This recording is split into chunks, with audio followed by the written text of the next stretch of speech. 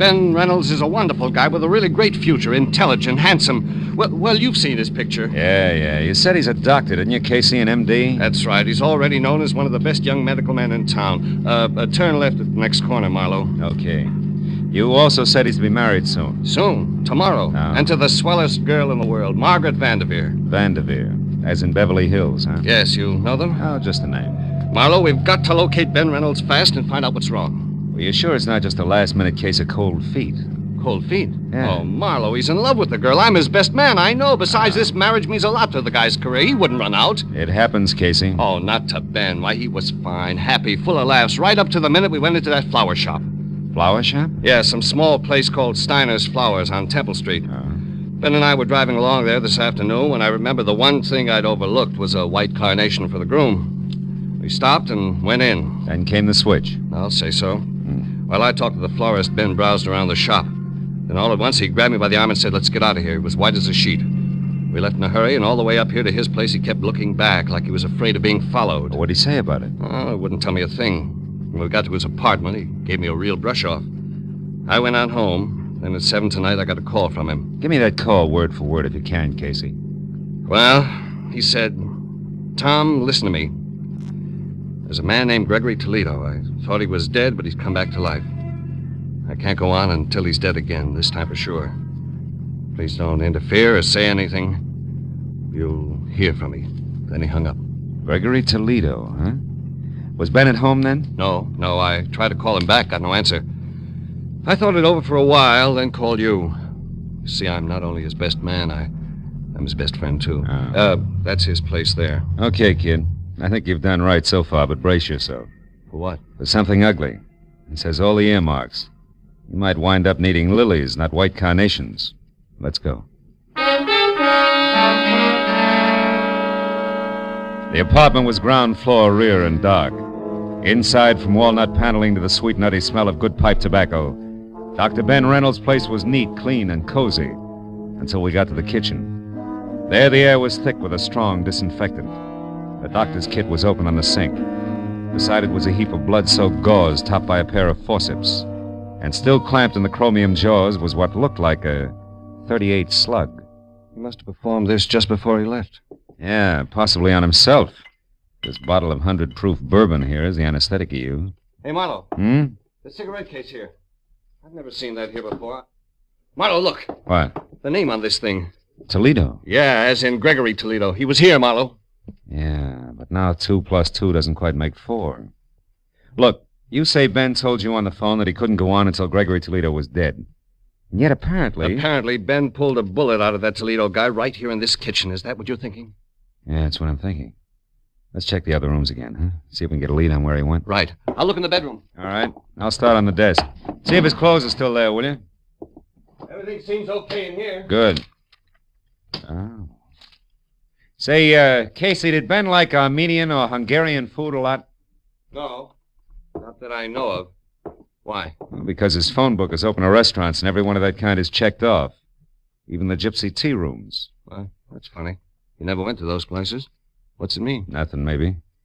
Let's see, got through them as far as Sarkessian's Gypsy Cellar, 3rd Street. Ring any bell? Not a one. What are we going to do, Marlowe? You're going to go home and get some rest. But we've got to find him. That's what you hired me for, isn't it? I'll call you when I've got something. Where are you going now? Steiner's Flower Shop. See what else he stocks beside white carnations. I'll call you, Casey. I unsnapped the front door lock, went out to my car, and drove down Temple Street almost to Alvarado. I still had a block to go when I saw the red spotlights on a pair of prowl cars parked up ahead. It was too close to be coincidence. The little store marked Steiner's Flowers was crawling with law. I pushed through the whispering circle of morbidly curious, keeping a respectful distance outside, and went up to the door. There, Detective Lieutenant Matthews spotted me and motioned me in. Hey, Marlowe. What brings you here? Business. Stop for a bachelor button. Uh-huh. Well, you're a bit late. The joint's closed. Proprietor's been murdered or so, I think. You think? Can't you tell? All right, let's put it this way. He's dead under suspicious circumstances. Ah, that's one way of putting it. You know there's not a mark on him? Nothing. Here, take a look. The back room. All right. There you are. That's him. One Harlan Steiner. There was a gun beside him on the floor, been fired once, very recently. What caliber, Matthews? Oh, 38. And no bullet holes in here, so he might have scored. Hey, why? Just curious. Uh-huh. Wait a minute, what's this? Motive, maybe. List of currency denominations and amounts sent over from his bank and dated today. Adds up to $40,000. Hey, that guy had $40,000 cash delivered here? That's right. I didn't realize a small flower business could be that good even on a big day. Oh, at your age, it can't. And there's no sign of that cash around now. Well, maybe he was robbed, huh? Mm-hmm. By a handsome, well-dressed guy was seen running out of here earlier tonight, Phil. Mm. Steiner probably died of heart failure from the excitement, so that's that. But why did he have so much dough brought in here in the first place? And how did this get here in the back room? What? This. Oh, cigarette with lipstick. Yeah. Well, Matthews, even florists are human, you know. So are cops. I've heard. Yeah. Now give me a straight answer, Phil, huh? Of all the places in town, how come you show up here, this dumpy, out-of-the-way flower shop? I was driving by on my way home, saw your car, so I stopped. Easy as that. Could have done that well all by myself. Mooney. Yeah? You can have it now. Tell him at the morgue I want a fast job. We've seen all we can here. All except that at the front door, Matthews. Get a load of it. Maybe she's your lipstick. Oh. Steiner, you know? Are you a friend of Steiner's, miss? Not exactly, sir. Sometimes buy flowers from him. I see. Were you in here earlier today? No, I haven't been here for several days. What's wrong? Mm-hmm. You'll find out soon enough, miss. Better move along now. Go on. Yeah, you okay? No, she's too dark. Your lipstick's awful blonde. Yes, I know. Well, I guess I'll shove off, too. Take it easy, Lieutenant. Sure, boy. Hey, Phil. What? Look, if you should happen to stumble over 40 grand on your way home, get in touch, will you? Don't I always? Good night, Matthews. I drove down Alvarado to 3rd Street and turned right. In a few minutes, I was parked in front of a gaudy doorway at the foot of a half a dozen steps dimly lit by a rusty hanging lantern under a sign. Said Sarkessian's Gypsy Cellar. Armenian dishes are specialty, Alex Sarkessian, proprietor. Inside, the place was a stone floor, imitation oak booths, all empty. The 5 feet high that hustled toward me out of a dark corner was Sarkessian himself. The welcome smile dribbled off his face like spilled beer when I said all I wanted was some information. Why you come here for it, huh? What kind of information do you want? On some people, Mr. Sarkessian. Do you know a man named Gregory Toledo? No. Oh, well, how about Reynolds, Ben Reynolds? No. Okay. Try, never mind, that girl on the billboard there. Who's she? Madame Vadena, just like it says, she's on the billboard. What's her real name? Ruby Vadena. She works here. Works. If somebody wants to call looking at tea leaves in a cup, work. But the customer expects it. The customer is always right. So Ruby Vadena works here, but not tonight. All right, where can I find her? Why? Because I saw her a few minutes ago in a certain flower shop. Oh, that's a very good reason. Now, look, mister, I run a restaurant, not a Lonely Hearts. You look, Sarkessian, your little gypsy's in a murder right up to her big brass earrings. I gotta talk to her right now. A murder? I knew it's that fake. Oh, that no good. She ruins my business. What kind of appetite can murder give anybody, I ask you? I ask you for the last time, where does Ruby live? Villa Garibaldi on the end of Reposa Street. Thanks. When you find her, tell Sarkessian says she's fired. She don't come in my place again, you hear? She's washed out.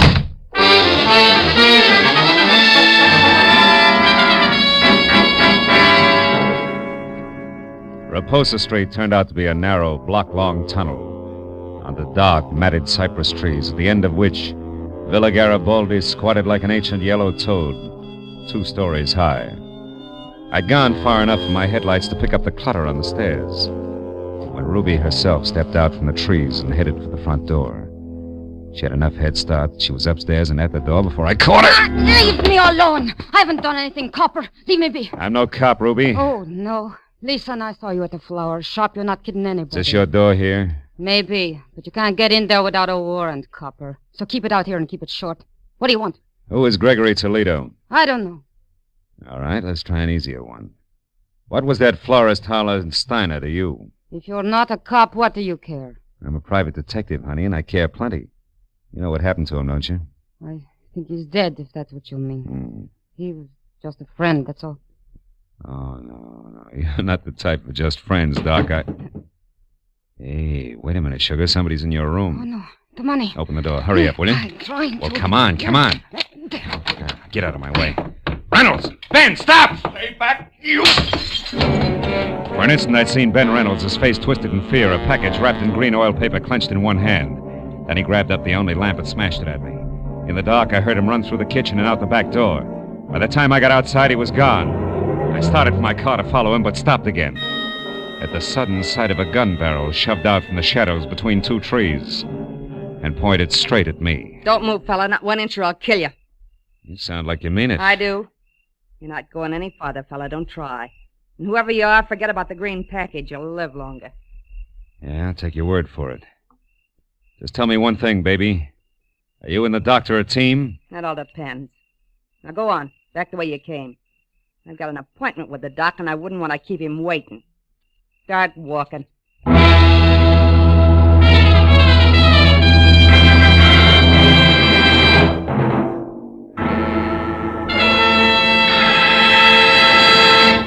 In just a moment, the second act of Philip Marlowe. But first, with the outbreak of conflict in the Far East, Care's stockpile in South Korea has fallen into the hands of the invaders. But orders are being accepted so that the moment the conflict ceases, Care will be able to move in with badly needed food and clothing for the distressed men and women of Korea.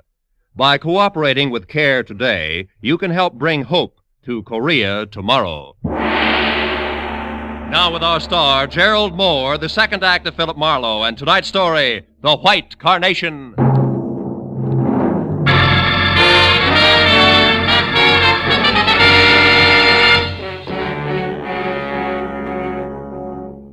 When the lady in the dark left for her appointment with the doctor, I knew that my next move should be a tight huddle with the good gray heads at homicide. But I also knew that first there was the matter of Ruby Vadena. I could tell by the way she was coming for me. The kind of enthusiasm you see only at feeding time at the zoo. Where is it? The money. Where did it go? How do I know? You're the fortune teller. Now, what'll it be? Cards, teacup, crystal ball? Or should we just try some plain old-fashioned conversation, Ruby, huh? Now, but what? Well, for one thing, $40,000 that won't sit still. For another, your connection with Steiner's murder. The law's just itching to hear about that one. Not the police. I don't want to tangle with them again. I mean... Oh, could be embarrassing talking over the good old days, Ruby, is that it? What do you want to know? You and Steiner and the 40,000. What's the story? Steiner and I were supposed to go away together, to be married. He loved me. You loved the 40 grand. Go on.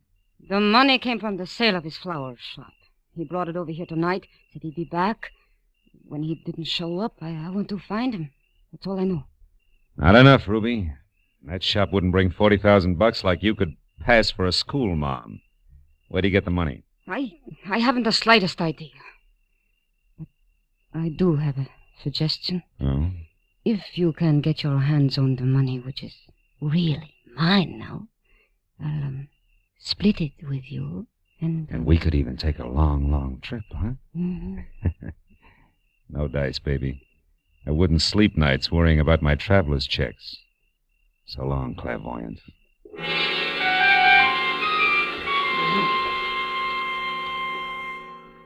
When I left the piano-shawled beauty with the $sign heart, I stopped at a mobile gas station, and while they filled my tank, I made a call back to the flower shop.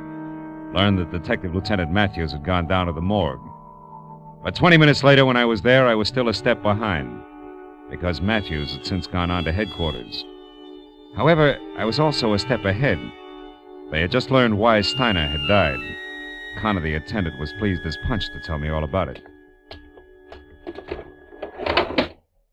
Hey, see, Marlowe? Right here in the back of the neck. Got slapped with a hypodermic needle. Hold no bigger than a mosquito bite. Real hard to find. Mm-hmm. And it was an injection that killed him, Connor, huh? Some kind of poison? We'll have it tagged in a couple of hours. Want me to let you know what it is? No, never mind. I'll be in touch with Lieutenant Matthews anyway. By the way, Connor, mind if I use your phone? Why should I? They don't send me the bill. Over on the wall there. Thanks. But, Marlowe, no long distance, huh? Oh, no. Downtown, Connor. Not another inch. That case, help yourself. Mm-hmm. You know, Marlowe, one night some news hawk got on the tube here and talked to his girl in Long Beach for 40 minutes. It was 2 weeks later we found out it was Long Beach, Long Island, not Long Beach, California. Here. Homicide, Lieutenant Matthews. Marlowe Matthews, I'm down at the morgue. Oh, What is it, Marlowe? Steiner, or are you still just a wayfaring stranger? No, it's Steiner. Look, Matthews, I found out a couple of things that might help. I figured you would. Who is it, Marlowe? Well, so far it could be a Dr. Reynolds, but there's more to it. There always is. Wait there, Phil. I'll be over. Okay, but one thing first, Matthews. Does the name Gregory Toledo is in Ohio mean anything to you? Offhand, no. Why? Where does it fit in? Yeah, well, I'm not sure. When I started, Dr. Reynolds was out to kill Toledo again. It seems he's come back to life. Come back to what? It sounded like you said... I did, yeah. Well, we'll talk about it when you get here. So long, Matthews. Hey, pardon me for butting in, Mr. Marlowe, but that's kind of funny. What you said, I mean. Why? It was the name you threw at Matthews, Toledo. You see, No, it couldn't count. Well, Wait a minute, Connor. Huh? What's funny about the name Toledo? Come on, it can count plenty. Oh, it's just a coincidence, that's all. That can be enough. Let's have it. Okay, Marlowe. About 6 or 7 years ago, we had a dead one in here named Toledo. Yeah? The front part I don't recall, but it wasn't that Gregory.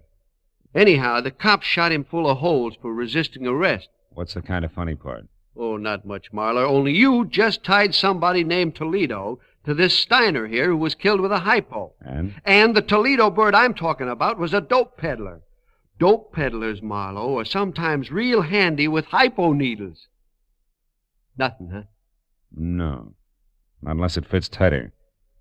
Hey, look, Connor, you keep files here, don't you? Yeah. You could get me an address on the Toledo you're talking about, a first name, next of kin, so on, couldn't you? Sure I could. What's more, I'd be glad to, Marlowe. Why, if this meant something, it'd be... Yeah, well, let's get to the files, huh, Connor? Yeah, sure, Yeah, sure, boy. this way. Morgue attendant cracks case. Gosh, I'll be... right over here. Here we are. Tobias, Toledo. Yeah, Toledo. Here it is, Yeah, Marlowe. let me see that. Toledo, John Edward, August 18th, 1943. Shot to death by police officers Celestes and Hogan Badge. Resisting arrest.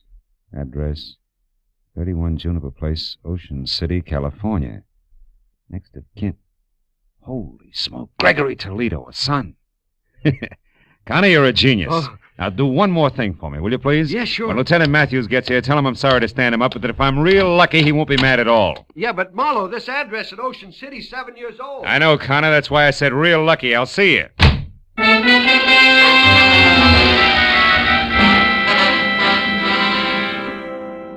The gentleman who answered the door at 31 Juniper Place was about 60. Wore a spotted torn bathrobe that read like a menu and needed a shave, a haircut, and peeping through his torn slippers, I saw a Blue Jay corn plaster. However, his spirit was bright. Seems he liked having visitors. Yes, sir. You're the manager? Oh, I am indeed. Have been for 18 years.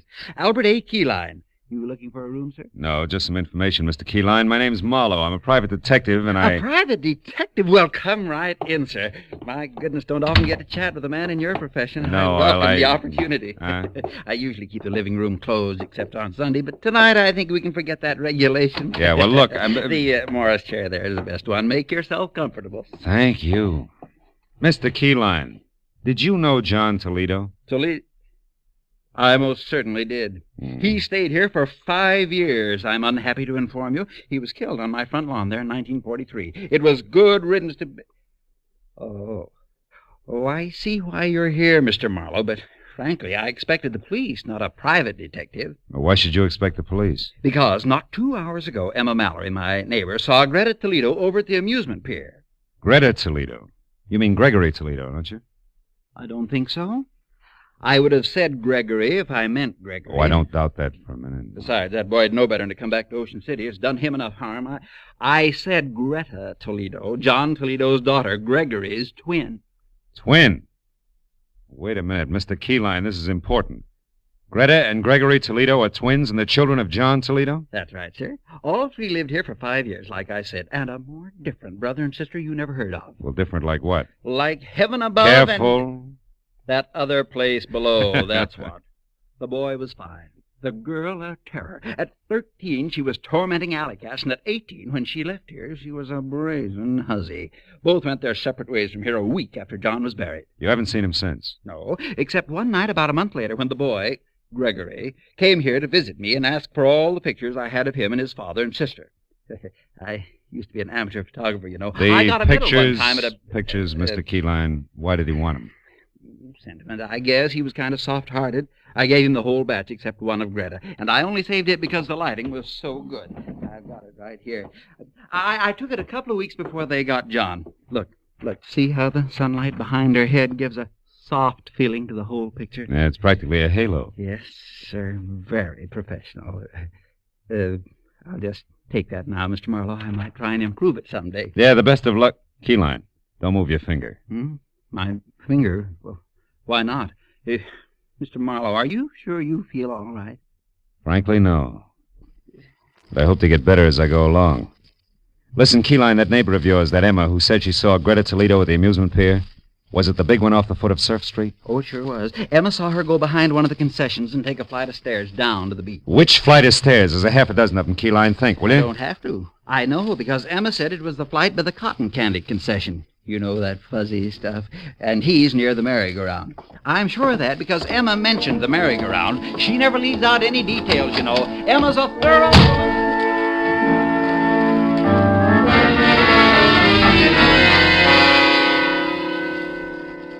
The steps that led down from the cotton candy concession took me to a fairyland graveyard under the amusement pier. Dead carousel animals, horses, sea serpents, dragons that smiled. All broken and bent and piled any side up. Some rusted brown, some of the bilious green discolor of old brass. Then a lot of steel and stone dwarfs who must have belonged to some long ago winter wonderland. Also broken and rusted. But beyond that, the people were real, both of them. One was Greta Toledo. She was the same lady in the dark who had stopped me outside of the gypsy's place. The other was the man I had started out to find. The man who was out to re-kill Gregory Toledo. Dr. Ben Reynolds. Wait a minute, Gregory. There's one thing we still have to talk about. Or should I call you Dr. Reynolds? All right, get to the point, Greta. I am. That's why I asked you to meet me here. It's a safe place to talk. What did it talk about? You were shot and I gave you medical attention. You demanded that I get $40,000 that was yours, and I did. You did, hero. But only to keep me from letting everyone know that the fine Doc Reynolds is really Gregory Toledo, the son of a dope peddler. All right, sister mine. What do you want? Just this. You're really on my hook, brother. I got a big news flash for you. I wasn't shot in self-defense tonight. It was while I was committing a murder in a flower shop, some filth named Harlan Steiner. What? Yeah, a murder. With a hypodermic needle. I murdered a man who was double-crossing me. Tried to take this $40,000 here. We got it from a sale of opium. He was trying to take this money and run with it in a gypsy lady Now, love. listen. How tight do you think you can squeeze me? There's an end to everything, even blackmail. Don't you see that? I'd be much worse off as a murder accomplice than exposed as a doctor with a very unsavory family background. Also, Greta, I've got a few moral compunctions. A doctor's supposed to save lives, not destroy them. Then see what you can do about yours, Doctor. Don't try it, Greta! Oh. Lousy aim, sister.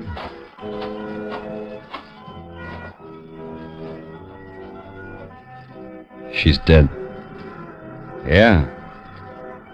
And so is Gregory Toledo, finally. We better get to the police, Dr. Reynolds.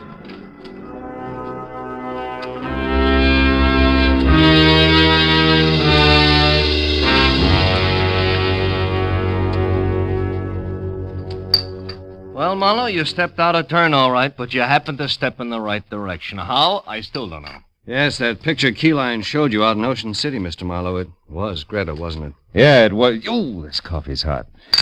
Didn't mean a thing, though, Tom. I'd only seen Greta in the dark at the Gypsies. Yeah, then how did it help? More coffee here, please. Huh? Coffee. Oh, sure. Well, it helped, actually, when Keyline added his finger. That covered the girl's hair. And when I could only see the face... It looked like a man, and you saw not Greta, but her twin brother, Gregory. Wait a minute, who you knew as Dr. Reynolds from a picture you'd seen earlier? Good work, Marlowe. No. Good luck, Matthews. There was Connor in the morgue, a gabby woman named Emma Mallory. Keyline's hobby as a photographer, and, lots of little things. Pardon me, Lieutenant. I don't quite know how to say this, but what about the publicity, the newspapers, and what it'll do to, well, Dr. Reynolds being Gregory Toledo. Dr. Reynolds being who? Hey, miss, I'd like that coffee tonight. You know, I always did like you, Matthews. Good night, fellas.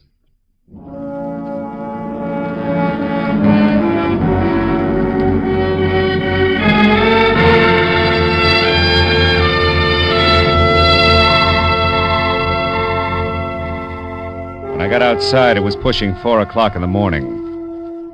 And I was tired of a long night that had been crowded with a lot of death and a lot of people. But I was also looking forward to a lot of life. Good life. For Dr. Ben Reynolds and his bride. So, thinking about them, I drove slowly through the quiet city streets until the black melting into gray in the corners of the sky said it was almost tomorrow. And then I went home, found a telegram. It was from the groom. Tom Casey and the bride-to-be joined me in saying that there's no doubt as to who the best man really is. Please do us the honor tomorrow at 5 o'clock sharp. Oh, that's nice. Now all I need is one white carnation and, I wonder where that gypsy girl is.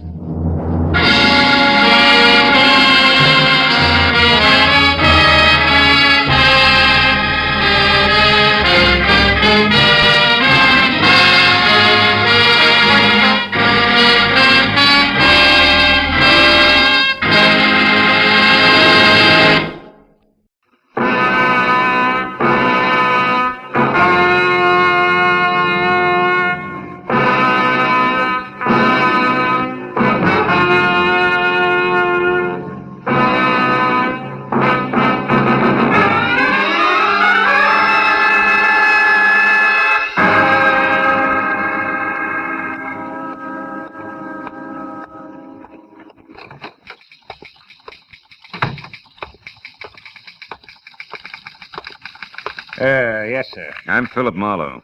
Warden Riker said he'd see me at noon. Oh, yes, Mr. Marlowe. The warden will be with you in just a minute. Excuse me, please. Sure. Warden's office, Sergeant Kennedy speaking. Who? Oh, the L.A. Tribune. Yeah. Cenaro's execution? Okay, hold on. I got the dope here on my desk someplace. Excuse me, Mr. Marlowe. It'll be just a minute. It's all right. Press get hungry for the gory details about now. This is the third call this morning. Mm-hmm. Have a seat there. All right. Yeah, here it is. Office of the Warden, State Penitentiary, 10 a.m., September 8, 1950. Subject, press release, paragraph 1. William Arthur Cenaro, 24, tried and convicted of the robbery murder of Emil Negrato, Bakers Beach, California, last August 5. Is scheduled to be executed in the manner prescribed by law at 11 o'clock post-meridian this date. At this time, no stay of execution is anticipated. Signed, Stanley M. Riker, Warden. That's it. Huh? No, you can't talk to the warden. That's why we go through all this press release junk. Yeah, well, we got our problems, too, you know. Goodbye. Sorry, Mr. Marlowe. Now, your appointment with the warden, what was it about again? William Arthur Cenaro, 24. I'm a friend of his. Oh, yes, of course. I forgot, sir. Well, I hope I haven't offended Mr. Marlowe. That is, I'll tell the warden you're here, sir. I knew I didn't have too much right to be mad at one Sergeant Kennedy. But today it didn't matter. Because I was mad at the whole world, and in particular what it had done to a used-to-be nice kid named Billy Cenaro. And when I stood in Warden Riker's far from drab prison office and waited while a dapper man in gleaming Hickok cufflinks and soft gray gabardine got through talking to his wife in syrup-sticky tones, I began to get mad at him, too. But that drained out of me fast because when he hung up, he scraped the goo off his voice quickly, shook hands like he meant it, and told Kennedy we weren't to be disturbed. When he spoke of Cenaro, a lot of sympathy crawled in between the words, even when he came to the point. It's a breach of regulations for a condemned man to have any visitor other than the prison chaplain on the day of his execution, Mr. Marlowe. So first of all, just how well do you know Cenaro? Well, he sold papers on the corner near my office as a kid. We swapped gags twice a day. And when his father died and he quit selling papers? I never saw him again until a year ago when he got over-involved with some tin-horn gamblers. I managed to set him free. As a private detective? As a big brother. Went to work in a San Pedro boatyard after that. I haven't seen him since. And then you have no idea why he's asked to talk to you today? No, I don't. Do you, Warden? Mr. Marlowe, do you recall the details in this case? Well, yeah, more or less. Let's see, an old man named Emil Negrato and his wife were robbed of $100,000 worth of uninsured jewels at their summer place at, Baker's Beach. Yeah, that's it, yeah. And Emil Negrato was killed when he tried to interfere. Cenero was tied back to it by a single fingerprint and later identified by Mrs. Negrado. I believe she thought there were two more, huh? Yes, but Cenero denied this. Uh-huh. Also, Mr. Marlowe, you may recall that the jewels were never recovered. Cenero said they were lost at sea when the boat he fled in hit rough water on the way back to San Pedro. Now, Mr. Marlowe, do I begin to answer the question I just ignored? The jewels, I mean? Cenero may want to tell you that they weren't lost after all. He may want to tell you where they are. He may want you to do something about them. So the last will and testament, is that it? From his point of view, yes. And from mine? A very lucrative offer. Perhaps 50%, Mr. Marlowe. Why not 100%, Mr. Warden? Don't be a piker. I could always cross him up, you know. Anything else? Or were you just letting me know why the state is allowing this visit? I was just letting you know what the state knows, Mr. Marlowe. Uh-huh. I know a little more. I know that Billy Cenero is through as a criminal. In his heart. Not just because he's behind bars with worse to come. He's ready to die, Mr. Marlowe. Almost anxious. Well, then why the session? Why all the statistics? Why the invitation for me to play informer? For two reasons. First, I may be wrong about the boy completely. Thus, his repentance is a fake. Which you don't believe. No. What's the other reason? Look, Marlowe, if anything goes wrong, you came in here as an informer. That's official. And unofficially? I want to give the boy a break. Cenero asked to get you because he wanted to talk to the only person in the world he thought he could trust. And right now, I think he has every right to just such a talk, whatever it's about. I only wanted to be sure he talked to the correct party, that's all. Sergeant Kennedy will show you the way, Mr. Marlowe, to Cenero's cell.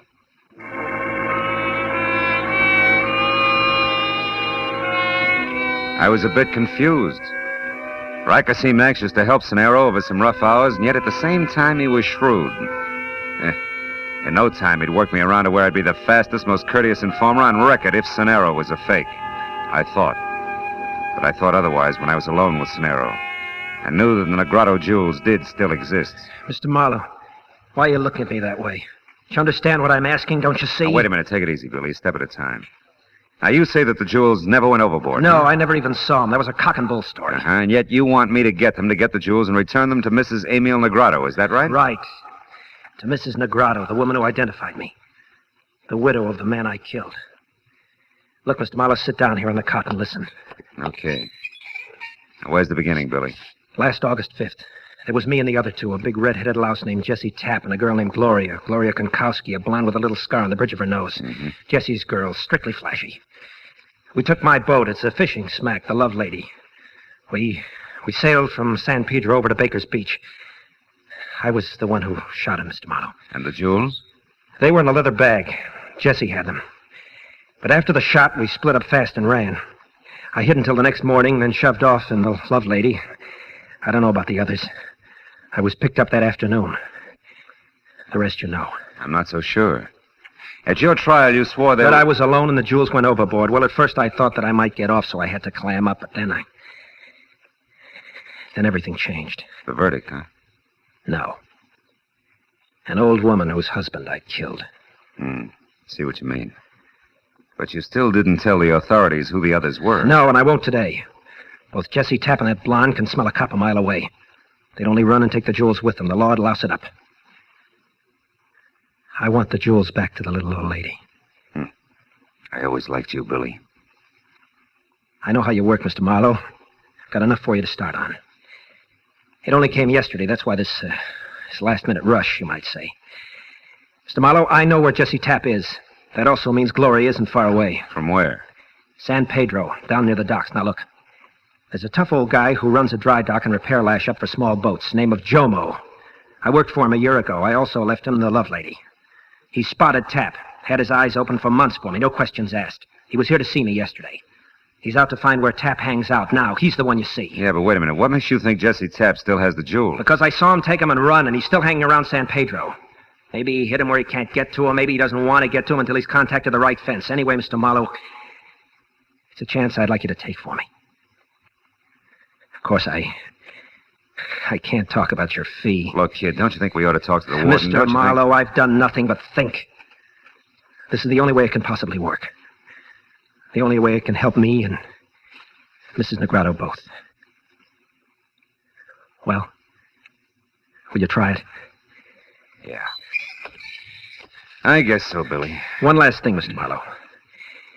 If you make it before 11 tonight, get the word to me, will you? And if you don't make it, or it looks like you're not going to, don't lie. Okay? Okay. Time's up, Mr. Marlowe. Sorry, Sonero. It's all right, Kennedy. Don't mention it. So long, Mr. Marlowe. Goodbye, Billy.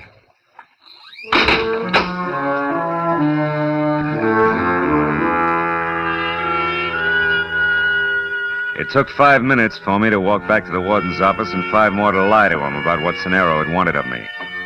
And another 10 to get outside and head toward my parked car.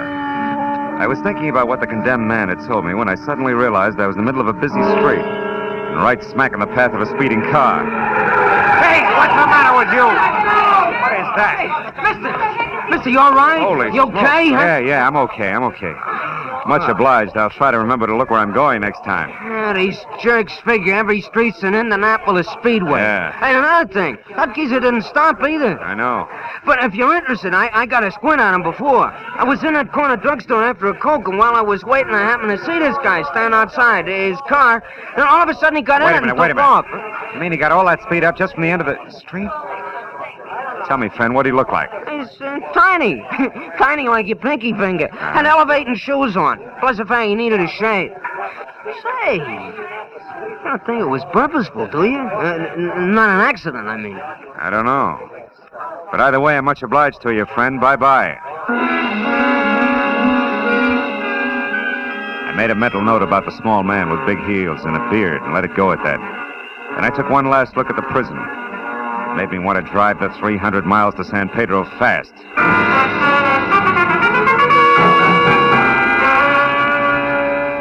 It was some hazy place between late twilight and early evening fog when I located Jomo in his Water's Edge dry dock and repair shop and told him who I was.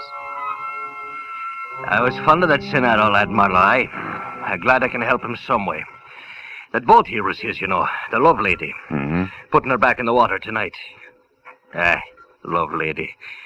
That might be what he needed to keep him out of trouble at that. It's hard to say, Jomo. But look, I don't have much time. Do you know where I can get next to this Jesse Tapp? I followed him just this morning from a bar on 3rd Street. He's hiding out in a warehouse on Lookout Hill Road. It's shut down now. It won't open up again until... Hold it, Jomo. That noise, that came from out here. There's someone there, Mr. Marlowe? Oh. No, not anymore, there isn't. And there probably wasn't. I got me a clumsy little cat, Marlowe, always falling over. Jomo, you said Lookout Hill Road, right? Aye. Yeah, There's only a block long, the highest point in town. You just head straight up King Street to the top. You can't miss the warehouse. Thanks. Jomo. You have no idea what this is all about, huh? Well, I wouldn't say that, Marlowe. But you see, I don't let myself think for some things too much. I keep my mind on boats more than people. Easier to understand. Easier to repair, too. Good luck, Marlowe.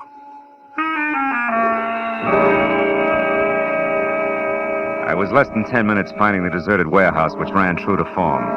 Rust and every other window broken. When I was out of my car and moving around toward a side entrance, I saw something else. It was a girl, tall and blonde, standing in the deep shadow of a Fit Shampoo billboard. When I started for her, she threw one scared look my way, then scrambled into her pocket for a key. I made it just as she got it out and into the door lock. Let's not be hasty, honey. Get your dirty mitts off. When you stop kicking, I will. Not before, sweetheart. Not before, Gloria. How do you know the name Bright Eyes? That cute little scar on the bridge of your nose. You should have ducked, kid. Not that it doesn't add character. I'll go soak your head. I don't know you. You should. Jesse does. Jesse? Who are you, anyway? Name's Marlowe. Here to see your boyfriend Tapp per schedule. It's a business appointment, Gloria. Business? Oh, yeah, sure. Fence, huh? Yeah, fence, huh? Now do we go up or throw pebbles at the window until Jesse comes out? Which? We go up, now that I know who you are. You know, Jesse didn't mention you're coming. That's what I like about working with Jesse. Which way? Up these stairs. Mm-hmm. Kind of nice setup we got here, huh? Yeah.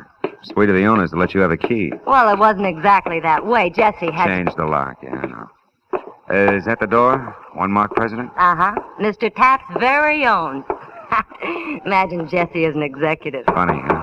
Hey, Mr. Head of the firm, you got callers. Jesse! That jerk's probably asleep. The way I figured, asleep in the swivel chair. Hey, Mr. President, you got company. Hey, Jesse, come on, wake up. There's a guy here who wants... Jesse. What is it, Mona? What's wrong with him? So much to fix, honey.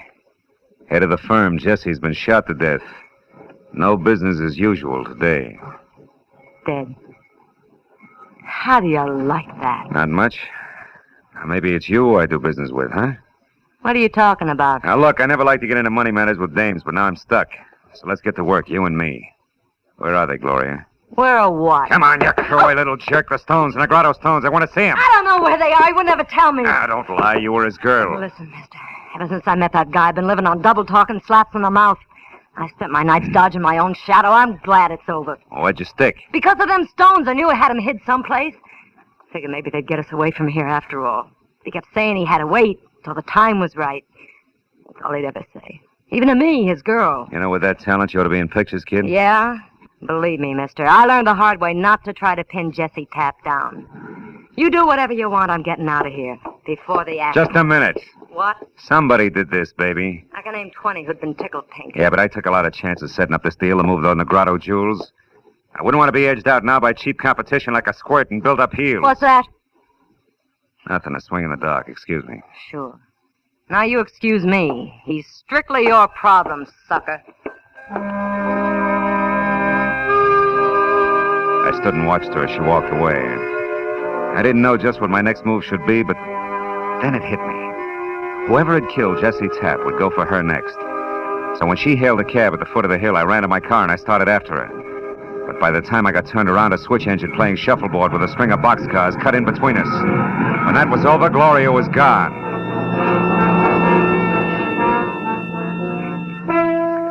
I spent the next hour and a half raking the neon-lighted muck along the docks looking for her with no success.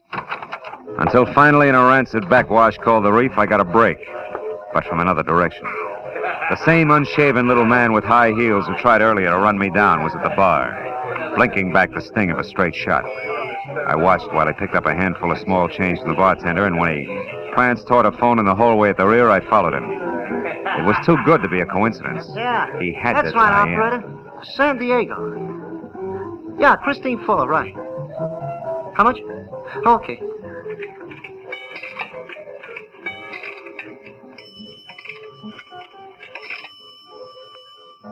Hello? Hello, Christine? Hiya, baby. This is Fritz. Hey, listen, honey, I got it all set up. Yeah, I'm going right now, right away, yeah. It's dark now and everything's ready. I said everything, didn't I? I'll have them in an hour and be out of here. Or just be a good girl till I get there, understand? Yeah, I'll see you before morning. Oh, your little Fritz wouldn't let you down, you know that. Goodbye, baby. Hello, little Fritz. Hey, you Come back here. Hey, what is this? Who are you? Guy you tried to run over this afternoon? Hey, now listen, Slim, there must be some mistake There here. isn't. You just made it when you knocked off Jesse Tapp. And now that I got you, little Fritz, I'm going to shake you up and down until a lot of answers or a lot of teeth start dropping out of you. No. Make up your mind. What's it going to be? Come on. No, leave me alone. Stop. What's going on here? Run along, Buster. It's private. Oh, yeah? Yeah. Great big lug like you picking on a little guy like him, you'll be ashamed. Hey, don't you believe in the brotherhood of man? Yeah, but this weasel don't qualify. He Now told blow. me, fellas, he was going to rob me. Oh, he was he? Put him down, you. Come on. Turn loose of him, big bully. Why don't you... You jerk! Come on, get up! Get him, Joe! Come on, fool! Joe! Hit him over the head! Beat him up, fight! Him again, Joe! Come on, get up! Oh, nuts, he's all cold. Let's throw him out in the alley. Come on. Good idea.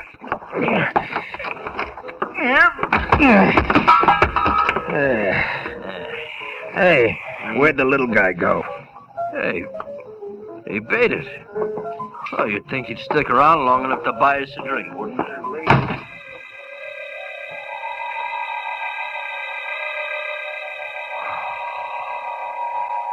Judging from the way my face felt, the two longshoremen must have, had barnacles on their fists.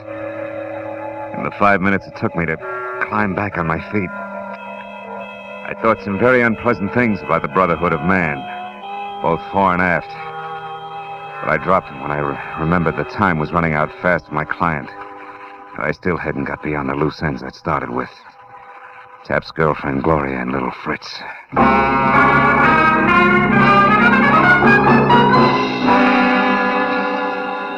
It was a hunch that took me up the hill of the old retired warehouse again. I parked a block away and started toward it on foot when the glow from a lonely cigarette said that it wasn't quite as deserted as it should have been.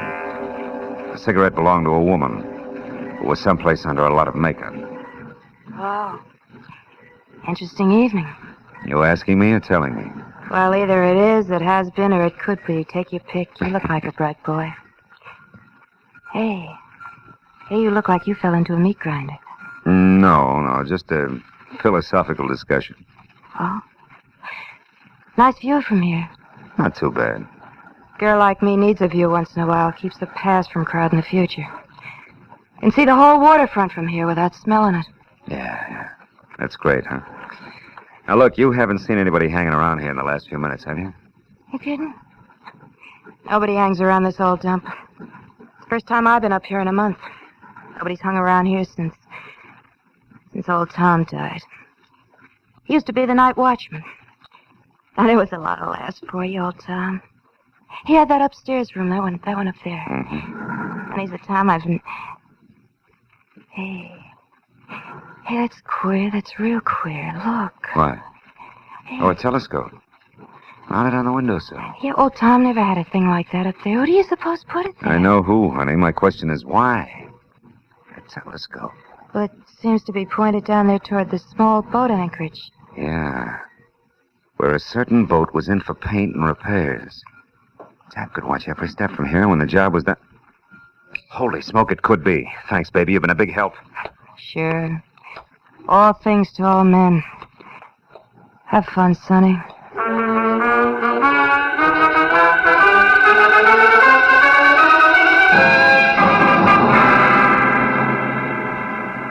My client's boat was a long shot, but it was the only bet I had. And it stayed a long shot all the way down to Jomo's dock. There the odds began to drop fast to even money when I heard the motor running and found the door to Jomo's boathouse half open. It became odds on when I eased inside and stumbled over Jomo himself, stretched out unconscious on greasy planks like a beached bull whale. I stepped over him, got my .38 in hand, and edged out along the catwalk to the open dock where the boat scraped restlessly against the fenders. There were no lights except for a tiny spot no bigger than the hole in a candy lifesaver that probed frantically along the seams inside the cabin.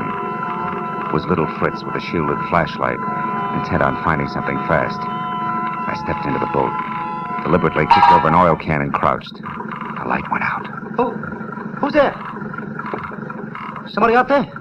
Well, speak up. Throw your gun over the side and stand real still. Do it now, little man, or I'll blow you in two. Oh, no, wait. Yeah. Who are you? It's me, Fritzy Marlowe. So Tap hid the stones right here on Bill Sonero's boat, huh? Yeah, that's right. They're still here. Fortune. Hey, look, fella, if we play it smart, there's plenty for both. I want a few things straight first. Correct me if I'm wrong. Tap hid the jewels aboard here after the robbery without Sonero's knowledge. But after Sonero was caught, he gave the boat to Jomo, who kept it locked up inside there. Which meant that Tap had to wait until Jomo'd finished his repairs before he could get back the stones again, huh? Yeah, that's right. They were too hard to handle anyway. They had to be hid someplace. They were safe here, so why stir up another fuss? What else you want to know? Are you going to explain to your little sugar in San Diego that Christine Fuller you cooed to tonight when you don't show up for a few years? Marlowe, we can do business. And another thing. How'd you get into this act in the first place? I got ways, like a couple of friends on the inside. Oh, that figures. One of them must be on the inside of the state pen. That's how come you hooked onto me so fast with that car. Who is it? A guard named Kennedy. He's a pig, a cut-rate chump. And the other friend? He's behind you with a gun. Don't move. Fine. Oh, that's my baby. I'll take your gun now, Mr. Marlowe. Oh! Stop it. Put it away, Fritz. Did you find the stones? Not yet, but it won't be long now, sugar. Marlowe, get in that cabin and run this boat. We're going out. Go on, move. Oh, no, wait a minute, baby. We don't know anything about boats. We're not taking any more chances here. Untie that rope at the back, Fritz. That's called cast off the stern line. Shut up! Get inside, Marlowe. Go on. Sure. Well, Skipper, where to? Just head for that open part out there. Hey, it's gonna be rough. Well, that won't matter to us, baby. We've been through plenty together, huh? Yeah, like putting Jesse Tapp out of the way for a starter? Sure, well, he asked for it. He was a pushover for Gloria here. Why, you... So it was little Gloria who killed him, eh? All right, so it was me. Fritz called me up and warned me you were coming here to Pedro, and I overheard you when you talked to Jomo. I knew you'd get to Jesse and make him spill, so I killed him. It was going to have to be done sooner or later anyway. The old double cross. Yeah, the old double cross. So what? That's the game the smart ones always play with the suckers. Always win. Not always, Fritz. Oh, often enough to make a... What? Hey, Gloria. Gloria, what? No, don't, Gloria, no! Keep your hands on that wheel, Marlowe. I heard Marlowe's crack about that Christine Fuller, Fritz. You louse. Straight ahead, Marlowe. Now what, baby? Still got me to worry about. That's too bad. You're a nice guy. Where are we? Well, the channel's way over there, where that buoy is. That means that a big rock pile called the Breakwater is right off our starboard bow. If I don't turn, we'll hit it, and I'm not turning.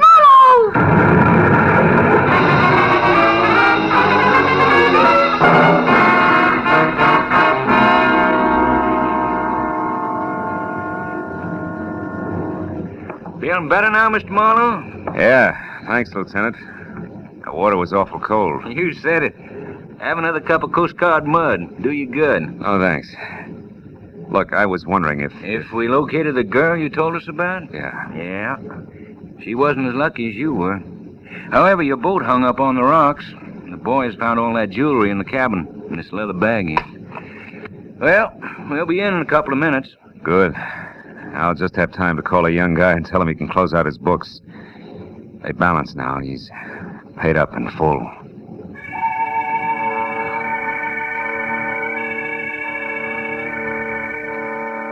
When I got through to Warden Riker, told him all that had happened, and gave him the message for Billy Cenero, he thanked me and said the kid was facing 11 o'clock like someone who had the weight of the world lifted off his back.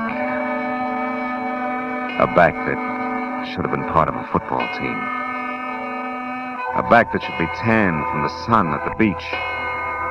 A back whose arms should be around a lovely girl. A back knelt in prayer for a better world. A back...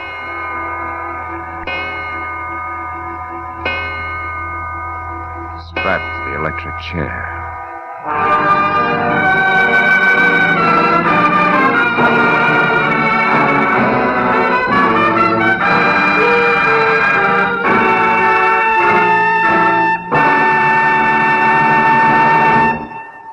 The Adventures of Philip Marlowe, bringing you Raymond Chandler's most famous character, star Gerald Moore, are produced and directed by Norman MacDonald and written for radio by Robert Mitchell and Gene Levitt. Featured in the cast were Wally Mayer, Bill Johnstone, David Ellis, Tom Holland, Larry Dobkin, Doris Singleton, Lou Krugman, and Michael Ann Barrett. The special music is composed and conducted by Richard Arant. Be sure and be with us again next week when Philip Marlowe says... This time I found a corpse in a flower shop. A gypsy who read her own fortune in dollar signs in a death struggle 20 feet from a crowded merry-go-round. All because a man forgot one white carnation.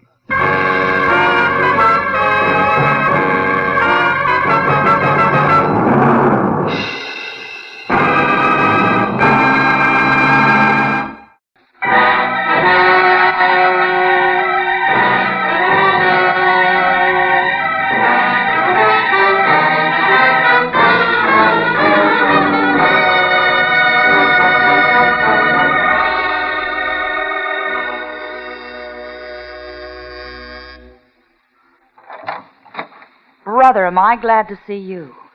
You are Philip Marlowe. Yeah, I'm Marlowe. Well, come on in.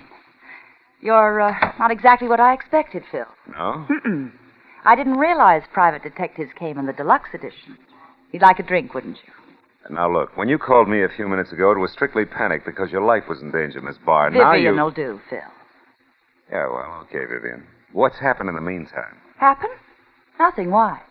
Well, you seem pretty well balanced for somebody on the edge of being a homicide statistic. Well, I'm doing my best to hang on to myself, that's all. Oh. But now that you're here, I can breathe again. You just sit down, won't you, over there? I'll fix the drink. Uh-huh. We're going to get along fine, Phil, I can tell. Yeah, well, could be. There. Now we can be more comfortable. Your health, Phil.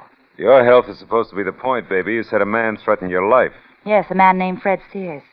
A character I used to know. He was hurt in a hotel fire 6 months ago. Oh. Must have been his head. He thinks he wants to kill me, and he's come to town to do it. But now that you're here... I suppose he's got reasons, huh? Do they matter? Yeah. To me, at least. I'd like to know which end of the stick is short before I grab. Well, I'm not even sure myself. I only knew Sears briefly. Here's his picture, Marlowe. Mm-hmm. Oh, the whole affair was stupid. So you brought it to me instead of the police, huh? I brought it to you because I need private help, and I'm willing to pay for it. Pay very well, I might add. Oh, look, Phil, you don't have to bother about the reasons why. Just see that Fred Sears leaves me alone tonight. It shouldn't be hard. Is your drink all right? Delicious. Too bad I can't stay and finish it. What? Oh, Marlowe, wait. You mean you won't help me? Not on guesswork, baby. But don't you realize my life's in danger? I'm scared. Yo, sure. Speechless. You can get yourself another boy, Vivian. Woods are full of guys with no curiosity at all. Oh, Marlowe, please be reasonable. Good night, baby.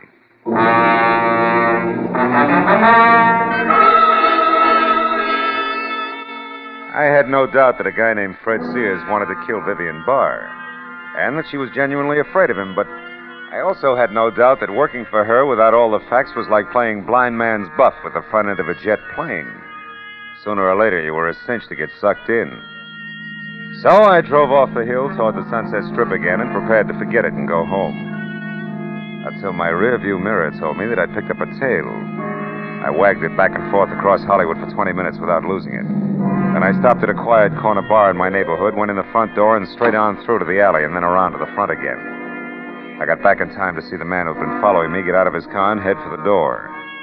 It was one Mutt Pomeroy, a sleazy ex-comrade in arms who had his private license revoked for assorted malpractices a year ago. I waited till he was almost up to the entrance before I stepped out where he could see me. Oh, well, Phil Marlowe. What do you say, kid? How's business? I keep smiling. Sure you would. Buy a drink, I don't suppose. What's on your crummy little mind, Mutt? Let's have it. Easy, Marlowe. Take the hands off. What's the right. idea? You've been tailing me just to keep in practice. What do you want? Okay, hotshot. I figured maybe you'd appreciate a little cooperation. For instance, you tell me why Vivian Barr wants a private peeper, and I'll tell you something more than worth your while. Well? I thought your license was dead, Pomeroy. Yeah, it is, but I'm not. I still got eyes and ears and a mouth that I like to keep well fed. Now, look, I can help you plenty in this case, Marlowe.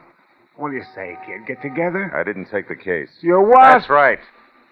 If I catch you tailing me once more, Mutt, I'll tie a can to you. Now beat it. Yeah, well, let me know when you need a hand, Marlowe. Right across your kisser.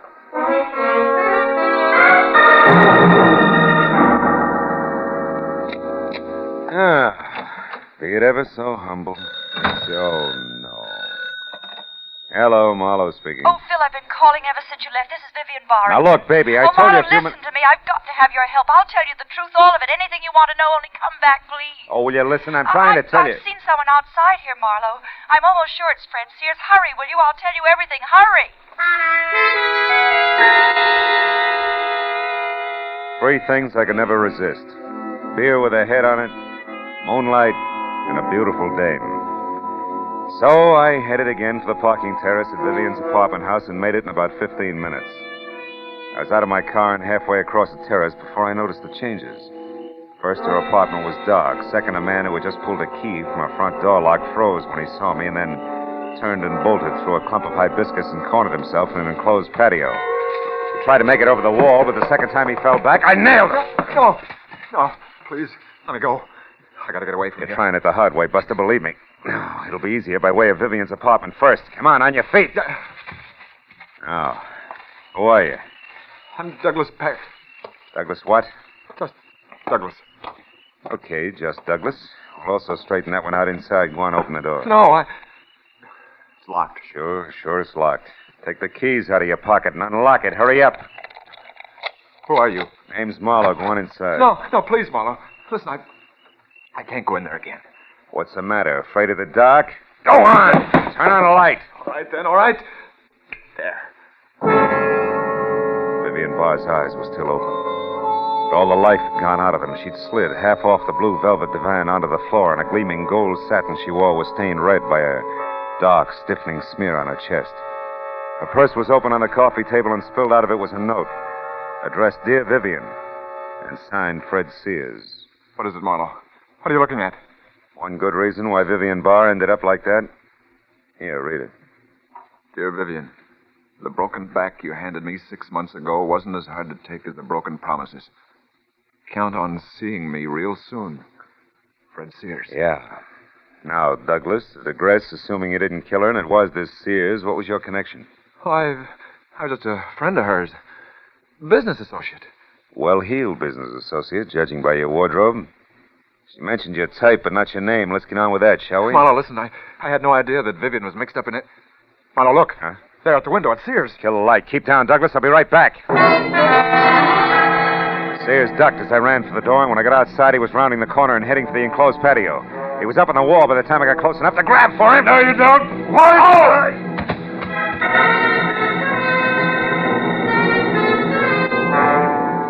His foot caught me in the side of the head. I wound up on my back with nothing but the torn-off pocket from his jacket in my hand and a crumpled pack of cigarettes and a slip of paper on the ground with a phone number.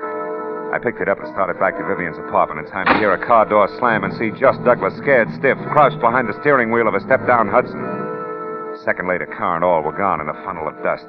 Well, I couldn't lose much more, so I went back into the house to use the phone. Los Angeles Morning Star. Society editor, please. One moment. Okay.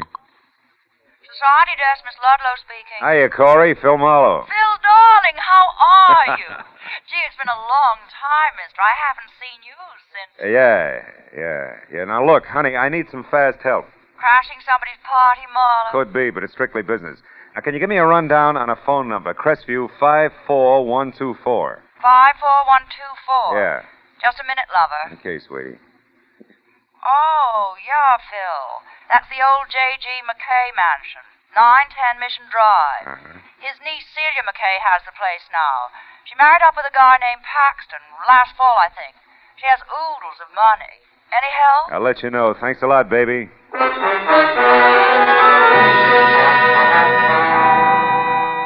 Before I left, I called Lieutenant Matthews at Homicide and told him what happened.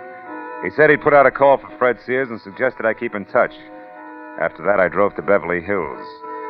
The McKay mansion at 910 Mission Drive dominated the rows of bowing trees that lined the long, curving driveway like a dowager queen presiding at court. When I rang the bell beside a carved mahogany front door big enough for an airplane hangar, it was the butler who finally opened it for me. It was all he could manage. Yes, sir. My name's Marlowe. I'm a private detective. I'd like to see the head of the house, please. Have you an appointment, sir? No, this is a courtesy call so far. There's been a murder, Buster. Now, please get Mr. Paxton, Celia McKay Paxton, or any reasonable facsimile thereof, huh? Never mind, Cartwright. You can run along. I'll take care of this, whatever it is. She was friendly, red-headed and hefty, but wore a dress so well draped it would have made a Notre Dame tackle look good. It was all held together at the neckline by a big dazzling brooch made up of items on a Mardi Gras motif, and each covered with enough jewels to retire a family of 5. Except for a space in the center, shaped like a mask, which was dull, black, and empty. I must have been staring because that's where she picked up the conversation.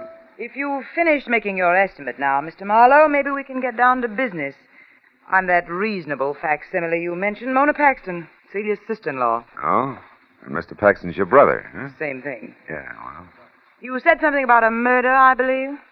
That's right. A woman named Vivian Barr. Is that supposed to mean something to the members of this household? Maybe we better ask them. I don't think so, Mr. Marlowe. We're all quite busy here. Now, look, just now, Mona, and... I followed a lead that started at the body of a dead woman, ended here at this house. You people can talk to me now or the police. In a few minutes. Make up your mind. Fast. Police? What about the police? Mona, what is this? Celia, my dear, I'm sorry. I'd hoped you wouldn't be bothered by Mr. Marlowe here. In his opinion, we're all murderers or something. I see. And why do you say that, Mr. Marlowe? I don't. It isn't quite that bad. And specifically, how bad is it, if you don't mind? I don't mind at all. I'm looking for a man named Fred Sears in connection with the killing of my client, Vivian Barr. I'm here because there's a definite tie with somebody in this house. Now, at this point, I'm still asking for cooperation. This has gone far enough. It's preposterous. Mr. Marlowe, until you mentioned their names, I'd never heard of either of those people. Mona? No? They're still my husband, Mr. Marlowe. Dear, will you come out to the door, please? What's going on? What's the matter? There's a person here I want you to meet. Mr. Marlowe, my husband, Mr. Paxton. Why, how do you do, Mr. Marlowe? I'm doing better, Mr. Paxton. Oh. Douglas, Mr. Marlowe here wants to know if the names Vivian Barr or Fred Sears mean anything to you. Why, I don't think so. No. Well, they don't. Why? You may leave now, Mr. Marlowe. We've given you all the cooperation we can. If you come back, you'd better have a warrant with you. Okay, Celia, I will. Because one of you three is a liar, and I can prove it. So if you want to talk it over before I call in the cops, I'll listen for a while. Hey, Cartwright. Yes, sir? You called, sir? Yeah, you look like a fairly honest man. Where can I get a good cup of public coffee around here? Why, there's a little shop 2 blocks down, sir. Thanks. And to you, Cartwright, good night.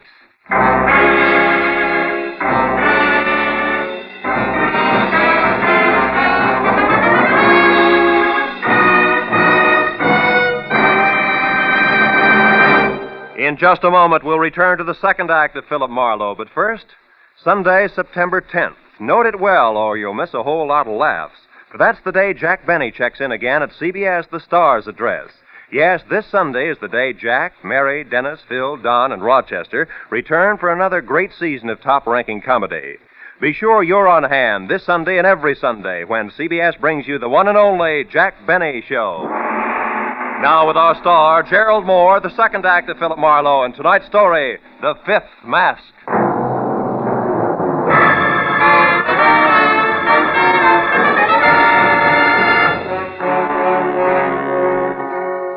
When the 2-ton front door of the Paxton home closed behind me, I dropped the cocky attitude quicker than a chorus girl lets her stage smile go when she hits the wings.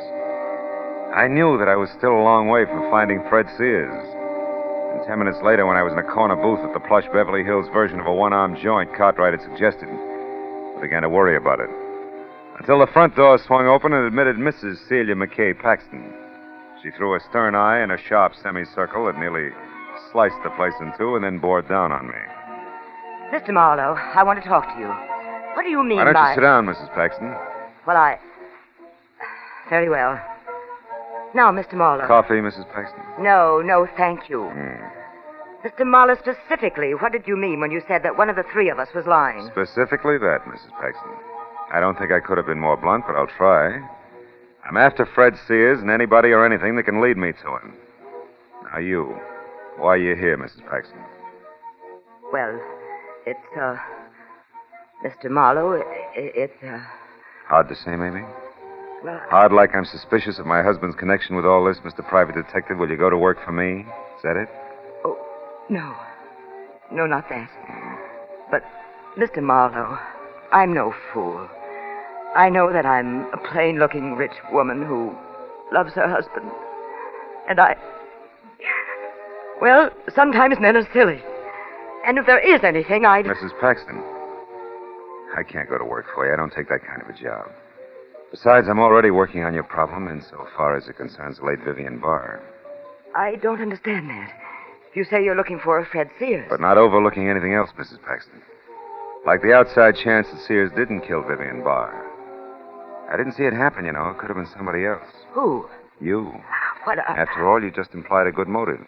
No, I didn't. I only gave you a suspicion.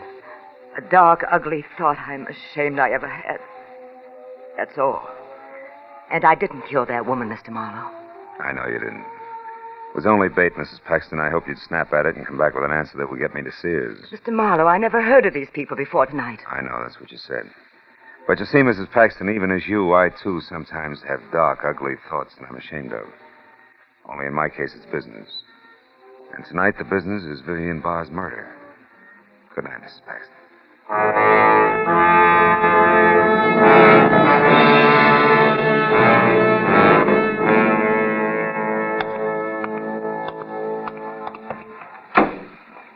Hello? Comfortable, Mr. Paxton? Marlowe, please. My wife may see us. Get in and drive away. Hurry. All right.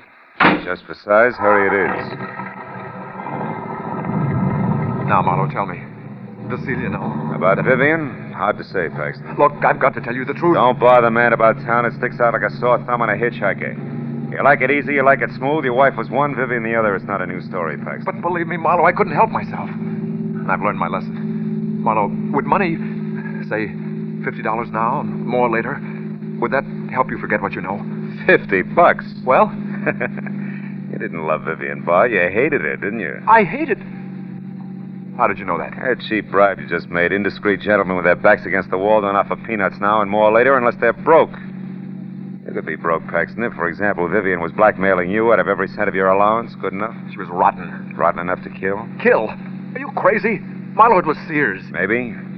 I didn't see him do it. You had a good reason. He had a better one. Sears was taken in just like I was. When he met Vivian, he had a few $1,000s, and she fell in love with every one of them. You said a better reason, Paxton. And I'm getting to it.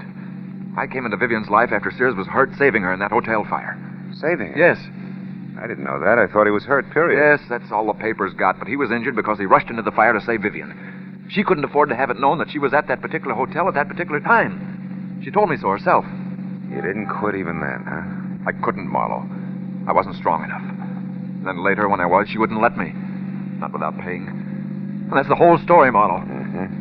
Unless you're still holding back a lead on Sears. Why should I? Because if you're it, Paxton, not Sears, you've nothing left but the slim hope that Sears, who knows he's framed, will be shot running away from the police. Ah, you're wrong, Marlowe. That's not it. All right, then try this. If I'm wrong and Sears is still the one we want, he could also be after you, Paxton. You know, you're pivot man in that triangle, too. What? Why, I never thought of that. What am I going to do? Grab a cab and go home and hide in the cookie jar. Marlowe, don't be facetious. My life... Relatively safe, Paxton. I was only trying to trick you into spilling something on Sears. Oh. Then you no longer think that I killed Vivian? I didn't say that. So long, Paxton.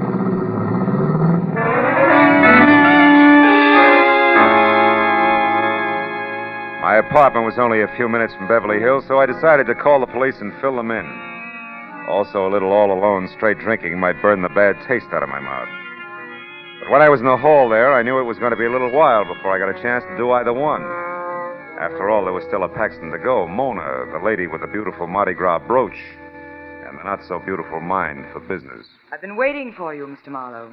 That figures. Come on in. I'll get the lights. You don't seem surprised. You expected me. Yeah, as much as the others. Already huddled with your brother and your sister-in-law. Have a seat. No, thanks. Mr. Marlowe, I'm going to come right to the point. That's a switch. Want a drink?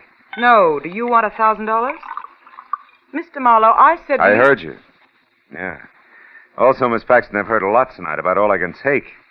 Make it fast, will you? All right, the 1,000 is yours, Mr. Marlowe, if you'll do one thing.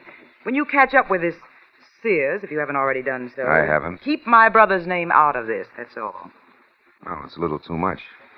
Also, you're a little easy, Mona. Your brother isn't worth covering up for. That's not news, and it's beside the point. The 1,000 is to help me, not him. I've spent 5 very difficult years getting the rights to a cosmetic formula that can't be beat. The point, Mona, the point. All right, the point, Mr. Marlowe, is that all I need now is backing. Just yesterday, I got the promise of it. $150,000 worth of promise from my sister-in-law, Mrs. Celia McKay Paxton. And I'll lose that promise, Marlowe. Celia gives my brother his walking papers, and she will if she finds him out. Will you take the money, Marlowe? No. No, will I go out of my way to whisper in Celia's ear? You're practically safe, Mona. Who else is there? Sears. If the police take him alive, there's a good chance he'll make a lot of embarrassing statements about your brother killing his girl and... You expect someone? Oh. Unless the police are tired of waiting to hear from me. I shouldn't be seen here, not if you're going to keep Doug's name out of this. Easy, honey. Get in there, the kitchen. Oh, yes, thanks, Marlowe. Thanks a lot. Okay, coming. Keep your shirt on. Oh, no. Well, didn't expect to see little old Mutt Pomeroy so soon again, eh, kid? Mind if I come in? Very much. What do you want, Pomeroy? To show my wares, Phil boy. You know, like the jewel tea man. Skip the funnies. What is it? Fred Sears. I know where he is. You sure about that? Sure, like I don't take $3 bills. I followed him tonight when he got away from you. All right, come in. Hey, nice place, Phil. What's your price, Mutt? $200. I'll pay $1. The address. The money. Okay. Here. 15, 16, 80, 90, 100. Yeah. Thanks, Phil, boy, thanks. The address says 31 Bayfront Drive, Santa Monica. It's an all-alone beach joint, kind of neat. Belongs to a friend of Sears who's out of town. Oh, he's using his car, too. I overheard him explaining to a neighbor. Yeah. Good night, Marlowe. See you around, huh, kid? Mm-hmm. Oh, Pomeroy. Yeah? Yeah. What is it, Phil? 2 questions. Uh-huh. First? Your connection with all this, what is it? Oh, a hunch that I could pick up a little extra. You see, I spotted Paxton out with that Vivian babe once, and well, I knew who he was. Also, I knew who his wife was, so I figured... Yeah, I know how you figured. Okay, but you said 2 questions, kid. The other. This! Whatever made you think I do business with a louse like you? Marlowe, he's unconscious? Yeah. If I ever saw you here, your mailbox would get nothing but extortion notes for the next 6 months. We'll get out now. All right, Marlowe, but won't he ruin everything anyway? Don't worry, Mona. I'll convince him one way or another. Let's see now. Hey, Marlowe, you crossed me. Sure, I'll do it every time, Pomeroy. We're conflicting personalities. Police headquarters. Like to speak to Detective Lieutenant Met. Holy cow. Hello. Police headquarters. Hello. Police. Never mind. Pomeroy, that little hunk of jewelry there on the rug. Just fell out of your pocket when I frisked you, didn't it? Didn't it? Yeah, sure it did. So what? So before I beat you senseless, get up and tell me what you got it. Come on, where'd you lift it? Come on, Pomeroy. Gotta get the hands off. All right. I found it at that Vivian Bar's joint. It was on the floor and it sparkled like dough. She was dead, so I figured it might as well... Thanks, Pomeroy. You told me all I want to know. Don't wait up. Mutt!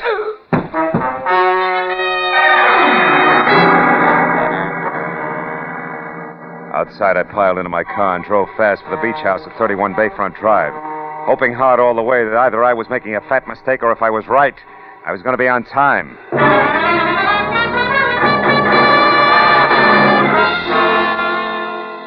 All told, it was about 40 minutes later when I screeched to a stop in front of the place and found it lights out and deserted. I was ready to start cheering until, from the closed garage that was tucked under a wing of the house, I heard it. A car motor running as in suicide by carbon monoxide. The big double doors were locked, but around on the side there was a window. In another minute, I was in and over to Fred Sears. He was slumped over the front wheel, his face the color of wet ashes. I cut the motor, then dragged him out of the place by a back door that led to a patio. There I stretched him out on the ground and took a good look. A long look that left no doubt in my mind. I turned away from him when I heard a woman's footsteps on the walk outside near the window I'd broken. It was Mona Paxton. Marlowe, what is it? Marlowe, are you all right? Yeah, but don't come back here, Mona. It's not a very pretty sight. It's Sears. Sears? Yeah, I dragged him out here. He left the motor running, carbon monoxide. Oh, no. What a terrible way to go. No worse than Vivian Barr. How'd you turn up here, Mona? Follow me? Yes. Because I was worried about that man in your apartment. I wanted to ask you who he was. When I took off coattail flying, it looked like something important, huh? It certainly did. And it certainly was. Yeah. Well, I'd better get through to the police now. There must be a phone inside. You can go wait at my car, huh? Quit shaking. After this, you haven't got a thing to worry about. Business, I mean. Yes, I know, but I just can't stop smiling. I'll be at the car, Marlowe.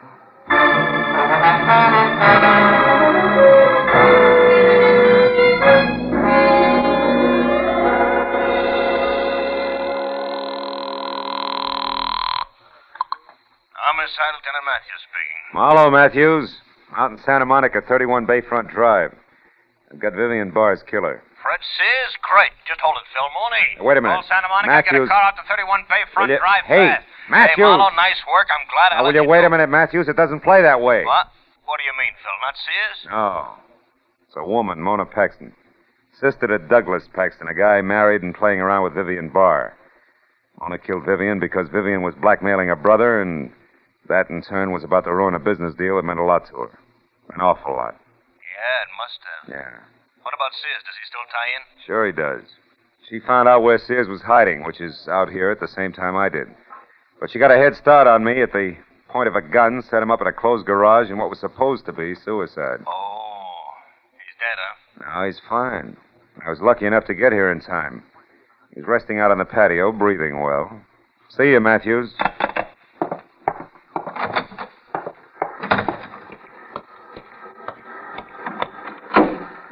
Everything's taken care of, Marlowe.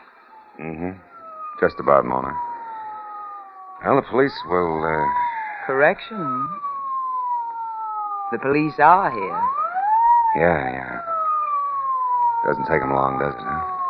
No. I, for one, am glad of it. Just as soon get all this over with. You too, I guess. Yeah. Me too, Mona.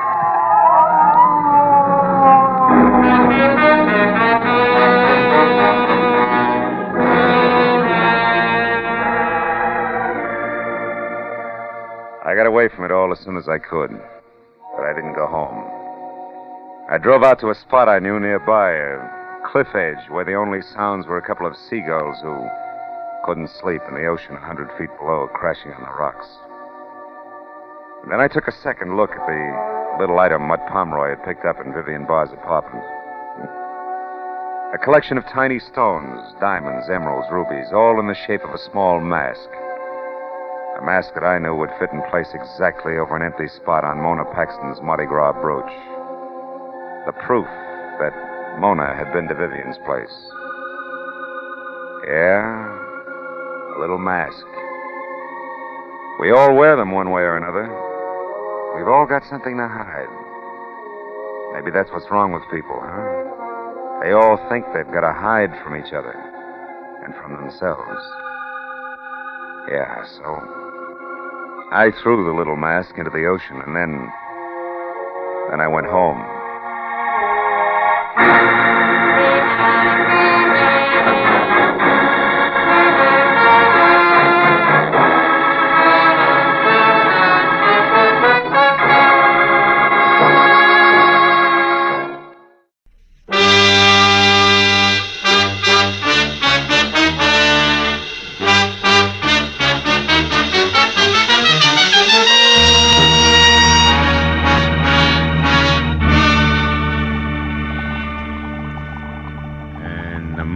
The sauce is boiling furiously, which is right now.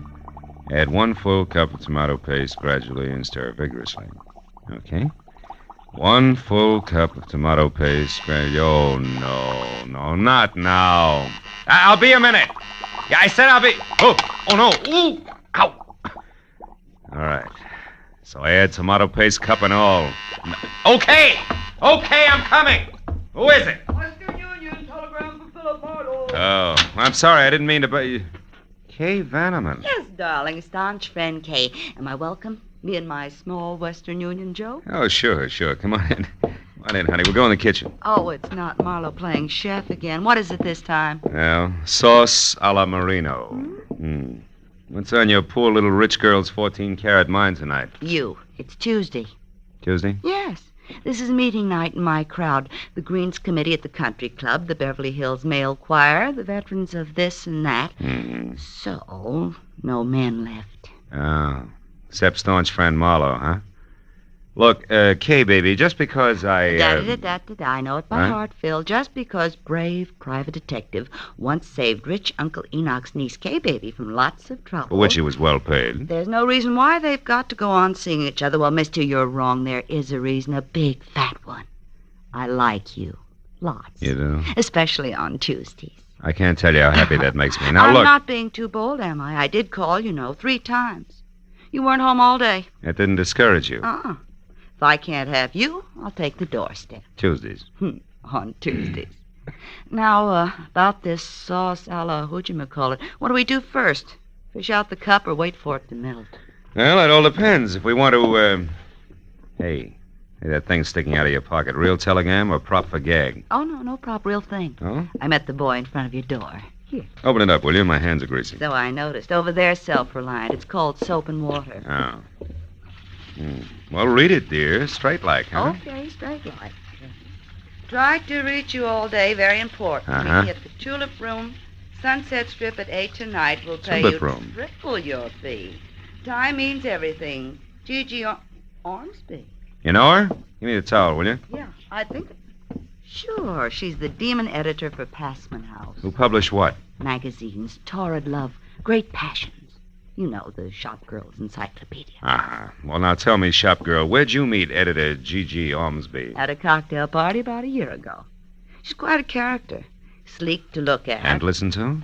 Oh, someplace between a career woman and a Marine sergeant. Credit good? Excellent. Uncle Enoch once shook hands with her, and that's better than Dun and Bradstreet. Hey, where are you going? The Don jacket and professional demeanor. Both are going to the Tulip Room. Phil, can but I- you're not. Phil, that's not fair. This is And Tuesday. the sauce a la Marino needs one measuring cup removed.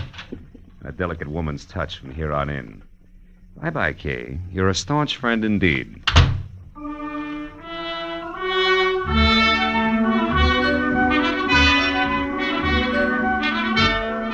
The Tulip Room was one of those extra chic spots, you know, curled up at the foot of the Hollywood Hills, where the velvet and the maitre d's tone of voice made you sure you had egg on your vest. But that, plus the crew-cut glamour girls who lined the booths and shrilled darling no matter what was said, made finding my prospective client that much easier. In severely tailored banker's gray flannel, she stood out among the neighboring naked shoulders like a wart on a cue ball, as did her voice, which, once it had gone through the introductions, came right to the point. Marlowe, my problem is simple. I want to find a woman in a hurry. Her name is Henrietta Lawrence. She's a good hack writer who disappeared I know not why. Health. Likewise. Now, here it is. 1, 2, 3. A couple of weeks ago, Henrietta Lawrence showed up in my office from someplace like Seattle or Portland, I forget which, and handed me an outline for a 3-installment serial story that was excellent, according to our standards. 3 days ago, she brought in the first 2 installments, also excellent. But the day before yesterday, when the 3rd installment was due, I was sitting in my office window when this happened. She only got as far as the front door. What happened? I don't know. She saw somebody going by slowly in a car. Scared the daylights out of her, and she hobbled for a cab. Wait a minute. Did you say hobble? Yes, she limps. Uses Oh. a cane. Anyway, she piled into this cab and took off. Haven't had a word from her since. I'm worried, Marlowe. She's a nervous thing, the kind who'd go to pieces, little ones fast. So I want you... Gigi Ormsby, oh, as I live and Ah. breathe this stale nightclub bed, darling, how are you? Busy, Jeanette, busy. So I see. And what's the handsome gentleman's name, or am I supposed to guess? It's Dracula, darling. We're counting the white throats. Goodbye. Oh, Gigi, you're priceless. Goodbye, Jeanette. This is business strictly. Well, I was only being friendly. Excuse me, darling. Happy business. Oh, what they let loose after dark. Anyhow, Marlowe, I want you to find this girl. She may be in an awful jam. Now, what do you want to know? Well, description might help, Gigi. Okay. Henrietta's about 35 on the drab side. No makeup, no jewelry. Each time I saw her, she was wearing the same thing. A plain brown coat, a plainer brown hat, low heels. All in all, the sex appeal of a tumbleweed. Mm-hmm. Last address you had on her? It's the only one. The Brace Hotel for Women, room 7. It's over on Fountain near La Cienega. But she hasn't checked back there in 2 days either. The giggling flower of the old South desk clerk I talked to on the phone today hasn't the slightest idea where she is. But I figure for you, she might, Marlowe. She's probably got a face like wet hemp. Her name is Clarice. Well, we'll try it. Where can I reach you, Gigi? At my home in Brentwood. Sunnyside 91011. 1011? Yeah, I'll stay next to the phone. Really do your best, will you, Marlowe? Okay, Gigi. It'll be my best, all right. Don't worry about it. I'll call you.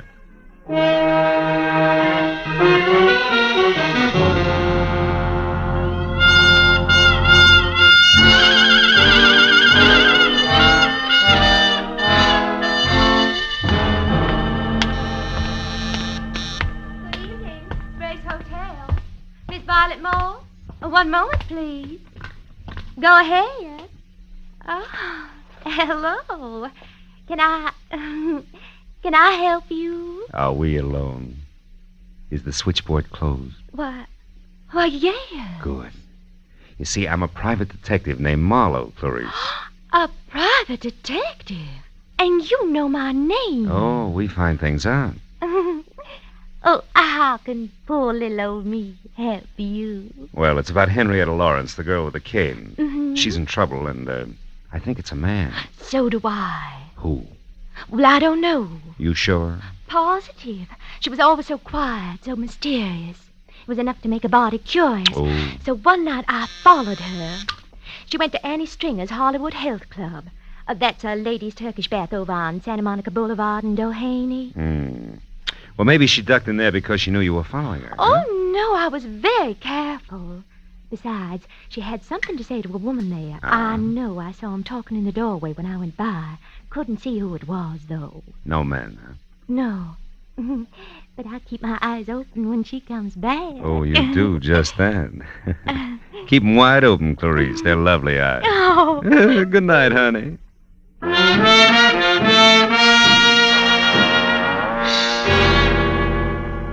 My client was wrong.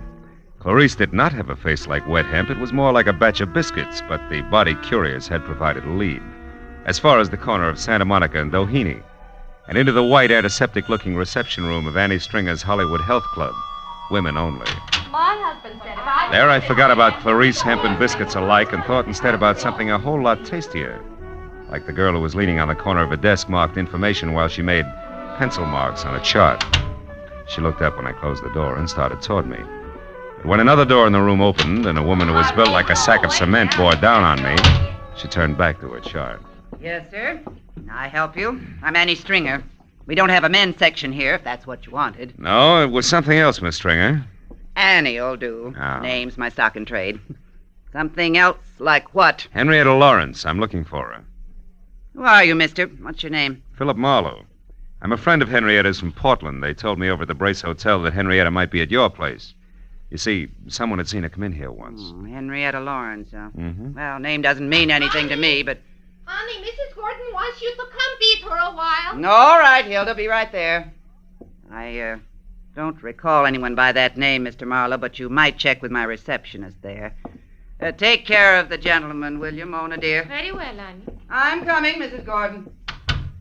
I'm sorry, Mr. Marlowe, Mona, dear. Philip Marlowe. Marlowe. Well, I don't recall any Henrietta Lawrence ever having been with us, but why don't we check the registration cards at my desk and be sure? I might be mistaken. All right. She's a woman about 35. She wears no makeup and... Never mind. Huh? I know her, amigo. What? Just listen. You see, Mr. Marlowe, the cards here list everyone who ever visits the club. Why do you really want Henrietta Lawrence? Well, I'm a private detective with interested clients. Who has money, amigo? It could be. What's your connection here? Receptionist. And good friend to Annie. Her, confidant, you might say. All right, say it. Meet me in the alley behind the hardware store across the street in a half hour. We close then. Well, I'm sorry, Mr. Marlowe, but we don't seem to have any listing of a Henrietta Lawrence. But perhaps in the future... No, never mind. Thanks just the same. Well, you're quite welcome. Don't keep me waiting, amigo.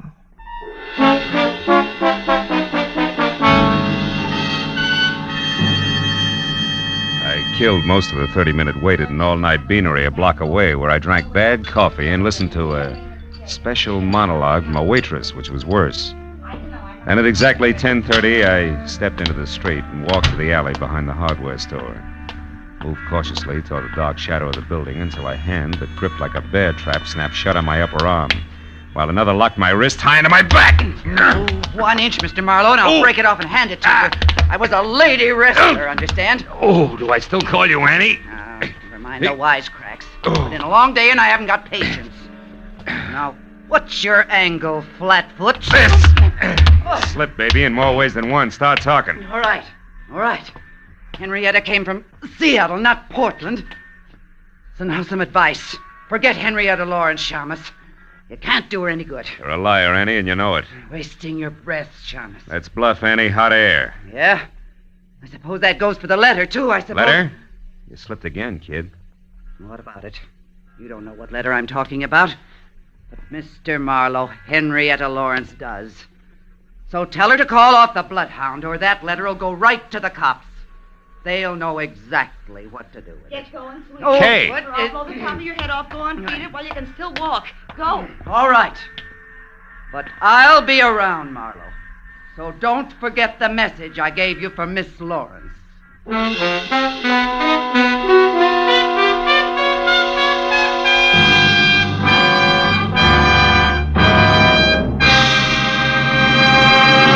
In just a moment, the second act of Philip Marlowe. But first, The kindly physician of River's End, Dr. Christian, will meet the spirit of George Washington in a most unusual way this Wednesday night when Dr. Christian tells his story on most of these same CBS stations. An elderly patient who claims to have a personal message from George Washington comes to Dr. Christian's office and presents him with one of his most perplexing cases. Dr. Christian, starring Gene Herschelt, is a regular Wednesday night feature. Now, with our star, Gerald Moore, we return to the second act of Philip Marlowe and tonight's story, The Ladies' Night.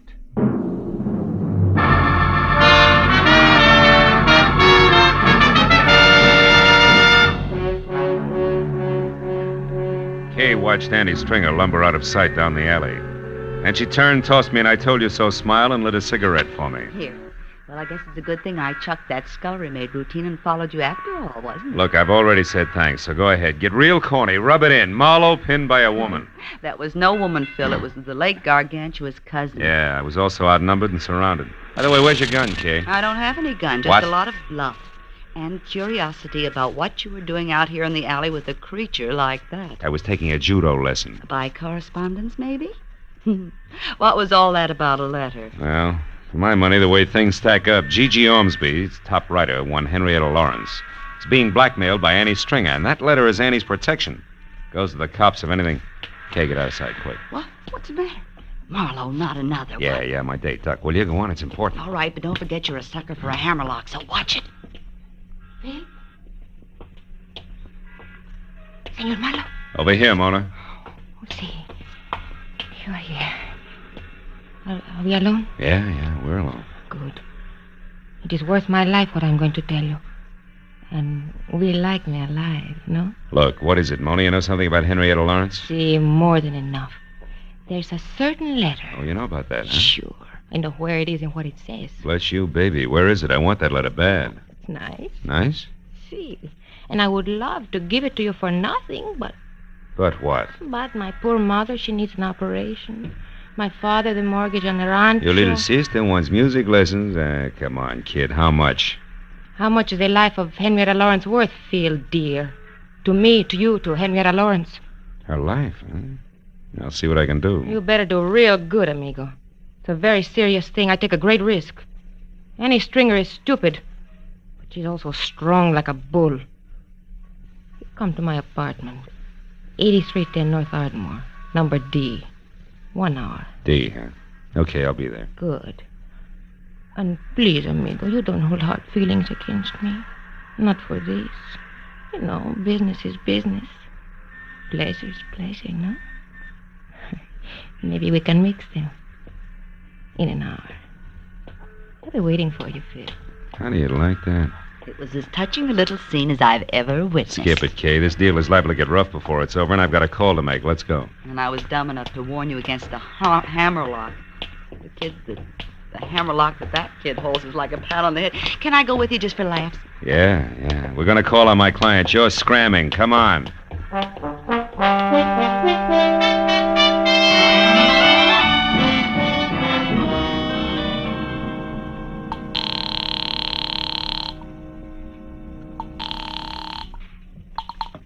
Hello. Marlowe, Gigi, got a line on Henrietta, but you're not going to like it much. What do you mean? How does it go, Marlowe? Trouble is, she's got blackmail. I don't know what the hook is, but I have word of one of the bargainers is plenty serious. Who's doing it, Phil? A female mastodon named Annie Stringer's the big wheel. I got onto it through a letter. A letter? Yeah. Annie wrote her protection letter. It's got all the dirt in it and goes to the cops if anything happens to Annie. It's a standard routine. Where is this letter? Who has it? There's a double-crossing little Spanish number named Mona. I'm supposed to meet her again in an hour at her place. Phil, we must get that letter. Yeah, it's no sense, Gigi. Mona's not bright, but she's sly. It's liable to be expensive. That doesn't matter. Okay. Anything I can do to help Henrietta, I want to do now more than ever. What does that mean? I've heard from her, Marlowe. She called me just a few minutes ago. Where was she? That's the tough part. She was crying. Said it was the end of everything. She tried to tell me about the last installments of the story, then she was interrupted. She gasped out something that sounded like American Airlines ticket office. Then the line went dead. There are 3 of those offices in town. Yeah. Well, we better check them. Look, can you take the one out in Beverly Hills? I'll get the others. All right. And Marlowe, where does this Spanish dame live? North Ardmore, 8310, apartment D. I'll meet you there in an hour.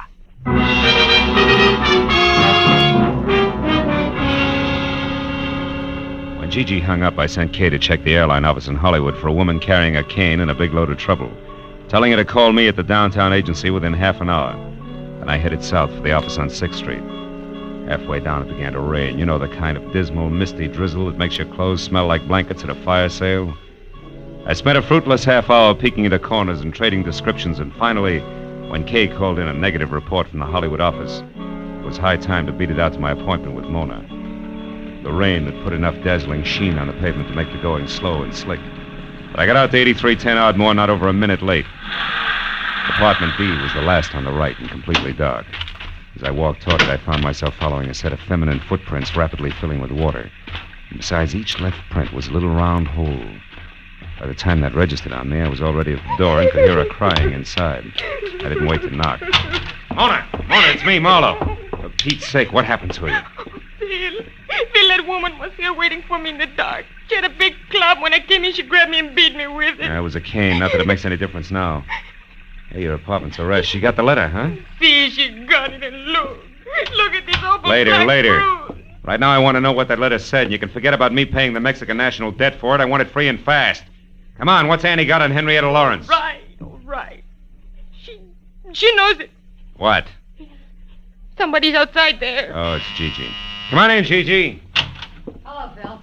Who's this, the tortilla pounder you told me about? Just a minute, you can't. All right, hold it. Take it easy. You're a lousy housekeeper, sister. What happened? Your hat dance get out of control? Now, wait a minute. Henrietta scooped this Gigi. She was here and got the letter herself.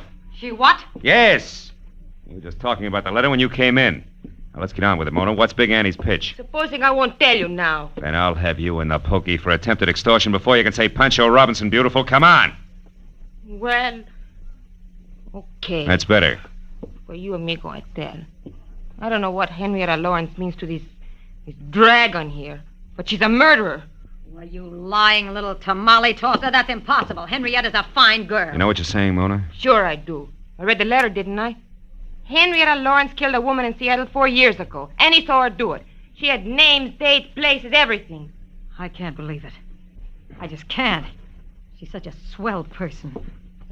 Look, she even left this, the final installment of the story for me, in that Wilshire ticket office. What'll we do, Phil? We gotta help her. Okay. Since neither she nor Annie counted on Mona here reading the letter, the best way to help her is to try to keep her from committing another murder. What, are you crazy? What are you talking about? Come on, Gigi, get with it. The letter was worthless except as Annie Stringer's protection. Yet Henrietta went to all the trouble of getting it. Why? So she could shut Annie up, and there's only one way to do that. Kill her. Holy mackerel, I didn't even think. You should, Senora. You got nothing else to work with. Drop dead. Stop it, both of you. Oh, crazy. Better stay clear of it from here on, Gigi. Go home and wait for me. Okay, Phil, whatever you say. Call me as soon as you can. Sure. All right, come on, Mona, let's go. Me? Yes. Oh, no, amigo. The letter's gone, and so is Mona's interest. I'm very tired. Now, listen, you cut yourself in on this right up to your sombrero. You know Annie, so you may be able to help me. It's that or spend the night in the cooler. Add it up, sweetheart. Andale. All right. You're so forceful, amigo. Come on, let's go.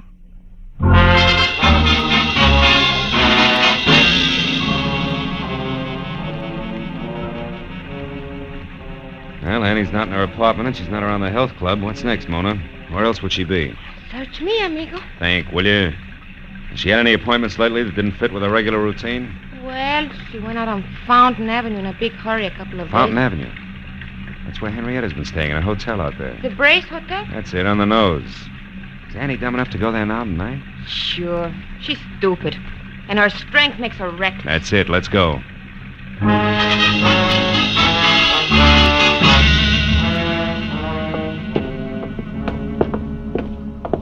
Come on, Mona, it's here on the first floor. Hey there.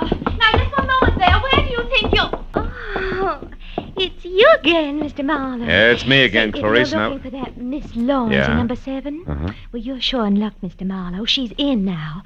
She came back about a half hour ago with a friend, the biggest woman I ever saw. Annie, it's true, amigo. You were right. yeah, come on, let's get back there. Oh, Mr. Marlowe, you can't go back there. You're a man, and this hotel is for Now, women look, sis, you only. got a pass key there, haven't you? Okay. Come on, this entire night from start to finish has been for women only. Getting sick and tired of it, present company included. Where's number 7? Phil, this is it right here. Henrietta! Unlock it, Clarice, fast. Get back.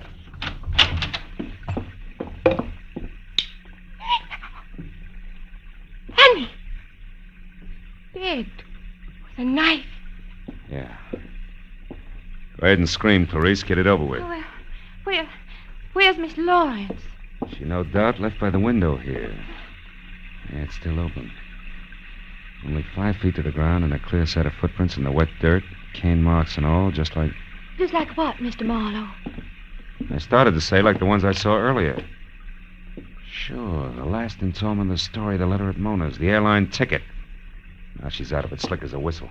Clarice, call the cops. Here, give them my card. I'll get in touch. Where you going, Mr. Marlowe? Break the unpleasant news as gently as possible to my client. Phil, what about me? What will I do now? Just keep looking at Annie, you beautiful, chiseling, double-crossing jerk. Maybe you'll learn something, but I'm not going to count on it. Phil.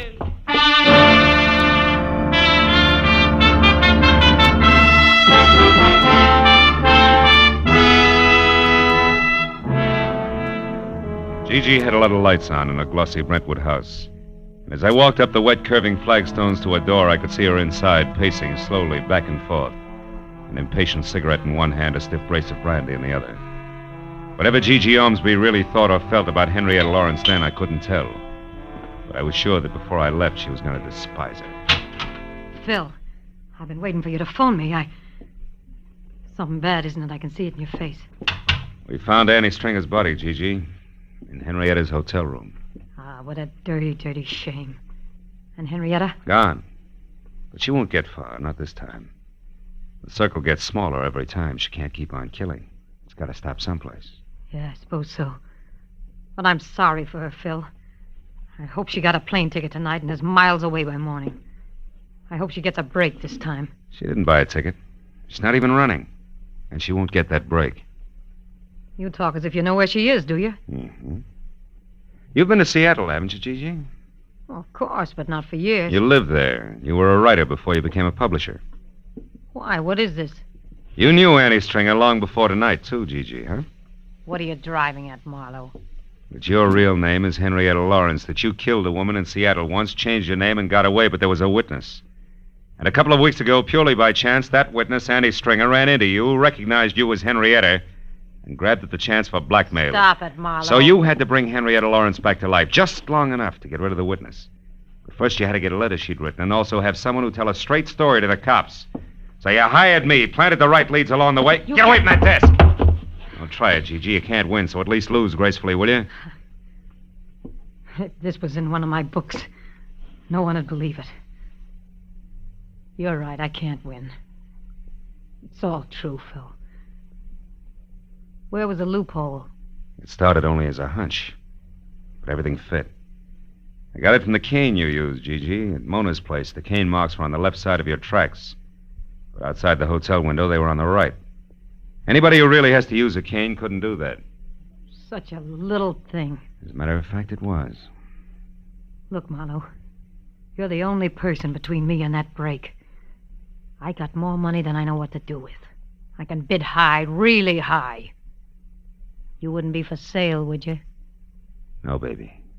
Just for hire. Get your coat, Gigi. We're going down to headquarters.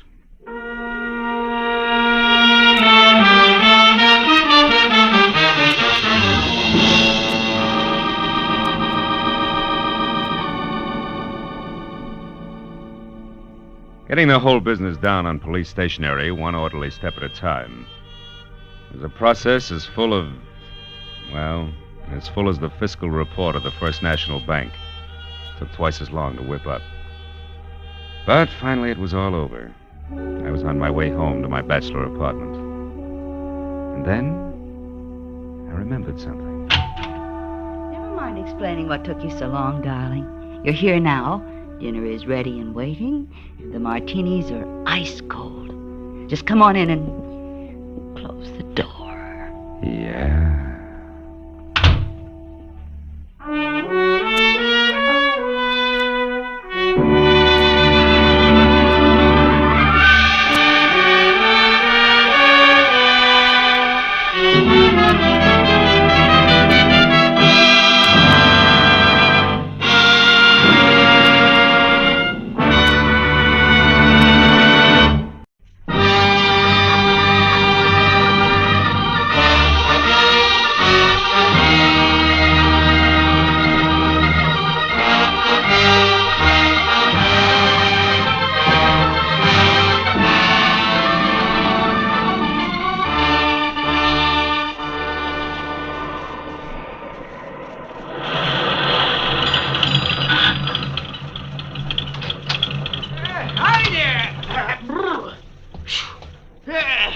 Some snowstorm, eh? Yeah, it's pretty thick. Yeah. You're lucky you caught me, son. Yeah? We're just closing up. What do you have? Yeah, better fill it with a regular, huh? Okay. Does that mean that you're aiming to go on? That's right. Gotta get back to L.A. I wouldn't advise it, son. Old Jacker sure wouldn't. Liable to hit 10 below, they say. Yeah? Where you been, skiing? Yeah, a week of it up at Angel's Roost. How's the road ahead? Well, you got 40 miles or nothing but mountains to the next town, you know. You're bound to get drifted over any time. Hey, why don't you blow that thing? Huh? Hey, what's the tariff? Oh, call it $3 even. You know, I've been running this Mobile gas station here for 20 years, and I know these storms are nasty. Oh, thanks. Yeah, I'll be all right. That's what you all say. Out on the road, you could freeze to death. Real easy. And this plaid shirt I'm wearing, you're ripping me, Pop. Listen, that shirt won't even start to keep you warm on a deserted highway in this blizzard. Take it from old Jacker and Son, I know. Yeah, well, thanks anyway. So long, old Jackers.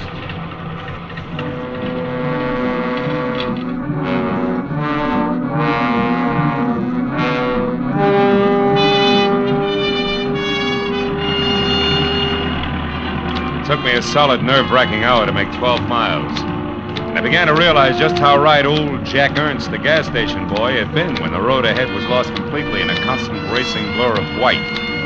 Transformed every rise into a treacherous barrier I had to batter my way through. With the chains on all four wheels chewing at the drifts, I managed to keep on the road somehow and plow out another 5 miles. And then I caught a glimpse of the first lighted window I'd seen in all that distance just as I started down the backside of a short, steep hill. And then it happened. First, the helpless feeling of a skid. Before I could do anything about it, I was off the road, in the ditch, nose first and hood deep, in a culvert drifted full of snow. I forced the door open and floundered back up to the road. I knew there was no chance of getting the car out without help, and lots of it. And the 10 below zero that the Weather Bureau had bragged about was setting in. I looked back through the slashing snow for the lighted window I'd spotted and saw a lantern swinging crazily in the hands of somebody coming toward me. A minute later, I could see it was a girl. Hello? Hello, are you hurt? No, I'm okay. My car's stuck. Guy skidded off the road. Yes, I know. I watched it. Oh, my. No chance of getting it out of there tonight. Oh. That's bad.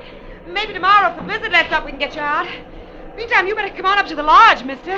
Lodge? Uh-huh. You mean I slid off the road right in front of a tourist lodge? Oh, boy, how can I be that lucky? Well, maybe it's fate. We're not open for business in the winter, but on a night like this... I know what you mean, believe me. I really appreciate it. Could get tough staying out here. Oh, by the way, my name's Marlowe, Philip Marlowe. I want to pay you for... Did you say Philip Marlowe? Yeah, something wrong with What's that? your business, Mr. Marlowe? Oh, well, I'm a private detective from L.A. I've been Then it skiing. is you. I don't care where you've been or where you're going. You'll get no help from me, Mr. Philip Marlowe, you understand? I'd rather give shelter to a dirty dog. I hope you freeze, do you hear? I hope you freeze to death. She was a thin girl with black, hollow eyes, full of hate for me. She didn't stop or look back all the way to the door, just ran in and slammed it shut. I couldn't understand it. Even on my worst day, my reputation never was that bad. I didn't wait around to worry about it because I was cold. Besides, I wanted to know why the good name Philip Marlowe was such poison at a place I'd never heard of before. I waded up to the heavy rustic door and looked in through a tiny window. All I could see was one corner of what had to be a big room. It was log, leather, and Navajo rugs, dominated by an enormous fireplace that filled every nook with a warm, dancing glow. Poison or no, I wanted in.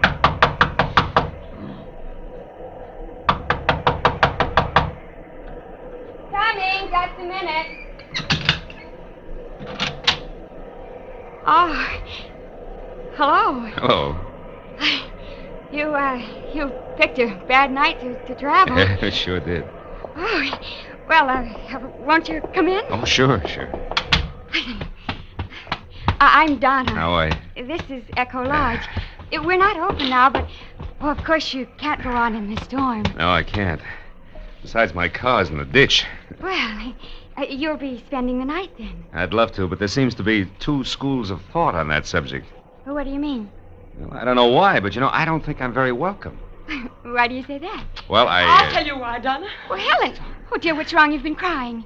Do you know who he is? No, we haven't gotten around to the magic of my name yet, Helen, but maybe you'll be good enough Our to tell name me. is Baraki. Does that mean anything to you? Baraki. Oh, Helen, yes, what is it? Baraki. Virgil Baraki was my husband. Virgil Baraki was Donna's brother, and Virgil Baraki was the man that you shot down and killed. Do you remember? I remembered all right. 6 months ago, a trail that led up a blind Los Angeles alley to a garage where stolen cars were switched. I remembered the pair of vicious blue eyes glaring at me over the sights of a blazing .45. I remembered shooting back fast. When it was over, I was alive and he was dying. And later, the coroner's jury decided I'd killed in self-defense. The savagery here in the eyes of the woman who'd been Virgil Baraki's wife said that decision meant nothing. Yes. Is this true? Are you the one who... Yeah, it's true. I shot a man named Virgil Baraki. I had to or be killed by him. There was no choice. You liar. You killed him in cold blood. Now get out of here. You've done enough to us. Get out. Helen, stop it. Oh, Mama, Baraki, listen, Mama. This is the man who killed Virgil. I know. I've been listening and I heard everything. Go find Ralph for me, Helen. Then you'd better go out to your workshop for a while. Did you hear me? I said this is the man... I said go call Ralph now. At once. Tell him to open the cabin. Then go back to your carving. Can't turn a man out in this weather, not any man. You stay, Mr. Marlowe. Thank you, Mrs. Baraki. Donna, go get some hot food. All right, Mom.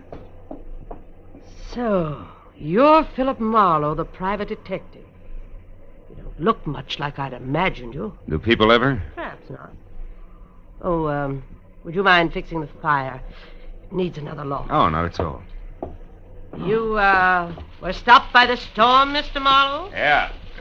My car skidded into the ditch about 50 yards down the road. I see. Almost at our doorstep, you might say. A rare coincidence, isn't it? Almost too rare, Mrs. Baraki. I'm sorry the circumstances are painful for you. I've grown used to that kind of pain, having lost both a husband and a son. Fate up to now has never been very generous. Do you believe in fate, Mr. Marlowe? I don't know. Oh, some things happen for which there's no explanation, No maybe, explanation? Who knows? Perhaps everything happens according to a prearranged schedule. And for a purpose. Oh, come on. You don't really think I was deliberately shoved off the road at exactly this spot for a reason? Oh, you might admit it's strange, though, that there was a house nearby just when you needed one. And that it was our house. Oh, thank you, Donna. Oh, it's only soup, but it's hot and good, and there's fresh bread. The coffee will be ready in a few minutes. Go ahead, Mr. Marlowe. Sit down. It'll do you good. Thanks. Looks wonderful. In the meanwhile, I'll check up on Ralph. He should have the cabin ready by now. It's small, but you'll be comfortable. There's a fine big oil heater in it. I haven't worked one for years. You won't have any trouble. Tell me, who is this Ralph? Ralph Tolman, the young fellow who lives near here. Ralph works for us in the summer. And looks after us in the winter. He's staying over tonight because of the storm. He was my son's best friend. Oh, don't let the soup get cold, Mr. Marlowe. The soup was thick and delicious, and the coffee was rich, black, and steaming. Donna sat across the table and watched me eat. There was no hatred in her eyes. I looked for it closely. It wasn't even animosity. Only confusion, and for some reason, a shadow of fear. But as an hour slipped by and the conversation came easier, the shadow disappeared. Her eyes even began to smile a little. When I'd finished down to the third cup of coffee and started to help her clear the table, the cup slipped. We both grabbed for it, caught one slim inch from breaking, and wound up together on the floor. Our faces close. Why, Phil, we did it. What a team. Table waiters or jugglers? Oh, we could double as both and make a fortune. Oh, Ralph. Yeah, Ralph. What's going on? We almost dropped a cup. Uh-huh. And it sure would have been too bad, wouldn't it, Donna? You only got about 50 like that one. I don't know why it's so important to you, but for what it's worth, I was the one who dropped it. It's not important to me. I guess other things aren't so important to Donna either. Think you can get it out to the kitchen now without any more help, Donna? Ralph, it's high time that you... Mrs. Barucki asked me to tell you the cabin's ready, Marlowe. Thanks. No thanks necessary, mister. It's just part of my job. Guess everybody's job has its lousy side, huh? Even a private detective's. Some of them get trigger happy, I heard. I'll see you, Donna. You better get out there right away, Marlowe. Donna's got 4 whole dishes to carry out, and at the rate she's been going, she ought to get started or she'll never make it. Keep your fat trap shut, Buster. You're causing a draft. Tolman walked behind me as far as the door and pointed through the snow to a tiny square of light sitting apart from the rest of the buildings that made up Echo Lodge. As soon as I was outside, he slammed the door against my back and bolted it. I stood on the porch and thought about the setup for a minute while I lit a cigarette. Then I stepped out into the snow and headed for the cabin. Halfway there, I could see it clearly. It looked snug and warm. And under the circumstances, I knew it was better for everybody that I was sleeping outside the main lodge. But then I saw a sudden flash and felt the impact before anything else. Right in front of me, the cabin lurched. One entire wall burst out and the roof collapsed. A second later, as I ran toward what was left of it, I could hear the others coming. Ralph, what was it? The cabin is blew up. The heater runs to the exploded. Bill, are you all right? Yeah, I'm okay, Donna. What happened, Marlowe? I don't know, It Tolman. must have been the heater, but I can't understand it. I think the heater exploded. Yeah, Helen, that's the way it looks. But it was working okay when I left. I guess it's not going to burn, though. The snow's put it all out. Oh, Bill, just another few seconds and you'd have been in there. You'd have been killed. Yeah, maybe that was fate, too, huh? Maybe. Donna, get away from him. No, Helen. I wish you had been in there, Marlowe. You deserve it. Stop it, Helen. He's got no business here. Stop it. No, You hear me alone. Good Lord, after what he's done to us, how can you bear even to look at him? Oh, Helen, come back here. Let her go. This was an accident, Donna. An accident, you hear? They happen, don't they, Mr. Marlowe? Oh, sure. Everybody knows accidents will happen, Mrs. Barucki. Of course, but... Oh, then let's get back into the house before we freeze to death. You can have my room now. I'll sleep with Donna. Come along, all of you.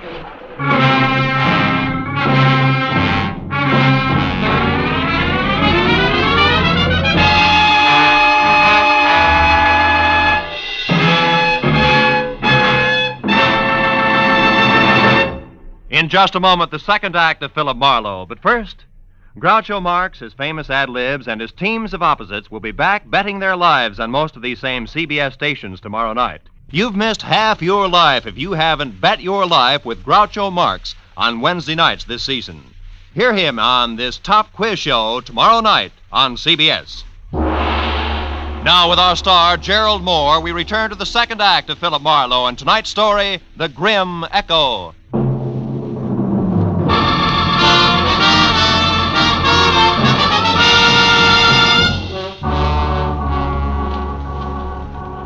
It was a dreary little procession that trudged back toward the lodge again from the shuttered cabin. I said nothing and pushed hard against the storm as far as the front door. But when they were all inside, I ducked back into the biting blizzard and ran down to my car in the 38 I kept in the glove compartment there. I figured it would be a warning comfort through the long, cold night ahead. Until I saw that somebody else had figured the same way. The lock on the glove compartment had been sprung and the gun was gone. Now there was no doubt about the explosion.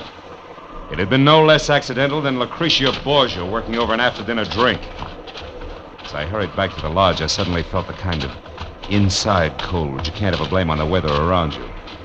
But a moment later, that same cold began to thaw. Because huddled at the edge of the lodge steps ahead was Donna. Bill, where have you been? What have you been doing? Hey, everything's going to be all right. Oh, Bill, please. Why did you go down to your car? Well, I'll tell you, but you're going to be sorry. Sorry? But you got so upset over nothing. I went to get some cigarettes out of the glove compartment. It was fresh out. That was your only reason? Cigarettes? Sure. Now, come on, huh? You got to worry, let's do it where we can both be warm. Come on over to the fire. I'm a city boy, you know. This cold isn't doing me any... Hey, Donna. Those tears in your eyes. There. They're from the wind. It always makes me cry. Oh, Phil. Why do things have to be this way? An hour ago when you were eating, everything was so nice, so friendly. And then suddenly Ralph angry, the explosion, Helen screaming and clawing at you, Mom upset. Yeah, I know what you mean. But look, Look, baby. Listen to me hard, huh? Yes? You see, the things you just spoke of, Ralph, the explosion, Helen, all of it, all the trouble, it belongs to tonight. Like the blizzard out there. Oh, it's raging now, sure, but tomorrow, or maybe a little after tomorrow, it'll stop. Everything will look bright and clean to you. Honest, honey. That's the way it'll be. All the way around. Believe me? Oh, Phil, I want to, but... But what? But you're talking about tomorrow. I'm worried about tonight. I'm afraid, Phil. Awfully afraid.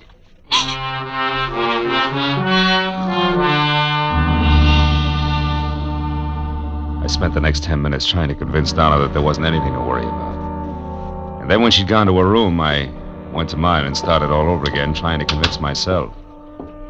The out-of-season fireworks at the cabin and the gun stolen from my car made that a very tough proposition.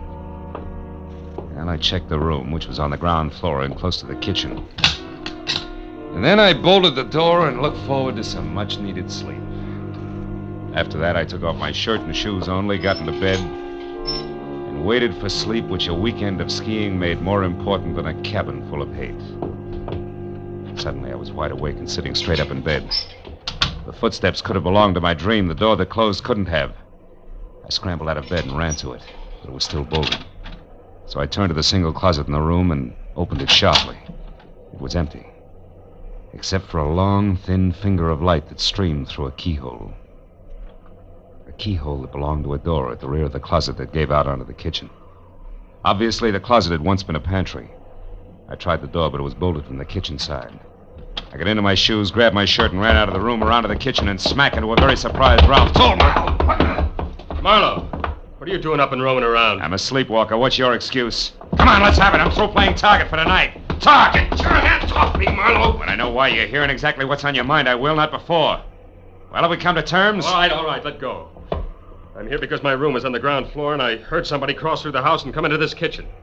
So I decided to investigate. You're a liar. You were in my room, Tolman, and you know it. You got in through the door that leads into the closet. Come on, Buster, let's level. We're keeping each other awake. Listen, Marlowe, I don't like you. Honest? And I don't like the way you and Donna are... The way we're what? Come on, boy, get it off your chest. Never mind that now. Look at this. Wood shaving, so what? Yeah, found it near the door to the closet in your room. Might also be the answer to who your visitor was. She left her calling card. What do you mean, calling card? Helen. She's always covered with these shavings. She makes things out of rough pine. Where is this workshop of hers, Tolman? Out in the back. Just beyond the barn. What are you going to do, Marlowe? Not that it's any of your business, but I'm going to see the lady, and I'll see you.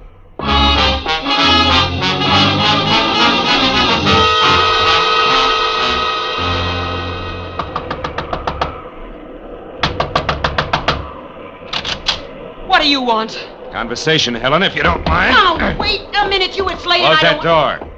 I will not. Then I will. Now get over there and sit down. We got a few things to clear up. Like what? The way you murdered my husband, perhaps? Cut it out. Stop it, Helen, or I'll twist your arm off. No, Just as soon as you decide to behave. Those nails of yours draw blood, baby. Were they going to be good? Yes. All right. Now sit down over there, away from those sharp chisels you work with, and keep your hands in your lap. Go on, that chair there. Very well, Mr. Marlowe. Anything to accommodate the man who murdered my husband. Which brings us right to the point. You deny it. You deny that you shot him down. I fired in self-defense. That's a rotten, stinking lie. You did it to feather your own nest, to be a hero to the police and the newspapers. You're wrong, Helen. I killed your husband because I had to. He was on the wrong side. Oh, don't make me laugh. You call trying to get money for his family for me?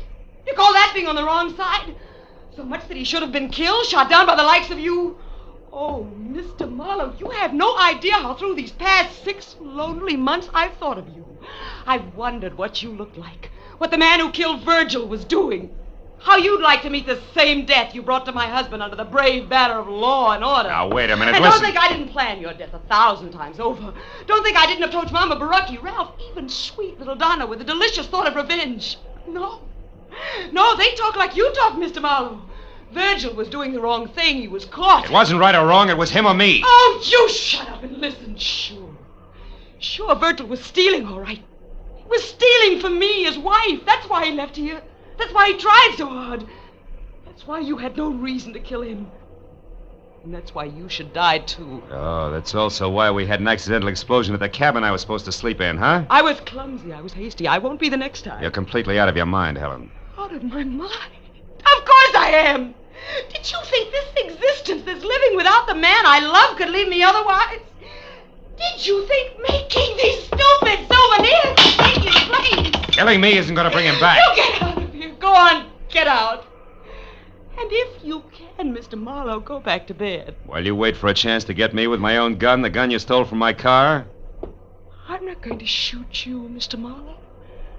That would only further disgrace the Baraki name. No, I'm not going to shoot you. But I am going to get you.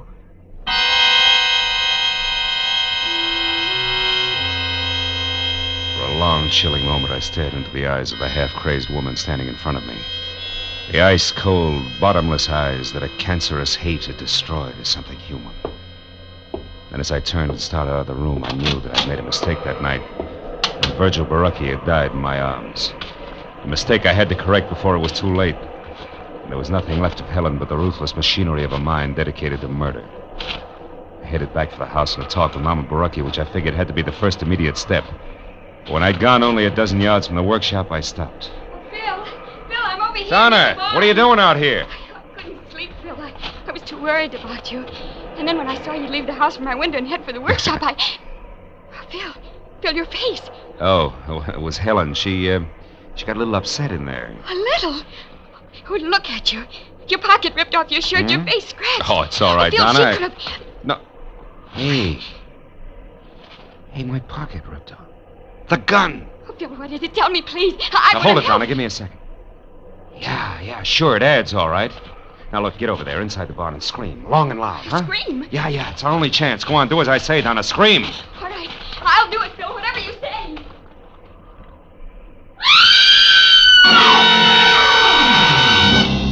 The second Donna cut loose, I stepped out of sight behind a tree that was opposite the barn, and I kept my eyes glued to the door of the workshop I just left. I waited for the shattering report of the gun I was afraid I'd hear. But then the door flew open, and Helen was running out toward the barn, and Donna screamed. My .38 clenched in a handkerchief in her right hand, a look of stark bewilderment stamped over her face. Donna, answer me. What's wrong? Donna, what are you doing there by the barn? I don't know, Helen. What do you mean you don't know? Favor to me, Helen. Let's have that gun back without further discussion. Yes. There. Now get back against that wall and don't move an inch. No.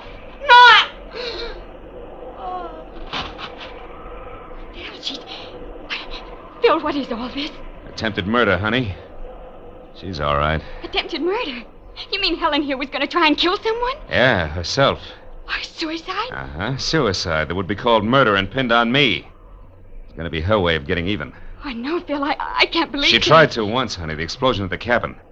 When that failed and everybody knew how she felt about me, a warped mind hit upon this little plan, and all the pieces would have fit tight, too. What pieces? What do you mean? That one, we argued. Two, she came to my room tonight and ripped the pocket off this plaid shirt so that we'd find it clenched in her hand after she was dead. You see it? Oh. 3, she stole my .38, which has my fingerprints on it. And 4, she left an obvious clue on the floor of the kitchen, a wood shaving that would bring me out here on the run. So everybody could find me close by when it happened. Oh, yeah, it was tight, all right. Tight as a hangman's noose. And then she was going to shoot herself, Phil, just after you left her. And that's why you made me scream? Yeah. And that's why now, Donna, later tonight, I'm going to tell her something that I intended to break to her gently. Oh. Something I was going to tell Mama Baraki first. You... Something I hoped would straighten her out. What, Phil? Well, your brother Virgil didn't die the moment he was shot, Donna. He lived long enough to ask one thing of me. What are you trying to say, Phil? But I never let Helen or you people here know about the woman he was in love with in L.A. He... The woman through whom I tracked him down. Oh, Phil. Yeah. Phil. Well, I guess it wouldn't be good for her if I was around too much? No, honey, not for a while, anyway. Wouldn't be good for any of us, huh? Come on, Donna, let's get her into the house. Yes. Yes, Phil.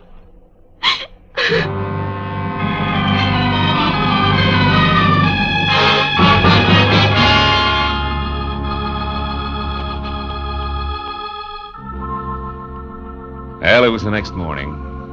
I went into the kitchen for some coffee, and Found myself all alone. Donna wasn't any place in sight. So I got my things together and walked slowly down to my car, and when I got in, I didn't feel like leaving. Not right away. And I was glad that warming up my motor was the smart thing to do. Gave me time to light a cigarette and think. Look around. Back toward Echo Lodge, where I could see Donna waving goodbye from an upstairs window. Yeah, sure. I'd see her again in a little while. It was a small world, all right. Full of echoes. And just think how the web of paths we call coincidence had brought me and those who knew and loved Virgil together. Someday, maybe, Donna and I would be looking for each other. And those paths would make it a lot easier.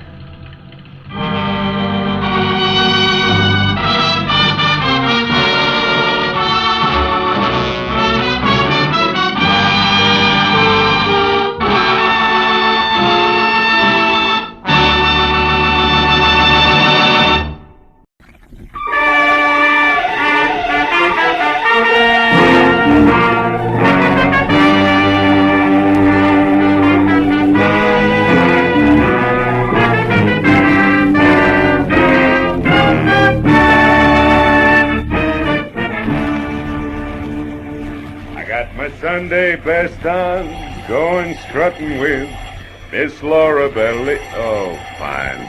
Every time I take a shower, I've never seen it. All right. Okay. Hello. Mr. Philip Marlowe, please. Yeah, speaking. One moment, please, sir. Bay City is calling. Bay City. I have your party, sir. Go ahead. Thanks. Hello, is that you, Marlowe? Yeah. This is Ernie Parch, Phil, at Bay City. Parch? Yeah, you remember me, don't you? No, I can't see. Oh, yeah, Ernie Parch. You're the guy who saved my life when the Bay City law left me beat up and bleeding all over the city dump, right? Yeah, that's it. Oh, yeah. Marlowe, please, listen. What? I'm in an awful jam. Like what? I just got out of jail yesterday. A year and a day. Jail, Ernie? Yeah. A very neat frame, Phil, but not half as neat as the one they're trying to hang on me now. This one's worse. You remember my wife, don't you? Grace, tall, blonde. Yeah. What about her? She's dead, Marlowe. Oh, no. She was murdered. They're going to try to pin it on me. You'll come right away, huh? Well, look, Ernie, I'm poisoned in Bay City. You know that. Please. Rake Thurman would give a year's pay just to watch me break an arm. 5 if I drown. But, Marlowe, you don't know it was Thurman who had you messed up for sticking your nose into Bay City politics? No, but I can sure second guess it. It was tough cop tactics all the way. You mean you won't help me? Yeah, well, Ernie, really, I'm sorry, kid, but you better get yourself an honest lawyer In Bay City? You know better than that, Phil. Who'd have the guts to knock heads with the police in this town? Especially when they got a custom-tailored pigeon like me standing by with one wing already clipped. Phil, I tell you, it looks like I murdered Grace. Yeah, now look, kid. Phil, I saved your life once. Okay. What's your address, Ernie? It's 38 Orlando Drive.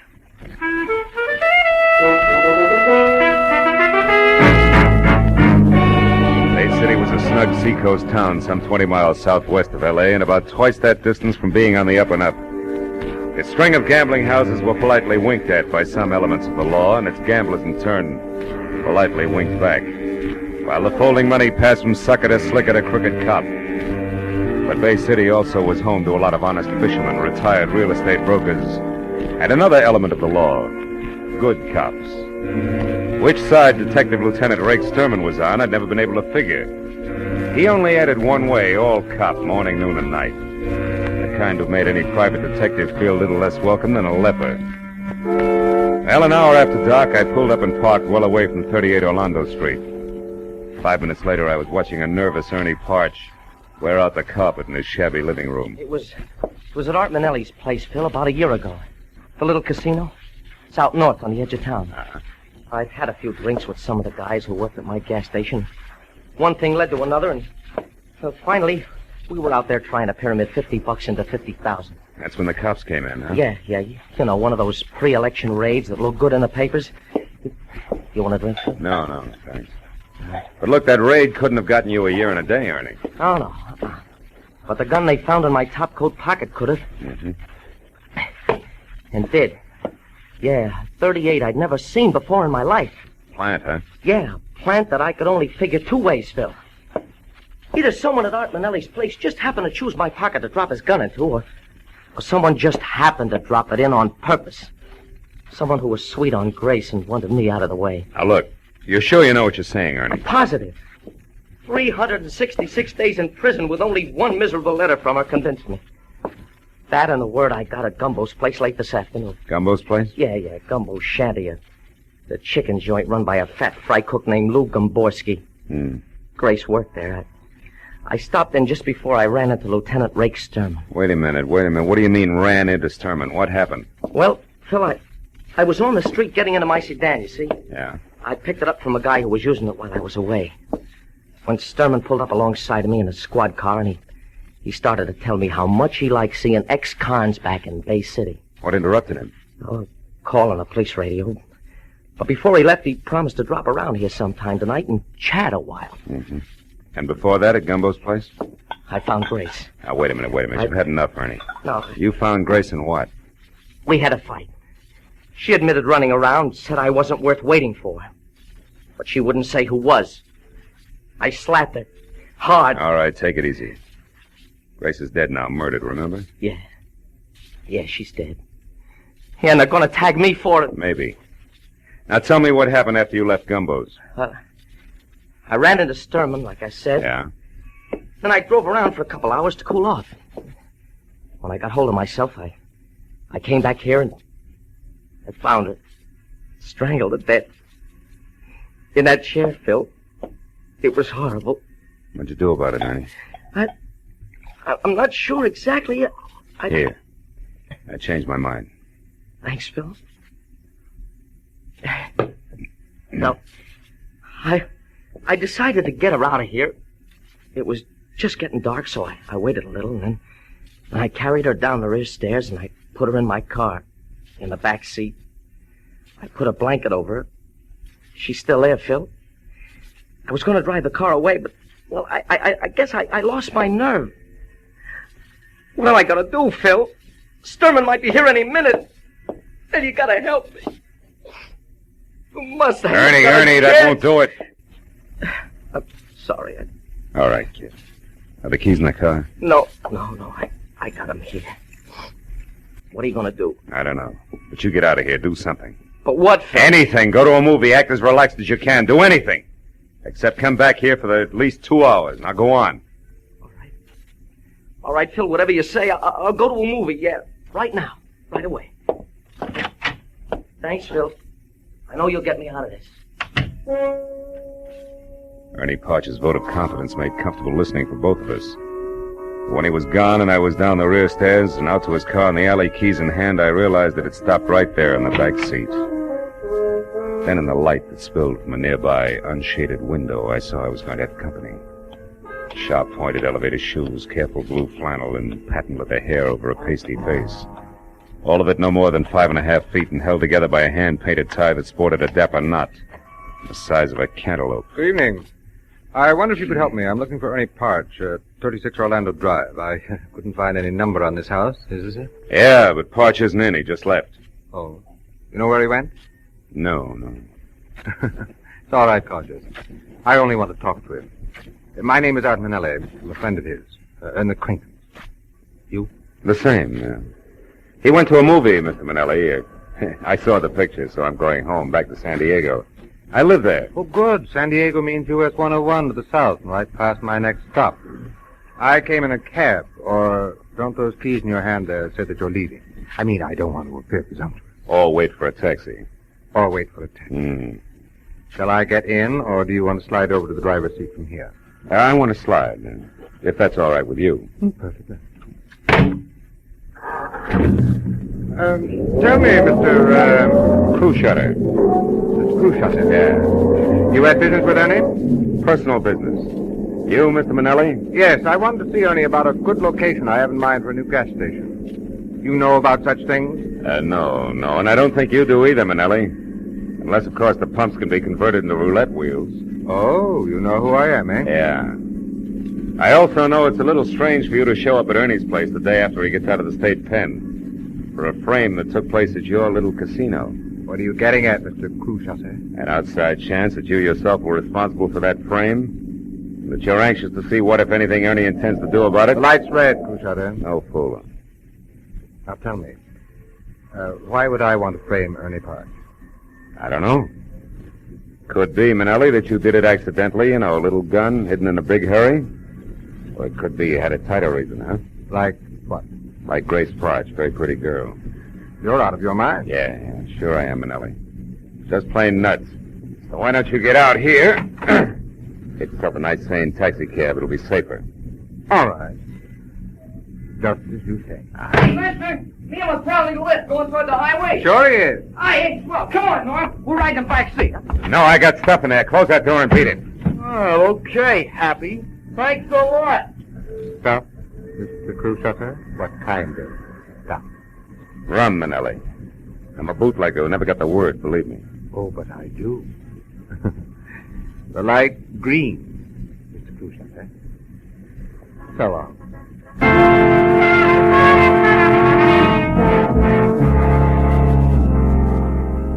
I went 3 short blocks, and I got out of the traffic and drove as far back toward Orlando Street as a vacant lot that was only a block away from Ernie's. Thereafter, I wiped the wheel, the gear shift, everything else I'd touched clean of prints. I left the sedan as is and walked back to where I originally parked my own car. Behind the wheel of my coupe, I spent the next 20 minutes finding Gumbo's shanty, where Grace Barwood and Daddy Longlegs, standing knee-deep in the Pacific Ocean, encircled at the waist by an imitation ship's deck for summertime outdoor eating. A gangplank led up from the street level, and when I'd gone about half the length of it, I saw something at the door ahead, shaped like a bowling pin, topped by a chef's hat, and encompassed by 1.5 yards of Hickok belt that said, "This had to be Fat Fry Cook Lou Gomborski."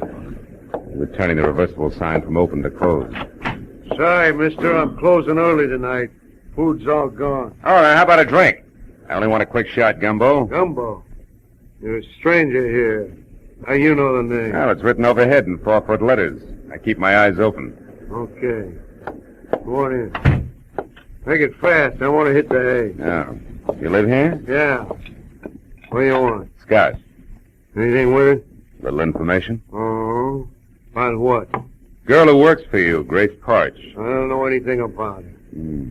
Not even for 5, Gumbo? Make it 10. Okay, 10. And the drink's on the house, huh? Yeah, okay, mister. Grace Parch is 5'2", eyes are blue. Also, she quit work at 6 tonight like she does every night, period. Uh-huh. Here's to you. Now tell me, where's she been going while Ernie's been in stir? For another 10? Yeah, for another 10. On one condition, no more lousy poems, Gumbo. Just a few straight facts, huh? Sure. Sure. Another drink? No. Facts first. Where's she been hanging around? A little casino. That's Manelli's joint, huh? Yeah, Manelli's place, where a lot of people hang out. What is it? What are you staring at, Gumbo? A window, I thought I saw someone out there on a deck looking in. Probably seagulls. Forget it. Now look, I'd like to know... Sure it is someone getting away in a car. Oh, any idea who it was? Huh? I said any idea. I heard you. Now go on home, mister. Get out of here. Take it easy, big guy. You got $20. Give it. Here. Here's your lousy $20 and the drinks on the house, and good night. After one question. The guy in that car that just took off, was it Manelli? I'll repeat myself. Good night, mister. Okay. We'll let it go at good night, Gumbo, but just for now. I wasn't going to get any more out of Gumbo, so I went back to my car, pointed it north toward the edge of town in the little casino where I figured I might get a lead on Manelli's whereabouts. But 30 minutes later, when I was there out of my car and standing in front of what looked like an oversized concrete blockhouse alone in a parking lot the size of the Coliseum, I figured different. A huge sign out front read, "Closed for alterations, will reopen soon, bigger and better than ever." Gambling in Bay City was obviously on the QT like an artillery barrage.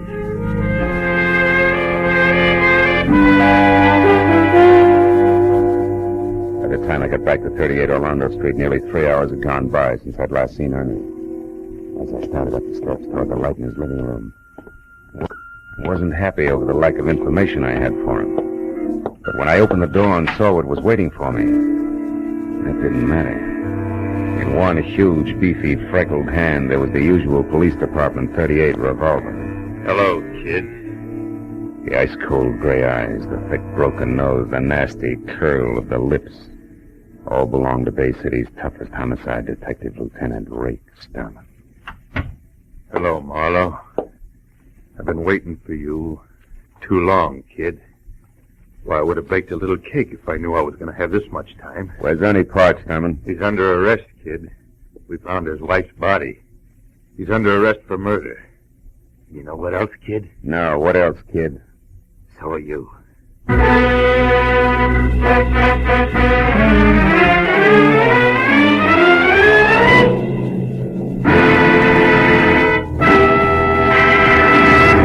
In just a moment, the second act of Philip Marlowe. But first, Fred Allen's crack that it's no wonder comedians can't find work when singers go comical has had a fast reply from Bing Crosby. Bing has invited Fred to be his guest on his CBS show this Wednesday night. And you can get right into the very middle of the argument on most of these same CBS stations, where Bing Crosby's show is every Wednesday night. Be sure to hear Fred Allen's visit to Bing's show this Wednesday, following Groucho Marx and You Bet Your Life. Now, with our star, Gerald Moore, we return to the second act of Philip Marlowe and tonight's story, The Long Arm.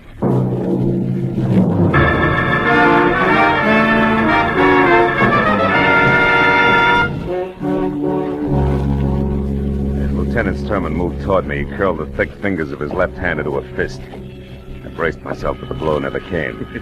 Instead, he shoved his face up close to mine, and his mouth twisted into a one-sided grin that was as full of fun as a set of thumb screws. Well, you finally came through for me, didn't you, kid? I don't know what you're talking about. I've been waiting a long, long time for you to pull something in my town, Marlowe, where you can't run back across the line and hide behind the skirts of your cop friends over in L.A. You're having yourself a pipe dream, Sturman. Lieutenant Sturman! And don't forget it. Real sorry, officer. Now, do you mind explaining what this is all about? It's one of my rights as a citizen, you know, even in Bay City. As far as I'm concerned, killers ain't got any rights. Now tell me you had nothing to do with Grace Parch's murder, so I can tell you why you're a stinking liar, private detective. I suppose private detectives have no rights either, huh? None. We found the girl's body in a car parked at a vacant lot, and somebody overlooked a couple of fingerprints, which I'm going to match up with yours, Marlowe. How come you're so sure? Because we pulled Ernie Parch out of the movies 5 minutes after we found his wife. And jailbirds sing in Bay City, Marlowe. We don't horse around with them. Come on, let's go. Wait a minute. Boy, you pushed too far on the wrong track. There's an angle here you ought to know about. There's always an angle with you, ain't there, bright boy? Yeah, but you're going to like this one. First, in that car you're so proud of, you're going to find prints from one Art Manelli. Gambler? That's right. One who stays in operation when everybody else in Bay City is closed up. You better find out whose toes you're stepping on down at City Hall before you start. We got problems in our town, Peter, but that's not one of them. Now, if you got something intelligent to offer, spill it. Without wisecracks. All right. Ernie Parch was framed a year ago in Manelli's joint. No doubt on Manelli's orders. Why? Because Grace Parch was a pretty girl with the end for gamblers, that's why. All the time Ernie was in the cooler, she was running down to Manelli's place, and I got a witness to prove it. It also makes her the kind of little cheat tramp that gets out of hand. Go on, detective! Manelli showed up here tonight, with no satisfactory reason for it. What's more, you warned Ernie Parch just this afternoon that you were keeping an eye on him. Even if he wanted to kill his wife, he's not stupid enough to have done it tonight. From Manelli's standpoint, it was a perfect time, you see, because you guys would go for it just exactly as you have. So you think we're stupid? Detective! Now, look. I know you got no use for me, Sturman. But you're a cop, after all. As long as somebody's got to take a rap, it might as well be the right guy. You know what, sweetheart? What? Your fairy story makes average listening. Just average, nothing else. Now get going!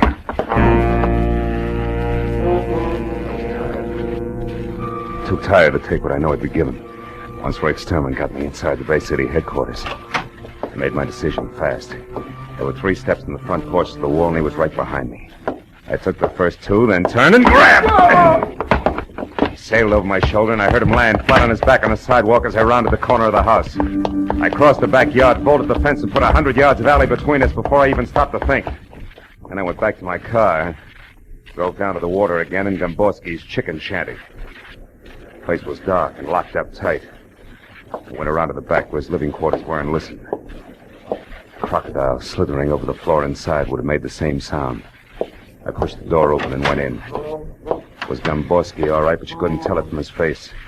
That had been worked over long and hard by an expert. He didn't know I was there until I touched him. Get away. Come on, get out of here. Who gave you the beating, Gumbo? Lay off, will you, please? Haven't I took enough already? All right, come on, get up. Up. That's it. Now, look, Gumbo. You told me one thing about Art Manelli. The Grace Parch went to his joint a lot. And you spotted somebody outside the window and you clammed up. I come back now and I find you like this. Isn't it obvious you're wasting your time trying to protect him? Oh, shut up. Shut up and get out of here. Listen to me, you poor sap. Can't you see you're going to be living with this from now on? Every time he gets the jitters, he'll give you another going over to match this one. Till he really gets jumpy, Buster, and then he'll do worse than that. Don't you get it? Now, listen, mister, that's guessing. And I know what'll happen if I open my yap again. I'm just not going to take that chance. Don't you realize we'll never lick Manelli if we don't fight? Leave me alone. Yeah, leave me alone. I'm not saying nothing. You understand? Nothing. Not one word. Now get out. Go on, get out. All right, you miserable sucker. I'm through talking to you. You'll think the other guy gave you a light massage by the time I'm through with you. Yeah, well, that's what you think. Hey, now stay where you are. I don't want to kill you, mister, but I will unless you beat it. I'd rather face that than talk. You're getting in too deep, aren't you, Gumbo? There's nothing else I can do. You're nothing to me. I know which side my bread's buttered on. Yeah, but you made one big mistake already. Mistake? But what do you mean? You left yourself wide open for this coffee pot. I'm sorry, sucker, but I don't have much time. Drop the gun. Come on, drop it. That's better. Now just tell me one thing and I'll leave you alone. All I want to know is where I can locate Art Manelli right now. He's at his club, at their little casino. You're lying. I was down there. It's closed. It's being remodeled. I'm not lying. All right, you need some more rubbing. Okay. He's got a suite room downstairs under the club. They're not being done over. That's where he lives. He ought to be there now. But you got to protect me. Storming the Manelli will kill me. He'll kill me. That's all I want to know. So long, Gumbo.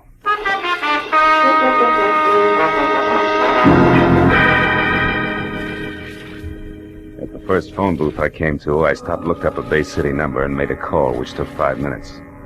Then I went on to the little casino. I parked on a side street, then went down the ramp to the underground garage in the rear. There was a door between two ornate bronze urns, Alibaba size, and I started toward it. But on a hunch, I stopped and studied the decoration on one of the urns. I finally found it. A small hole in the side. I took my handkerchief out and stuffed it into the hole. From somewhere inside the apartment, I heard a chime ring. I got my gun out, then tried the door, and it opened into a long, lush hallway draped at the far end with a heavy gold curtain. I waded through a green carpet deep enough to mow up to the curtain and pulled it aside. Manelli sat at a wide, glossy desk, methodically filing his nails, his eyes staring straight at me. You got this far. Come on in. Don't tell me you're all alone here, Manelli. No, I got 500 dancing girls, smart guy. What's on your mind? You act like you were expecting me. I knew somebody was coming. There's an electric eye in those brass jugs over the door. Anybody passes, it rings that chime there. Satisfied? Now what's with the gun? Put it away. In a minute, maybe. Seen Lieutenant Sturman tonight? Why? Should I? You've been rubbing elbows with homicide. But I didn't kill anybody. No, I guess you didn't. But I've got a good idea who did. Ernie Parch, of course. No chance. It was your business partner, Lieutenant Rake Sturman himself, and 5 will get you 10. He's got big news for you. Yeah? Hey, Rake. Steady, Marlowe. Don't move. Well, look what crawled out of the woodwork. I'll get his gun, Rake. Sit down, Manelli. I'll take it myself. Yeah, that's better. Now, don't budge, either one of you. Wait a minute, what is this? Shut up. You said you killed Grace Parch, but you were in love with her. We used to meet her right here in this room. Yeah, that was before she found out a couple of things and began to put the pressure on me. We got in a brief today, and I lost my head. Now, shut up. Okay, Marlowe. Let's have it. How'd you dope it? How? Gomborski took a beating tonight just because he mentioned Manelli here. With a little more pressure, he mentioned someone else. You, Sturman. And why would you shut Gomborski up about Manelli unless you and Manelli were connected? That connection was all I needed. Right on the button, sweetheart. For all the good it'll do you. Listen, I don't get this. I don't understand. You don't have to anymore. You're through. What are you saying, Rake? You know too much about me, Manelli. You know it all. Wait, you can't do this? Yes, I can. In fact, Marlowe here gave me the idea. He even worked out all the motives. So it's easy. I came here to arrest you for Grace Parcher's murder. You resisted, and I had to shoot you. Ain't that a shame? But about this Ernie Parch. I intended to hang it on him, Manelli, but he's nothing to me. I don't care if he lives or dies.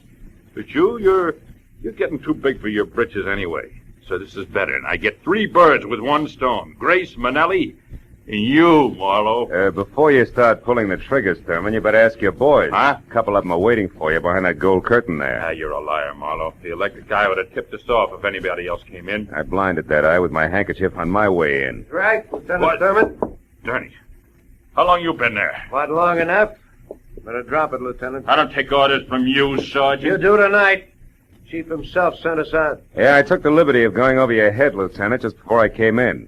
Under the circumstances, you'll understand. Why, right? you... Better drop it, Lieutenant. Drop it! Okay, now come on. You two guys, too. Come along quietly. Sure. Always glad to ride with old Rake Sturman any time at all. Just as long as there's a couple of policemen in the same car.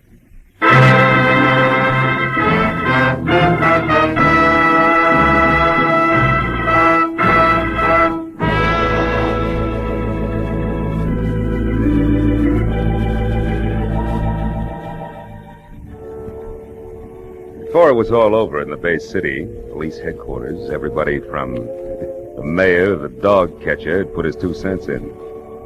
And I'd given the same answers to the same questions at least 50 times. All about crooked cops, and Rake Sturman in particular. But finally, hours later, I was free to go home. And as I drove through the quiet streets, I was still thinking about cops. This time the other kind. The underpaid, overworked cops that pound the city sidewalks day and night. You know the guys who do everything from telling kids the way to the grocery store to untangling the rush hour traffic. Yeah. And I thought about each one of those cops who someday chases a hopped-up gunman down a blind alley and doesn't get home that night. Or any night. Ever again. And then I forgot all about Rake Sturman. Because after all, he was just one bad one in a multitude of good ones. An insignificant sore on the long arm of the law.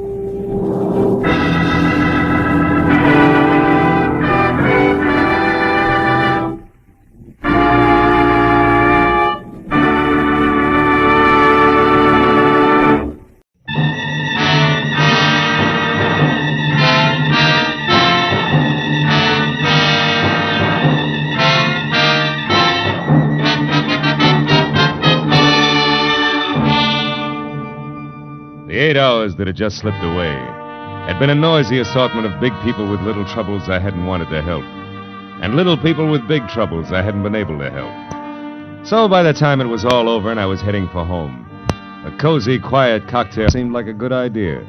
1 down and 1 to go, and to ease up. But even as I relaxed, the tension between the couple sitting at my left became more and more apparent. I looked down the bar. The girl was young, pretty, and obviously afraid of the little man with her, who had only asthma where a voice should have been. Now, have I made myself clear? I don't know what you're talking about. Now, look, sister, Larry Sower doesn't go for people snooping after him now. And neither do I. It gives me work to do that's sometimes rough on a party. Brave boy. All right, little man, you've had your busy day. Hey, take your hands off. As soon as you relax. Okay, get your mitts on. Now, gentlemen, please, no fighting. I can lose my license for it. Now, you leave at once. Wait a minute, Baldy. You heard him, Buster. Okay. I said what I come to say anyhow. Walter, stop playing. You all right, miss? Yes, thank you. Are you sure? Would you like another drink? No, thanks. I think I'll go back to my villa. Oh, you're staying here at the Wilshire Gardens?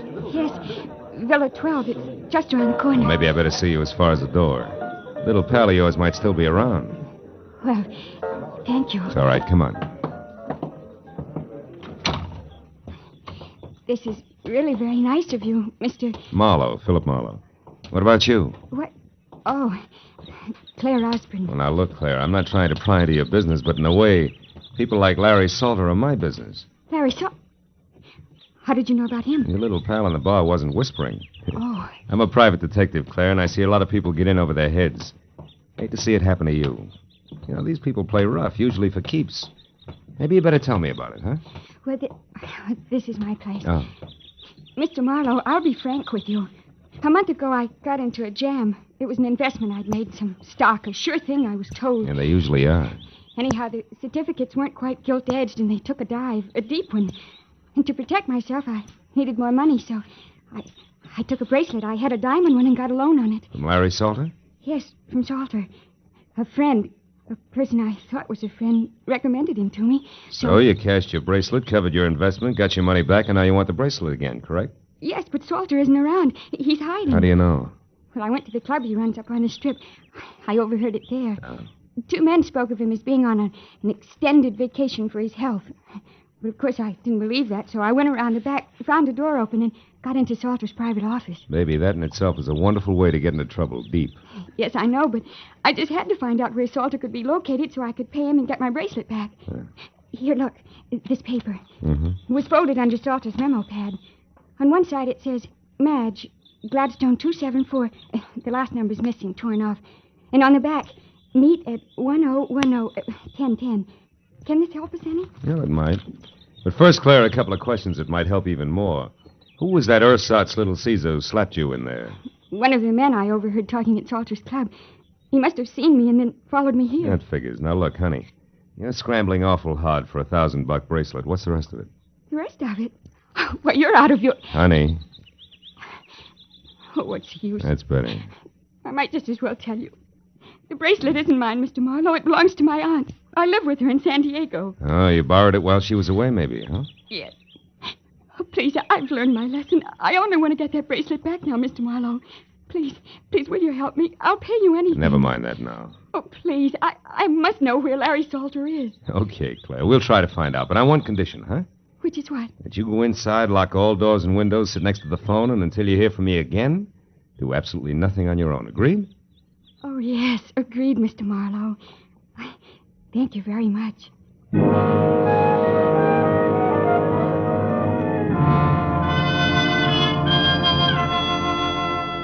Maybe it was because the sweet young kid had the kind of voice you could still hear long after she was gone.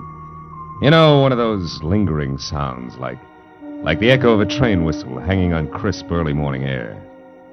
But when I was at a payphone, I stopped wondering and started dialing numbers prefixed Gladstone and followed by 274 and then in order 1, 2, 3 and so on until after no answer once, wisecrackers twice, and a babysitter who thought I was a masher from her high school, I finally scored at number 5. The answer took me to a dame named Madge Gilbert at a place called the Beekman Plaza. It wasn't the kind of place you'd go for Mother, and Madge Gilbert wasn't the kind of girl Mother would put up with. However, she must have been nice to look at once.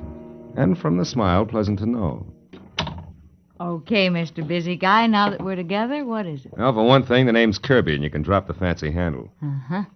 And for another thing, Kirby? I want to find Larry Salter, but quick. Why? Got a proposition for him. He won't be interested. Sit down. How can you tell? You don't know what it is. No, but I do know what at the moment Larry is. Yeah? And in 3 letters, my friend, the word is sad. He lost his lady love. Drink?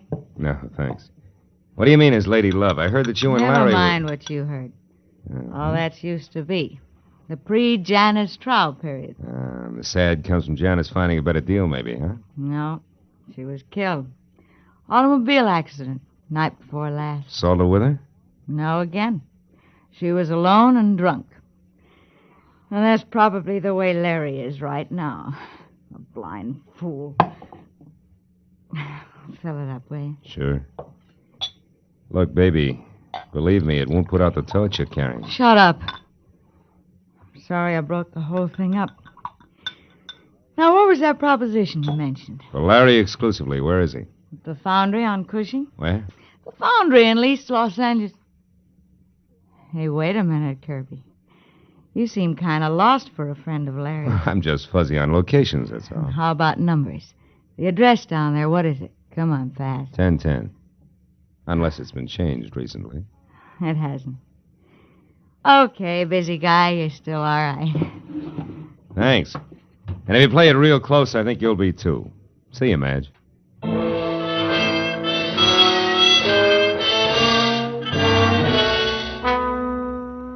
Cushing Avenue in East Los Angeles is industrial, literally wrong side of the tracks and about as non-Hollywood as an honest day's work. And all the way there, I kept blessing the dumb luck that had made me answer 1010 for the address before I'd even had time to think. When I pulled up and parked away from the place, I hoped that luck would continue. Because ahead was the foundry, or what remained of it, and in no sense did it look like friendly territory. I found a metal staircase climbing from what had once been a loading ramp up to the yard foreman's office, where a single staring, unshielded light inside said that somebody was home. And when I'd quietly gone up those stairs, I saw through a glass door who that somebody was. Larry Salter, alone next to a telephone and pitching darts at a smiling face on a calendar across the wall that read January 1928. And I knocked with the barrel of my .38 on the dirty glass door. Told me to come in without looking up. Make yourself at home, neighbor. Be with you in a minute. Aha! I did it. Her front tooth. I've been trying for that all night. So glad you made it. Now, it won't be on your mind while we talk. About what? Bracelets. Bracelets? Neighbor, this is an iron foundry. What you want is a jewelry shop. Let's save each other a lot of time and level, huh? I'm a private detective named Marlowe, Salter, and at the moment working for Claire Osborne, who now has the price of a bracelet. Wants it back in a hurry. Do we do business? No, we don't. And it's not because I don't like you, neighbor. But because, one, I never heard of any Claire Osborne. And two, bracelets are stuff for second-story men, which I am not. And three, you ought to get yourself a pair of sneakers, stupid. You've been followed all the way through the yard, up the stairs, and into this room. It's an old gag, Salter. No gag. So while you still can, you better put that gun away, because my boy Cover takes a strange delight in messing people up. Real bad. You're bracketed, chum. You better drop it fast. Yep. That's better. Now, Marlowe, without any double talk about babes and bracelets, let's have it. You're one of Freeman Best's boys, aren't you? You think I had something to do with him getting knocked off in that ditch? You're here to square things away. That's it, isn't it? No, it isn't. Get your hands off me. Okay, I won't touch you again. But that's more than I can say for Cover. Yeah, lots more.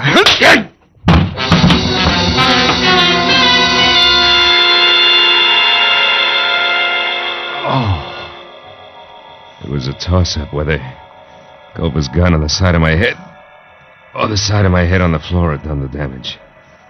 But either way, it didn't seem to matter. Because I couldn't make it back any further than Larry Salter's voice. It sounded like it was coming from the bottom of the well. You see? Even though I could see him talking into the telephone. Okay, my place later. It's 8100 North Lucerne in Hollywood. But then, I couldn't even see that anymore.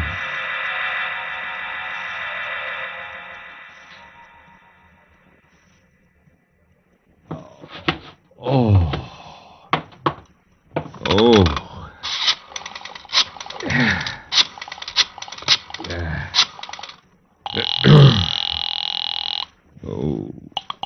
Good evening, Wilshire Gardens Hotel. Villa 12, please. Yes, sir. One moment, please.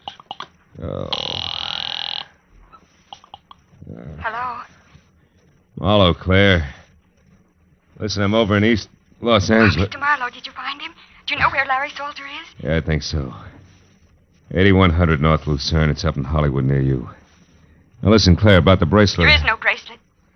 What? There was no trouble on the stock market and no loan made. Why do you want to know where Salter is? What do you want from him? His life. Goodbye, Mr. Marlowe. Wait a minute, Claire. Claire, listen to me. Oh, my head. I wouldn't try it, chum. What? Hey, Cover, listen, Shut up. You don't have to go no place until Larry Salter comes back and says so. Now relax, chum.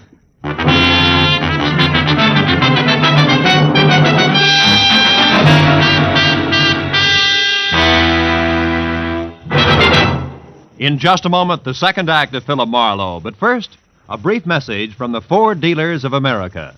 Over 100,000 motorists are experiencing the engineering leadership built into the 50 Ford. As owners, they already know that it's the one fine car in the low-priced field, and it's personal experience that counts in buying a car.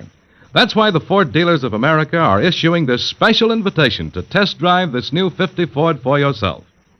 In the classified phone directory, you'll find the name of your nearest Ford dealer.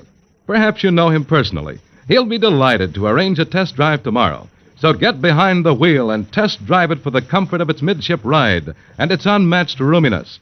Test drive it for the power and quietness of the only V8 in the low-priced field, the kind of engine found in America's costliest cars, yet priced lower than 10 different six-cylinder cars.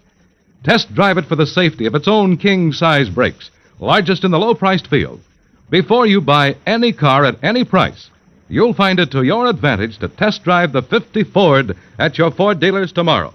Now, with our star, Gerald Moore, we return to the second act of Philip Marlowe and tonight's story, The Torch Carriers.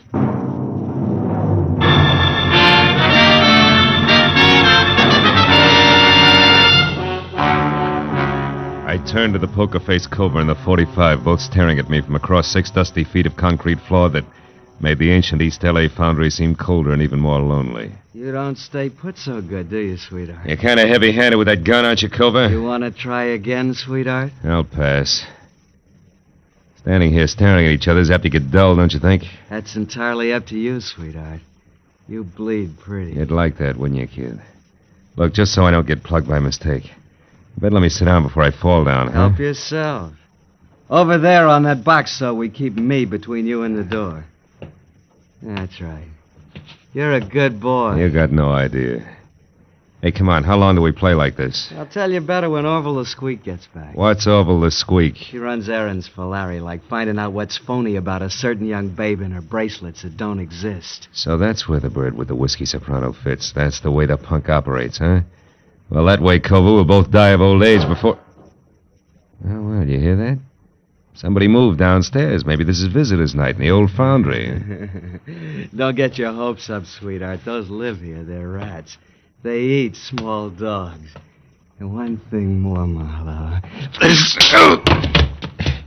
What's that for, punk? Dropping your hands out of your lap where I couldn't see them. Don't try it again. I'll put it on your bill. You know, Cobra, you're holding me here on Larry Salter's orders, and yet I'm the only one who knows what schedule happened to him tonight. Maybe you better tell me. Sure. Only first I want to know something. What about the late Mr. Freeman Best? Freeman was scum. Low, stinking scum. Nobody misses him. I mean, nobody. And Larry didn't kill him, that's out. But he was connected, wasn't he? And there was a girl named Janice Trow. How does she figure? You better let that one set, sweetheart, for your own sake. Now let's have your end and fast. What's supposed to happen? Did you hear it? Yeah, what? Don't tell me a tough boy like you gets jumpy. Skip it. All right, Give. Come on, wise boy. Jabber. Look, Cobra, won't do you any good. Anyway, I'm the only one who Shut up. There was something. Maybe your rats are big enough to wear shoes. Huh? Shut up, I said. And sit right there or I'll blow you in two, and I mean it. Orville? Orville? Hey, Squeak. Is that you? Who's out there? Answer me! As Cobra edged out of the room, I felt along the side of the box I'd been sitting on for a jagged chunk of metal slag I'd spotted earlier. It was about the size of a baseball and heavy. I picked it up, then moved across to the opposite wall near the door. You, get out of here. The boss is through with you. Now beat it. I stepped out and saw Cobra standing at the head of the stairs, his back to me. I threw the lump of iron slag with everything I had. Caught him like a hammer between the shoulder blades. His head flew back, his fingers clawed at the air, and he pitched face first down the stairs. I caught a glimpse of a woman ducking out of sight behind the foundry furnace. It was Madge Gilbert. You killed him, didn't you? Cobra's dead? I don't know, and I don't care. What are you doing in this boarded-up rat trap? There's nobody else here? Just us and Cobra? Creepy number they call Orville the Squeak is due any minute. That nasty little louse gives me the willies. You made your bed, baby, but let's not get lost. What are you after in here? Well, I've been thinking plenty about that torch you're talking about. I decided if you carry the same old one long enough, you're bound to get burned. Finally felt the heat, huh? Yeah, plenty. So I came here looking for you. Or Larry. Couldn't make up your mind. Certainly. I wanted to tell Larry I was through with him. He'd have beat you to it, but you found me, so? Okay. But if Larry or the Squeak come back after what I'm going to tell you, you got to help me get out of here. Larry'd kill me. Okay, kid, let's have it. You wanted to know about Janice Trow. Yeah. Okay, I'll tell you. She was beautiful. I'd be the first to admit it. A brunette like every woman wishes she was. And Larry fell for her. She took him away from me just like I'd been dead 10 years. Only she was rotten.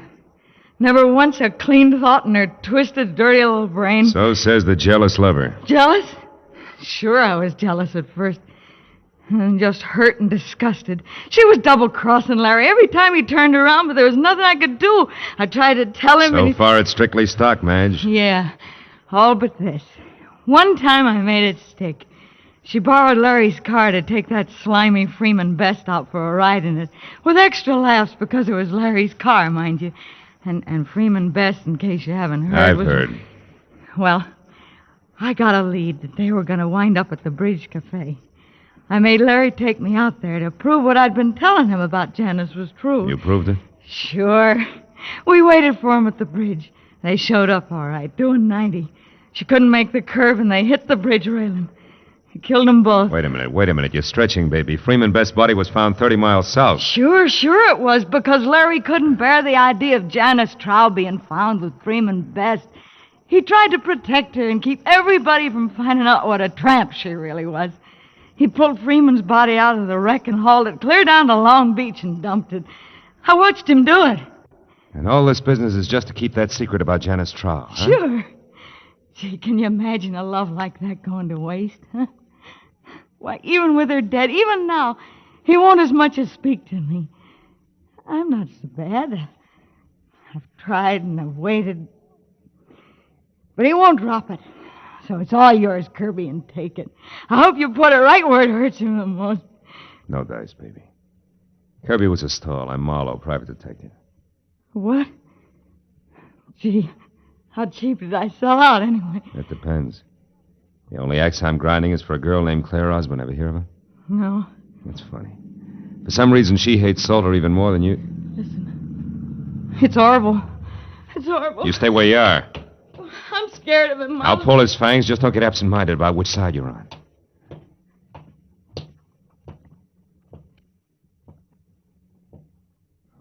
Hello, Orville. Where's Larry? I don't know. I've been waiting for him. Where's cover, then? I got something important. Cover? Oh, why, he went out for a few minutes. Yeah? I don't like this, sister. You in here all by yourself. Something's wrong. What is it?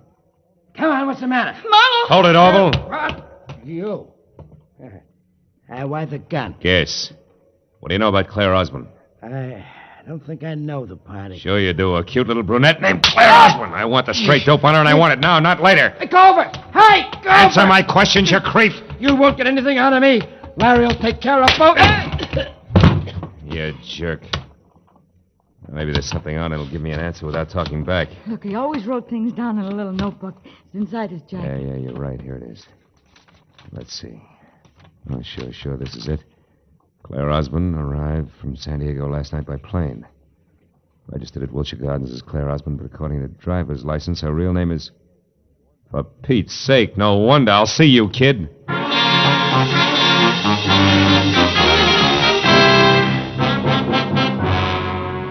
It took me 20 minutes to get from East L.A. over to Lucerne and another 5 to find the bleak white bungalow that belonged to Larry Salter.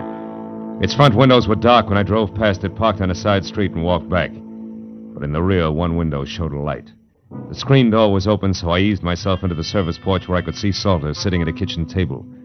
A look on his face of hurt defiance, like a small boy accused of something he hadn't done. I couldn't see who was facing him, but there was no mistaking the voice. I love my sister. It was Claire. All my life, Janice was everything to me. And now she's dead and you killed her. That's true, isn't it? I've already told you once, kid, you're making a mistake. Oh, no, I'm not. You're going to pay for my sister's death. No court will ever call it murder, but that's what it was. You did it just as surely as if you'd strangled her with your own hands. And now I'm going to get even for Janice. Claire. Hey, Marlowe, you crazy fool. Why did you come here? Give me that gun, Claire. I know you stay out of this. You can't stop me. Nobody can. Even if you shoot me, Marlowe, I'll kill him Now listen to first. me. Before you start pulling that trigger, you better know all the facts. Everything Salter here has done since your sister's death has been to shield and protect what little she herself left of a good reputation. She turned bad, Claire. You're lying. No. What reason have I got to lie? I'm telling you this because it's true and I can prove it. I don't believe you. You're trying to trick me. It was your big sister who tricked you years ago. She was no good. She was a double-crossing, dirty cheat who wouldn't shoot square for 5 minutes. Stop it. No, there's more. The night she died, she was two-timing Larry. But even in spite of that, he risked his neck to move the body of the other guy just so she wouldn't be found with the kind of cheap trash she'd been running around with. And do you know why? Because Larry Salter there loved your sister, loved her every bit as much as you did. Loved her? Yeah. I know. No, this can't be true. Yes, it's true, kid. All of it. I loved her, all right. It's just too bad that Janice went like she did. Oh, Marlowe. Okay, baby, the hard part's over. Come on. Give me the gun. You don't want to shoot anybody. Not now.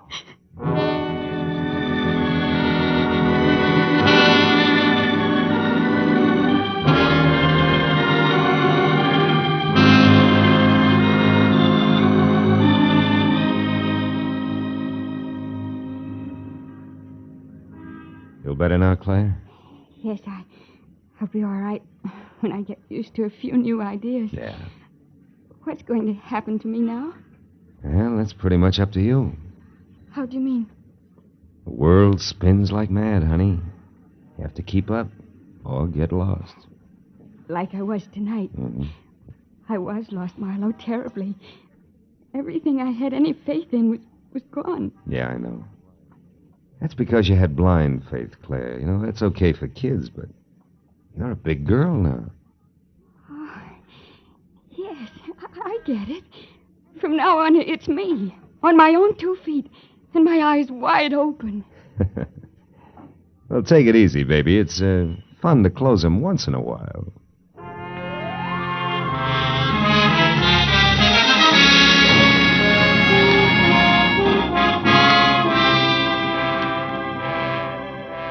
After I dropped Claire off at her hotel, I remembered the drink I'd started out to get and left half finished on the bar. But it was too late now to stop anywhere, so I drove home and poured myself a nightcap in my own apartment.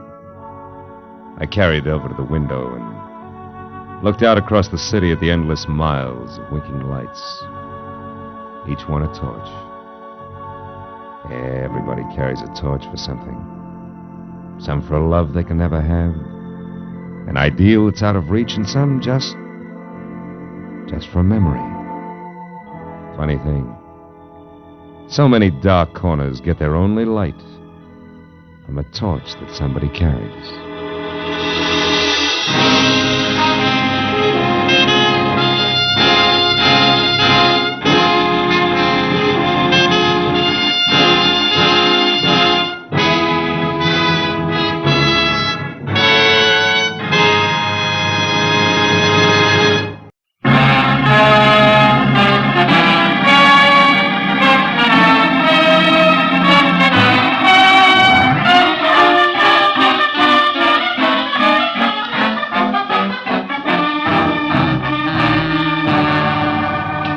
After a day jam full of heat waves in December, actresses who passed mascara and long A's off as talent, and producers with glossy convertibles and holes in their shoes, the world looked as phony as a $7 bill. And when I finally closed my office, stepped out onto Hollywood Boulevard into the glare from miles of sheet iron Christmas trees on lamppost trunks, and watched a loudspeaker Santa Claus with neon reindeer trundle by in a cloud of artificial snow, I'd have gladly traded all of Hollywood, California for one quiet Vermont hillside and thrown my license in to boot. All of which convinced me that what Marlowe needed most was a martini in his own apartment, a good book, and a night's sleep in that order. So I started home after them, but only got as far as the middle of the street. Hey, Mr. Marlowe, wait up. It was the kid who sold papers on the corner. Mr. Marlowe, can you spare a minute? I gotta talk to you. Okay, Tommy, let's get out of the street first, huh? I'm not so good at dodging fenders. Oh, yeah, sure. What's on your mind, kid? That's about my Uncle Bert. Bert Larson. He's gone, Mr. Marlowe. What about your family, Tommy? Don't they know where he is? Oh, I don't have no family. I've been living with Uncle Bert in a flat down in Van Ness. Hey, if you haven't had your dinner yet, maybe you'd eat with me in the cafeteria, huh? It's real important to me, Mr. Marlowe. Anything that's important to you, kid, is important to me. Let's go in. Oh, swell. I should have known something was wrong when I heard him walking around. Late last night, you know? He said he was after a drink of water, but he's got those metal plates, kind of like caps on his shoes, so I knew he was all dressed, only I was too sleepy to think anything about it then. Maybe he just got an early start and he's been busy today, huh? No, it's not like that, Mr. Marlowe. Something's wrong. What'll you have, gentlemen? The pork's nice tonight. Stew's the best deal for the money, Mr. Marlowe. Oh. I'll have the stew, please. Yeah, you better make it two, miss. Okay, a couple of stews coming up. See, when I got up this morning, I found this envelope on the dresser. There was $200 inside, and this was written on the front. Huh? Let's see it. Dear Tommy, must leave town on business. I'll send more money soon. Be a good kid and take care of yourself, Uncle Bert. Yeah, I see what you mean. Yeah. I spent all day trying to find out where he went. I checked everything but the airport. I know he wouldn't take a plane. He gets dizzy just standing on a curb. No luck, though. Milk, Mr. Marlowe? No, I'll have coffee, Tommy. I feel rugged. Hey, there's a table over in the corner. Come on, huh? Okay. What really makes it fishy is that Uncle Bert's got no out-of-town business. Besides, he's never been out in front more than $20 in his life. I can't figure it. Now, look, Tommy, if you're really worried, you don't want me, you ought to go to the police right away. Cops? Yeah. No, I can't. Why not? Well, Uncle Bert's been awful good to me, but, well, I guess he's really kind of a bum. You see, he's a gambler, Mr. Marlowe, a bookie. Uh-huh. Just a harmless small-timer, sure, but I'd get him in an awful jam if I called the cops. Will you try to find him for me? I got dough. I'll pay you whatever you charge. Don't worry about the money, Tommy. I got one lead for you. This name here in the back of the envelope, see? Yeah. Lester Carney. And the number 3004.5. Does that mean anything to you, kid? No. Oh. I'd have looked that guy up my cell phone. You know how far a kid could get. Sure. Gee, Mr. Marlowe, I'm sure my uncle didn't leave town. It's something else. It's gotta be. He's in some kind of trouble. Now, Tommy, you know that he might be on the wrong end of it, don't you? Yeah. Well, if that's right, I want to find it out fast, Mr. Marlowe. Here's a picture of him. Mm-hmm. Scared, son? Me scared? Nah. Not for myself, anyway. Yeah, I guess I am, kinda. Well, okay, Tommy, eat your dinner, then get back to work. I'll see what I can find out, huh?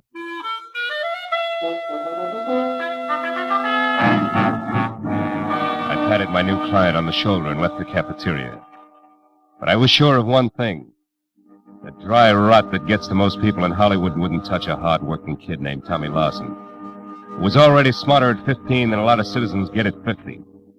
I stopped in a phone booth and found the name Lester Carney listed in the book at 8110 Cherokee Street. That turned out to be an oversized California Spanish model that had taken lots of old-fashioned wealth to build. Halfway up the curving walk to the already open front door, I heard the All right, voices. Susan, if that's the way you feel, I don't want you in this house another night. Well, I'm sorry, Mom, but I don't think that spying and telling lies are a part of the maid's duties, so I'm leaving. But I would like to know about my back salary first. You'll get your back salary, my girl. Don't worry about that. Now get out. Very well, Mom. Excuse me, sir. Oh, yeah, sure. Well, what do you want? I'm looking for Mr. Lester Carney. Is he in? He is not. Oh, would you mind telling me where I can locate him? I don't know. And I don't care anymore. Just a minute. Is he with Bert Lawson, maybe? I don't know what you're talking about. Now get out of here. And good night to you, too, Mrs. Carney. Hey, Susan. Just a minute, baby. Who are you calling baby? Well, I call anybody baby when they're as cute as you are. You're not so bad yourself. Well, now that that's established, let's get friendly. I'm always friendly. But they're not, huh? Oh, there's going to be trouble in that house. Oh? Well, good night, Mr. Now, wait a minute. I'll give you a lift in the car. Let me have your bag. Well, all right. Thank you. Yeah. Say, what about that trouble you spoke of, Susan? What did you mean? It's Mrs. Carney. Julia. Oh. She isn't as pretty as she used to be.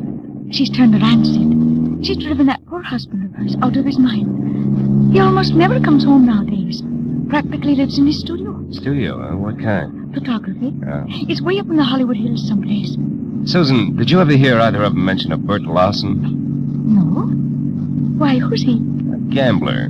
I gather from Julia that Connie's blowing the family fortune, huh? Sure he is. And that's not all she's driven him to. No. What else? What do you think? Another woman, of course. Oh. An ice skater named Carol King at the Igloo. That's that nightclub with the skating show. Yeah, I've been there. Does Mrs. Connie know? Oh, she suspects. That's why she wants me to spy on him. But I wouldn't, because I don't blame him one bit. Not with Julia being like she is. Yeah, maybe you're right, Susan. But then again, maybe you've got your cause and effect backward, huh? Yes? Well, I don't know anything about that. But that poor man's been driven so crazy, he's threatened to kill her.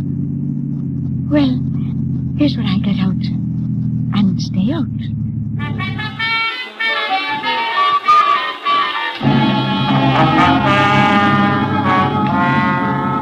I dropped Susan off at the car stop and headed out Sunset Boulevard for Westwood in a club called the Igloo, which looked more like a down-at-the-heel Taj Mahal than an Eskimo's bedroom. Inside, a line of fast-moving ostrich plumes with rye crisp waistlines and imitation sable zipped over a short sheet of tinted ice toward the climax of chorus numbers, while I bluffed my way backstage and intimidated the call boy into sending over one Carol King. She turned out to be left in the lineup out front, so I sat down on a cold trunk and waited until the curtain fell. And I got up to greet an athletic blonde with more than healthy face, who sidled dubiously toward me, ice skates and all, and I introduced myself and told her I was looking for Bert Lawson. Why are you looking for Bert Lawson, Marlowe? Well, because people say he's disappeared. Now, I know he's a bookie. You don't have to protect him on that score, and I'm no cop. Just want to know where he's gone. Okay. I hear he made a real killing yesterday, the first one in his life. Oh? I understand he's leaving town to retire. Who's going to make book for you from now on? Nobody. I never play the horses. My friends do. Oh, friends like Lester Connie? Lester? Well, now we get down to business. You smell like you're working for a wife, Shamus. Guess again, sugar. I'm after Bert Lawson, nothing else. That's why I want to talk to your friend. Where is he? Lester Carney is no friend of mine. You know, you should be smart enough to know you're just wasting your time with that pitch. Look, Bud, he was my friend, sure, but that's all off as of an hour ago. We're all through, washed up. I gave him the boot. Why, did he run out of blank checks? I ought to bust your shin wide open keep those for skates that. on the floor, honey. Then skip the cracks. I threw him out because I got sick and tired of waiting. Kept me on the string for months with nothing but promises. Said he hated his wife, but when it comes down to cases, he refused to leave her. Why? I don't know. Got some hold over him, and he has nerve enough to break. So I wrapped him up in a neat little bundle and sent him home. It was a mess. I'll bet. Between you and Julia, he must be in a great frame of mind tonight. That's his problem now, brother, not mine. What is yours? How to keep your life on ice? No, wise guy. For your information, I'm quitting this show. I'm going to make a clean break all around. Happy landings. But look, what's the connection, if any, between Lawson and Carney? Why, Mr. Marlowe, I have No idea. Isn't that wonderful? Okay, sugar, that's where we'll leave it for now. But in making that clean break, be sure it's not your neck. I'll see you around. I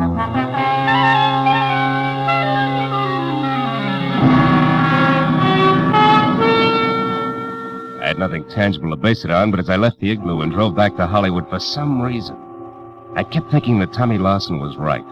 That his uncle was still in town and in some kind of trouble.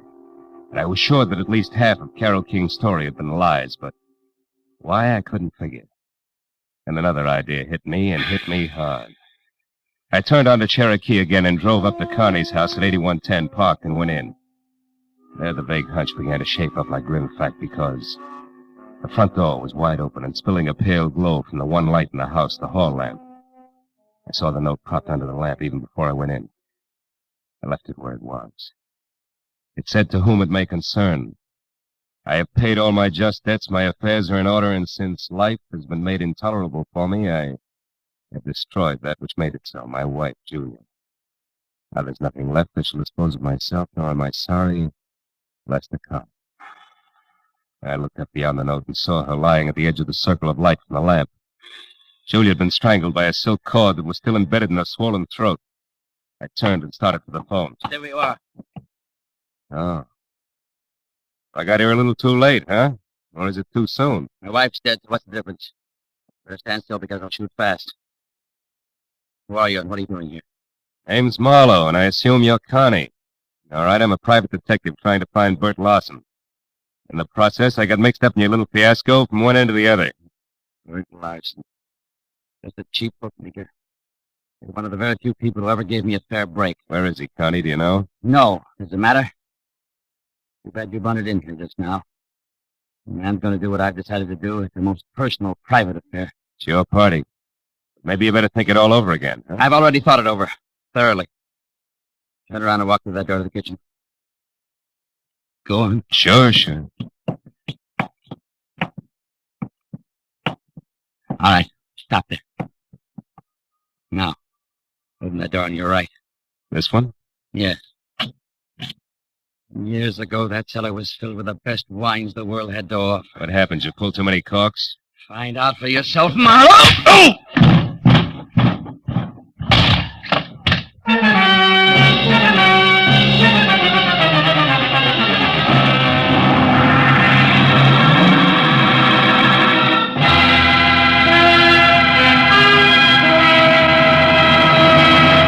In just a moment, the second act of Philip Marlowe. But first, will Tyrone Power listen to Jack Benny's Siren Song?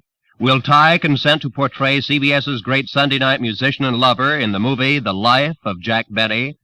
Tune in tomorrow and find out. No, there's never a question about the quality and quantity of comedy and sheer entertainment on CBS on Sunday night. And remember, the Jack Benny Show is heard on all of these CBS stations. Now, with our star, Gerald Moore, we return to the second act of Philip Marlowe and tonight's story, The Kid on the Corner.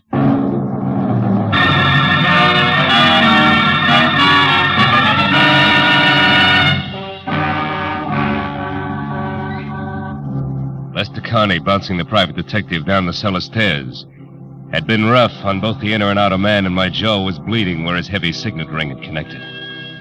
I was back on my feet through the dusty jumble of barrels and boxes over to a grimy side window and finally out onto the street. I found neither confessed killer nor car any place in sight, which made my next step a return trip into the house and a call to Lieutenant Matthews. All right, Marlowe. From your client to Julia Connie to that ice skater and back to Julia Connie. Now, Dad, I follow, but the why I don't. Where's the connection between the newsboy's uncle and this guy you say is on the way out? Lester Connie, Matthews, I don't know. You don't know? You're not saying which, Phil. Well, maybe it's a little of each. Now, look, Lieutenant, Just a second. What is it, Marlowe? Hold the wire, will you, Matthews? Okay, but make it snappy, will you, Phil? Killer on the loose isn't such a good idea, even if he's promised to knock himself off. Might decide to take somebody else along, 3,004.5 North Westmore. 3,004.5. I can't hear you, Phil. What? What? Oh, a piece of paper, Matthews, in the dead woman's hand. Oh, now you find It's got an address on it. The same address that was on the back of the envelope Tommy's uncle left for him. Well, this address could be the connection I asked you about. Yeah. Yeah, the hook between Uncle Bert and the Connies. Well, we'll get right over there. We'll Matthews, wait a minute. Let me try it alone first, will you? I think it'll play better that way. And keep the kid's uncle out of the police lineup that way. Yeah. Marlowe, I can't. Oh, now, wait a minute, Matthews, please. I'm thinking of the kid. Yeah, well, Okay. Attaboy. Just don't make it too long till I hear from you again. Goodbye. I knew that the 3000 block on North Rossmore wasn't even close to the Hollywood Hills, which meant that the address couldn't be the dilettante photographer studio that the Connie's ex-maid had described. And 20 minutes later, when I was out of my car and standing next to the doorbell marked 3004.5, I knew something else, because the name underneath was Carol King. A light showed from someplace deep inside, and my leaning on the doorbell only proved that it worked. There was no answer at 3004.5, but 3004, the other twin to the duplex, was different. It featured a sweet old lady who shattered the illusion the second she opened her mouth. I suppose you're just another one of that King girl's friends, eh? Why, do I look the type, Granny? There is no type, young man. Miss Carol King entertains all sorts. Oh, which might include a recent someone who's gray at the temples, short, and maybe talks a lot about the ponies? Huh? How would I know what a guest talk about? Oh, you gotta be kidding. Look, honey, a woman's been murdered tonight. Murdered? I knew it. I knew it. No, she wait a had minute. to come to a bad Wait a end. minute, Well, Granny. only yesterday Whoa, I told Henry that if that... Hold it, Granny. Carol is not the one who's dead. Oh, Yeah, well, I'm glad. sticks out all over you. Now, look, what about that man? Well, he was here about 30 minutes ago, just the two of them, drinking that hard liquor like it was water and making enough noise to raise the devil itself. Farewell party, they called it. Oh, did you see him leave? No. Henry made me come in then, and well, I mean... Yeah, I know what you mean. You missed it. Okay, Granny. Now, look, how do we get in here without kicking the door down? Come on, sweetheart. It's important. There may be a body inside. Body? Oh, well, how awful. Here. Over here, behind this ledge. That's better. She always kept a spare key. Yes, here it is. You do it. I'm too shaky. You shouldn't be. Just think of tomorrow, Granny, and the news you'll have for one and all. The light switch is on your right there. Uh-huh. See anything? No. How many rooms here? Bedroom, kitchen, and bath, aside from this. Anything in there? No. You suspect foul play, all right, don't you? The foulest. Don't let it worry you, because... Hey, those photos there on the wall. They're taken from Mulholland Drive, aren't they? One by day, one by night, both in the same spot, the Hollywood Hills? Sure. That's where he has a studio, that Lester fellow. Yeah, that Lester fella. Granny, do you know where it is? I mean, Mulholland Drive and where? You know, that street runs for miles along the top of the mountain. Well, of course I do. Was born and raised here in Los Angeles. Granny, where? Mulholland and where? Mulholland, Laurel Canyon Boulevard, just south of the intersection. Thank you, sweetheart, and goodbye. Oh, wait, one moment now, if you please. What's the matter? What's your name, officer? I know my rights. Your name and your division. Granny, dear, I'm no cop. Huh? I said I'm no cop. Oh, not a police officer. Well, then who are you? Just a passerby. A stranger in the night. Good night, Granny.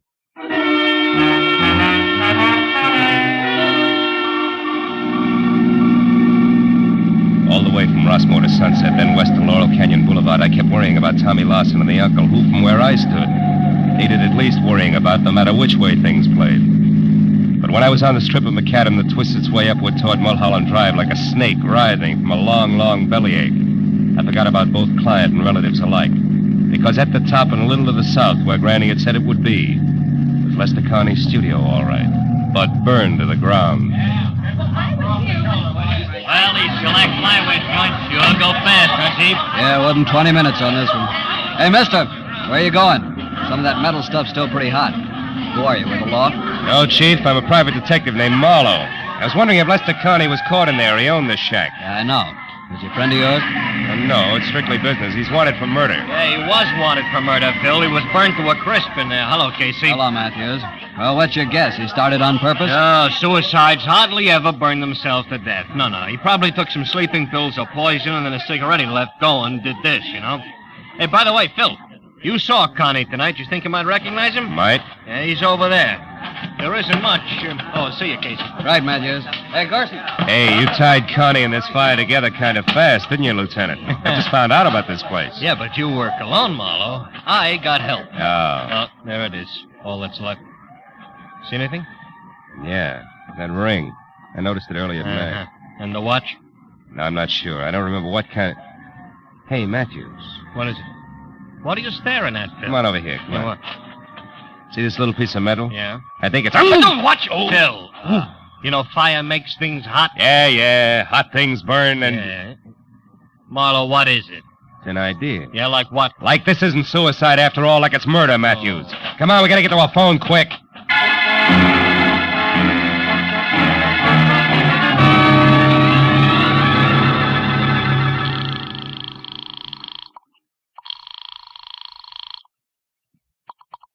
Los Angeles International Airport, Central Dispatcher's Office. Look, miss, this is important. I'm calling for Detective Lieutenant Matthews at police headquarters.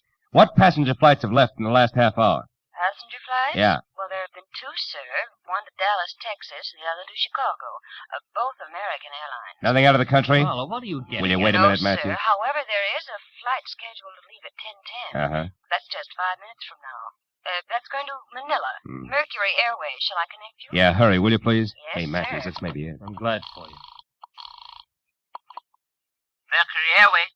Central Dispatcher's Office, Mercury. There's a call from the police here for you. Go ahead, sir. Look, your 10:10 flight from Manila, is it going out on schedule? Yes, sir. The plane's standing by for the tower signal now. Oh, then tell me this. Is there a passenger aboard named Bert Lawson? Lawson? One He's the moment, killer, please, Phil? sir. Hurry, will you? This Lawson killed Lester Connie. Then he's Will you the hold one it, Matthews? Yes, sir. We have a Bert Lawson aboard. Oh, good. Keep him there and don't let that plane get up in the air. Do you hear? The man's wanted for murder. But don't do anything else either. Just let him sit and wait for us. You got that? Yes, sir. I understand. Fine. We'll be there as soon as we can. Goodbye. Come on, Matthews. It's your show from here on in. Sirens included.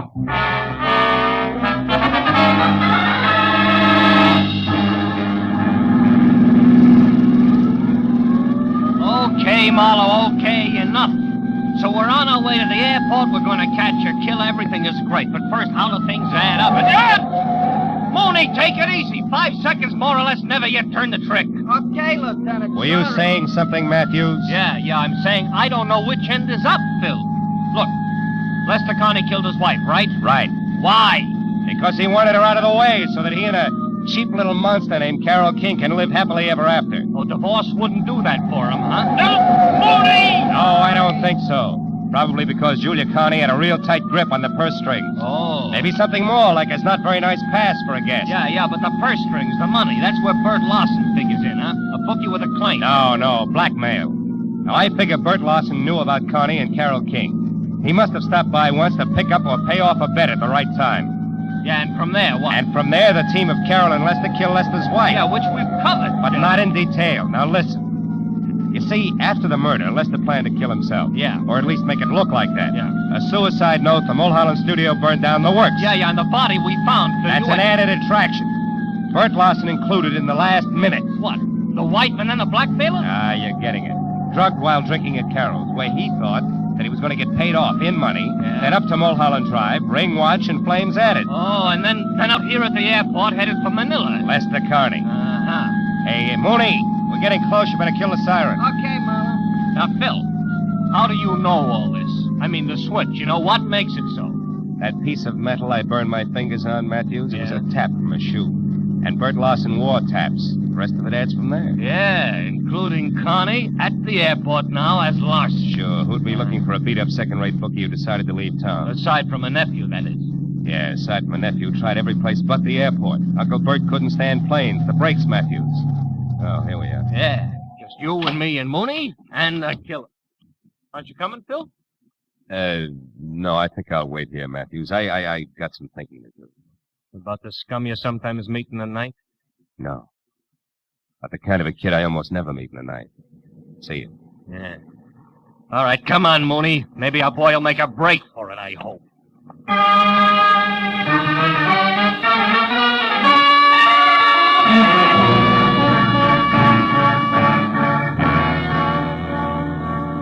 Lester Carney didn't make a break for it, and an hour later when they picked up Carol King, it was the same thing. Each of them was surly, ugly, but they talked. So when I finally left police headquarters, where try as he would for Tommy's sake, Matthews had found it impossible to skip over Bert Larson's connection as a blackmailer. It was pushing midnight, and I was dog-tired. There was something worse than that when I was back on the corner near my office, walking toward Tommy Larson, who was untying a stack of fresh newspapers. Then the headline. Read all about it. Hollywood killer nabbed. Blackmailing bookie. Jealous wife slain. Hiya, kid. Hiya, Mr. Marlowe. Lieutenant Matthews tells me you had kind of a rough night. Kinda? When'd you talk to him, Tommy? After the first editions hit the street, I wanted to know if you were okay. The story didn't say. Publicity no good for your business, huh? Not much. Look, kid, did the lieutenant say anything about you? I mean... Oh, I'm gonna stay with a neighbor. Friend of Uncle Bert's. He had friends, you know. He wasn't really bad at heart, Mr. Marlowe. Not really. I believe that. So do I, Tommy. He was just mixed up. Yeah. Sure he was. And you know why? The way he thought the world owed him a living, that's why. And I couldn't tell him otherwise. Excuse me, Mr. Marlowe. I gotta get going. Thanks a lot. You were swell. Sure. Extra! Bookie and Babe slain in Hollywood Triangle. 2 dead in Hollywood slaying. Extra!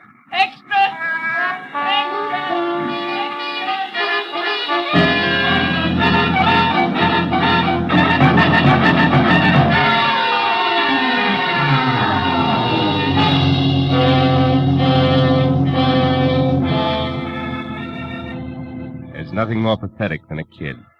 The first time he's really slapped down by life. We, the older ones, the tired ones, learn to roll with the punch.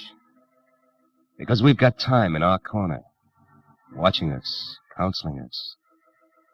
teaching us how to save ourselves, so that at the final gong, we're still on our feet. But a kid steps into life's arena expecting to find his opponents all he was taught to believe they would be. But instead he finds the old 1-2 below the belt. But if here he finds a good guy, and there a great girl, the going suddenly becomes not so rough. The fight becomes worth it, if only to help the next generation of Tommies find their ring a little cleaner, and the breaks not quite so tough.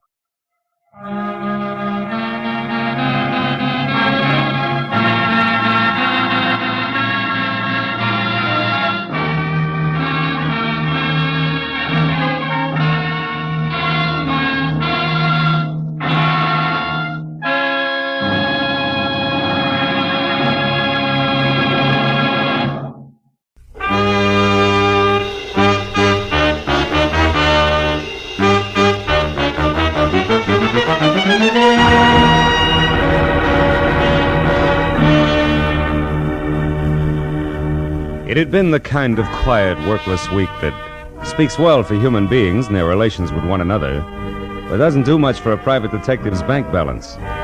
So when at exactly noon, a telephone call had jerked me out of Chandler's new novel, The Little Sister, and a voice edged with anxiety had dangled $100 worth of negotiable bait my way, I had snapped at it. But then I wondered if I'd done the right thing, because it had been my Miss Hattie Pembroke, guardian of the millionaire, thrill-seeking screwball Paige Pembroke. And now an hour later, I left the sunlight and felt my way into the gloom of the carefully tucked-away Hollywood bar, where she had suggested we meet. When I could see again, I spotted her at a corner table. That the old girl would be the other side of 50 and doing a little too much to disguise it, I had expected. But that she would be drinking her whiskey neat, I hadn't. When I approached her and introduced myself, Mr. Marlowe, she started to come you right to the probably point, know as much- but didn't quite make it. Oh, how rude of me. I'm sorry. You're probably dying for a drink. Oh, waiter. Well, frankly, no, Miss Pembroke. I'm not exactly dying. Oh, now. I know you men in your early afternoon appetite for a friendly drink. There's no harm in it. Matter of fact, I've already had... Well, I've had a small drink myself. No fooling. Oh, waiter, this gentleman's order, please. Yes, ma'am. What'll be, sir? Scotch and soda, if the lady will join me. Oh, no, I couldn't. Really? Well, all right. Scotch for me too, waiter. Johnny Walker. Yes. Now, Mr. Marlowe, let's get down to business.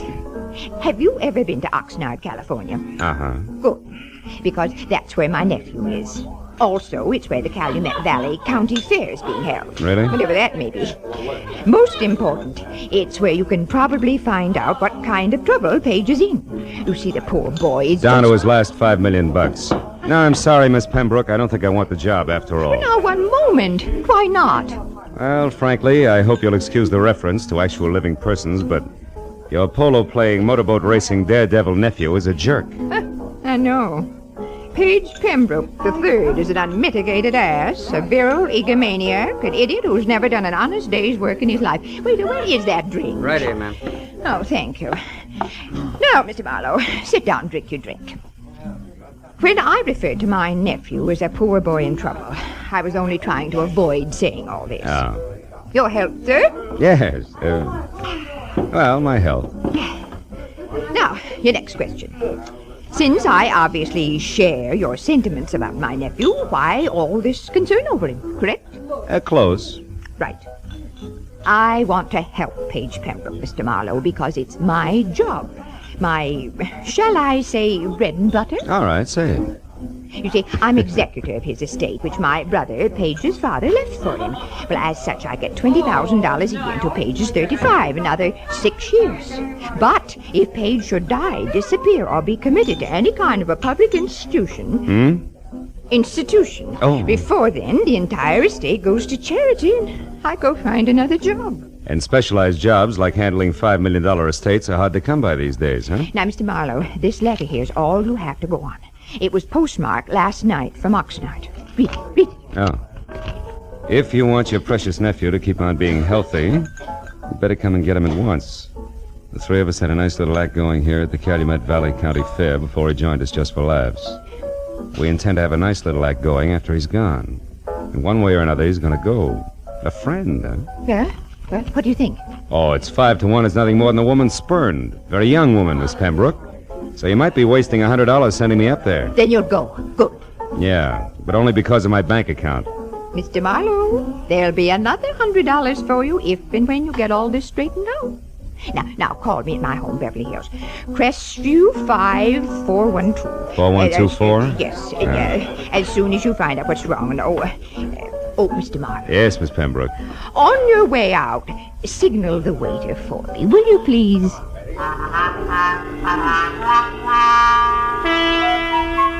The ride to Oxnard was a pleasant but frustrating hour-and-a-half drive along the kind of beckoning sun-scrubbed Pacific shoreline that always demands to know why you have to work for a living. The ride through Oxnard to the sprawling county fairgrounds located at a semi-retired airport was a fast 10 minutes.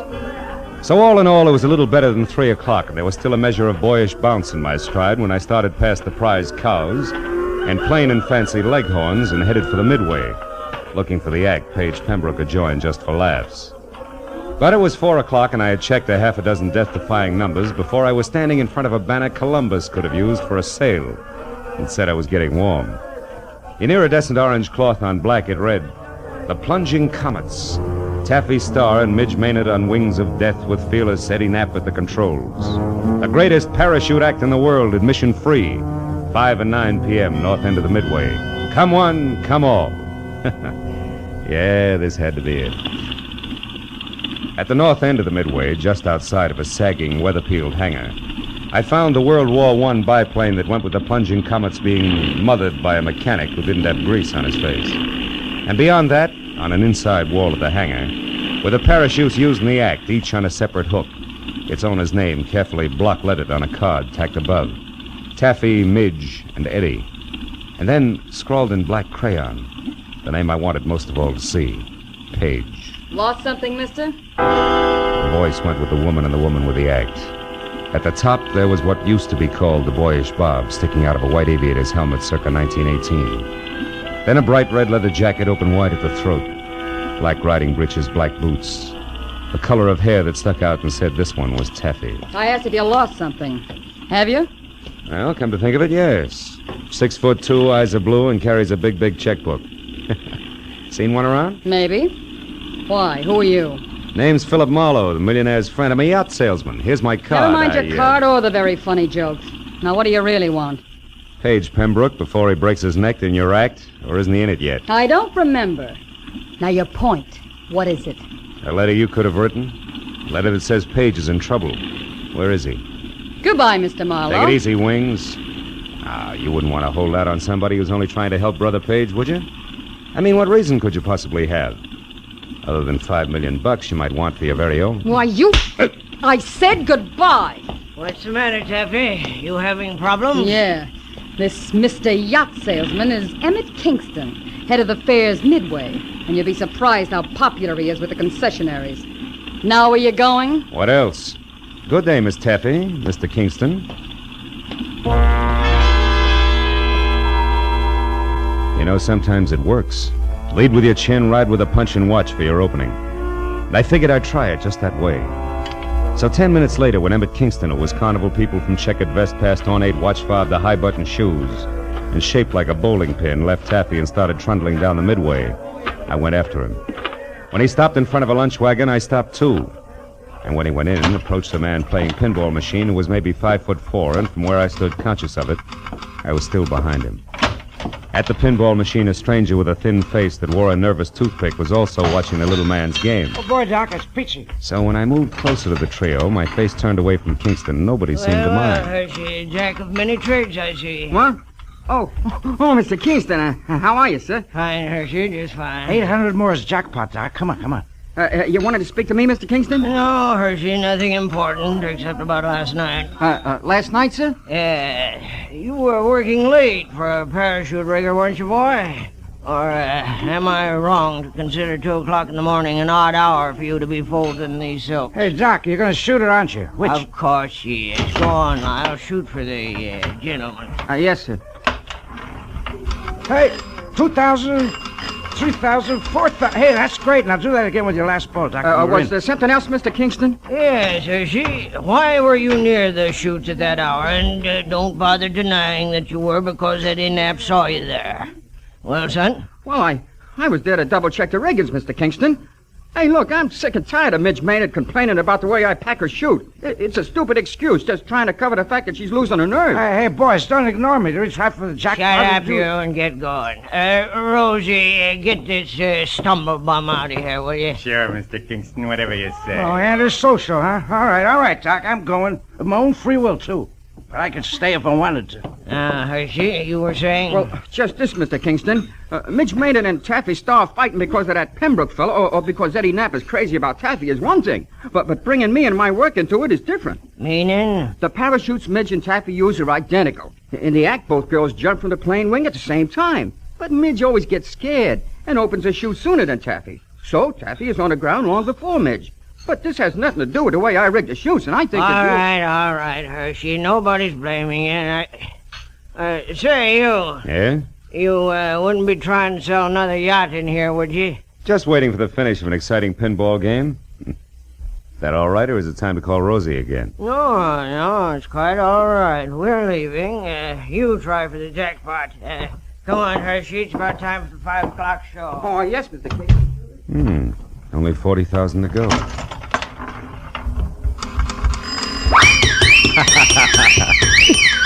Oh, it's the first time I ever hit the jackpot. Oh, that's pretty good, Mr. Marlowe, considering that it wasn't your nickel you won on. Oh. Now that you mention it, Mr. Pembroke, it wasn't. Which should take care of the introductions, Yeah. huh? And that leaves very little. But something. But definitely. Marlowe, you can tell Aunt Hattie from me that at the moment I don't need a watchdog. And when and if I do, I'll go to the nearest city pound for one, not to a private detective agency. I told myself it was foolish to slam the door on my way out. So I slammed the door on my way out. I started north down the midway toward the open stands and the 5 o'clock sharp performance of the plunging comets. When I got there, the act was already underway with the silver biplane taking off. Eddie Knapp in white at the controls, Taffy in her red jacket and parachute crouched on one wing, Midge Maynard in blue jacket and chute on the other. Then as they slowly gained altitude, High-Button Shoes himself took over the PA. They did it up well, and by the time the plane was at about 3,000 feet, every pair of eyes was riveted skyward, and an expectant hush thicker than winter fog had settled everywhere. At 3,500 feet, the plunging comets, Taffy, Starr, and Midge Maynard with Pierce and Eddie Knapp at the controls. They will not open their parachutes until they are within 500 feet of the ground. Now watch. They should be ready. Yes, and yes, there they go. Knees drawn up tight, arms close into their sides, they jumped. Specks in the sky growing bigger as they fell. 1,000, 2,000, 3,000 feet, and then, from Taffy's chute cloth, long and colored, a huge flag rippling in the wind from the end of a long rope. The flag seemed to rise above her as she fell, until the slack was gone, and then suddenly her chute opened, billowing. And then Midge, another flag rippling from the end of a long rope, and then the flag drifting free. Midge's chute not open, Midge plummeting down to the hard ground.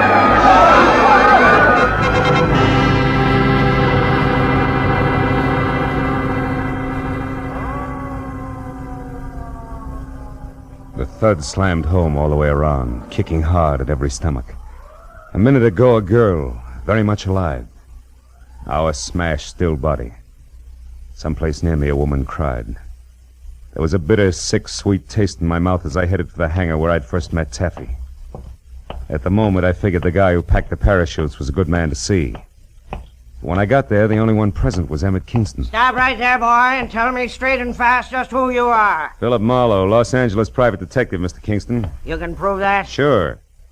Here's my business card, state license, county permit. I'm working for Paige Pembroke's aunt. She wants his nibs kept out of trouble. Which has what to do with your being here now, Marlowe? Here at this hangar, I mean. Close to where the parachutes are kept. I'm not sure, Kingston. I've only got a hunch. A hunch that Midge Maynard's death was no accident. Yeah, I got more than that already, Mr. Detective. I've got proof. Oh? You see this flag? It's the one that came off Midge's chute. There's a long rope attached to it. Yeah, I know. I saw the act. Pulls the chute open after the flag's flown a while, right? Sometimes, but not tonight, Mr. Marlowe. Tonight it couldn't. Why not? Wasn't it attached to the chute? It was. One end to the chute release cord, the other to the base of the flag. What went wrong? Nothing. Nothing, Mr. Marlowe, except that the long rope on Midge's chute was cut in two by a very sharp knife.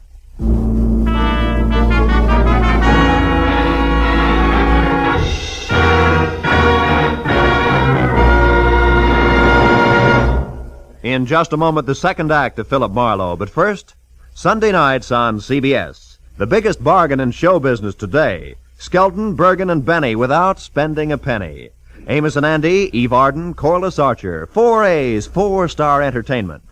The Family Hour with its Hollywood stars and stirring dramas. The Contented Hour with its musical stars in brilliant form. Horace Heidt with his rising stars. 8 great shows heard on most of these same CBS stations every Sunday night, with the 9th, Jack Benny, being heard on them all. Hear them all this Sunday night. Now with our star, Gerald Moore, we return to the second act of Philip Marlowe and tonight's story, The Birds on the Wing.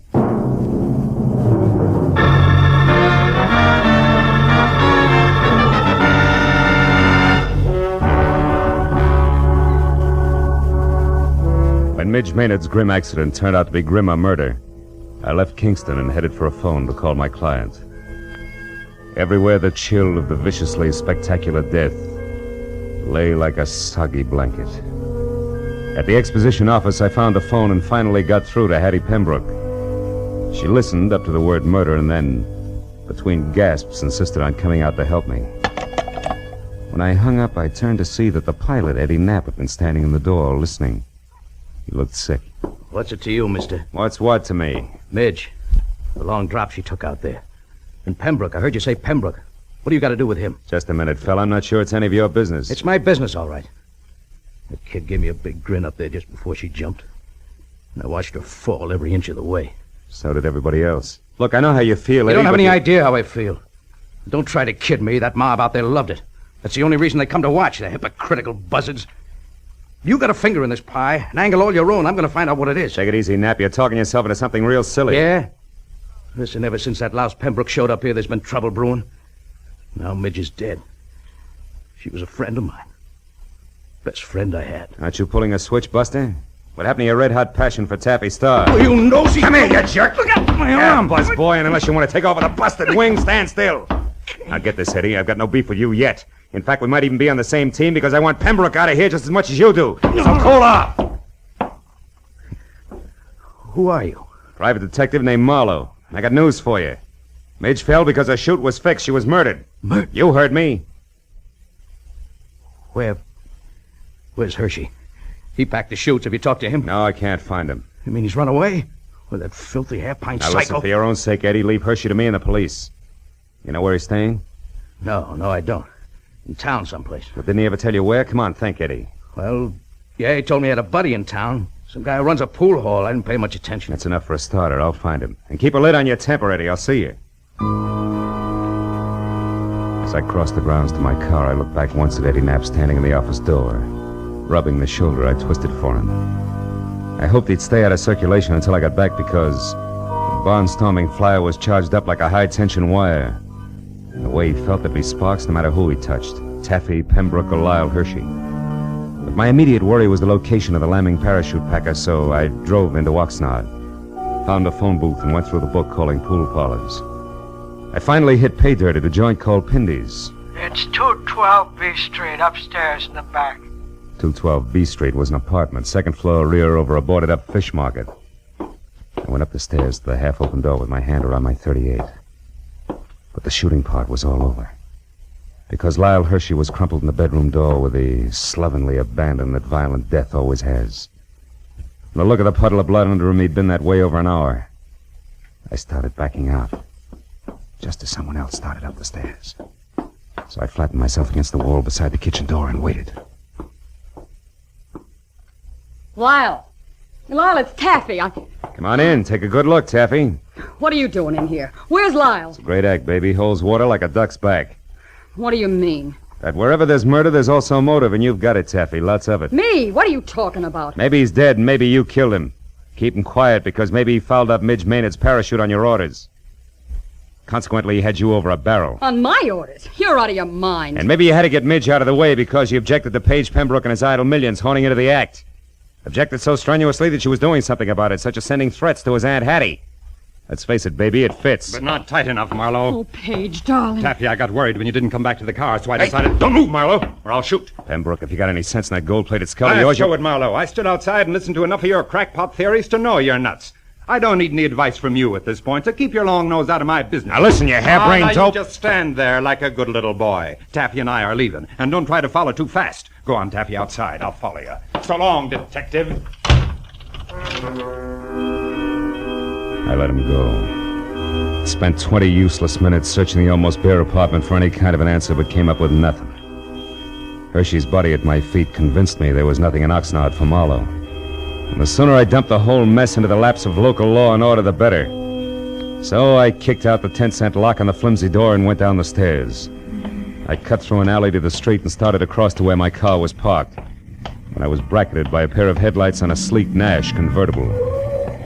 Hey there, Marlowe. Marlowe, what you doing here, boy? Nothing. Even that's an exaggeration, Kingston. What about you? I thought you had a show tonight. I certainly do, but the police don't give a hoot about that, boy. No. They insisted that I bring the rest of Midge Maynard's parachute harness in for investigation. Mm-hmm. Get in, come along, will you, son? Maybe you can help me out. Okay. I want to see the police myself. Oh, is this Midge's stuff here? That's it. Don't mind holding it, do you? No. You know, this wasted time, boy. All they have to do is pick up Lyle Hershey and they'll get all the answers. I'll have to pick him up, all right, but he'll give him problems, not answers, Mr. Kingston. Lyle Hershey's dead. He was murdered. You say Lyle? Yeah, I just came from his place. Somebody shot him. Great suffering sardines. Well, that means there's another killer. And still on the loose. I knew I shouldn't let him do it. Let who do what? Why, Taffy's going to give an air performance tonight. They pulled me into the grounds just as I was leaving and told me that Pembroke fella's going up Midge's place. You mean those two showed up out there? It doesn't make sense. Well, Pembroke's got plenty of nerve in his own chute, so I guess... Shoot? Yeah, he's... Wait a minute, Kingston. Stop under that streetlight, will you? Why, What is it, Marlowe? What are you looking at? Sure. Red smudges on the inside of these straps. There's something wrong here, Kingston, but I can't quite peg it.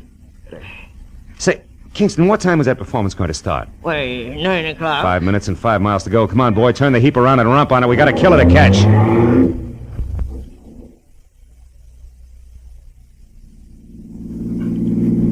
Swing out in front of the hangar, Kingston. Hurry.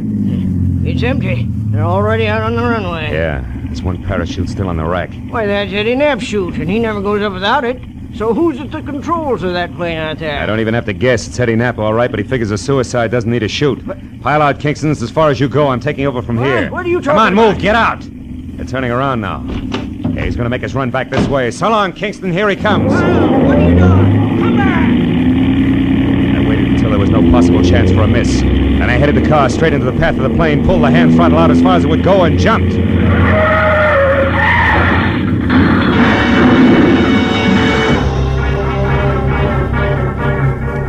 From there on, it was easy. The plane sort of stumbled over the car, rolled up on its nose, and stayed there. Quick work by the volunteer crash crew took care of that. A box of bandages took care of the collection of minor cuts and bruises all around, and the Oxnard police took care of Eddie Knapp. Everything had come out more or less even, except my client, Hattie Pembroke. She showed up at the finish line slightly on the bias, which no doubt was her normal late evening state. Also, she was as full of questions as an insurance adjuster. Now, young man, I paid you a substantial sum of money for this day's work, and therefore, as your employer, I'm certainly entitled to a comprehensive report of the entire business.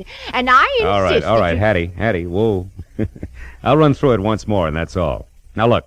First, the threatening letter you got was written by Midge Maynard because she was afraid Paige was going to break up the act. You get it? But the real screwball was Eddie Knapp. He was crazy about Taffy Star and insanely jealous when your nephew and his money showed up. Knapp decided if he couldn't have Taffy, nobody else would, because he'd kill her. And yet Midge Maynard was the one who got killed. You catch on quick. Knapp killed Hershey because he was afraid Hershey had seen him tampering with the chutes. You get that? No. Oh. On second thought, Marlowe, maybe you better submit a written report tomorrow. Yeah, with adding machine enclosed. Now, look, Hattie, it's not Hey, that... Marlowe, Marlowe, Paige and I want to apologize.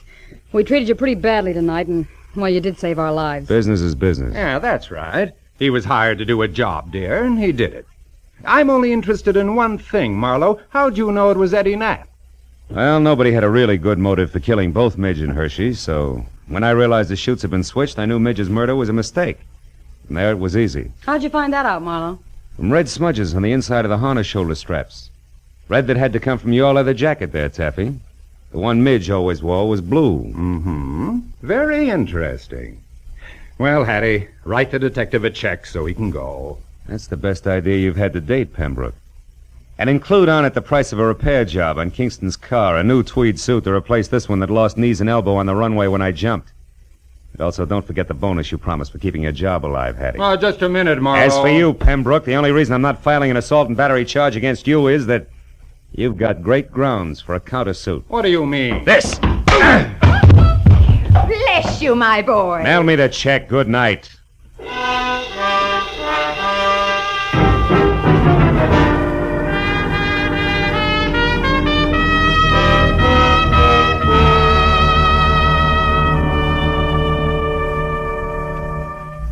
Well, a few informal cups of coffee at the Oxnard Police Headquarters cut through most of the paperwork. But at that, it was after 2 when I finally picked up my car and drove the inland highway for home, past dark, quiet farms, where down-to-earth people made down-to-earth livings and slept at night. Yeah, the countryside was full of them. So it was with a real sigh of relief that I finally opened the door to my apartment and looked forward to some peace and quiet. Hello, Mr. Marlowe. Aren't you Gracie Allen? Yes. Well, how'd you get into my apartment? Well, you see this key? Yeah. Well, it didn't fit, so I opened the door and walked in. Yeah, well, that figures. What can I do for you? Mr. Marlowe, you're a famous detective, and I think you're just the man to handle a very important case for me. Oh, really? Well, I'd be very happy to, Gracie. What's your problem? Well, you see, Mr. Marlowe, our sponsor won't let my husband, Sugarthroat Burns, sing on our program. Mm-hmm. And I want you to investigate the possibilities of another radio program George can sing on. Mm-hmm. And then our sponsor will realize he's wonderful and let him sing on our show. Yeah. Well, I'm sorry, Gracie, and the next time you pass my house, I'll be very grateful. Oh, thank you. And I'll be looking for you, too. Goodbye. Goodbye.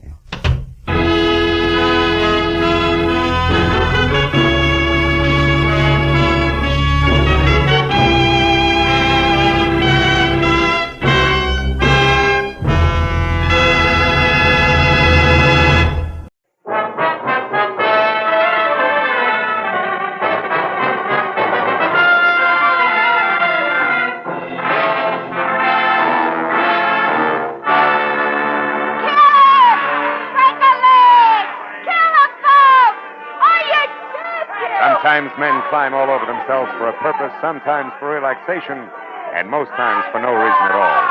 Take professional wrestling. I watched from the ringside while 2 gargantuan hulks contorted their features in mock agony and bulged muscles at each other on a mat surrounded by tiers of onlookers, screaming through their half-chewed popcorn. While the fans, as usual, howled for blood, booed the decision, hooted the departing contestants, and waited for the next comic act, laughingly called the main event. I went again over the letter I'd received 2 hours ago by messenger from one Manny Faber. It had included a ringside ticket to L.A. Wrestling Arena, a check for $200, and the request that I catch as much as I could stomach of the match between John, better known as Peachy Keen, and Jules Caesar, the Emperor of Brooklyn. After which I was to come to Faber's house for instructions that involved John Keene plus $100,000 of Manny Faber's money. So I watched a little closer as something that looked like a Sherman tank in a toga and leather sandals crowned with an olive wreath lumbered into the ring and sneered at the crowd. And since I'd long ago given up wrestling as a sport, I turned to the fan next to me wearing a derby on the bridge of his nose, waved a cloud of cigar smoke aside, and got some information. Oh, Caesar? You get your money's worth out of him, all right. Hey, what about this John Keene? How does he stack up? Peachy, you kidding? He's a bomb. Stinko. No show. A blink down. Look, they're fixing the ring up for him now. Get this. What's that, flowers? Yeah, peach blossoms. These 2 peach blossoms all over his corner. What stuff 2 years ago, the stuff was okay, but now it's tired, you know what I mean? He won't even put on a show, little old wrestler. He's still called a champ, isn't he? Champ! Him! He won't even give you a laugh anymore. He's afraid of getting his pretty nose bent. What a bum. Cecil, tie him up a nut. Here he comes, look out. Yoo-hoo, Peachy! You bum!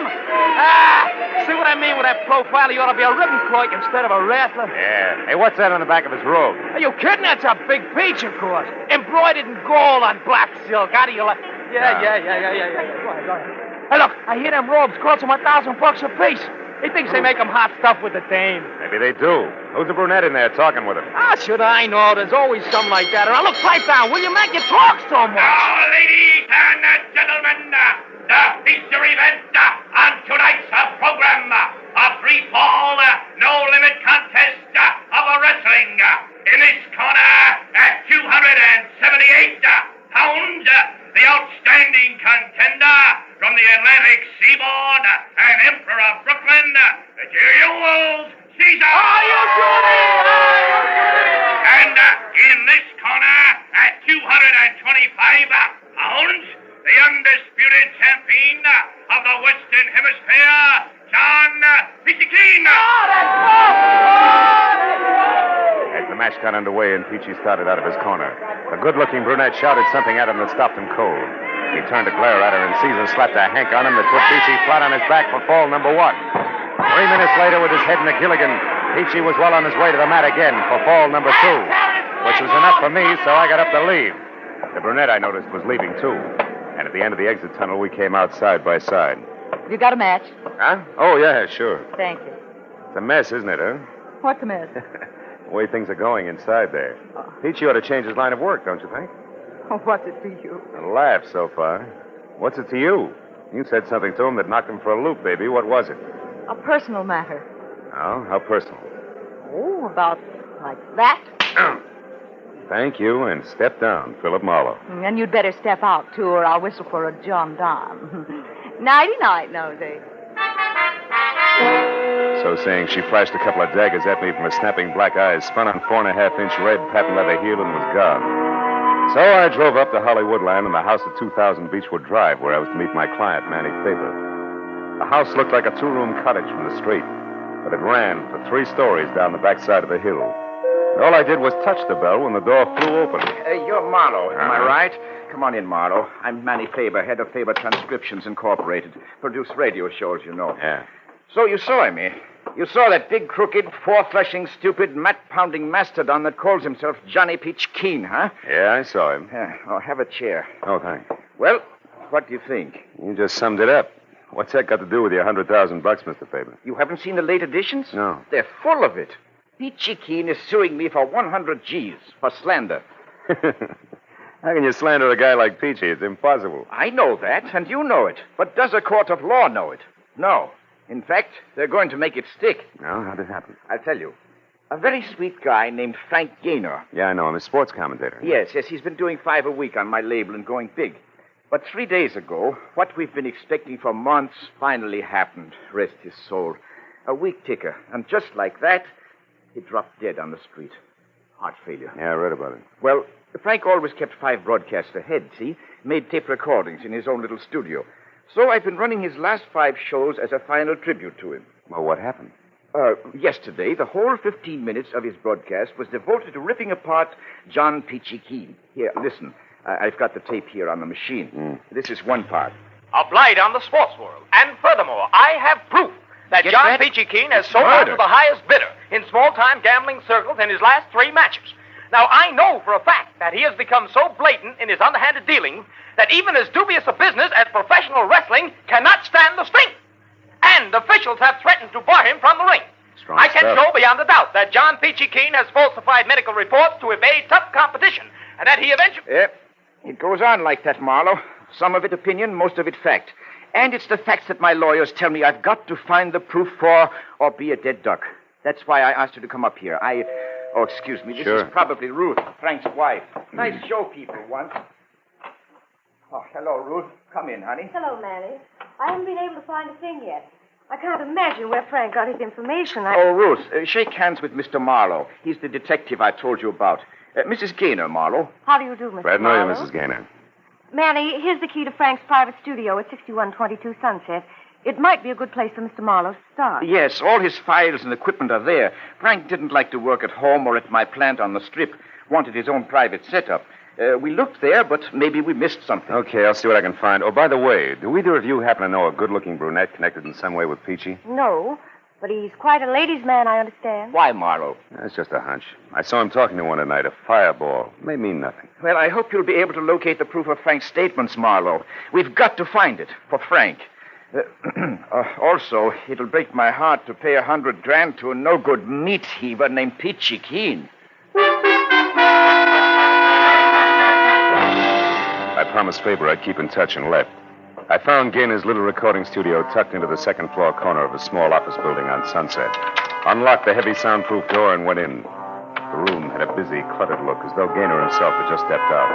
A row of filing cabinets and a desk sat along one wall, and opposite them was the glassed-in booth with the tape recorders and microphone by which the solitary sportscaster had canned his radio programs. I dug through the files and found a folder labeled John Keene that held only a sketchy history of the wrestler. Some publicity pictures and a few clippings, one of which rated a long second look, because it was topped by a picture of the same brunette I'd seen at the ringside. It was captioned, Carla Bennett leaves for West Coast. I started to read the story when there was a sound at the door behind me and the lights went out. Don't move, Mighty. I'll kill you on the spot if you do. Up against that window, you make a perfect target, you know. So don't try anything cute. What do you want? A little more than I'm getting, it's what. I'm entitled to it, I am. The service is rendered, you might say. I can't help you, Busty. You've come to the wrong man. No, but not to the wrong place, Mighty? So, first things first, like I always say. Turn around, Mighty. Yeah, it's nice. Oh! Flytail getting it? Sleepy boy. Me.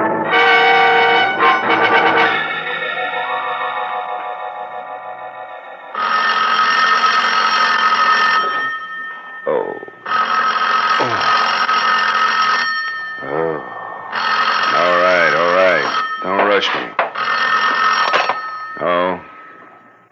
Marlowe, where were you? Is something wrong? Yeah, as wrong as a limey showing up here to put this... put the slug on me. Limey? Yeah. Who was it? Why'd he slug you? Good questions, Faber. Hey, does the name Carla Bennett ring any bells? Carla Bennett? Yeah. No, I never heard of her. Huh? Oh, just a minute, Marlowe. Here's Ruth. Huh? Marlowe, I remember that name. Yeah? I'm sure Frank interviewed her once. Carla Bennett used to be Mrs. John Keene. Peachy's ex-wife? Yes, I'm positive. Why, is she mixed up in this? I don't know. Little limey who slugged me apparently took a newspaper clipping about her when he left. At least it's gone. Marlowe, this limey, was that all he was after? Yeah, he said he wanted more than he was getting. Hey, but look, if the paper made this call, what do you want? To tell you that he'll be out checking on a few things himself. That's all. Oh. By the way, Ruth, any idea where this Bennett dame might be found? No, I haven't, Marlowe. No. I think she was staying at some woman's hotel on Vermont Avenue when Frank interviewed her at that time. Vermont. But that was over a year ago. Maybe she's a lady of habit. I'll try it anyway. Thanks, Ruthie.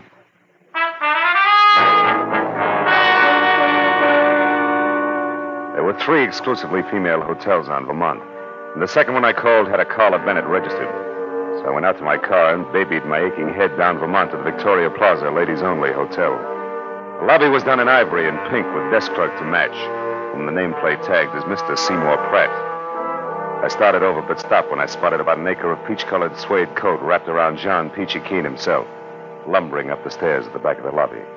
Mr. Pratt saw him at the same time and darted from behind the desk like an angry canary after a rhinoceros. Just a minute, you. This is a ladies' hotel. So what? I gotta see the one in 212. Not this way, you don't. Why, it's after midnight. If Miss Bennett wishes to come down to the lobby, that's her affair. But no men are allowed upstairs after 10 p.m. Okay. How can I get in touch with her? Use the house phone, naturally. Over there in that booth. I'll go right back to the board and plug you in. I'll be with you in just a moment, sir. Ducky, I'll wait. A call for you, Miss Bennett.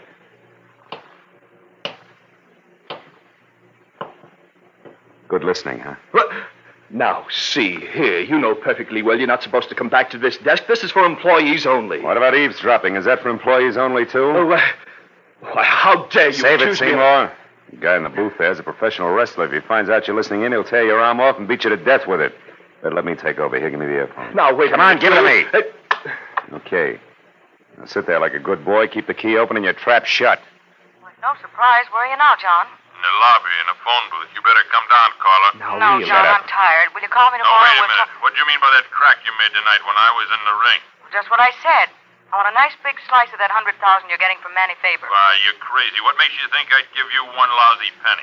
You will, gladly. You see, John, I know all about those visits you made to the Lyceum Theater. One of us come back to L.A., hasn't it, darling? Why, you sneaking... Oh, shut up. After the life you led me for 4 years, you big ape, I'm entitled to all I can get. And that'll be plenty. So I advise you to run right back now and tell your friend that I know all about your little scheme. And talk it over good, John. I'll be waiting to hear from you. All right. I'll do just that. And you're sure going to be sorry you stuck your nose into this one, caller. Real interesting. Are you quite finished now? Yes, and you were a big, big help, Mr. Pratt. Oh, there he goes, peachy suede coat and all. So long, Seymour.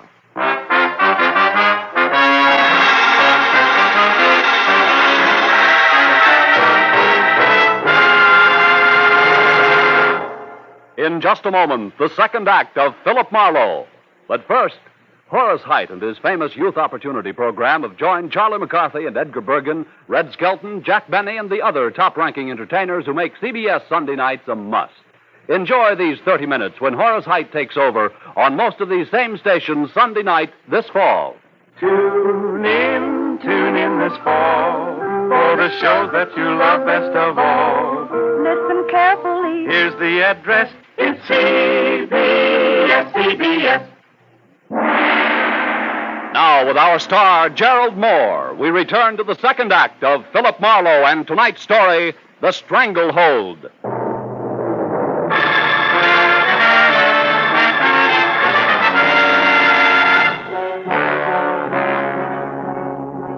When Peachy Keen slammed out of the phone booth, he was burned to a crisp. He stomped out of the woman's hotel via the back door that opened onto the parking lot. And when I got there, it was already out of sight. I stopped in the shadows to figure out which way he'd gone, but skipped that as the back door opened again. This time it was Carla Bennett. She ran across the lot, hopped into a new green convertible, and got as far as switching on the lights before still another character pranced into the headlight beams like a veteran ham making for upstage center. Bennett! Hey, Miss Bennett, wait, I gotta talk to you. I couldn't tell where the first one came from. I only heard it. It brought the little man up on his toes and arched him like a drawn bow. I saw the flash of the second one. It came from the alley and crumpled it into a pile. A moment later, a more roared, and I ran to where I could see, but a pair of taillights twisting onto the side street. It was all the good it did me. I went back to the body of the little man as Carla Bennett climbed out of her car. She was white from shock, and in the headlights, her makeup was garish. It belonged on a clown. The back alley harlequinade was suddenly very grim. He was shot, mister, right in front of me. Who's the little guy, Carla? I don't know. I never saw him before. You know my name? Yeah. We met at the wrestling arena earlier tonight, you remember? Marlowe, private detective. Now, come on, Carla, let's have it. What's his name? I don't know, I tell you. Okay, we better find out fast. Let's take a look at his wallet. No, it's none of my business. I'm getting out of here. Wait a minute.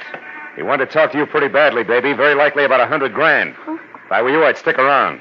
You've got awfully big ears, Mr. Marlowe. Yeah, better to hear phone conversations. What?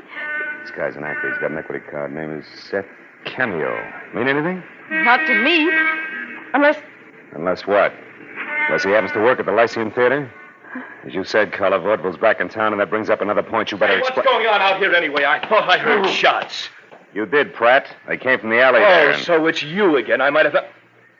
That man there on the ground. Good heavens, is he dead? Yeah, he's murdered. Oh, no. Help! Help me! Murder! Help! That jerk. I'm getting out of Not here. alone, you're not. I'm going with you. Listen, Big Ears, I can take care of myself. Will you beat it? That's not the point, sister. I still want to talk to you. Get in. Now go out that way to the street and not too fast. All right. Since you're running things, where are we going? The Lyceum Theater. On the way, you can tell me why your ex-husband Peachy's been hanging around there. I don't know why. Who's the friend he's been seeing? Was it Cameo? I don't know that either. Now, look, for Pete's sake, do I have to draw you a picture? A man was shot down right in front of you. Doesn't that convince you? You're bucking the same opposition, baby, and believe me, this is no time to hold out. Not in this league. I'm not. All right. Well, that stuff you overheard on the phone was pure bluff.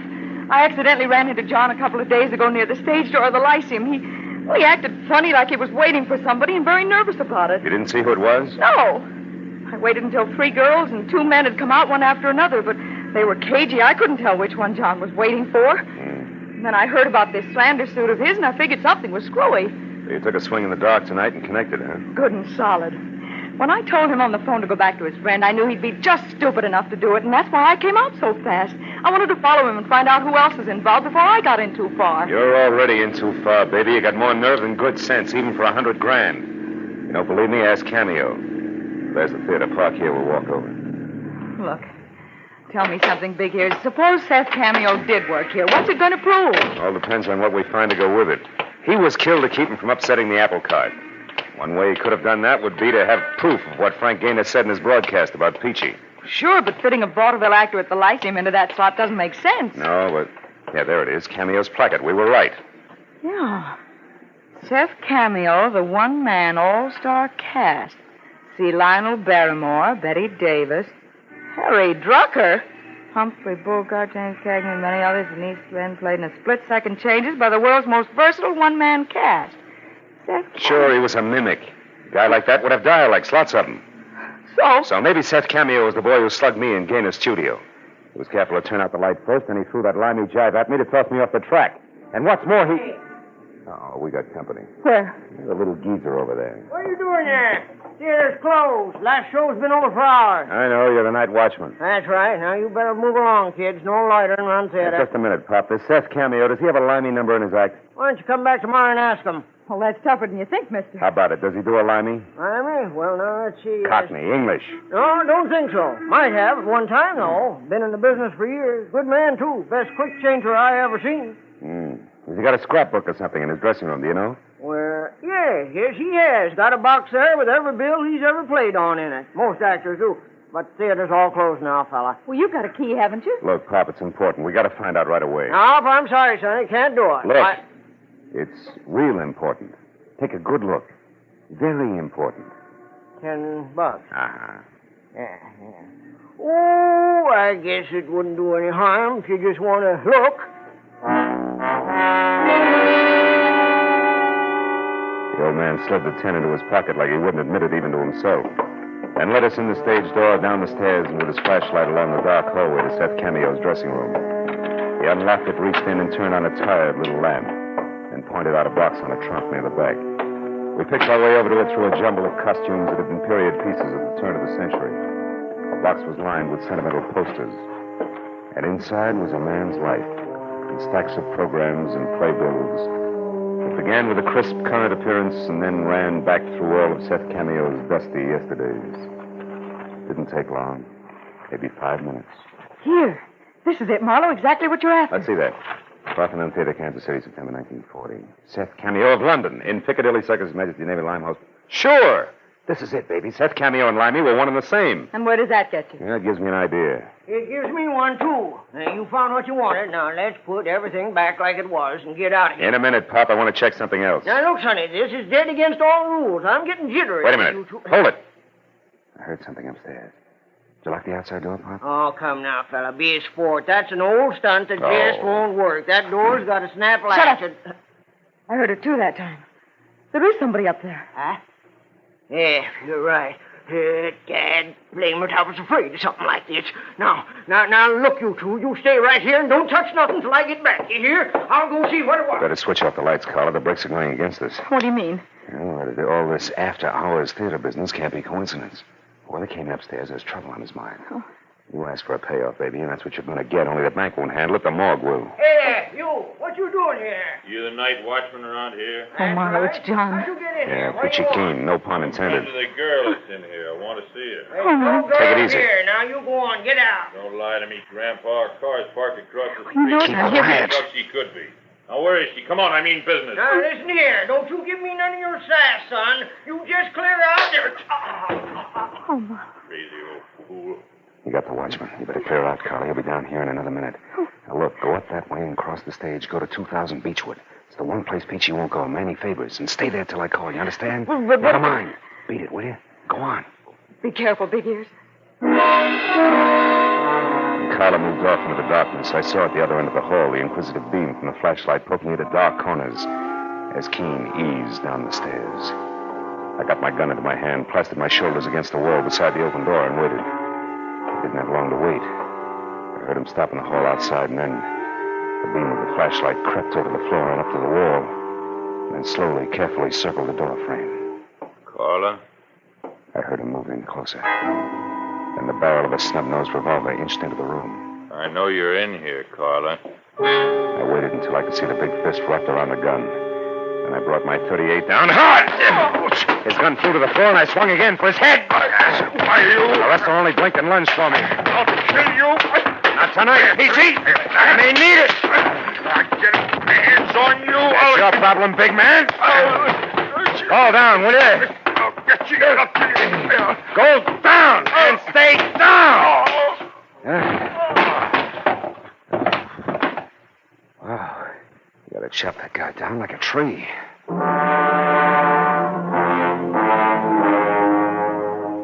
It had been short but vicious. And the one punch he'd landed had shaken me to my shoelaces. The wreckage of costumes, props, and a lifetime of old theater programs was scattered over the room like big moldy snowflakes in the crazy ankle-high glare from the still burning flashlight.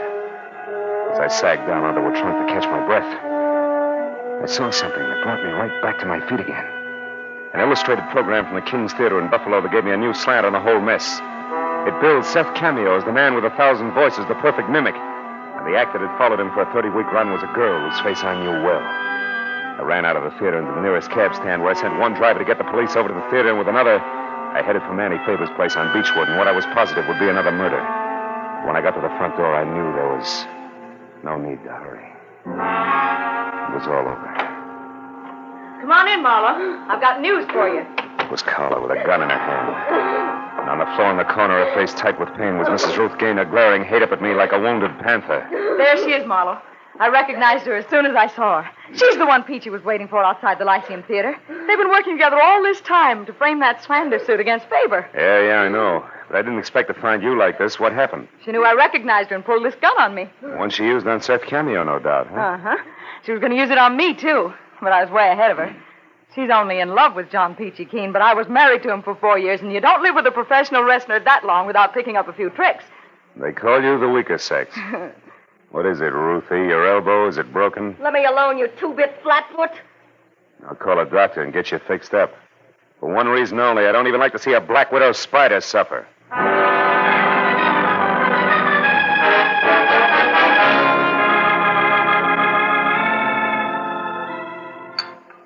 More coffee, Miss Bennett? No, thank you, Mr. Faber. Well, I don't blame you. I've got no appetite either. You know, Marlowe, I always liked Ruth, and I thought she liked me. As long as you represented a buck, she did. And I've got to admit that she and the wrestler were clever, though. That stunt almost worked. She was clever. John Keene is 225 pounds of solid jerk. Yeah, it was all her idea. She was in love with Peachy, and when Frank died, she saw a great opportunity. Especially with that mimic being in town. Sure, Seth Cameo is an old friend of hers. She and Peachy wrote a highly slanderous script. She got Cameo to record it on Frank's machine, imitating Frank's delivery. Yes, and I broadcast it and stabbed myself in the back. Exactly. And we'd never found out any of this if a couple of other characters hadn't tried to cut in. First, Cameo, who felt he'd been cheated when he learned the job he'd done was worth $100,000. Ruth had to shoot him to keep him quiet. Second, little Carla here. Oh, Marlowe, please. With me, it was just good, healthy spite. Spite, huh? What's stronger, baby, spite or dough? Well... See what I mean? Good night, Mr. Faber. Good night. Come on, Carla, let's go.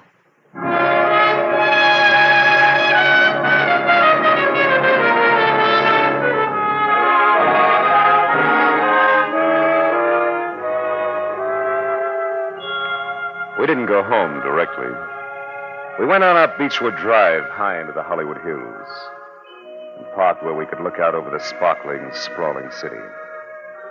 And then we talked about Carla, her life, relative values, the city below us, and the dark hills above. And then, as we watched the first faint glimmer of dawn rise in the east, we both realized something. Not original, not very complex, and certainly not sophisticated, but very gratifying. In the final analysis, the best things in life, we both agreed, are still free. Know what I mean?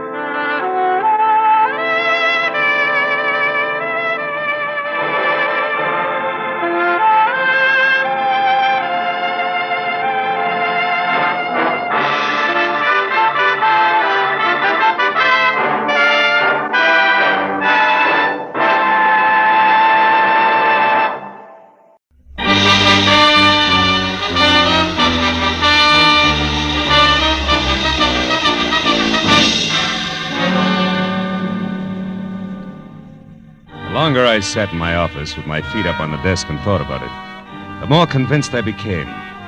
Paul Niles was unquestionably the handsomest man I'd ever seen.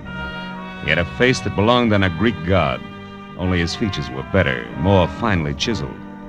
They looked as though they'd been molded out of alabaster from a blueprint by some inspired genius. And the classic side view he presented made the great profile show up like a bowl full of shredded wheat. In fact, the guy was much too good to be true in more ways than one, which had been my original impression of Niles when I'd first met him, just 2 hours ago at the corner of Sunset and Cahuenga, and at his insistence had driven him around the quieter streets of Hollywood in my car while he tried to hire me.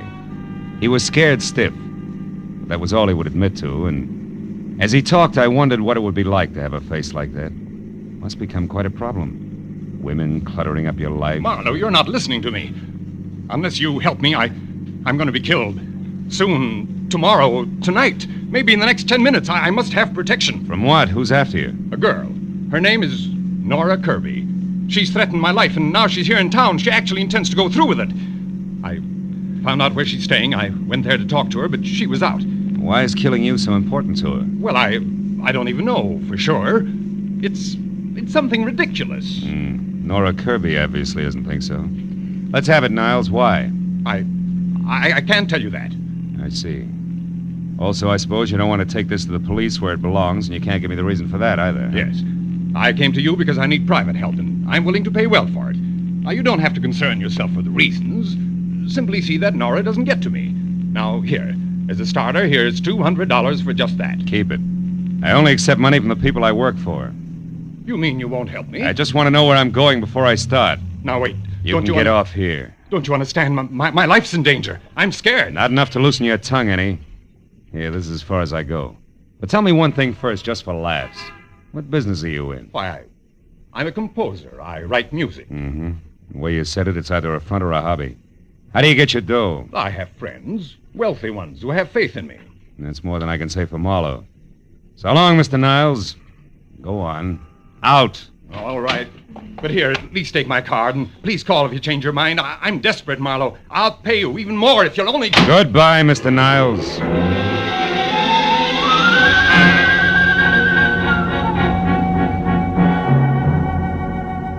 That was the way I'd left it 2 hours ago at 8. And I'd spent the time in between trying to referee a tug-of-war in progress with the feeling I had that I'd been stuffy on one end and my undernourished bank account on the other, and was slowly but surely getting no place. So when the break came, I grabbed at it. Hello, Marlowe speaking. Marlowe, this is Paul Niles again. Oh? I've thought it over. I'll tell you everything if that's the only way, because I've got to have help before it's too late. That's better. Where are you? In my studio, 3893 Avenida del Sol. 3893. That's off Coldwater Canyon, isn't it? Yes. Now get over here right away, will you? Wait a minute, Marlowe. There's someone here. Somebody just came in now. What? Niles? Who's there? Who is it? Nora, is that you? Oh! Niles! Niles!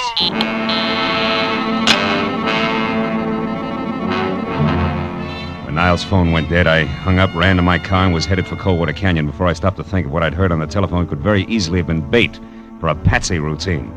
Because I had nothing more to go on now than before except Niles' promise to tell all. That I'd got no further than gunshots. But I was already well on one easy way to find out, so I corkscrewed my way over the mountains to Avenida del Sol and followed it to number 3893, which was a straight-up driveway edged narrowly into the hill face that ended on a gravel shelf just big enough for the redwood and glass studio, a generous helping of imported jungle for landscaping in a circular parking space. As my headlights slashed across the tangle of overhanging trees in the center, they trapped the figure of a woman running. She stopped, crouched, and looked back into the glare like a cat does, then darted for the darkness again. But I caught her at the corner of the house. Just a minute, baby. Not so fast on the curves. Let me go. Let me go. Not until we've been properly introduced and had a chance to talk a lot of things over, Nora. Nora. Yeah, Nora Kirby, girl with murder on her mind. Oh, no, you got the wrong person. My name's not Nora, it's Lynn. I don't know anyone like that. Lynn what? Lynn Horton.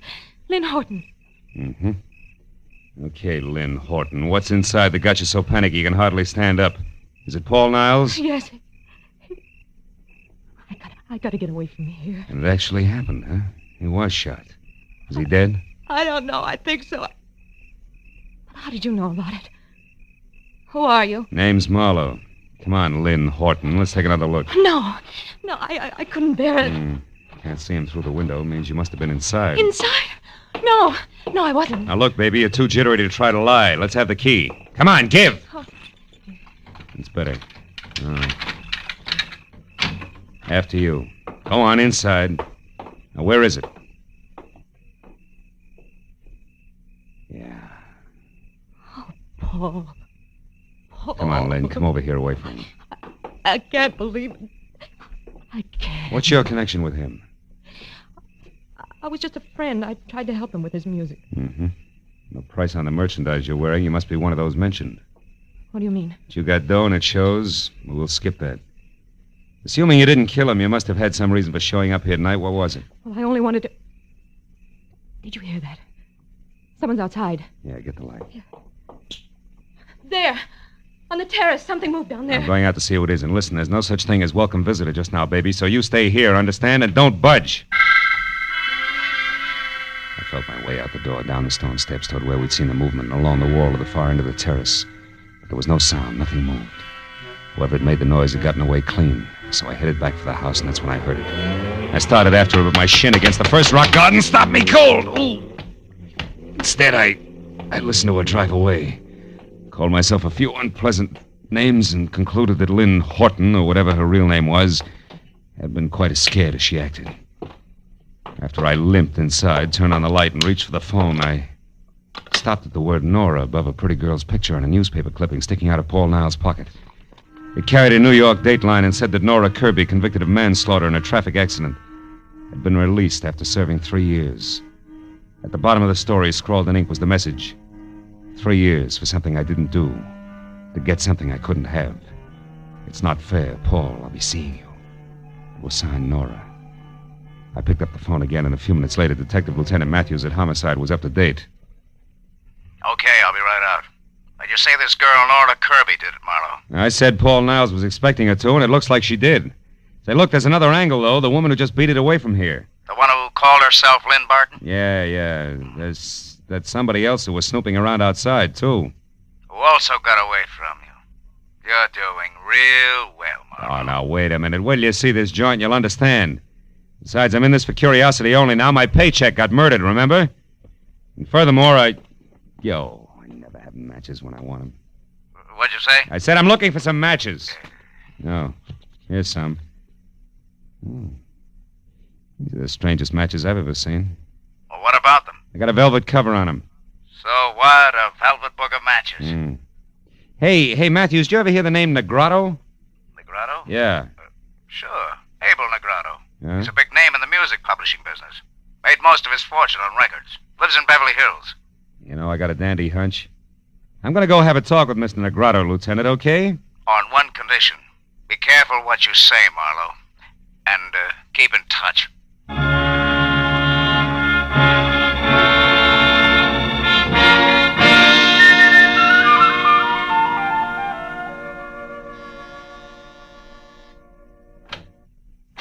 Good evening. You aren't Mr. Negrotto, are you? No, I'm not. I'm Garrett Horton. Mr. Negrotto is busy. Horton? Yes. Something wrong with that? No, it's a more common name than I suspected, that's all. Will you tell Mr. Negrotto I'd like to see him for a few minutes on an urgent matter named Marlowe? Perhaps you didn't understand me. Mr. Negrotto and I are in the middle of a business conference. We can't be disturbed. No, you can't be disturbed. Well, No. look, Mr. Horton, a man was murdered tonight, and one trail leads from the corpse straight to this front door. Either Negrotto talks to me here now or later at police headquarters. You decide. Well, if that's where you feel, come in. You're an officer? Not exactly. I'm a private detective. I see. Well, follow me.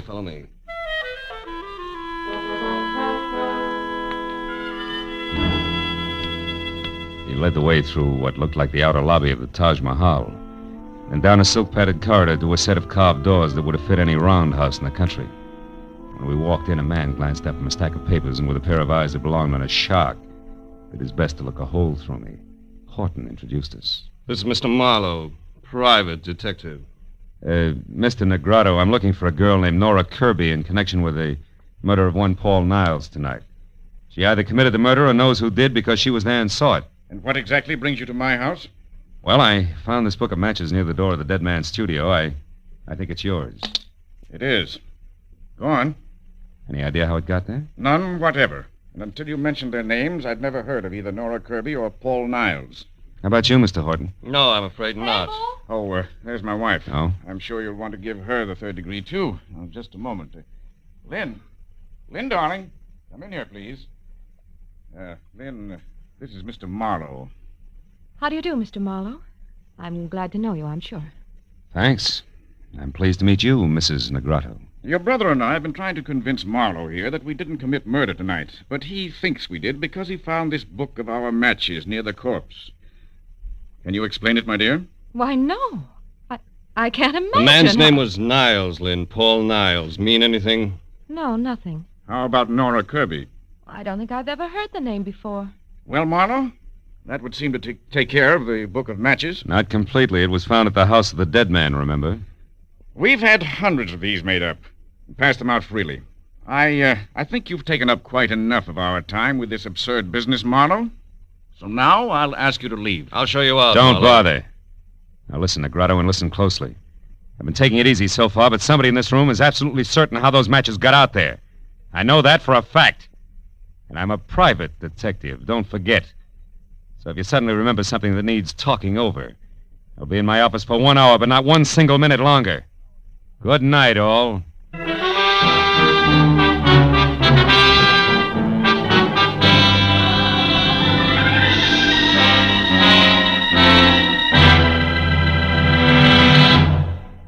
In just a moment, the second act of Philip Marlowe. But first, every Sunday afternoon, CBS brings you 2 outstanding programs of music.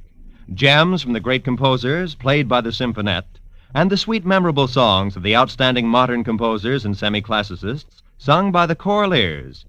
Each program is designed especially for fine Sunday afternoon listening. Hear both the Symphonette and Choraliers this Sunday afternoon on most of these same CBS stations. Now, with our star, Gerald Moore, we return to the second act of Philip Marlowe and tonight's story, The Lady Killer.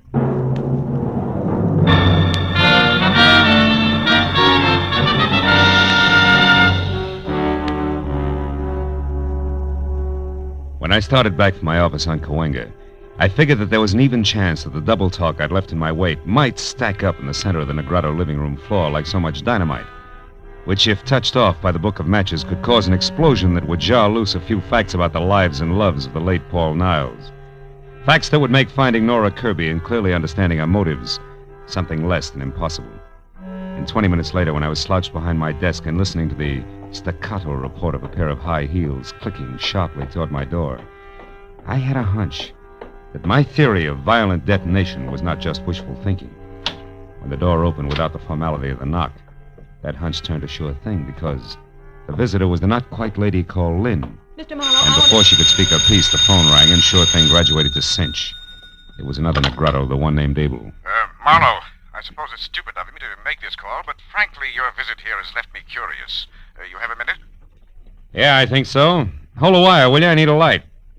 Be with you in a second, Mrs. Negrato. All right, but what I have to say is important, Marlowe, so make it fast, will you? Just as fast as I can. I don't think your husband has much to say to me. Husband? Mm-hmm. That's Abel you're talking to? Yeah. Now, do you mind handing me those matches there? Thanks.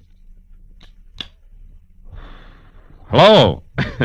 Sorry to have kept you waiting, Mr. Negrato. I never seem to be able to hang on to matches. That's odd. You apparently did all right on that score tonight, Marlowe. Is that the reason for the call? More or less.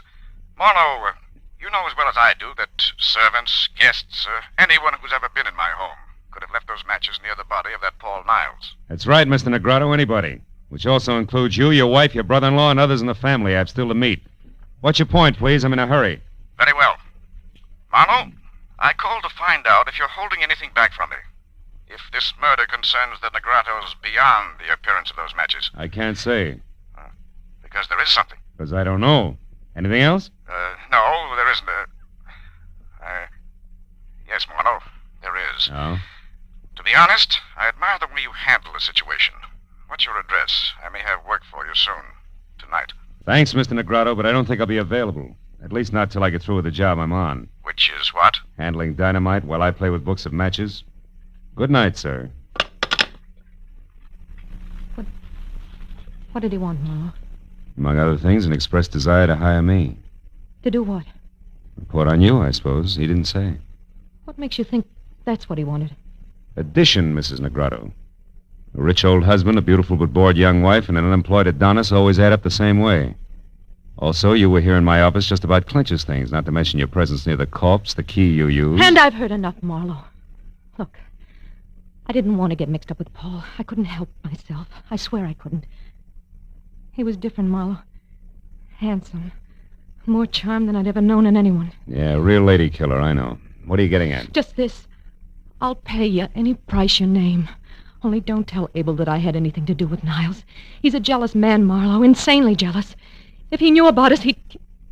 Kill Mrs. Negrado? I don't know. Marlowe, what do you want? Right now, everything you know about Nora Kirby. But I've never heard of her before tonight. You're lying. No, I'm not. It's the truth. No. Now, what do you want? Nothing. Good night. You mean you won't say anything? Oh, Marlowe, I don't know how to thank you. Don't try. Also, don't get mixed up about me, baby. The fact that I won't blackmail you doesn't mean I don't like you. The door, Mrs. Negrado, leave it open on your way out, will you? I'm expecting another visitor. No, my husband. No, just another man. The anchor man on a triumvirate I once left some dynamite with. I won't bother explaining that. Goodbye, Mrs. Negrado.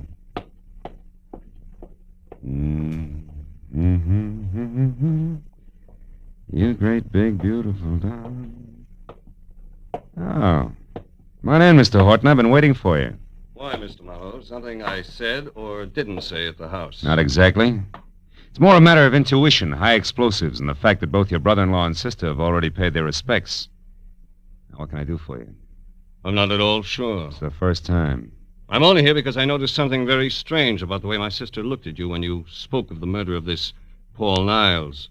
When she left the house shortly after you did, I followed her here. All of which makes the next question, why, Mr. Horton? Because I don't trust her. And more important, every penny I own is tied up in a business venture of mine that her husband is backing.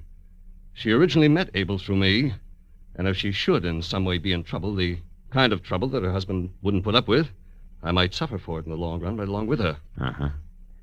And by the trouble, Mr. Horton, you're referring to something specific, I take it. I am. Lynn has had a very mixed-up background, Marlowe, so it's entirely feasible that in some way she's connected with this Nora you spoke of who killed Paul Niles. You mean as an accomplice or even as accessory before or after the fact? Pretty thoughts about your own sister. Which I can't help. I doubt that you have anything to worry about, Mr. Horton. However, I will say this, that if Nora Kirby hadn't gotten to Paul Niles, sooner or later you would have had plenty to worry about. You mean that... I mean that now is a great time for you to go home and sit on your investment. All is well, Mr. Horton, for the time being. A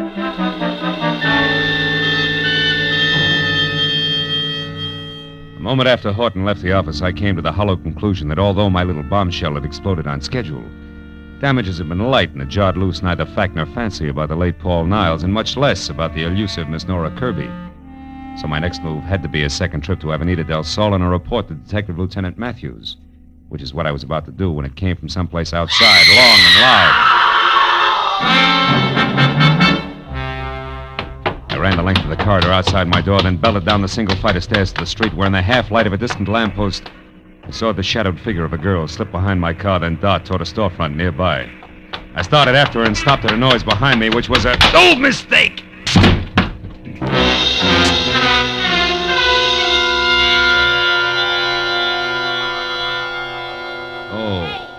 Hey, Junior, hey, come on, honey. Pull yourself together. Oh.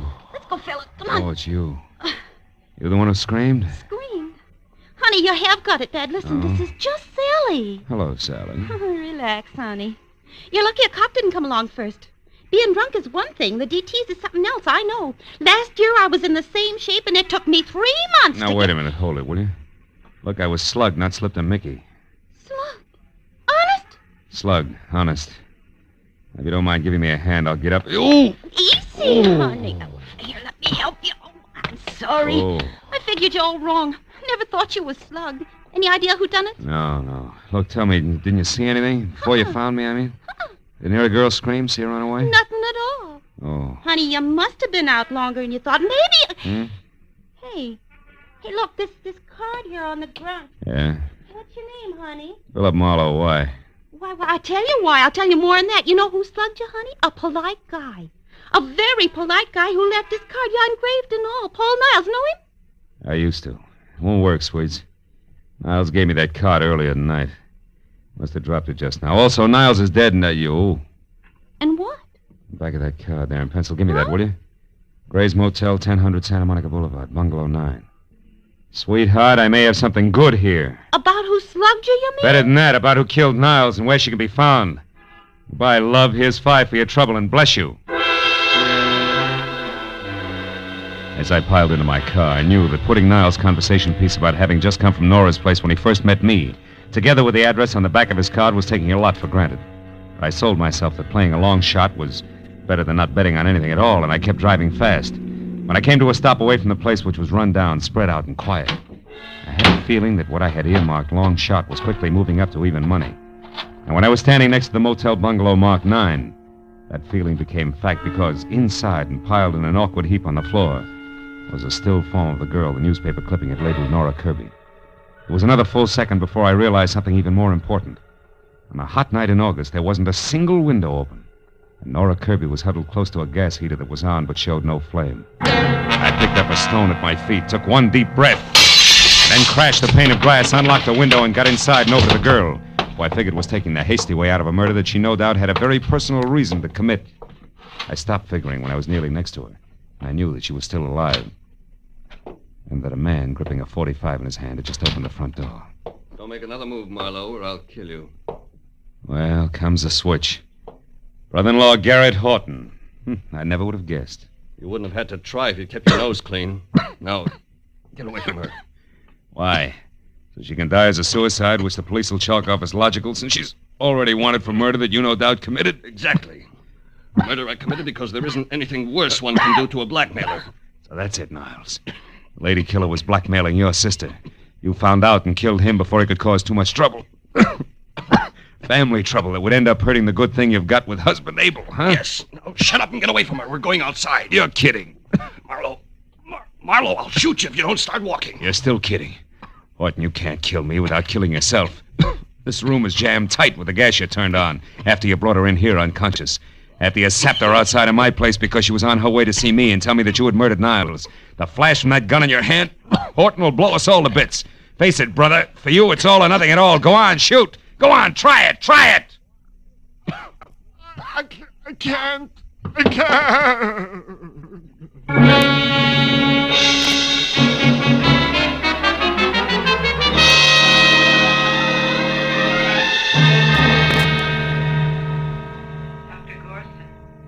Dr. Gorson, please report to Ward You 21. can see Miss Kirby now, Mr. Marlowe. She's going to be all right, but hold her down to a few minutes, will you? All right, Doctor, just a few minutes. Hello, Nora. Been a long time getting together, huh? Yeah, but not through any fault of mine, Mr. Marlowe. I followed you from the moment you left Paul's place. But I wanted to see you alone, so I kept waiting for my chance. Which was canceled out when Horton spotted you after he left my office. You ought to learn to run faster, honey. He had to take time to knock me out, and still he caught up with you. So did you, I'm very glad to say. Even though you probably weren't trying to save me at the time, were you? Frankly, honey, until Horton stepped back into that bungalow to keep me from interfering with things, I figured you were it. That might have been Marlowe. If Paul hadn't been killed just before I got to him, at least I'd have hit him with something hard. I had motive, you know. Yeah, I read all about it. 3 years in prison for something you didn't do. But tell me, if Niles framed you and you knew it, why didn't you go to the police? He couldn't have been that irresistible. But he was, Marlowe. And more. As a matter of fact, he didn't frame me in the first place. It was my own idea. You see, Paul was driving the car when we had that accident 3 years ago. Not me. You switched places with him? Why? He'd already had his license revoked for reckless driving. They'd have sent him away for 10 years at least, as against my 3. Believe it or not, at the time I couldn't think of waiting that long for him. No? No, Marlowe? Hello, Matthews. We checked her story. It's true enough, even if it's the kind of thing we're not supposed to be able to understand. Of course. Paul was strictly a lady killer, remember? Yeah, so he was. Well, I guess that ties everything in, huh? Not quite, Phil. I've just finished taking a statement from Horton. There's one more question. Whatever made you so sure that in a room half filled with gas, a gun exploding would blow everything up? Oh, well, that's simple. You what? Well, I figured, you see. I thought that... Yes, well, good night, Miss Kirby. Good night, Mr. Marlowe. So long, Lieutenant. So long, Lucky.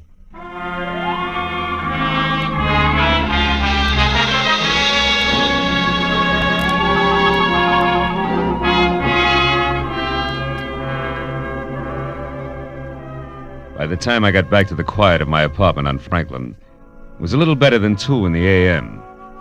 As I sank into an easy chair without bothering to turn on the lights, I realized that for the moment I was tired. Tired of people. Their troubles, their petty little jealousies. Lady killing. What makes one man a lady killer and another... Oh, well. I lit a last cigarette, and I thought about the mountain of trouble a classic Grecian profile had built for Paul Niles. I stopped thinking when the flare of the match in my hand showed in a mirror opposite me. The mirror that also reflected the face of the guy holding the match. He was a long way from being an Adonis. In fact, he was slightly on the mud fence side. And at the moment, glad of it.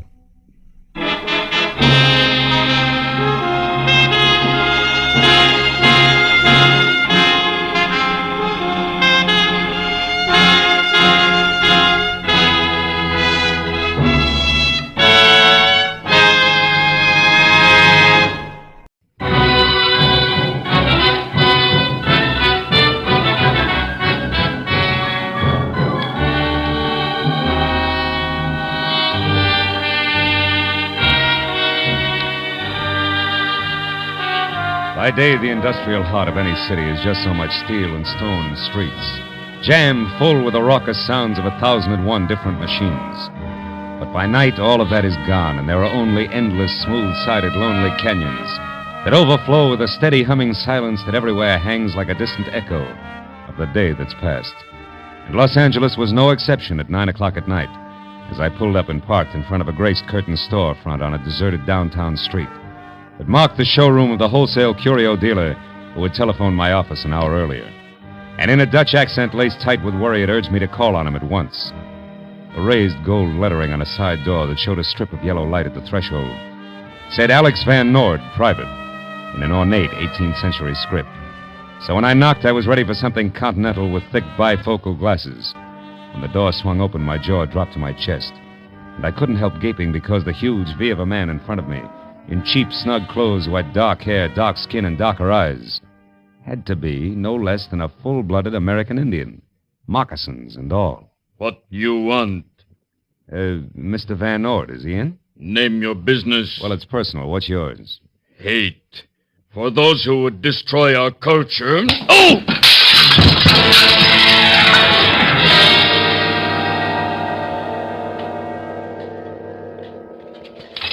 Oh. Mr. Marlowe. Mr. Marlowe, let me help you up, sir. I'm Van Noord. Are you all right? Oh, sure, I'm fine. Hey, that Injun, he certainly can hit hard, Oh, huh? yes, I know. He also struck me down. Oh? I tell you, Mr. Marlowe, it's terrible. Yeah, it's also a little confusing, Mr. Van Noord. Hey, exactly why did you call me in the first place? Oh, well, it began this morning when I received a shipment of Indian curios from my buyer in Santa Fe, New Mexico. Oh? Well, everything in the crate was in order, except one extra piece of pottery, a bowl. Bowl? Indian bowl? Yes. Oh. It appeared no place on the invoice. Oh, I didn't pay much attention to it till I noticed that the 2-inch wide band of inscriptions near the top were not like any others I'd ever seen. Inscriptions, huh? Yeah. No, you mean those Indian signs, broken arrow, deer wigwam kind of stuff? Yeah, so my curiosity was aroused, and I called my representative in Santa Fe. Uh-huh. However, he knew nothing of the bowl either, so finally, I put it in my display window there and forgot about it. Until about noon, when a frail, sandy-haired man stepped in. You know his name? No. Only that he said he was an archaeologist and that he wanted to buy the bowl. He refused to sell it, huh? Why? For 2 reasons, Mr. Marlowe. One, I could see that he was fighting hard to control his enthusiasm. And 2, I had no idea what to charge for the bowl. Mm-hmm. I told him to come back tomorrow again, and then I removed the bowl from the window. It wasn't until 5 o'clock that the second visitor appeared. Another archaeologist? No. A beautiful girl named Mona Waters. Oh. She was very sophisticated, wore an expensively tailored white, smart suit, no jewelry she wore whatsoever. She described the bowl I had placed in my storeroom perfectly, and then asked if I had seen such a piece of pottery or if I had one for sale. I said no. Same reasons? More or less. Anything else, Mr. Van Orden? Well, there isn't much more. The young lady gave me her address, the Walker Hotel on Wilshire Boulevard, room 515. Walker Hotel. Asked me to call her if I came across a bowl like the one she described. Then she left. Naturally, my interest at this time was near the bursting point. Naturally. What'd you do about it? The only sensible thing I knew of. At 6 o'clock, I closed my place and I went to the public library to borrow a book on hieroglyphics of the Indians of the Southwest. When I got back, I found the rear door forced and poof, the bowl was gone. And you called me? Yes. Then this Indian shows up. He claims I would rob his people of everything, and then he hit me. Makes perfect sense to him, no doubt. Yes. No. Will you try to recover the bowl for me, please? Well, if you can answer one question without stumbling, yes. Huh? Why no police, Mr. Van Orden? Because objects of art, Mr. Marlowe, aside from their intrinsic worth, and the clay bowl has none, are only valuable for resale. Create a public disturbance, such as the police, and the thief will destroy the object and another day steal again. No, please, you try, Mr. Marlowe. Yeah, I'll try, all right, Mr. Van Orden. When it comes to our two-fisted brave who's so crazy about the preservation of Indian culture, I'll try real hard. Good night, sir.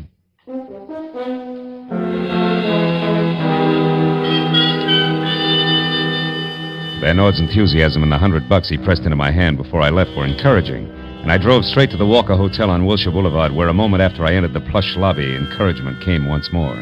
Because gliding from a travel agency booth toward a cocktail lounge was what my client had described as beautiful girl, expensively tailored, smart white suit, no jewelry whatsoever. But when we were both inside and at adjoining stools at the bar, where the soft lights accented her high cheekbones and jet black hair, I knew that Mr. Van Orden had skipped something important. Because in spite of a full mouth, neatly rouged, eyebrows penciled come hither, and a coiffure shingled vintage 1949, Mona Waters could also be full-blooded American Indian, which is what I was working on when she turned, blew a smoke signal in my face, and spoke with an accent that was about as Apache as Vassar. Don't let me make you lose your place, but do you mind telling me why you're staring? I collect the reasons for a hobby. You know, like some people save stamps. And others pottery. Who are you? A ceramics fiend named Smith. Now, Mona, let's talk about you, huh? Why? Because I've already been offered $10,000 for the bowl. What? Good enough? You have the bowl where? Well, not in my pocket, honey. It's too bulky. I got it tucked safely away outside in my car. Oh? Yeah, you know, you didn't hide it very well after you stole it from Van Orden. You've been in my room. Could be. Now, do we talk business, yes or no? Yes. What do you want to know? Well, for one thing, what's the bowl to you? Everything. It's mine. All mine, via primogeniture. Which is Apache for what? Listen, Mr. Smith. I'm an Indian, all right, and an Apache at that.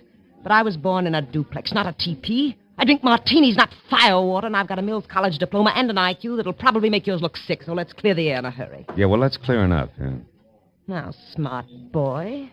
My late Uncle George Waters, also known as Chief Laughing Waters, giggle if you want to, owned the bowl you want $10,000 for. So?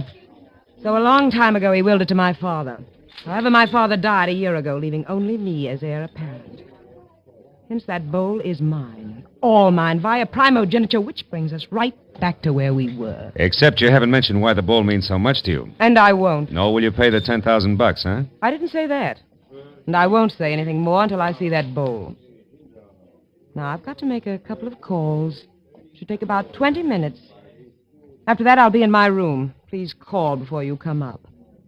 And if you don't have the bowl, don't come up. Okay, baby, fair enough. So long.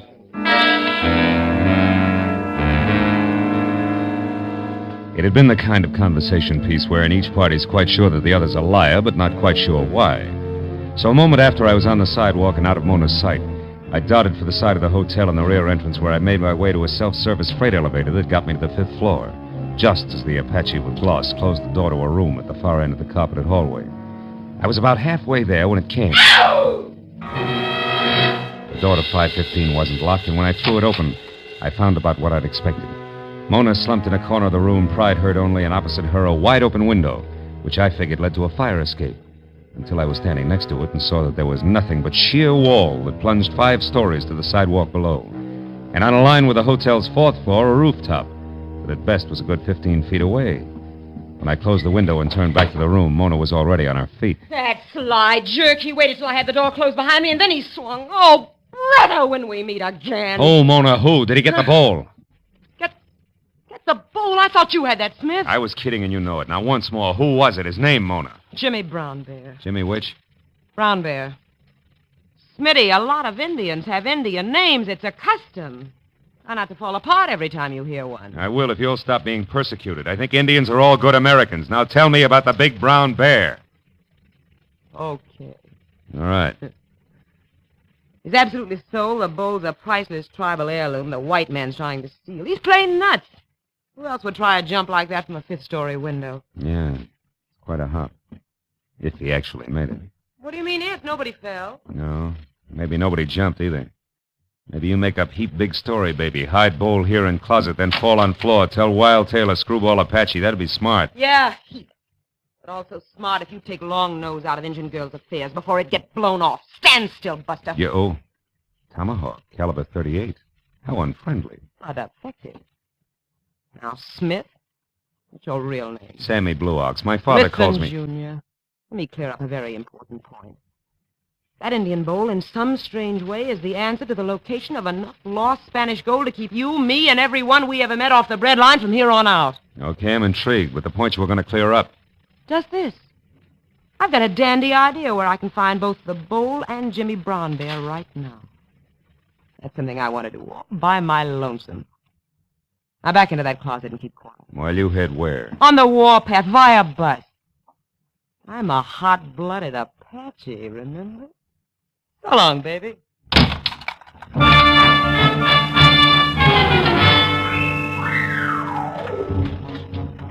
There are times when things look black enough without staying put in a dark closet.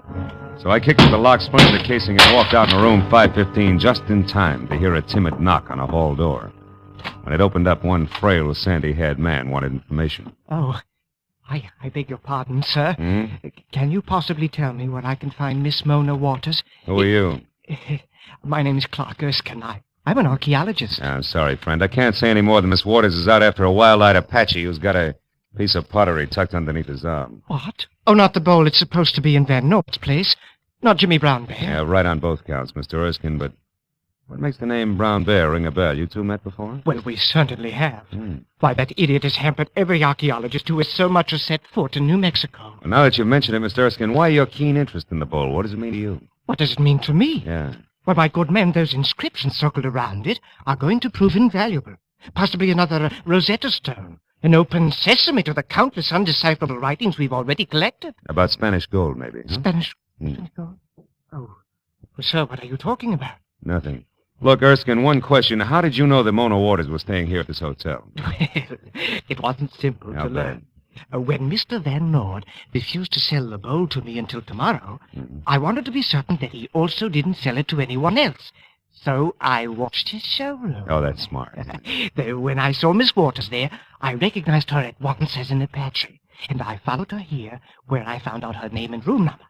Now, I'm going to wait for her until she returns. I'm not going to give up. That bowl means Now, too wait a much. minute. Wait a minute. Hold it, Erskine. You happen to know Jimmy Brown Bear's hometown? Come on, quick. Well, yes, I do. It's Sakona, New Mexico. Sakona, New Mexico? Yes. By bus. Thank you, friend. I'm sorry to have to leave you to do your waiting alone, but I got to catch a bus. But where, Mr. Marlowe? At the downtown Central Bus Depot to put cart before horse, to turn tables, a switch. In short, Mr. Erskine to track an Indian. So long.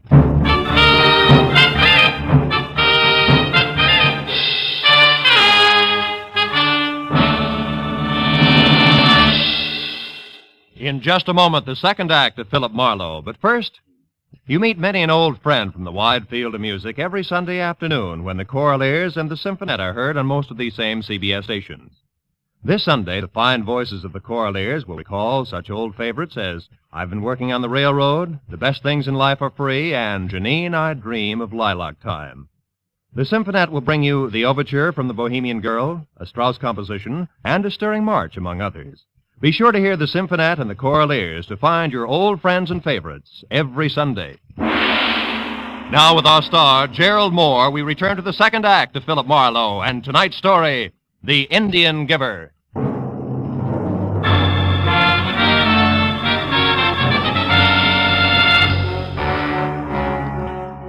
Tracking an Indian over the busy concrete of downtown Los Angeles sounds a lot tougher than it turned out to be. Apparently, a 6'4" Apache in a full-crowned black hat and moccasins was an oddity even in a city of oddities. And everyone who'd seen him remembered him, from the guy behind the bus depot's ticket desk to the newsboy outside the flop house nearby, where Jimmy Brown Bear had made camp. The next bus was still 45 minutes away, so I decided to visit the flop house. But Jimmy Brown Bear must have seen me coming and was expecting trouble, because when I stepped into the hall, I saw him duck out the back door to the alley. I ran after him and watched him turn down what would have been a dead end to a normal man, but Jimmy made a jump at a 9-foot wall, caught the top, and was pulling himself up when it happened. Jimmy stiffened on the wall. When the second shot came, he dropped rigidly like a poison fly and lay very still. I started over to him, but stopped at the excited voice of a cabbie running toward me from the open end of the alley. Hey, mister. Hey, what happened? I heard a couple of shots here and I... Uh-oh. Yeah, that's what you heard. Holy mackerel. Hey, wait. That's the Indian. You mean you knew him, too? Yeah, I hauled him around in my cab tonight. Who did it, mister? You? Don't be silly, will you? The shots could have come from any place. Any one of those windows, his own fire... Oh, yeah? Yeah. Well, between those buildings there, Hey, that dame running for the street. Will you get out of my way? Not so fast, buddy. You know her? Yes, I know her. Mona Waters. Brother, will you get the cops over here right away, will you? I gotta catch that girl. No chance, mister. She's long gone. Oh, no. Marlowe, is that you? Van Nord. Well, I certainly didn't expect to find you here. What in the world is going on here? Among other things, murder. Yeah, it's that Indian, Mr. Van Nord. The same one. What? Good heavens. Mr. Marlowe, did this happen because of the bowl? No doubt. Mona Waters just got away between those two buildings. Oh. I'm pretty sure she's the one who took the bowl out of your place tonight because Jimmy Brown Bear got it away from her later. Now, she's got it back again, and he winds up like that. Then you think the girl killed him to recover the bowl? Right now, I'm too balled up to think anything. Say, just a minute. How do you manage to show up here? Why, I started home in this man's taxi and found out that he was the one who brought Mr. Brown Bear to my shop tonight. Yeah, that's right. I picked the Indian up right out here on the corner. So we came down here because I thought if we found where the Indian was staying, it might be a help to you, Marlowe. You were waiting in the cab when he was shot? No. I started into this place alone, and then I thought better of it and came out to get you, cabby, to come in with me. And then I heard the shots. Mm-hmm. Now, look, Mr. Van Nord, you better keep your nose out of this mess. Huh? Go on home and sit on your curios. I'll call you when I got something.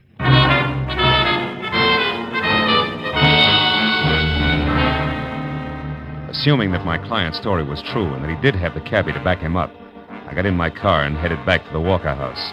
I parked at the side of the hotel and started for that convenient rear door again when I saw the commotion of half a dozen excited passers-by bending over a man stretched out on the sidewalk. Hey, how do you like that? It's enough to make a fatalist out of you, ain't it? Absolutely. What happened? Why, that poor guy there is walking along minding his own business and practically gets his back broke by a hunk of pottery some jerk must have heaved out of one of them windows up there. Pottery?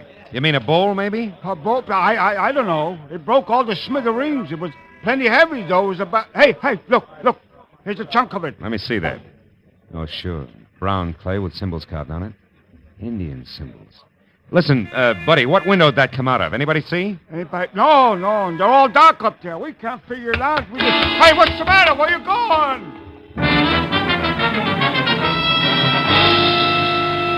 There was no doubt about it. The broken piece of pottery I'd clenched in my hand must have come from the Indian bowl.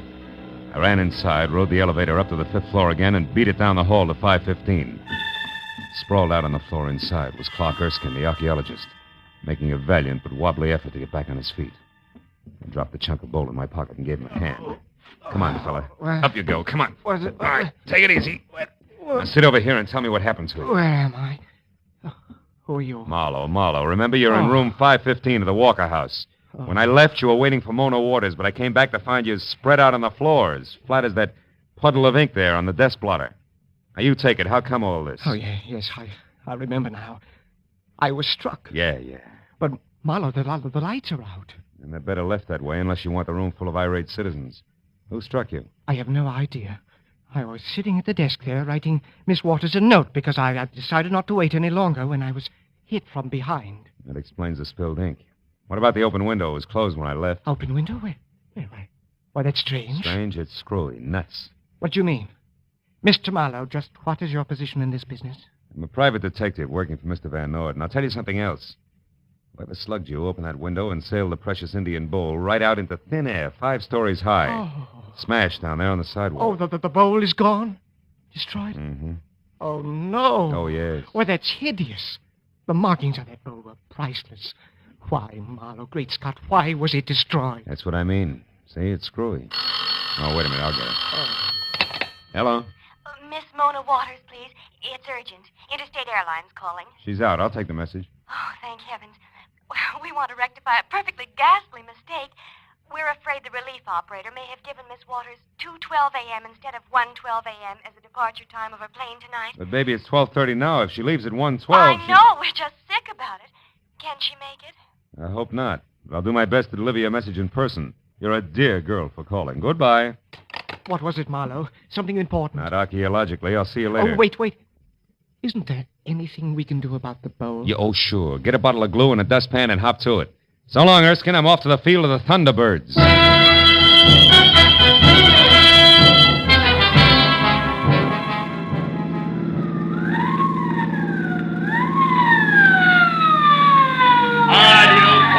Oh, fine.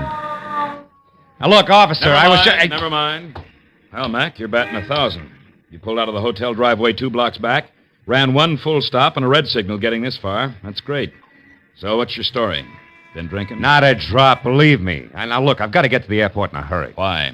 Yeah, to catch an Indian girl. A guy named Jimmy Brown Bear was murdered tonight because a bowl was stolen. Wait a minute, hold it.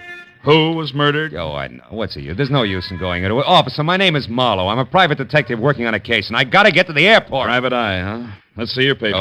Oh, sure. Here, they're all here. Yeah. Mm-hmm. Philip Marlowe, license number. Hey, what's eating you? What are you staring at? Blue black lines on the palm of my hand. They look just like... Holy smoke, they are. That's the answer. I got to get back to that hotel. It's a matter of life and death. Now, just Please, a give me a ticket. Give me 3 tickets. Only let me get back to the Walker House right now, will you? Life depends on it. You better be right, Marlowe. Wait till I stop the traffic, then make a U-turn. Now, go ahead.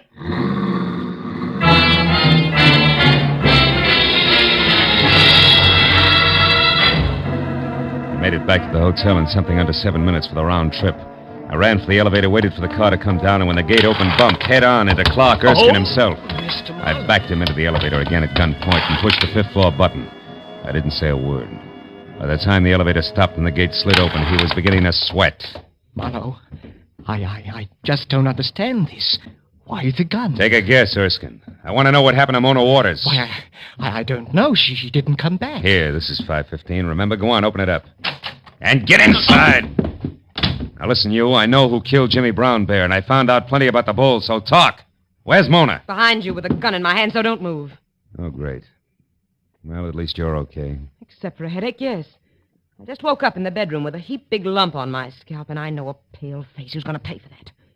Drop your gun, Marlowe. Drop it. Now, who's this character here, and where's the bowl? Marlowe hit it, Miss Waters. I saw him hit you and take it. I tried to stop him, but he hit me, too. My name is Erskine. I'm an archaeologist. I only wanted to make a scientific study of the bowl, but this vandal here has destroyed it. Destroyed it. Marlowe! Pipe down, Red Wing, and listen. Before you start shooting, there's a lot of wampum at stake, if nothing else. Now keep that in mind. Okay, Bigwin, start blowing. Speak your piece and keep it straight. He's a treacherous liar, Miss Waters. I know I'm braced for that. Oh, you sweetheart, you. All right. The inscriptions on that bowl were the key to the treasure, which is probably no news to you two. You didn't know how to work it, Mona. But Erskine here did. He found out that some of the lines were etched into the clay and others were raised, like the face of type in a printing press. Do I go on? Pray do, Professor. All right, now look. If you look closely, beautiful, you'll see ink on his fingers. Also, you'll notice that a bottle of ink poured out on your desk blotter there made the same kind of ink pad you use for a rubber stamp. That ink was spilled by accident. Now, don't listen to him because... Shut up. Go on, Marlowe. Well, after he knocked you out and left you in the bedroom, all he had to do was roll that wide, flat border of the bowl through the ink. Then roll it again over blank paper and it printed. What's more, baby, if we look real close, we'll find a perfect printed map on your hotel stationery stuck in one of his inside pockets. No, you don't. You'll never get the chance. Marlowe, the gun on the floor. Duck, Mona, lights out!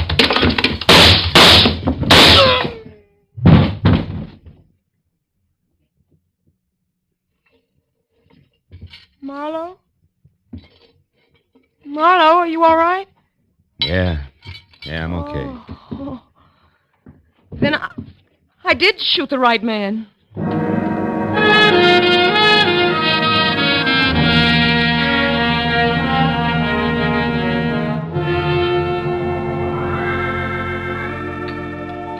Cream and sugar, Miss Waters? Thanks. Well, that's about the story, Mr. Van Ord. Mona here slipped the Indian bowl into your shipment to keep it away from the guys she knew were after it. Then, of course, she had to follow the bowl here to L.A. Erskine followed her. I see. It's amazing, isn't it? Positively amazing. Marlowe, how did you discover that the intricate pattern on the bowl worked like a printing press? Oh, well, after Erskine had made his print of the map, he threw the bowl out the window to smash it so no one else could duplicate it. I got hold of a chunk of it and clenched it in my hand. I found out later, when I passed that cop my credentials, that the chunk of pottery had left separate, distinct lines of ink on my palm. Terribly clever. Isn't he, Mr. Van Noy? Oh, take it easy, baby. Indeed, he is clever, Miss Waters. But what of poor Jimmy Brown Bear? Well, Erskine followed me from the hotel to Jimmy's place and shot him, so I'd never have a chance to talk to him. He was a ruthless little guy, Clark Erskine. But if he survives that bullet wound, the state will get him for murder. Yes. Oh, Miss Waters, you'll have to hurry and finish your breakfast so that you can catch your plane. But before you go, I have a little gift for you. Excuse me, I'll get it. And Marlowe, speaking of gifts, I have one for you. Come here. Yo, baby, that's nice. Is it for keeps? Of course not, silly. I'm an Indian giver, remember? When I come to town again, I'll be rich and reckless and loaded with all that old Spanish gold. That's when I'll take my gift back again. With interest. So long, Philby.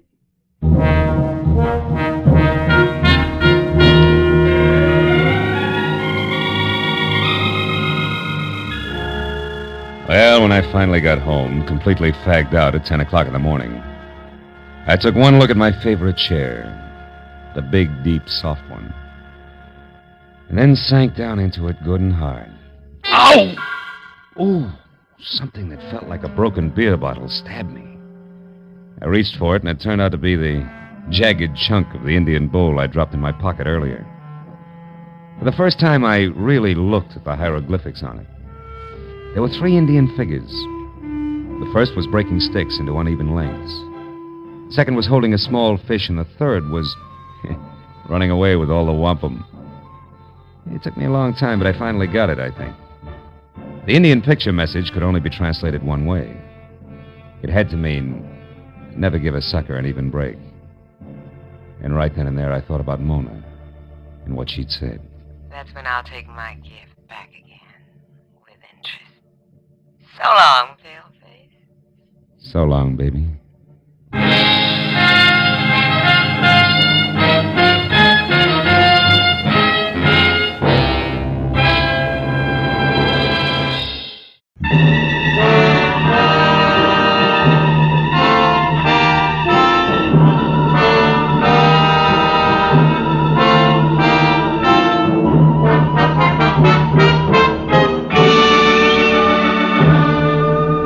Along about dusk, Hollywood Boulevard is some desolate place between the end of work and the start of play, and about as boisterous as taps.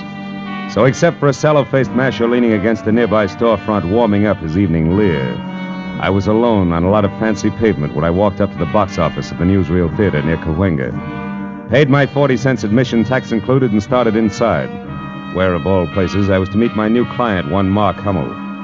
He'd called my office at 6:35, and in a tight voice, fringed with fear, urged me to find him in the last row, last seat, far left of the Boulevard Cinema at once, if I could use a $50 bill. It was exactly 6:45 when I crossed the length of lobby to aisle 4 and entered the theater proper, which was almost empty. It was 2 minutes after that before I could see well enough to tell that the man all alone in the aforementioned seat who wore white French cuffs protruding out of gray flannel, a pleated frown and not paying any attention to the bathing beauties on the screen who were water skiing through Florida's Cypress Gardens, had to be my client. I eased in and sat down next to him.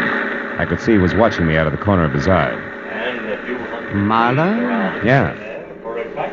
My plane leaves for New York in half an hour. Watch it, honey. You ought to see that I'm on it and in good health. Who wants it otherwise? Barney Kovac, an ex-soldier of fortune who thinks with his fists. He works as straw boss in a garage where they park cars. He's threatened to kill me with his bare hands. Why? What'd you do?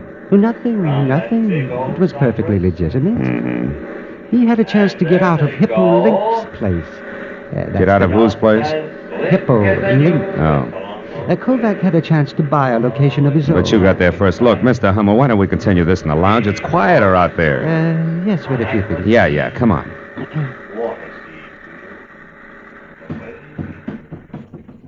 Oh, this is better.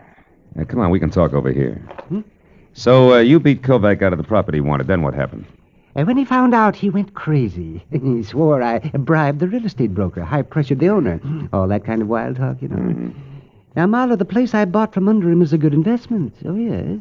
But chicken feed compared to the deal I'm going to close in New York tomorrow. If I get there. So for $50, I'm to see that you do just that, huh? Yes, but I've already made your work easier. I told Hippo Link, all 300 pounds of it. Oh? I told him in a loud voice this afternoon that I was going out of town by train at 7 tonight, figuring, of course, that Kovac, who's nearby, but wouldn't do anything with people around, would overhear me. Mm-hmm. And your connection with Hippo is what? I parked my car in his garage. Period. Anyhow, at 5:30 tonight, I drove downtown to the Union Station. I left my car on the lot there and went inside. After which you doubled back, got outside into a cab, and headed for here in a comfortable wait until plane time, which you're afraid might not fool anybody, including the tough Mr. Kovac, since you've hired me, right? Yes, that's right. I never caught sight of him trailing me, Marlowe, and, frankly, well, I'm afraid of him. Can you understand him? Sure. Fear is always understandable. Well, what's the itinerary, Mr. Hummel? Here to the airport? No. First to my house. I still have a bag to pack. I'll take a cab. You follow in your car. Then wait outside my place. That's 4100 Fountain, and just below La Cienega. Yeah, I know. Yes. Now, when I get back into the cab, you follow again until I'm safe aboard the plane. Yes. Now, here's your money. Thanks. Anything else? Yeah. Mm-hmm. Do you carry a gun, Mr. Hummel? Ordinarily, no. But tonight, Marlowe, yes. It's a service gun, 45. And believe me, if I have to use it, I will. Now, let's get out of here. Quickly. I was 20 minutes playing follow the leader up through Hollywood to Fountain Avenue as far as the neat cube of stucco that was number 4100, where I parked behind the taxi, lights out, and waited. Until I heard a frightened scream from what had to be Mark Hummel. I piled out of my car and darted past the cabbie who said he had enough trouble in his life and ran up the front steps and into the house where in the light of a single overturned lamp in the bedroom, I found my client face down in a widening pool of his own blood. I started for the rest of the rooms, but then the sound of a motor roaring out of the alley behind the house told me I was wasting my time. When I returned to the bedroom, one glance at Hummel's still form said that the man who had been afraid for his life only 30 minutes ago was already very dead. Next to his body was the .45 he never got to use, and alongside of that, the miniature crystal ball splattered with blood that had killed him. There was a key which I found fit the front door, lying in the middle of the carpet. The drawers and closets were all open, as well as his half-packed suitcase. It was a good time to call the police.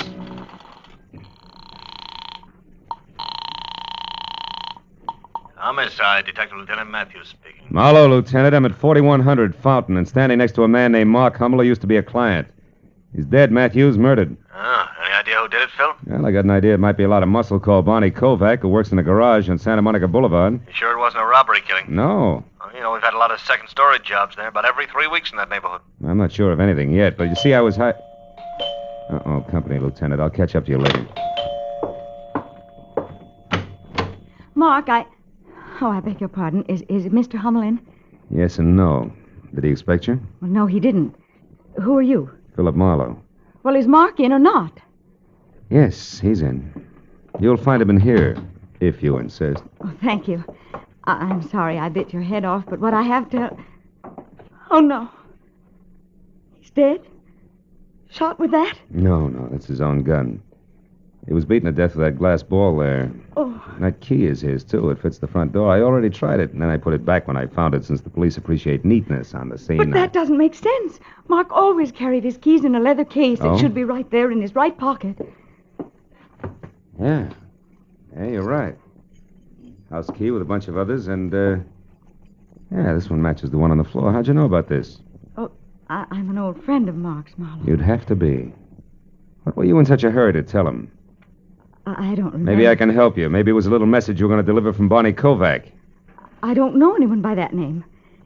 And since that leaves us with very little in common, Marlowe, I think I'll leave with only this 45 here for companionship. Oh, fine.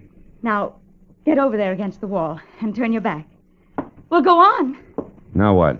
And don't move until you hear me drive away, or your health will suddenly be very, very poor.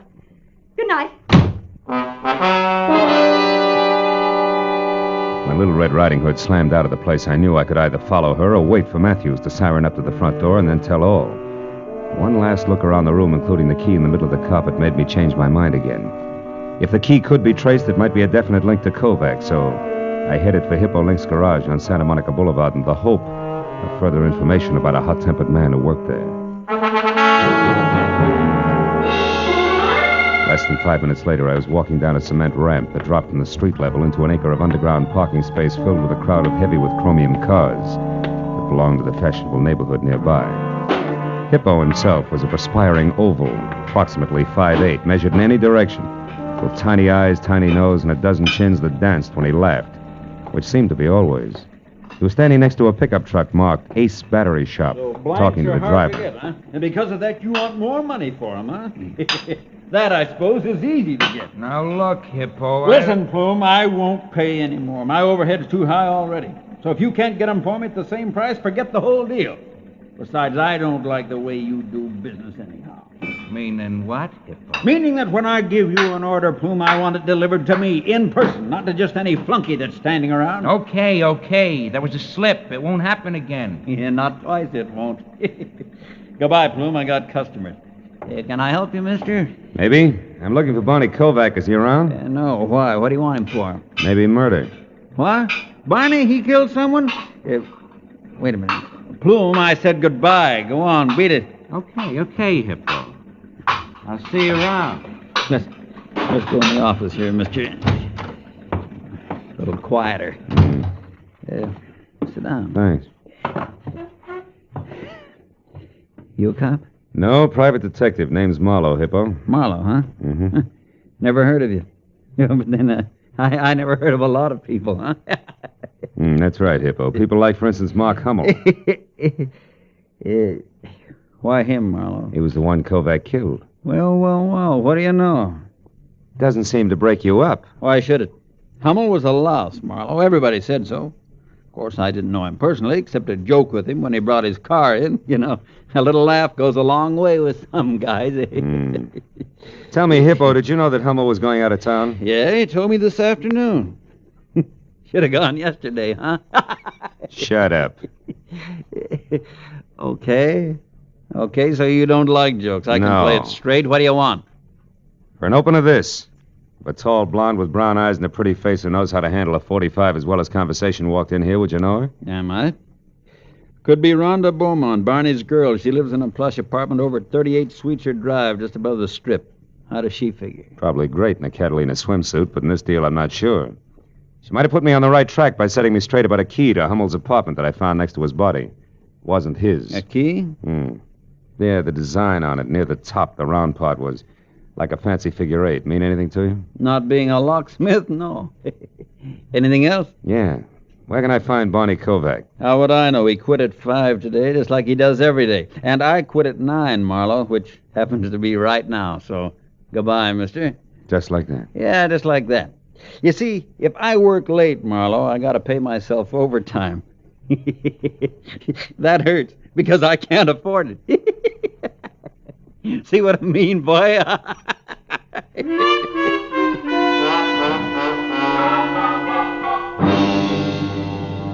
was out on the street and behind the wheel of my car before I saw the man in the back seat who had a snub-nosed .38 leveled at my hairline. He looked rugged enough to be no one else but Barney Kovac. Drive, Marlowe. Straight to the corner of Melrose and Orange Drive. I live over a store there, and it's quiet, so we can talk without being disturbed. Go on, drive.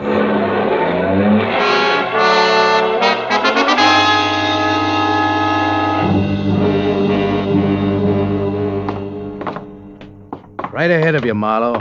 One with a closed transom. Keep walking. And when I get there? Then you'll go inside, sit down, and rest while you listen. To what? To the truth, Marlowe.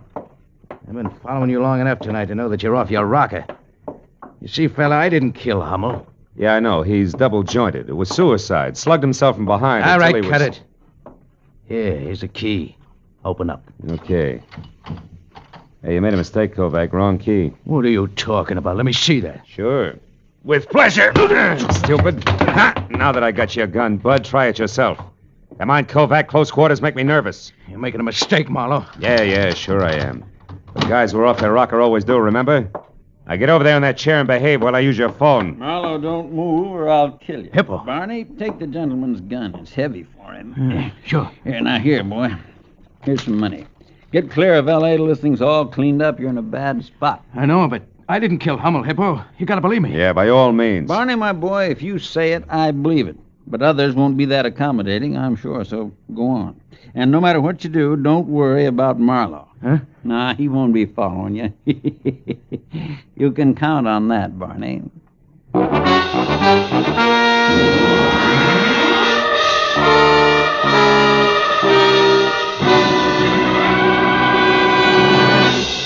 In just a moment, the second act of Philip Marlowe. But first, programs on a summer Sunday afternoon come to you at home, in your cars, on the beaches, and 101 other places where you are at ease. And for your leisure time listening, what is better than music? Every Sunday afternoon, CBS brings you two outstanding programs of music. Gems from the great composers played by the Symphonette, and the sweet, memorable songs of the outstanding modern composers and semi-classicists sung by the Choraleers. Each program is designed especially for fine, summer Sunday afternoon listening. Hear both the Symphonette and the Choraleers tomorrow afternoon on most of these same CBS network stations. Now, with our star, Gerald Moore, we return to the second act of Philip Marlowe and tonight's story, The Key Man.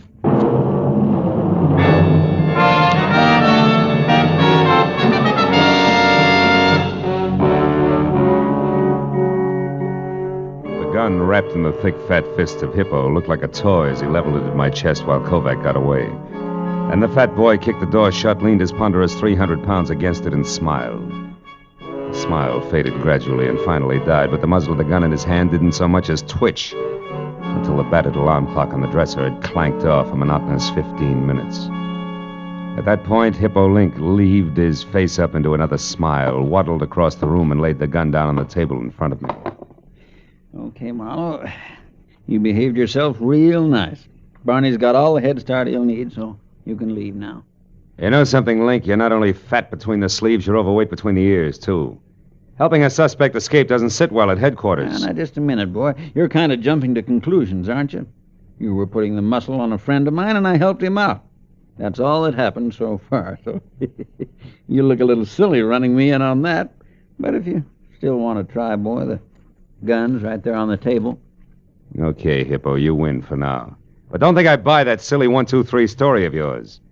May not be Peck's bad boy, but I don't see you as Sir Galahad either. Well, how do you put the story together, then? I don't know that that's any of your business, and even if I thought it were, I wouldn't tell you. But I'll let you in on this much. I don't know for sure that Kovac is guilty, but then I don't know for sure where you or Kovac's girl Rhonda Beaumont fit either. I wouldn't know. You said you knew her. So? You seem to think a good deal of that kid, Kovac. So? So couldn't it be possible she paid you to come up here and see that her boyfriend got away? Like you said, Marlowe, I don't know that it's any of your business. How much cash does it take for you to stick your neck out as far as you have, huh? Or could it be you've got a thing going for Kovac's girl and would be glad to see him out of town? You're kidding, Yeah? boy. Look, why don't you leave it alone? What's it to you now? My client was knocked off right under my nose, remember? Now, you gonna let me out of solitary? Sure. Pick up your pistol and run. And if you need me for any more help, why, Be sure and let me know. I left Hippo standing in Kovac's flat, and downstairs I stopped in a phone booth long enough to have the latest developments for what they were worth relayed to Lieutenant Matthews. Then I drove out to where suites are turned straight up into the hills and parked in front of number 38, the Murrow Apartments, a terraced heap of pastel plaster and angled glass in which Rhonda Beaumont had a first-floor front. I took a look at the large, private view of the city as I crossed the small, private patio and knocked on the substantial private entrance. When it cracked open, I helped it along just enough to step inside. Fast! Marlowe, you will come in, won't you, whether you're asked or not? Yes, and it's sweet of you to ask me, Rhonda. Is he here? He? In a city of 4 million, half of which are male, that borders on being a stupid question. But the answer is no in any case, because until you strong-armed your way in here, I was alone. I can't buy it. I figure Bonnie's the kind of a boy that will want to take stuff like you right along with him when he leaves. Bonnie leaving? Mm-hmm. What are you talking about? He's running away from that mess over on Fountain. He's leaving town. You're lying. I've heard enough from you, Marlowe. I'll take the handbag, baby. Heavy enough to have that cute .45 caliber compact inside, right? Okay, it's in there. Take it. I don't care. But look, Marlowe, is that the truth about Barney leaving town? As if you didn't know, yes. And while we're on that subject, why did you show up at Mark Hummel's place tonight? Well, I went there to warn him about Barney. Wait a minute. I thought you were in love with Kovac. I am. Do I have to draw you a picture? Barney Kovac's strong and reckless, but he was trying hard, awfully hard, to get started for himself, and then... Well, I used to go with Mark before I met Barney, and because of that, Mark deliberately beat him out of the best deal he'd ever had, the louse. Just to spite me. Well, Barney was furious, and I knew something terrible would happen if they ever got together, so I went to tell Mark to stay out of his way, that's all. You got there a little too late, is that it? I don't know. Well, at least give me a handkerchief out of my bag, Marlowe, darn it. Yeah, sure. Here, Hey, these keys. Rhonda, this one, the one with the figure 8 design. Where'd you get it? Well, it's my new door key. Yeah, I know, but where'd you get it? I don't know. Barney had it made for me one day while we were having lunch. Who's the guy who made it? I don't know. Where were you eating that day? Well, Hungarian place on Fairfax near Santa Monica. Well, where are you going, Marlowe? Fairfax, near Santa Monica. Here's your bag, Rhonda, and if you got any sense, stay put and try real hard not to shoot anybody. At least until I call. Okay. So long, baby. Bye.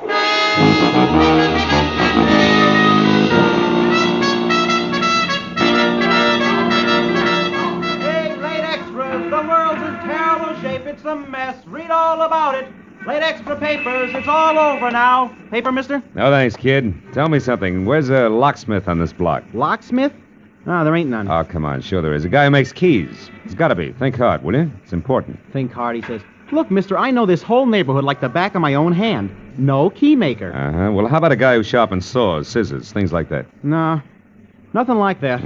We got filling stations, bars, a delicatessen, drugstore, shoemaker, dry goods store, 3 restaurants. One's Hungarian, that's on Fairfax. Yeah, Ace Battery Shop there across the street, a toy store on the corner, a lampshade joint. Shop. And Wait a minute, hold it. Battery. Ace Battery. Plume. Plume. Yeah, that's it. Old man Plume owns the joint. Ah. A real sour apple, you know what I mean? This place is a dump, too, but he works hard. He's probably over there right now, working in the back room. Bless you, my boy. Thanks a lot.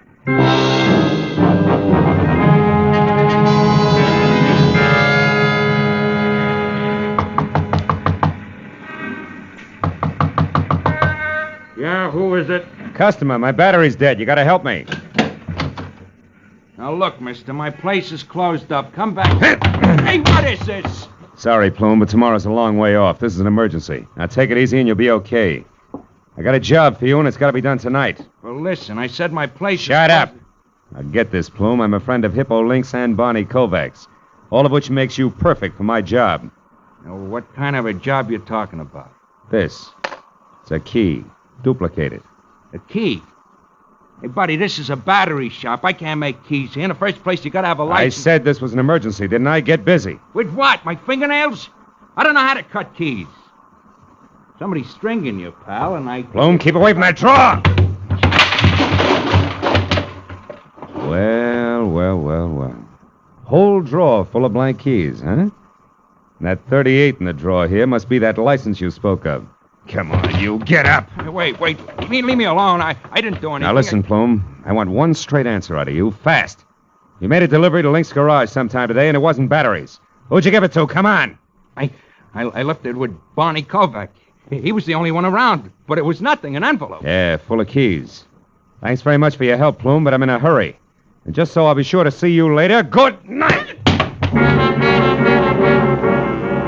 I ran out to my car, piled in, and headed straight out Santa Monica for La Cienega. And when I got within sight of the dark, cavernous entrance to Hippo Link's underground storage garage, I slowed down and looked for a phone that I could use to call Matthews and still keep an eye on the garage because the way things stood now, I couldn't afford to miss a lick. But then I got a break. I decided to try a mobile gas station on the corner when the scream of a siren shoved me up against the curb, and a squad car swerved out from a side street, ground to a rubber-burning stop in front of the garage and disgorged Matthews himself and the driver on the double. I slammed out of my coupe and belted across the street after him. Matthews! Hey, Matthews! Marlowe, get back! Over this way. We get Kovac cornered down inside there. You're just... Now, wait a minute. Matthews, you got this deal all wrong. Oh, no, we haven't. I got two men out and back. He's trapped. We'll get him. No. Hold everything, Matthews. Listen to me. I'm going down there and talk to him. I'll be back in a minute. Come back here, fool! Kovac, this is Marlowe. Come on out. I got all the answers now, Barney. I just had a talk with Plume, and I got a lot of truth out of him. Come on, Barney, you're not helping anything. Marlowe! Phil, you all right? It's my shoulder, Matthews. Oh, I knew this had happened sometime. No, this Kovac over there. No, listen to me. Don't shoot. Don't! Look at my arm. Listen, Matthews, Kovac didn't do it. What? The shot that got me came from back there on the other side. Yeah, that's it, Pete. Further back. There he is, Matthews. That's the boy. That's the fat guy runs this That's joint. right. Yeah, Hippo Link. Second lieutenant. He's your killer. Stop, Link! Stop! I got him, Phil. He's down. Yeah. Yeah, that's one nice thing about Hippo. You can't miss him. Oh, thanks. I think I better sit down a minute.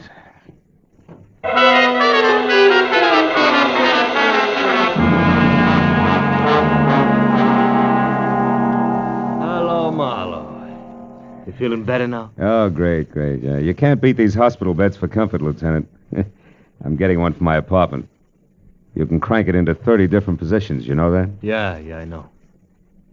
The doc says you got off with a flesh wound. Uh-huh. Yeah, you're pretty lucky, Phil.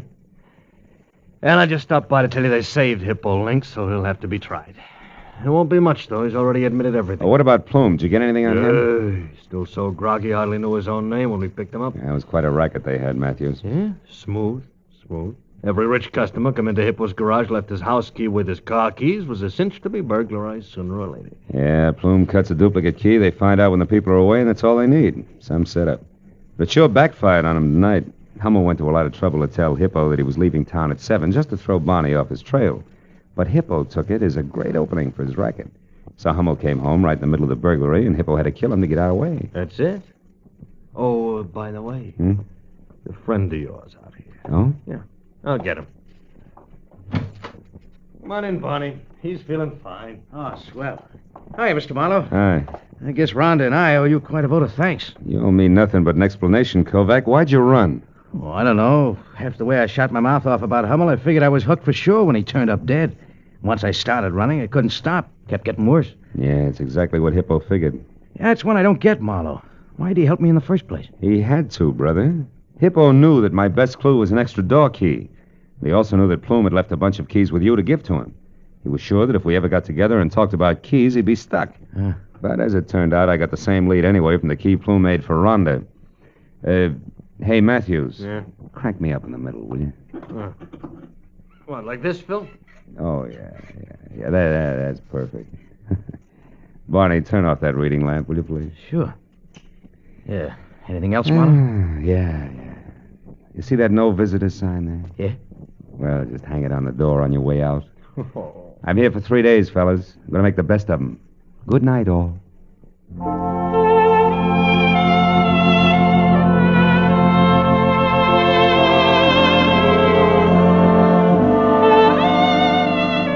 When they left, I nestled down to the solid comfort of clean sheets and quiet darkness.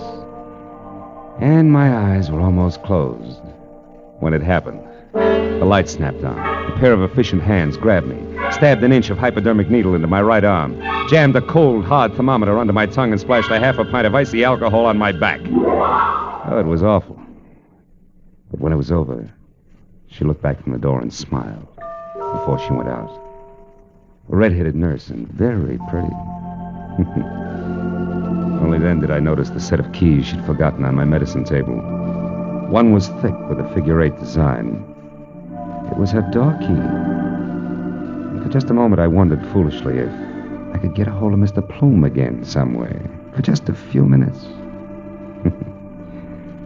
Cut it out, Marlowe. Go to sleep.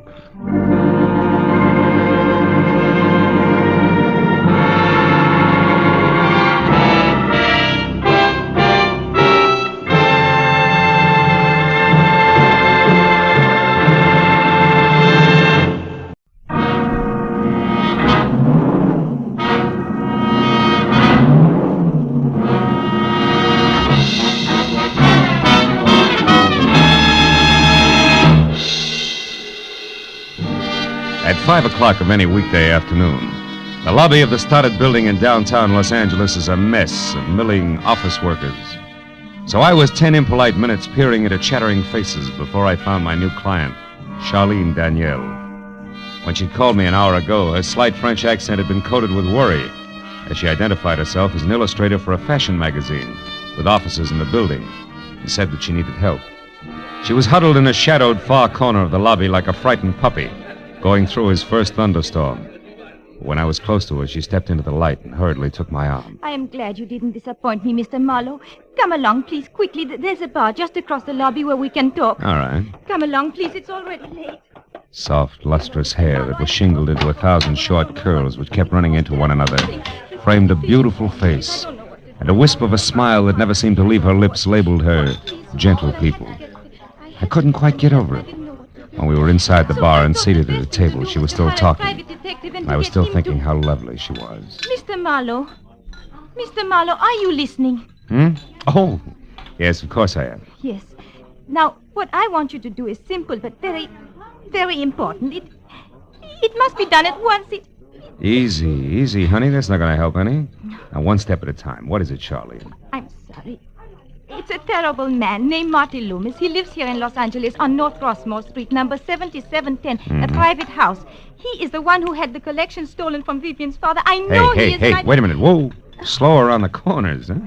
Now, first of all, what's the collection of? Rubies, Mr. Marlowe. Rare pigeon's blood rubies. Uh-huh. Exquisite ones. The 30 of them worth at least, the very least, $150,000. Tell me, are all the rubies as lovely as you are? Please, Mr. Marlowe. Okay. Who's Vivian? My best friend, the girl I grew up with in Lyon. She's still in France, but I got out before the war to Mexico and Ensenada. Some friends at the Riviera Pacifico helped me to get to California. Vivian and her father, Maurice Chardot, an old man now.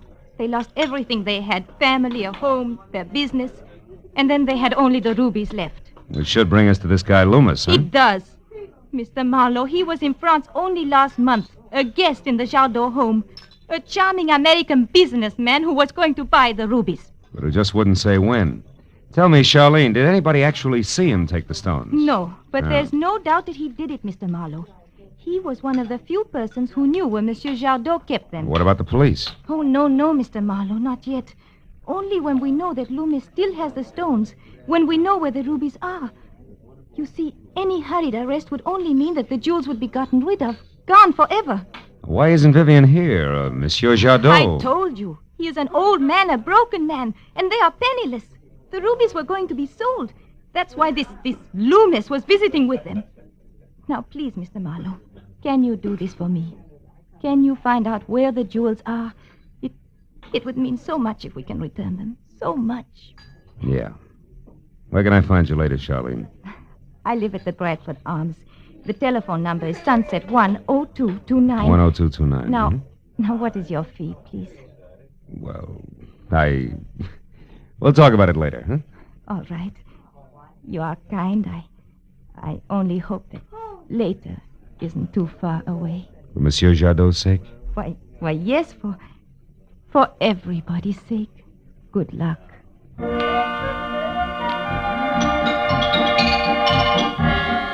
Well, somehow or another, I managed to stop at all the red lights and go on all the green ones and not hit anyone all the way from downtown L.A., where I'd left Charlene, up into Hollywood and over to Marty Loomis's house at 7710 North Rossmore. Parking a half a block away, I stood looking at the rambling white house, vintage 1915.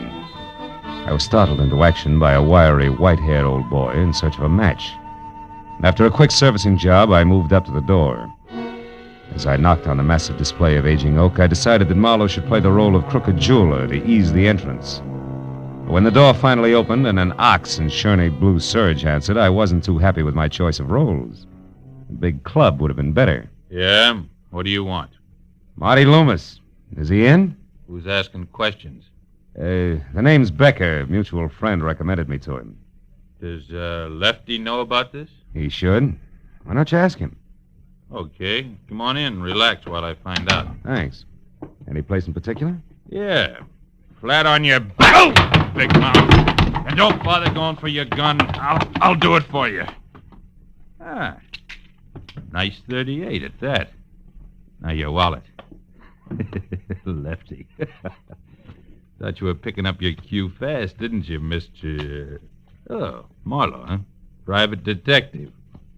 What were you thinking about when you bit, Big Mouth? Something nice and calico? You're warm, Buster. My mistake. Where do we go from here? You, no place. Till I make a phone call. Excuse me. Big jerk. Westwood 9903. Yeah. My number? Gladstone, 2742. This won't take long, Marlowe, then you and I can... Oh, hello, Tony. Oh, it's Chalky. No, I looked every place. No, honey, I tell you the stuff just ain't here, but something else is. A private dick named Marlowe. Oh, I don't know. Yeah, probably one of that stinking Slater's boys. But you don't have to worry about Marlowe. So long, babe. Your mother, Chalky? Listen, Louse, I got one question to ask you, and I want a straight answer fast. Are you working for Zig Slater? I don't remember. Well, that's too bad. You know, I might have to get nasty if you don't cooperate. Doesn't much make any difference whether I cooperate or not. Let's face it, huh, Chalky? All right. Let's do it! Just... Ah! Big mouth.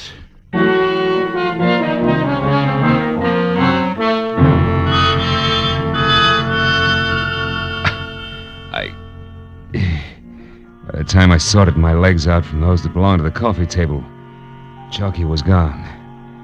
But in his wake, there were three things that a very fast, superficial search revealed. My gun in the hall outside empty, next to the door my wallet intact, and near the overturned coffee table a pawn ticket from the Ryan Loan Company, corner Hill and 8th. A receipt for one gray topcoat, right sleeve ripped, allowing $7.50. I dropped it in my pocket, then put through a call to one Lieutenant Ibarra at police headquarters. In a few minutes, I knew that Zig Slater was a fence who had done time twice on stolen property charges, and at present could be found in or around a shop on La Cienega Boulevard near Melrose, where he sold, of all things, tropical fish. I hung up and started out of the door for my car. But in less than 50 feet, I knew I wasn't alone. My shadow was the shock of white hair who earlier had stopped me for a match. It was his turn to be surprised when I suddenly wheeled, grabbed at both his lapels, and shook. Well, what are you doing? it's no rumba, Pop. Believe me, I just want to rearrange your marbles. Now, listen. So that when you start talking, it comes out straight. Now, why are you following me? And tell me you need me another match. Come on. I'm telling you because I want to warn you. About what? A giant of a man I just saw near your car. In a beat-up blue serge, maybe? Yeah, that's right. You see, I live across the street, and after you gave me that match, I took my regular evening walk. But when I got back, I saw this man, this giant. He was going to let the air out of your tires, I know, but I stopped him. Yes, sir. I yelled at him real loud, and he ran away. He cursed me first, though. Now, aren't you sorry you shook me like you did? Yeah, I am. I'd let you shake me back, but there isn't time, Pop. Well, no matter, fella. I guess I can figure it all right. I mean, the way you're acting must be a beautiful girl behind this someplace. Always is, right? Right. Just to make sure she stays that way, you'll excuse me, but I gotta see a man about some tropical fish. So long, Pop.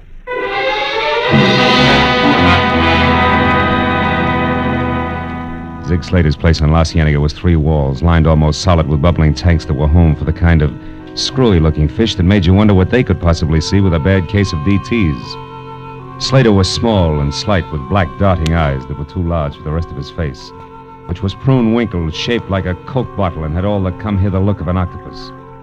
He was on the phone. It wasn't until I was close enough to hear the number he was after that I was glad he was having trouble. That was the wrong number. Because it was the same digit arrangement that Chalky had called earlier. And prefixed Westwood as well. No, operator, I did not call 9933. It was Westwood 9903. That's right. 03, yeah. Stupid people. Hello, Toby.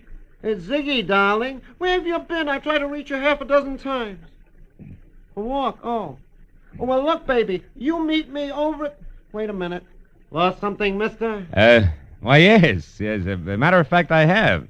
One of my twin swordtails died. I was just admiring yours here. I'd like to buy one. I'll be right with you. How? Meet me at the Blue Chip in 30 minutes, huh, sweet? Now, don't worry, I'm a little bit late. I got a few things to do first. Right. Goodbye, baby. Swordtails, mister, are $1.10, $1.35, and $1.80. What'll it be? What? They started at $1.10? Uh-huh. At the last place, I only paid 90 cents for a swordtail. Good one, too. Then maybe you'd better go back to the last place, huh? Well, maybe I had. Good night, sir. I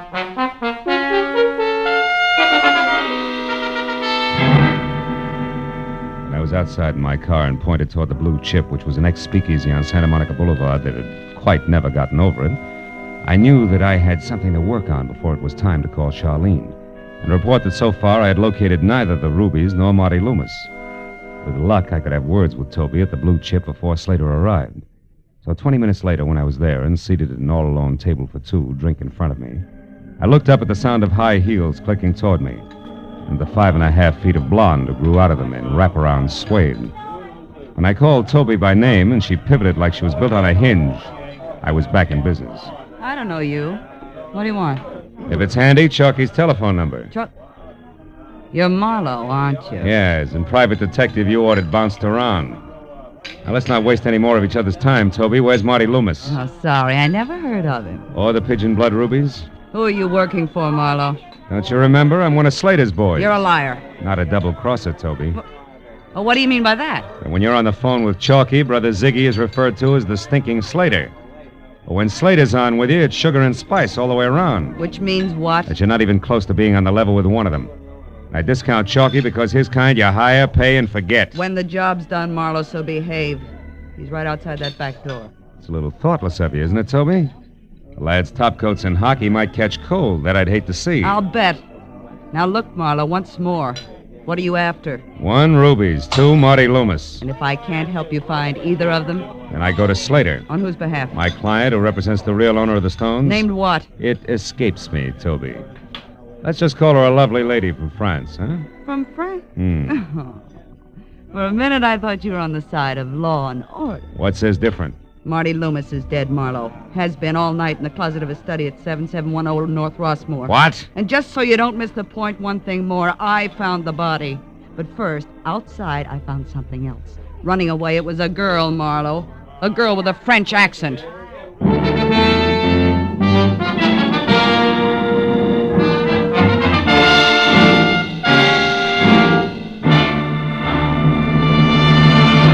In just a moment, the second act of Philip Marlowe. But first, for those who delight in the fast action and faster thinking that thwart the evildoer, CBS brings you 3 outstanding examples every Sunday. The Green Llama brings you the adventures of wealthy young Jethro Dumont, who uses his knowledge of the mysterious East to combat evil doings on this side of the Pacific. Call the Police summons Police Commissioner Bill Grant to trail the objectionable offender and bring him to justice.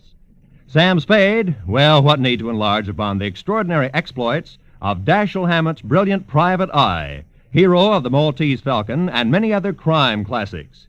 You can find these thrilling examples of mystery adventure delight every Sunday on most of these CBS stations. And now, with our star, Gerald Moore, we return to the second act of Philip Marlowe and tonight's story, The Pigeon's Blood.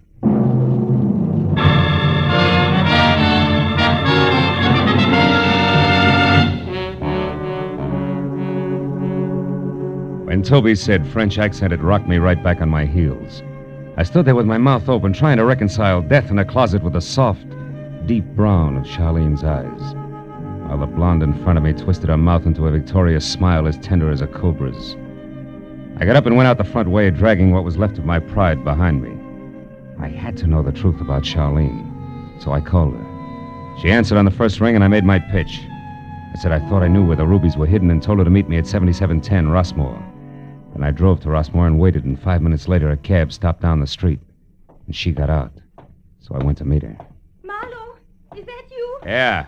Come on, this way, Charlene. Are they here, Marlowe? In this house? The rubies, I mean. We'll find out, baby. Come on. But you Side said door's open. I said I wasn't sure, and I'm not. About a lot of things. Here, watch the stairs. They should lead to the study. Yes. You still with me? I'm coming. Yeah. This is it. Oh. Okay, Charlene. Now, if I've been lied to, this is the place to check. We'll start with that closet there. The closet? Yes, open it up. Go on, open it. All right. No, I can't. You can't because you already know what's inside, don't you? Well, I'll open it for you. No. Oh, I didn't do it. I didn't. You knew he was there, so he must have been in here before. Yes, I was. I admit it. I tried to see Loomis myself this afternoon. I followed him downtown, but I lost him. When I got back here, I came in and I found him like that. I didn't know what to do. I called you, but then I lied to you because I was afraid. And you're still afraid, so maybe you're still lying. No, this time is the truth, I swear. All of it? You're not holding anything back? No, that's all of it. Oh, Phil, please don't force me. Please, you must. Yeah. What was that? What was what? I thought I heard a door close. I must be jumpy. I guess, may I have a cigarette? Yeah, here. Oh, you dropped something. Why, it's a pawn ticket. Oh. Yeah, it's my brains, can't you tell? The Ryan Loan Company, corner Hill Street and 8th. At Hill and 8th. Don't worry about it, Charlene. It's not mine. Belongs to a guy named Chalky who had to hock his winter wardrobe to keep himself in hamburgers. Forget it. You want that cigarette or not? Not now. Come on, Phil. Let's get out of this room. Come on, please. Phil, there is someone here. A shadow moved on that wall or the back hall. Hey, you're right. Now, listen, you beat it out that side door. Go back to your hotel and wait there. I'll see who this is. I want to stay with you. Now get out of Please, here. Hurry. Be careful, Shirley. All right, creep, crawl out of the woodwork. Come on. I know you're present because you left your shadow sticking out. Right about here. Ow! Well. Slimy little sword-tail salesman himself. What are you doing here? Well, I'll tell you, Marlowe, I'm just So you trying... got my name too, huh? And more. From a short talk with a platinum blonde named Toby. Who you fencing for, Slater? Her or Loomis? Fencing? You find things out, don't you? Well, I didn't want to do it. I've been going straight since I got paroled, but legitimate business has been lousy. So when Loomis wanted you to arrange a deal, you took him up, huh? Yeah, but right away it got too hot. I had it all set until that blonde started cutting in on Loomis. I don't go for that. Nobody's got a chance in a double cross. For instance, I know what's in the closet, see? And Toby's the one that put him there. She told me. Toby killed him? Did she have the stones? I don't know. I guess so. Because she was trying to make me go through with the deal. But I turned her down. Then I had to sap that gorilla Chalky to get away. Ah, it's good, but it won't fit, Slater. Why'd you come back here? To clean up the joint. With my record, all it would take is for my phone number, even my initials to turn up here, and I'm cooked. Where does Toby live? If I tell you, will you give me a break? You'll tell me anyway and fast, or I'll give you a break on the side of your head. Let's have it talk. Okay. 3156 South Ogden Drive, Apartment C. Now, how about it, pal? Will you forget you saw me here? You louse. You're whining because things got tough. If they hadn't, you'd be getting calluses from counting money. You're a crummy spider, Slater, so stay out of my way. Because next time we meet, I'll step on you. The little man rolled his big head up at me and grinned. I looked at it a minute, then shoved it hard to one side and walked out.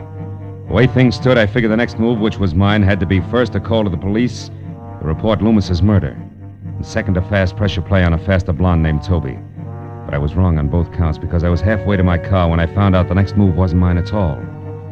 Out of the corner of my eye, I caught a shadow easing toward me under the cover of a hedge. It was the white-haired duffer again, and the setup was just like before. So I saw no reason why the same maneuver wouldn't work twice. I slowed down to give him plenty of time. When I was sure he was right behind me, I turned fast and swung at thin air. How many times do you think you can pull that stunt, son? Okay, it was my mistake. Yes, it was. And don't move because my gun goes off. I want to ask you a few things. I don't feel talkative. Who are you? And what's your racket, son? Philip Marlowe, private detective. What's yours? That doesn't happen to be any of your business, son. Let's just say I'm looking for one Vivian Jardot. Happen to know where she is? Vivian Jardot? Sure. Right now she's in France. Lyon, to be specific. Yeah, she's in France right now, like you're in Madagascar. Save yourself trouble, son. Where is she? You know you wouldn't know the truth if it fell on you? What's your angle, Marlowe? Oh, come on. Let's not be coy. It's the same as yours, a fistful of rubies. Well, now, you don't say. And I suppose that's why Vivian Jadot's been following Loomis around all afternoon. Vivian again. You won't turn loose, will you? Now, listen, son. The Jadot dame is here in town. I happen to know she hopped off a Norwegian freighter. I finally picked her up right here. She was tagging Loomis, and I tagged her. We played Ring Around the Rosie clear downtown. I lost them in a traffic jam, but I picked up Loomis again for a few minutes at the corner of Hill and 8th. The Jadot girl I lost... Wait a minute. Did you say Loomis was at Hill and 8th? Yes, that's right. Why? Because I know a guy who'll give $6 for a gray topcoat on that corner. So what? So whoever said you can't teach an old dog new tricks was nuts, wasn't it? That one's called Slap the Pistol and Bust the Old Geezer. Sorry, Pop, it had to be. I got business that won't keep. So long.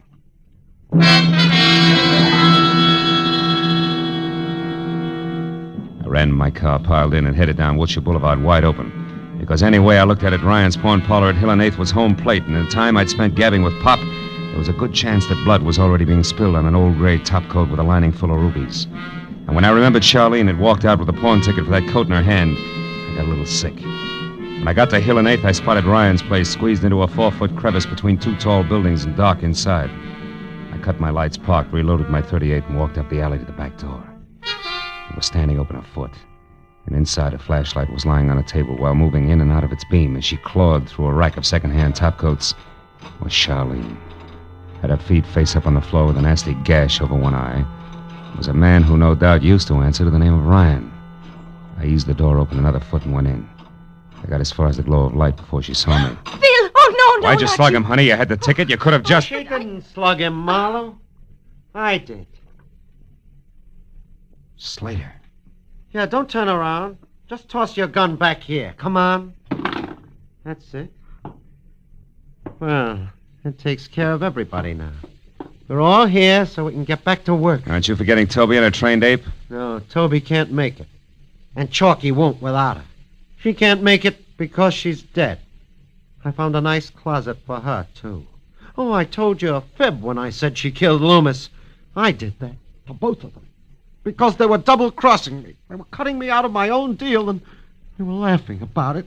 I can't stand to have people laugh at me. It's my fault, Phil. I didn't wait for you. When I realized that Loomis had pawned the coat and not that Chalky, I was sure that he had hidden the rubies in it for safekeeping, so I came here and now... And so did I, and I caught her.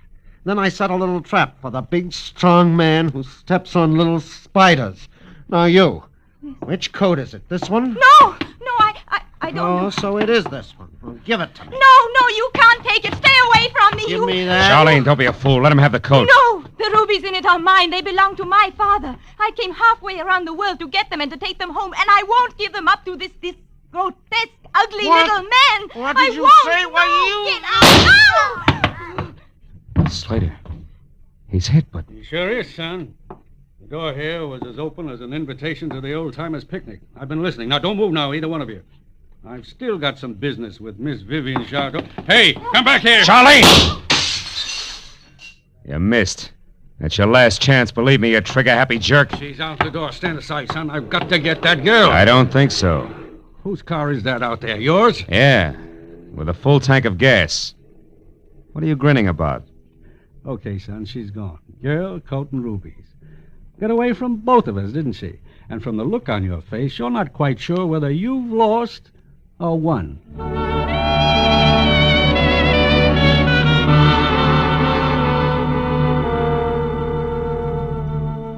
Two hectic hours jammed with phone calls, police reports on Toby and Chalky, and long-winded conversation in general went by before the whole mess of dovetailed motives and overlapping authority was straightened out, to the point where Detective Lieutenant Ibarra decided to get along without us and turned me in, my white-haired pal, who I blushed to discover was one Sam Harris, 20 years an officer with the Immigration Service, loose on the town again.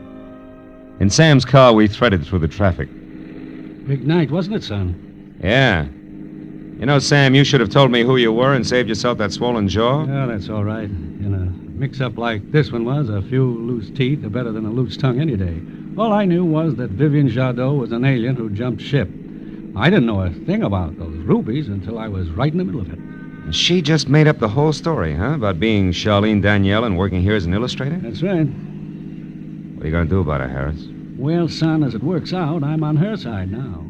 How's that? She wants to get back to France, and it's my job to see that she does. There won't be any trouble. You know, she's a crazy kid to try what she did alone. But she made up her mind to get her rubies back, and she did. Yeah. She's pretty, too. Or did you happen to notice? You're not listening. I was looking at that medal you got there on your keychain. Pistol Marksmanship Champion, New York Service Range. You know, Harris, when you shot at Charlene tonight, you... Now, wait a minute, son. It was dark, and that medal is 10 years old. Besides, it's not polite to put a man in a spot where he has to argue with his conscience. My mistake. Well, there's your car, exactly where I said it'd be.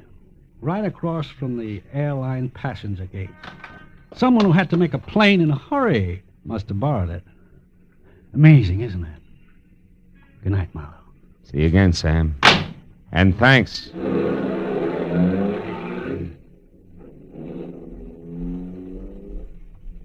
When Harris drove away, I walked over to my car and got in. But I didn't start up right away.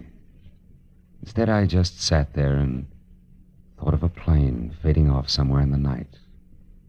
And a girl from France with soft brown eyes. And remembered that I didn't even get a chance to say goodbye. But then I saw it. The note stuck over the ignition key, scribbled on an old envelope in hurried pencil. All it said was, "Someday, Sherry, someday."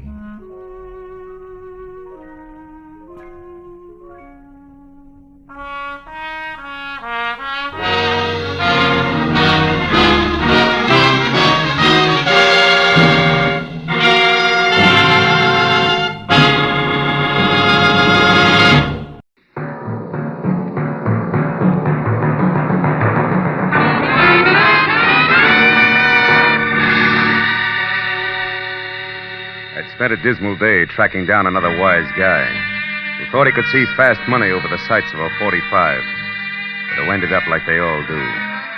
He was flat on his face in an alley, his life dripping into a sewer. It was what he deserved, and the only feeling I got from it was that I wanted a bath bad. So I went home, but when I stepped out of the elevator and started down the hall, I knew I'd have to postpone it, because leaning on my doorbell was a redhead who looked very good from a distance.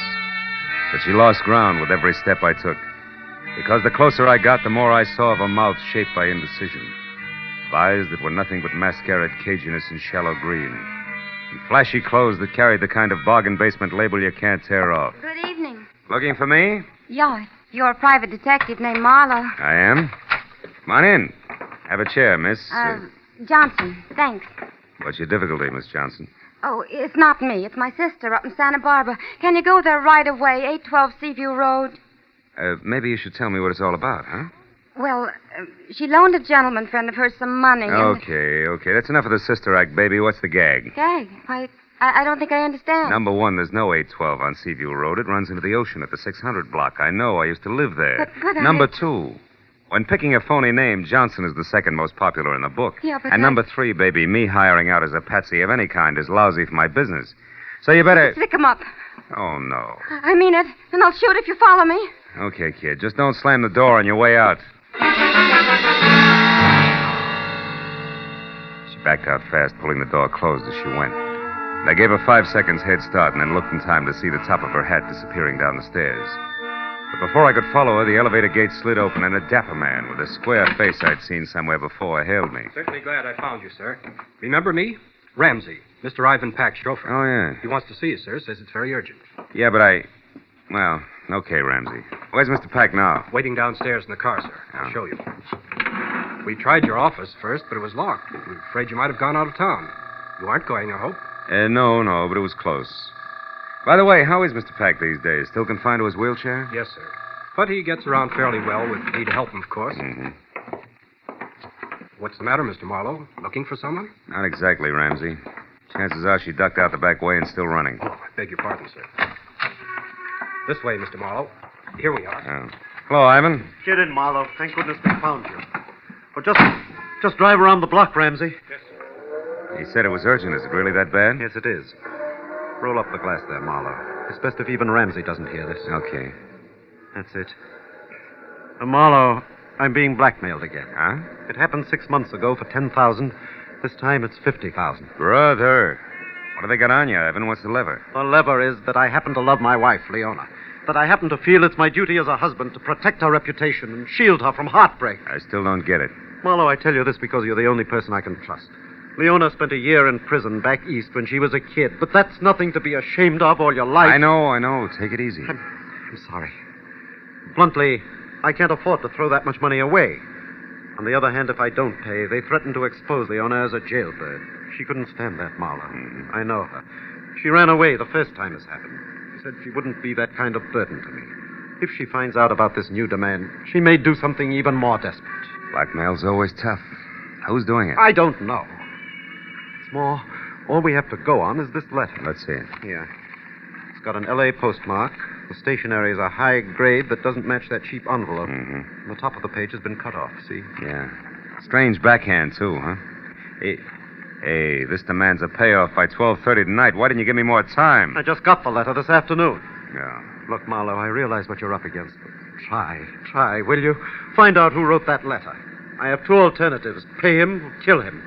Well, I'm no killer. I'll pay if I have to.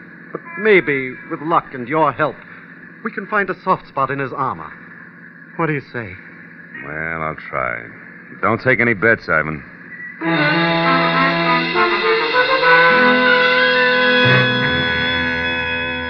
Ivan said he'd be in his office all night, then dropped me off at home where I got in my own car, pulled around a big gray sedan in the driveway, and hauled a small sample of the blackmail stationery into the police lab. There I got a break. The boys had it classified in 30 minutes, and after another 30, handed me the names of 2 business houses and 12 hotels in the city that used it. It's too many to check in the time allowed, so I called Ivan Pack and started down the list. He stopped me at the 4th hotel, which was the Beverly Crest, with the word that his wife Leona had spent a lot of time and money shopping in the hotel's exclusive arcade. So I drove out to the Beverly Crest, watching a big gray sedan in my rearview mirror most of the way. But in the hotel, I killed another hour drawing blanks, even at the writing room blotters. Until, on the way out, I got another break. The beauty shop was closing for the night, and inside, slipping a coat over her manicurist's uniform, was a redhead. The same redhead who had tried to sack-track me to Santa Barbara. I followed her out of the hotel, and when she got around to the back, I stopped her. What do you want? I got curious about your sister. I don't know what you're talking about. I don't have a sister, and I never saw you before in my That's life. wishful thinking, baby. You can talk here or over a desk at police headquarters, but you're going to talk. Now, which is it? Wait a minute, no cops. All right. Okay, Marlowe, sure. I'll talk. I got a sister in Santa Barbara, all right. She's a mermaid. She comes up once a year to fish for seagulls, and she wanted you to bait the hook. Come on. Straighten it out. You're smack in the middle of a lot of trouble, and it's getting deeper fast. Believe me. No, I'm not, wise guy. You're in the middle. In fact, you got trouble right behind you, son.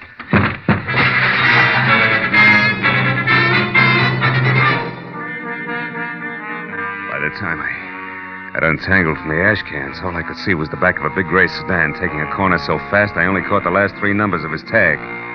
440. But as I stood up and dusted myself off, I saw something black and shiny.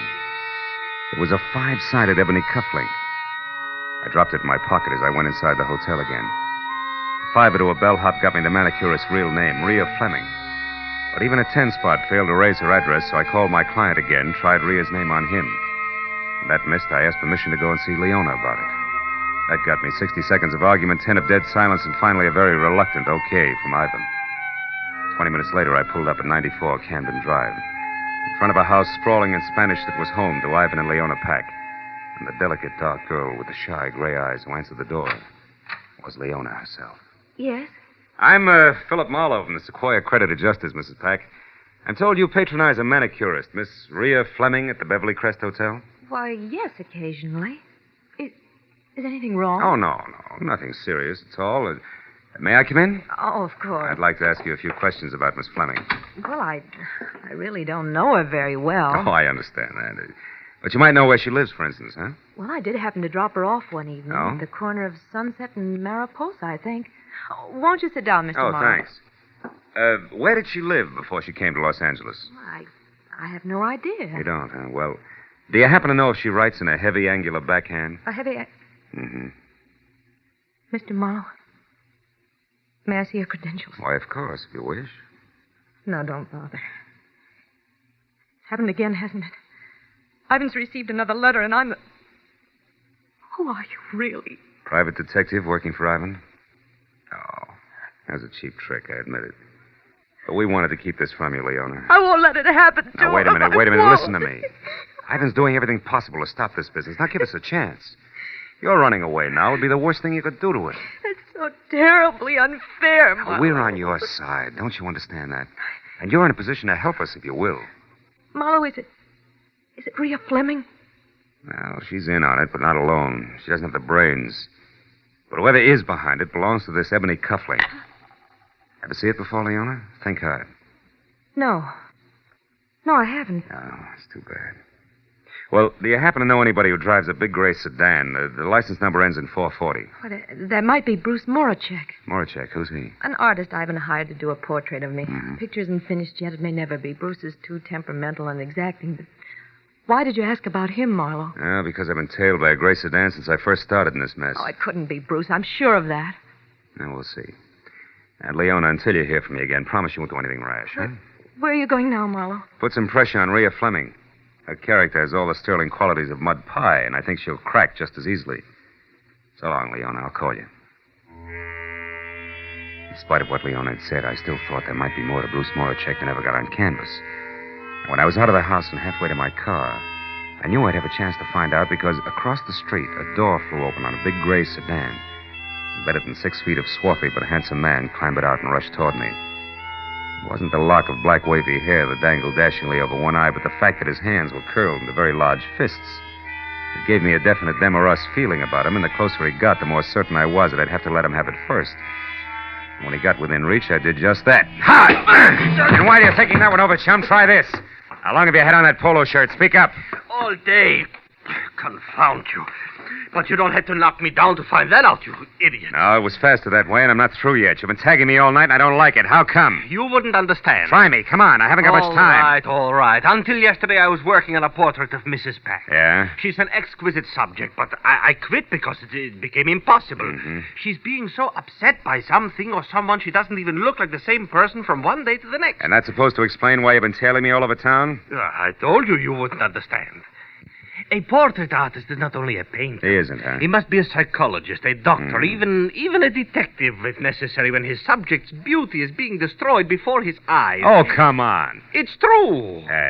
So I followed Mr. Peck to you and you to the Beverly Crest Hotel because you are up to something. I want to know what it is. Mm-hmm. Naturally, it wasn't you who put the slug on me at the hotel, huh? The what? The slug. Slug. No. I saw you walk around to the back, but... the time I got there, a car was driving off. I thought you were in it, so I tried to follow, but I lost it. Yeah? And then I came up here. Well, let me tell you something, Moracek, for your own good and your subjects. If you're on the level, go home. And if you're not on the level, brother, you better get out of town while you still can. Good night. I looked back just before I turned the corner, and Moracek was still standing where I'd left him. So I drove out to Sunset and down to Mariposa, where I parked, and started walking. And why, it was more than an hour ringing doorbells, interviewing kids, husbands, and homemakers, and running down false leads before I finally found the mailbox labeled Rhea Fleming, rear, in a brown stucco 2 blocks south. I hacked my way through the underbrush, hugging the front house, to a converted guest cottage in the back, numbered 8811. I didn't bother to knock. I just walked in. Hey, darling, I was beginning to think you'd never get... Marlowe, get out. Get out of here or I'll scream. I scream louder. Who's the boyfriend you're expecting, Rhea? I don't have a boyfriend. It wasn't your grandfather that piled me up at the hotel tonight, baby. It's your last chance. Who was it? I don't seem to recall the incident you refer to, Marlowe. Now, listen, jerk. You're in a rotten blackmailing game right up to your earrings. And what's more, your extortion letter went through the mail. Did you get that? That's a federal rap. You can't beat it. I'm going to see that you don't because I'm sick and tired of fooling with you. You're too stupid to realize when you're licked. Federal rap. I didn't know that, Marlowe. Who are you calling? Cops, of course. I'm through. I'm putting you out of circulation right now. No, wait. Don't do that. I'll tell you who's with me. Okay. It's... No, I can't. Rhea, come back here, you fool! No, Joe! Rhea! Holy smoke. Rhea, who was it? Who did this? Gee, I didn't figure it'd go this far. I just didn't realize. No, I guess you didn't, baby. One down and one to go.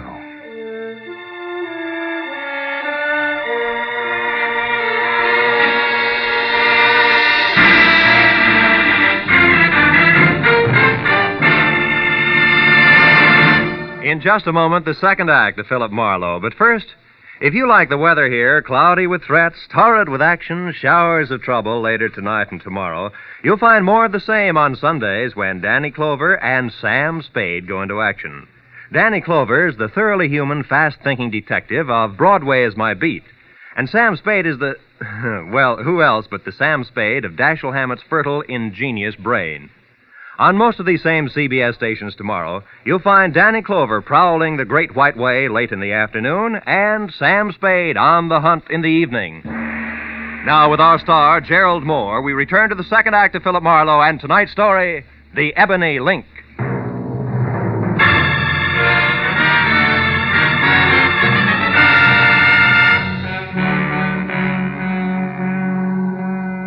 As Rhea Fleming's face relaxed in death, the gaping, frightened people who make up every street scene began to gather. And as each newcomer timidly edged forward and then caught his breath at the sight of the dead girl, and in a small, tight voice asked whoever was standing next to him what had happened, only one thought kept running through my mind. Leona's blackmailer and the murderer of Rhea were one and the same. So leaving my card with an old, toothless biddy who demanded to know why I was running away before the police arrived, I piled into my car and headed for Ivan Pack's office on La Brea. I pulled to a stop just as a chauffeur named Ramsey darted out of the building and into the family limousine, parked at the curb, and pulled away fast. But since Pack was the man I wanted to see, I dismissed the thought of a not-so-merry chase, went to the door, and knocked. 5 minutes went by before my client wheeled himself out of an inner cubbyhole and opened up. And another 5 while I brought him up to date, blow by blow, the redhead's violent death included. Murdered Marlowe? Yeah. And for my money, the noose fits whoever she's working for, who was also the party that dropped me in the alley behind the Beverly Crest Hotel, and this ebony cufflink and doing it. Ever see it before? Why, no, I haven't. You sure, Ivan? Sure it wasn't once holding a lot of fancy shirt together for one Mr. Moracek, maybe? Bruce? Well, why him, Marlowe? Because he's been tagging me all night. Say, tell me, Ivan, how well do you know him? I met him about 6 or 7 months ago at my club. I don't remember who introduced us. Yeah, well, that fits. The blackmail started just about that time. Now, look, just to make it a little tighter all the way around. You can't recall who recommended him to you as just the right man to paint Leona's picture, can you? No, I can't. But on the other hand, Marlowe, neither can I recall having heard anything bad about him. No. Now, look, you say he's been following you all night. Close enough to do a time step. What are you getting at? Just this. Was he around the place where the girl was killed? Well, to my knowledge, no. But that shouldn't mean too much because the murder happened after we had our little run-in. So he'd naturally be careful about my seeing him. Well... Besides, Ivan, he was going to commit murder, so it's a cinch you'd arrive and depart from 8811 Mariposa without fanfare. Mariposa? 8811 Mariposa, Marlowe? Yeah. But that's the address I just saw on a slip of paper in Ramsey's desk. There was a phone number, too. Wait a minute. Your chauffeur's Rhea Fleming's address? Yes. Here, get hold of my wheelchair. Sure. It's that far desk there, just inside that partition. You know, Ivan, when I pulled up outside here, I saw Ramsey leave. You know where he was going? Yes, he was going to dinner. Unless he hasn't eaten in 5 years, I don't think that's where he was going. He lurched from the curb like it was on fire. Here you are, Marlowe. The top drawer on the right. Toward the back. I see it. Yeah. 8811 Mariposa, all right. Phone number and nothing else except this. What did you find, Marlowe? A cufflink, Ivan, twin to the one in my pocket. And maybe a murderer who isn't named Moracek. You mean Ramsey? Yeah. Oh, no, that couldn't be. Why not? Ramsey's been here with me for the past 2 hours. So you mustn't discount Moracek or anyone else just because of this cufflink and the address. Well, in that case, no. But I can include Ramsey along with the late Miss Fleming as at least one accomplice on what's fast getting to be a very elaborate setup. Ivan, do you know where Moracek lives? Yes, at his studio. Lookout Mountain Road, just off Laurel Canyon Boulevard. Laurel Canyon. I don't know the exact address, but you ought to be able to get that from Leona. Yeah. Well, I'll get in touch with you later, Ivan.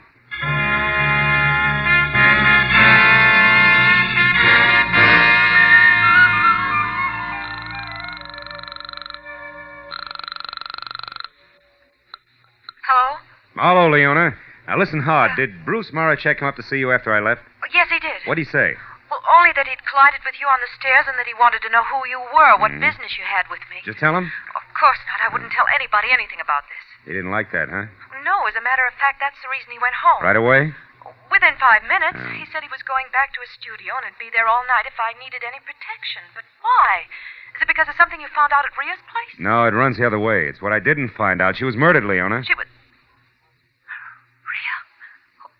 Who could have done it, Phil? Whoever's blackmailing you, I'm positive.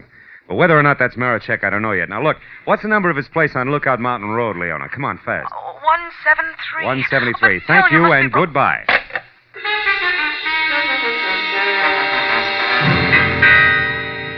I was 20 minutes wriggling through the thick Hollywood traffic to Laurel Canyon, then another 10 climbing Lookout Mountain Road, which was an abrupt spiral of macadam that belonged in the Alps. So when I parked away from the bay window with roof that was numbered 173 and started up through the junior jungle that led to the front door, it was exactly 10 o'clock. And considering the zest of my last meeting with the artist, a good time for me to be careful. So when I knocked on the heavy oak that showed splashes of yellow at the threshold, I did it with the barrel of my .38. When I got no answer, I tried again, louder.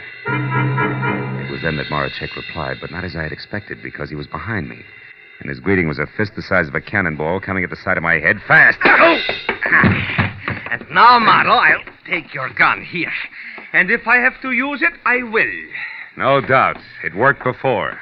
Huh? What are you talking about? Come on, Buster, get off it. You act like a paint. Let's not waste each other's time. All right. Then inside, Marlowe, where we can get to the point fast and in privacy. Go on. All right. The door is not locked, detective.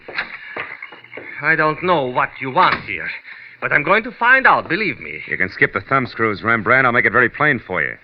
I want to know why you think you can get away with a doubleheader like blackmailing Leona and murdering your own accomplice. Any comment? Yes, you're either stupid or a raving maniac, Now listen, Marlowe. No, Marachek. you listen to me. Leona Peck is a good friend of mine, Marlowe. I'm very fond of her. I'm not going to stand here and be accused of blackmailing her. And I suppose that talk of murder at 8811 Mariposa also offends, huh? It does. And until you mentioned it, Marlowe, I didn't even know Leona's trouble was blackmail.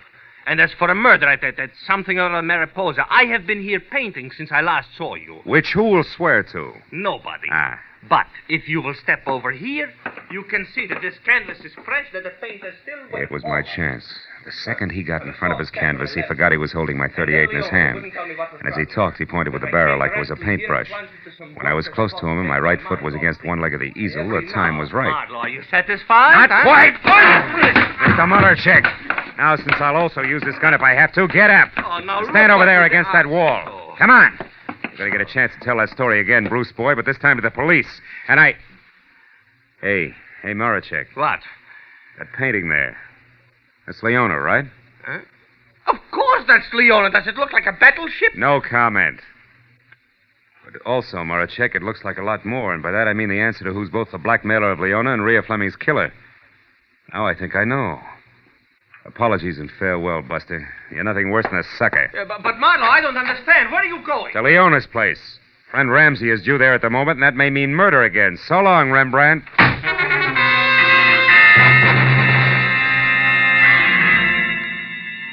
Once I was off the mountain, back onto Laurel Canyon, then over to Sunset, and pointed toward Beverly Hills and Leona's house on Camden Drive.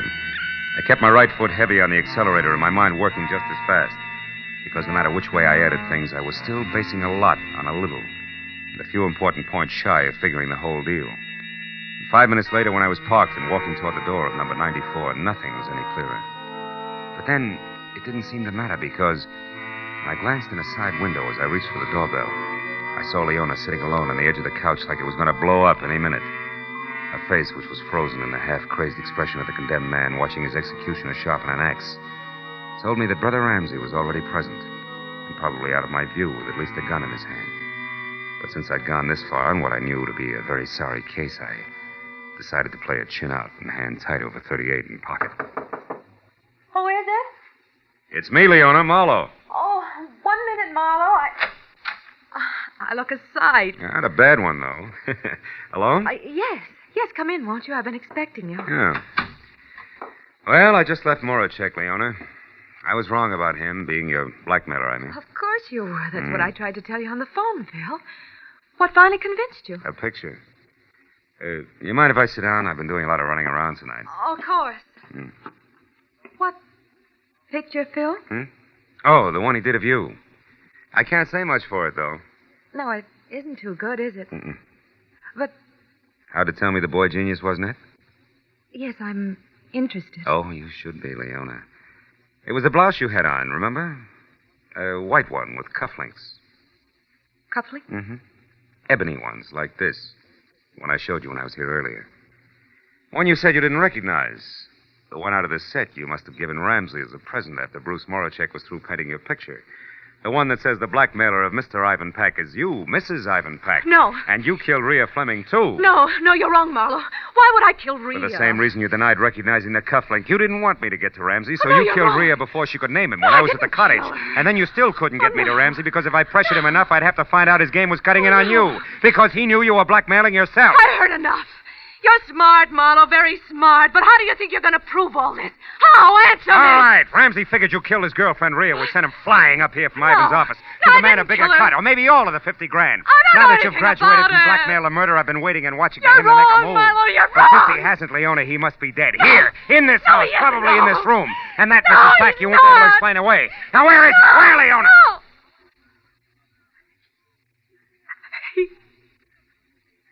He's there, Marlowe.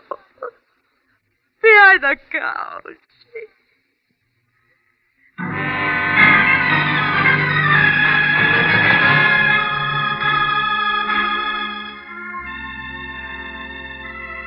I called Ivan Pack and told him he wouldn't have to pay the blackmail money and why. There was a long silence before he said goodbye, and I went to police headquarters where an uncomfortable hour and a half went by before homicide was satisfied and Leona had signed a complete confession. So by the time I got over to my client's office on La Brea, where I knew I had to go, it was almost 12:30, the hour originally set for the payoff. When I was inside and sitting next to the man in the wheelchair whose watered eyes never left my face, it was exactly that, straight up and down. A little clock in the corner of the room said so. Well, Marlowe, I just saved $50,000, didn't I? Maybe a little more than that, Ivan. Maybe unhappiness for years to come, huh? Yes, I suppose so. Leona wanted two things, Ivan. Your dough and Bruce Morachek. She didn't get either one. The 10 grand you paid the first time and the money she was going to get tonight would be a bait to catch a starving artist. I was wrong about him. He wasn't interested, except as an artist. And your chauffeur and your wife's manicurist knew enough between them to try to get a piece of that dough for themselves. Yes, I owe you a lot, Marlowe. Oh. After all, I just said I saved $50,000, didn't I? Even though I lost a wife. Good night, Marlowe. I'll talk to you tomorrow. Sure. Night, Evan.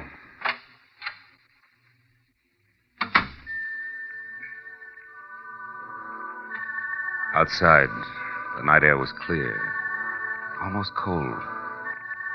Felt good against my face, so when I got to where my car was parked, I didn't get in right away, but stood next to it. Thought about Ivan Pack, two people he trusted most, his wife and his chauffeur. One already dead, the other soon would be. I reached into my pocket for a cigarette and came out instead with a cufflink. The ebony cufflink. Jet black, clear through. I dropped it into the gutter where it belonged, then got into my car and went home.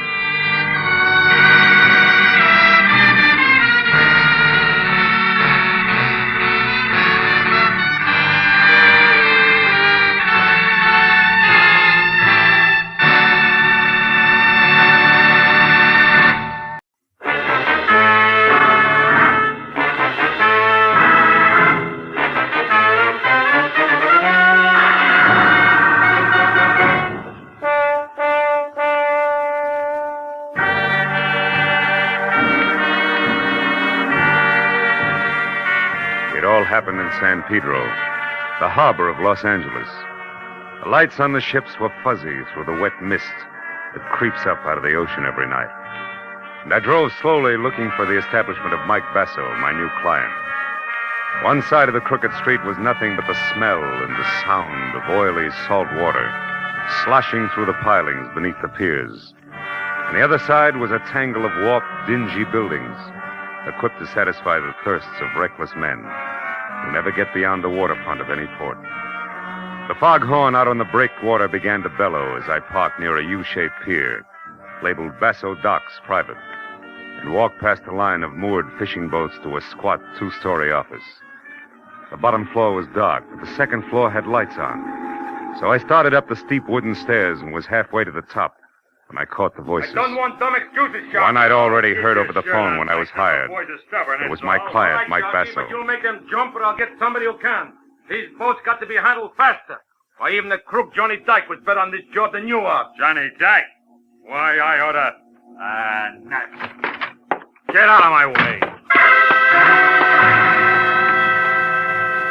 The big guy with the Latin jaw shoved past me and stomped down the stairs. So I went on up into the office. Mike Basso looked like a block of concrete. His 220 thick pounds hunched over a scarred, roll-top desk. And as I walked in, he swung a heavy bulldog head around and glared at me. You never heard of knocking first, I guess. You Marlowe? That's right. The moose that just left here got me all out of the mood for courtesy. That's Sharky, my crew pusher. Yeah. Good man, Miss Flo. Come here. Sit down. We got other business. Have a drink cognac. Thanks. Okay? Now, there's a hothead punk by the name of Johnny Dyke. I sent him to prison 3 years ago for stealing money from me.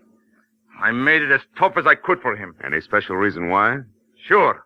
Because I trust a fellow who works for me. Uh-huh. Johnny Dyke used to have Sharky's job, but he took advantage. When the police grabbed him and found my money in his own house, he squealed like a pig and said he was framed, like all cheap punks do. How does this get around to you wanting a private investigator? Because Johnny Dyke is out of prison. Got out yesterday on parole. And he's back in town now. Hey, you. What you looking at? Your clock. How come it says 11:30 or 20 to 8? It's electric. It was turned off last night, and I didn't start it yet. Now, look. I was here with Ed Giles when he heard some noise on my private launch out there. He went down to see about it, and... Who's Ed Giles? My general manager. While he was gone, the lights went out in here. That's when I got clubbed on the head. And when I went down, I got kicked around. Plenty. I'd be killed right now, but Sharky happened to come along, and the guy was scared off of me. Well, did you happen to see who it was? No, Ed Giles did. He got a good look. He admitted it. Only he claims he don't know who it was. He lies. On account of he's an old friend of Johnny Dyke's. Maybe Giles isn't lying. What makes you so certain it was Johnny who slugged you? They found this. Just a book of matches, huh? Mm-hmm. But see how the edges are crimped. Johnny Dyke always did that. He's nervous, all the time fidgeting. Sure. He might as well have left his calling card for me. It was Johnny all right. Okay, Basso, but before you get too far in, I'll tell you something. I don't go in for bodyguarding. Who wants a bodyguard? Here's what you do, Marlowe. Find that punk, see what he's got in mind. He beat me up once. Maybe that's all he wants. Or maybe he's coming back to put a knife in me. Just find out and let me know. That's all.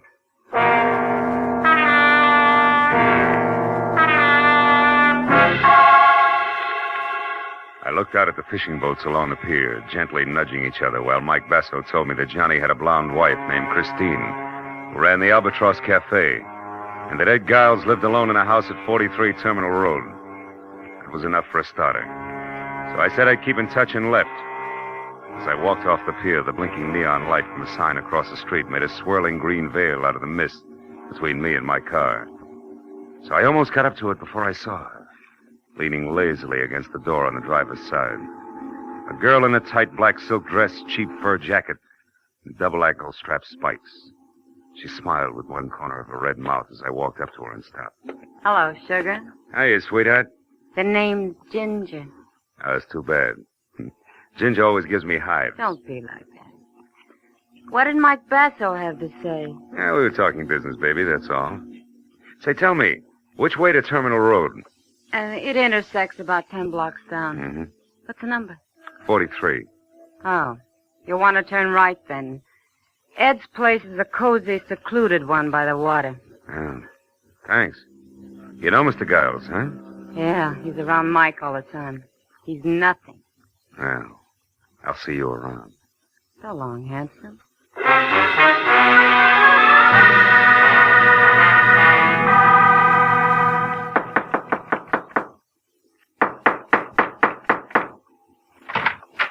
Yeah? Want something? You Giles, Mike Basso's man? Yeah. So what? I'm Marlowe, private detective. I'm looking for Johnny Dyke.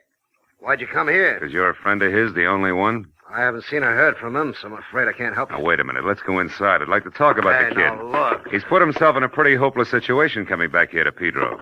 What do you think? Because he's got enemies like Mike Basso and Sharky? Yeah. What's he going to do? Fight it out or be smart and leave town? Listen, private investigator, I told you once. I don't know because I haven't seen him. You're a liar. You saw him last night. You're working for Mike, aren't you? Get up, beat it. Don't shove. I'll shove harder than that, brother. Okay, Giles. We'll try it the hard way. Now, where's Johnny? I don't know. Come on, get up, get up. Let's play again. You saw him last night, didn't you? Didn't you? All right. I saw him about 11:30. I was standing on the deck of Mike's launch when I heard a commotion and looked up. I saw Johnny jump down the stairs from Mike's office and run off the pier. I haven't seen him since, and that's the truth. Okay. Sorry I had to make you squeal on a friend. Now, where's the Albatross Cafe? The Albatross? Yeah. On the corner of Front and Castle Avenue. But look, can't you leave Chris out of this? She's a good kid. She's been through a lot already. Think Johnny's going to leave her out of it? Besides, it's for her own good that I want to see her. I suppose you're right. But I'll tell you something for your own good, too, Marlowe. If you find Johnny Dyke, don't push him too hard. He was tough before he left. Now he'll have rawhide for brains. Depend on it.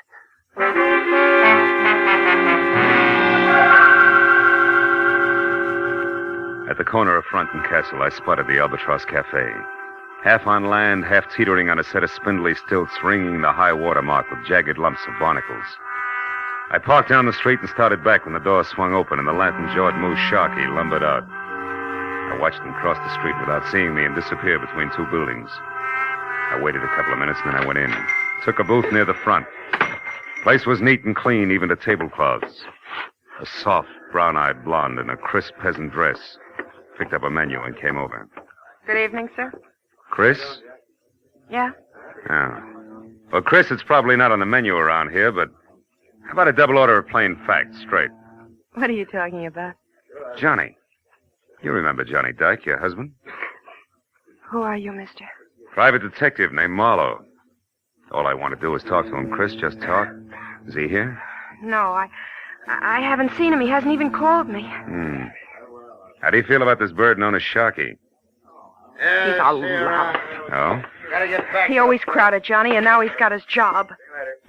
I hear he knows something. Have you seen him lately? No, I haven't. That's funny. He just left here. Okay, so I'm a liar. Maybe you're just blind. I've heard that love does that, baby.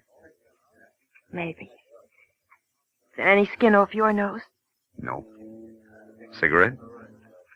Then how about a match for me, huh? I suppose so. Let's see. Yeah. Here. Thanks. Hey, these are cute. That crimp border around the edge, especially. The one put there by somebody's jittery thumbnail, huh? Listen, Maybe your eyes are bad. Maybe not, Chris. But you better do something about your nerves. They're shot. Good night, baby.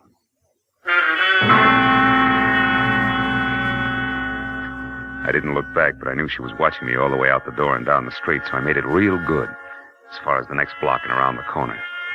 Then I doubled back fast and stayed in the shadows until I got within sight of the Albatross Cafe again. And in time to see a man ease out a side door and slip out of sight among the pilings under the building. I moved in closer and found a rickety trail of greasy planks that led out through the forest of slimy pilings under the piers. I'd have felt better on a tight rope, but it was home ground to Johnny Dyke. I felt my way slowly along the slippery planks. And from behind a piling, an arm like steel springs snapped under my chin while a hand pressed the point of a long, thin knife with a curved white handle up against my throat. You said you wanted to talk to me, Marlowe, so talk. But fast, because I don't have much time. Ease up on my throat, will you? Okay. There. You're a sucker. Why don't you try to give up? Trying to even the score. Get out of town and forget it. Yeah, sure. Sure, to you, that's easy. You didn't spend 3 long years in the cooler for something you didn't do. I'm going to get even, all right. I don't know how for sure yet, but I will. Wind up right back in the coop, sucker. If it keeps this time, is it going to be worth it? Could be. I was a good boy up there. Every time I wanted to slug a guard, I said, Mike Basso to myself instead. Now I got it all bottled up inside me. I'm not going to carry all that hate around forever. I'm going to get rid of it, and there's only one way to do it. Ed Giles was right. You've got rawhide for brains. You better put the knife away, Johnny. I think we got visitors. Sure we have, Marlowe. Rats. Big ones. The piers are full of them. You should feel right at home, Just punk. don't sleep too long, pal. Oh!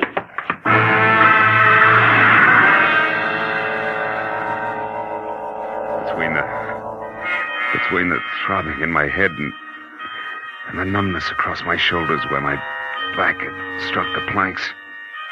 It took me 5 minutes to get to my feet, and another 5 to climb up to street level. By then, the pier was deserted. So I headed for the Basso docks on the double with the unpleasant answer to my client's question, plus the added attraction that I'd even seen the knife Dyke intended to use. I still had a block to go when I saw a hulk that had to be Sharkey stride off the pier and turn in my direction. When I got close enough, I hailed him. Yeah, I'm Sharkey. What do you want, bud? Is Mike still in the office? Who wants to know? Come on, this is no time to stall, Heavy. I'm Marlowe. I'm working for him. I got a message you won't keep. Is he there or no? No. The office is locked up. He's gone. I'm looking for him myself. Why? What do you want him for? Because I'm pretty sure that Johnny Dyke is holed up in the back room of the Albatross Cafe. Yeah, I only wish you were right, Sharkey, but you're about a half hour too late. Hey, what was that? Came from up the street there. Yeah, let's go, Sharkey. Maybe we're both too late. Let's find out. Yeah. Hey, what? The dame by the guardrail. It's Ginger, a pal of Mike Basso's. Yeah, you're right. Ginger? Ginger, what's the matter? What happened? Go down there. Take a look, will you? I'm scared. Down where, Ginger? In the water. I think maybe I'm going to be sick. Marlowe. Hey, Marlowe, come here. Look. Holy smoke. That's Mike down there with a knife in his back. Yeah. A long, thin knife with a curved white handle. Belongs to a guy named Johnny Dyke.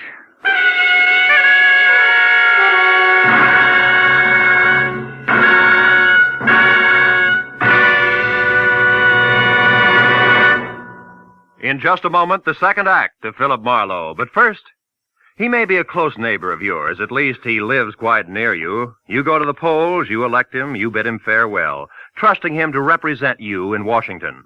From then on, what happens to your congressman in the nation's capital? What pressures are brought to bear on him? In how many hundreds of fields must he rapidly become a good expert? Why does he vote as he does? Tomorrow night on CBS, you'll hear Ralph Bellamy, star of radio, stage, and screen, playing a typical freshman congressman in the 81st Congress. His story will be a drama taken from interviews and talks with many regular congressmen, with Washington experts, with politicians, with voters like yourselves. This CBS documentary unit drama, The People's Choice, starring Ralph Bellamy, will come to you over most of these same CBS stations.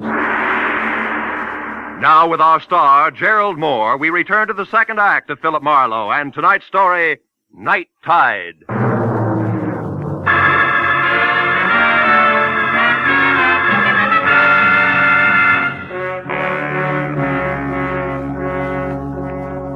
Lying with his face muzzled into the sand and the rest of him half submerged in the shallow lapping water, Mike Basso was violent death at its ugliest.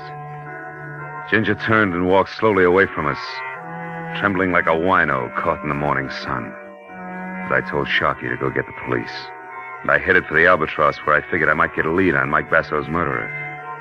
When I got there, I skipped the formality of the front door and quietly moved around to the back, where I entered without knocking and made my way along a narrow, dusky corridor as far as a half-open door labeled Private, where I met Christine Dyke talking on the telephone.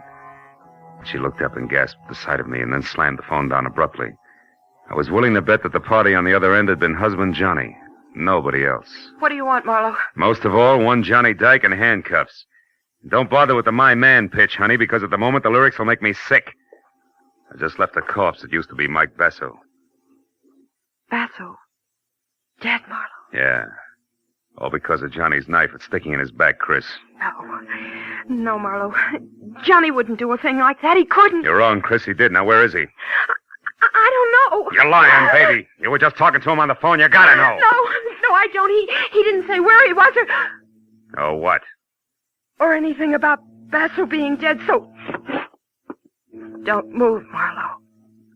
Well, husband with knife, wife with gun. Charming couple. Never mind that. I'm not going to see Johnny in trouble again for something he didn't do.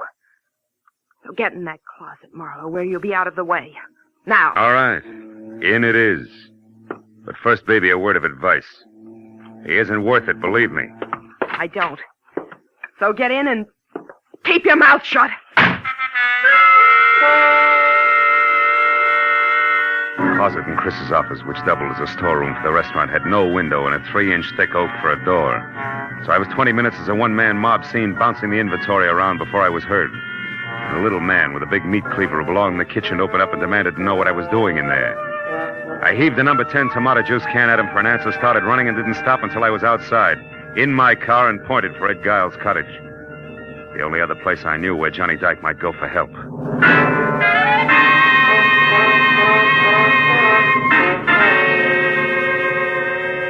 When I came to a stop at the house and found Giles himself standing on the outside steps looking puzzled at a pair of taillights that were blinking out of sight, I knew I was too late. Yeah, Marlowe, it was Christine. And all upset about getting her hands on $500. Said I had to lend it to her for Johnny's sake. She say why? No, only that he needed help. Murderers usually do. Your boy Dyke just killed Basso Giles. A knife in his back. Johnny? Johnny killed Mike? About an hour ago over on the beach. Tell me, did you give her the money? Ah. She ran out of the house before I even got to my safe. Without saying anything? Without saying a word, Marlowe. I wouldn't even know she was gone yet if I hadn't heard... Heard what, Giles? The desk drawer in the living room. Come on, Marlowe, quickly. I heard the drawer open when I was inside near my safe. I wondered what she was looking for when I called for it. You got no answer. You ran outside after her, is that it? Yeah, and I... Hey, Marlowe, they're gone. The boat keys. She must have taken them for Johnny. Asking for the money was only a trick to get me out of the room. Wait a minute. What boat keys are you talking about, Giles? The master said, Marlowe. 2 keys on a large brass ring. They fit the ignition lock on any boat at the Basso docks. She knew I had them. Yeah, but she also knew that even as a friend of Johnny's, you'd balk at handing him over if you knew he'd killed Basso, right? Or are you still shielding old friends, Giles? Which is it? Don't be stupid, Marlowe. I'd draw the line someplace. All right. Now, one more question. Do you have a gun? A gun? Oh, yeah, I do. Good. And get it, because we're going to the Basso docks, Giles. Come on.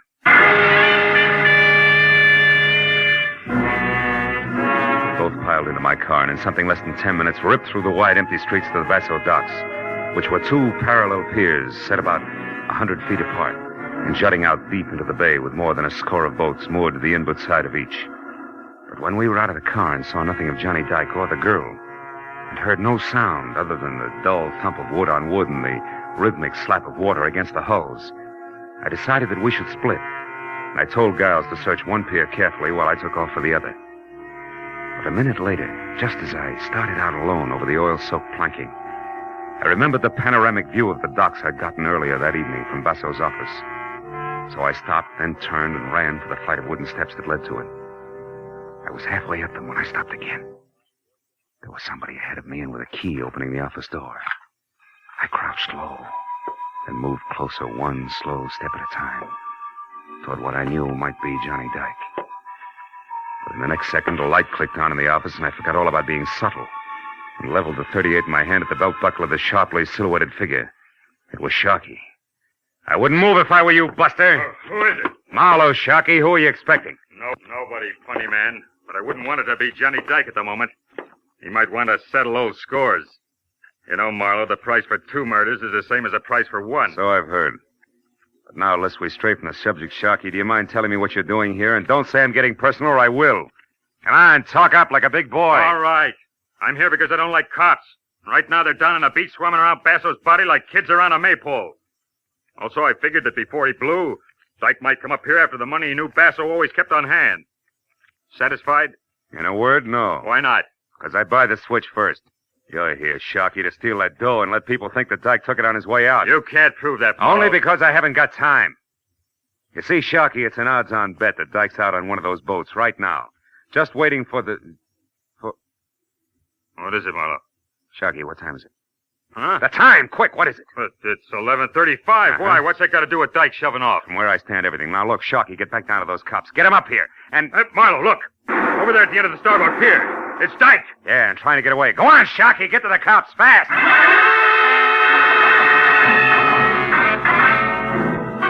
I took the wooden steps back down to the docks 3 at a time and then raced across the starboard pier and out on the length of it until I was close enough to the end, where I could see Johnny Dyke climbing over one of the boats. I was about to call to him to stop when I saw something else. Standing almost opposite me in the shadow of some nearby rigging, gun in hand and taking careful aim at Dyke, was Ed Giles, his finger slowly closing on the trigger. It was too late for words, so I followed suit and fired before he did. Got him high in the shoulder. You fool, Marlowe. It's me, Giles. Dyke is out there. I know. The man who murdered Basso isn't. He's right here, Giles. What do you mean, Marlowe? But I just found out you're a liar about seeing Dyke last night from the deck of Basso's launch. You couldn't have. So what? So you weren't shielding him, Giles. You were framing him. Framing him so that you could get rid of Basso and pin his murder on Dyke, who you'd also get rid of while playing public citizen who's helping the private detective apprehend a killer. Well, what do you say, Giles? Is that it? You're a smart guy. Figure it out for yourself. Come clean, Giles, or I'll blow your head off. All right. All right, Chris and I framed Dyke. Chris? Yeah. What are you giving me? Honest, Marlowe. We figured that we'd be in the clear with the money we took from Basso. And with Johnny well tucked away in a big, strong prison. You dirty louse. Keep talking. So we took advantage of Johnny's loud mouth and incidentally, you as well. With Basso gone, I was going to step into his spot. You're the one with the loud mouth, Giles. Well, Little Red Riding Hood. And I went for your line. Funny what a sucker a smart guy can be. He wasn't the only sucker, baby. Johnny! Stay back, Johnny. Shoot if they move an inch. She's got a gun. Shoot him, Chris. Shoot. Come on. Get away, Johnny. Get away from me. Shoot him. You wouldn't shoot me, Chris. Please get You away wouldn't from shoot me. your own Shoot husband. him. Shoot The him. man you talked into running away until things quieted down. Shoot. The man you'd move heaven and earth to help so he could be shot in the back.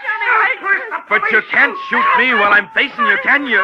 You cheap, filthy, double-crossing little scout. That's enough, Johnny. Cut it out. Okay, Marlowe. Okay.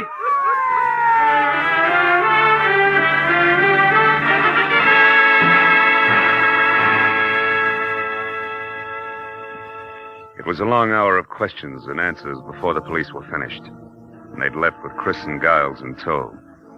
And Johnny and I were standing alone out on the end of the pier, where I was looking down into the shallow black water below and listening to him try to convince himself that the whole night had been something more than a bad dream. Chris against me. Giles against me from the very beginning, Marlowe. That's right. Giles because he wanted to be in Basso's place. My wife, Chris, because she wanted him. That's right. When Basso hired me to see what you had in mind after that beating he'd taken from what he thought was you, but was really Giles laying the groundwork, I fell into the role of star witness. Somebody reliable enough for them both to play against. Oh, yeah, I get it. Yeah, so you could testify that at first Giles had tried to shield me like a good friend. Yeah. And in the end had to kill me when I tried to escape. Sure. And just to make sure there were no slips, Cress kept feeding you instructions under the heading of wifely advice. Yeah, it practically ran on a timetable, Johnny. Yeah. But there was one slip. I found out Giles was a liar and trying to frame, not shield you. Huh? How was that, Marlowe? Well, look, he said he saw you beat up Basso in his office at 11:30 last night when he was down on the deck of Basso's private launch, investigating a strange noise. Yeah? Well, Johnny, he couldn't have. Because at 11:30 last night, as well as 11:30 tonight, the tide was low. Of course, the launch with it. And from Basso's office, you couldn't even see the launch. Yeah. Or the other way around. From the launch, you couldn't see the office, right? That's it. So in the end, Johnny, you did have a friend who stuck by you. The sea. Yeah. I guess that's as good a place as any for me. Maybe the sooner the better. Any place in particular? No, just the sea. I'll drop you a card whenever I make port, Marlowe. After all, I really had two friends. I won't forget that. So long, fellow.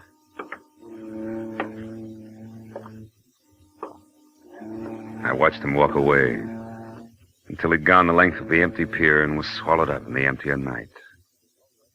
Then I turned back to the shallow black water beneath me, which, where the sea and the land were close to meeting, was coated thick with oil and dirty and almost stagnant.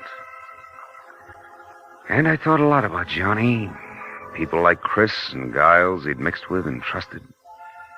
I felt sorry for him.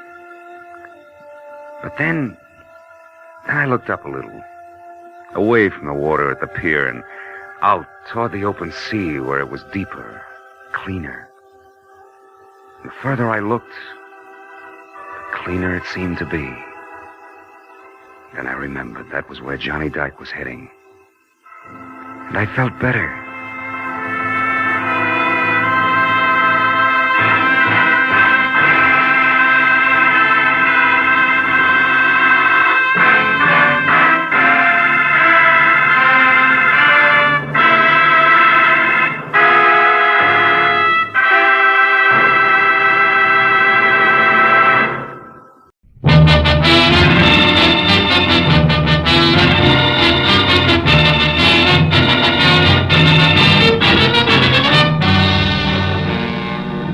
was only 3 weeks old, but the sun bore down on Los Angeles with the middle of the summer vengeance. At noon, it was 102 in the shade, and by 3:30, with doors, window, and shirt collar all open as far as they would go, I still sweltered in the kind of heat that wilts both your clothes and your character, as I tried to make sense from the crisp words of a telegram I just received from one Karen Driscoll, Jr., no less, of Nob Hill, San Francisco. It told me to go to the Palace Theater, a burlesque house on Main Street, watch the performance of the featured dancer, get backstage, and take a close look at her face.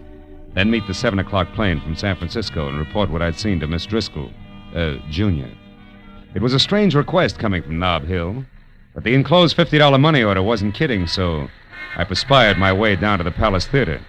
There, instead of the usual 30 beautiful girls, 30 sign over the marquee, was a 50-foot gold banner that screamed, "The Heat Wave, who is she?"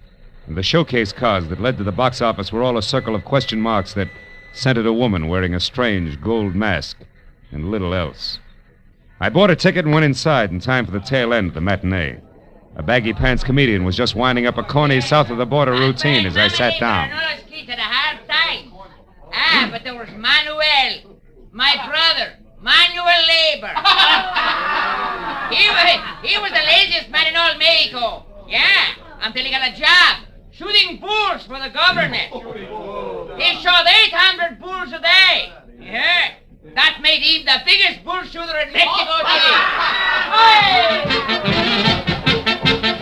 The comic kicked the crown out of an oversized sombrero in a hybrid hat dance and then galloped off into the wings. After reminding myself that I was here on business, I sat down again as a personality boy in brown flannel and a yellow shirt stepped into the spotlight with his arms raised. Ladies and gentlemen, you're now privileged to witness one of the most unusual and breathtaking spectacles ever presented on any stage. In a moment, you will see her, the woman of mystery, performing exotic rites to the pagan sun god of the Incas, exactly as they were performed 3,000 years ago in the strange temples of the Andes. But who is she? Who is this woman? And who knows what secrets lie behind her mask of gold? The Palace Theater presents the masked marvelous, the beautiful, the dazzling, the mysterious Heat Wave!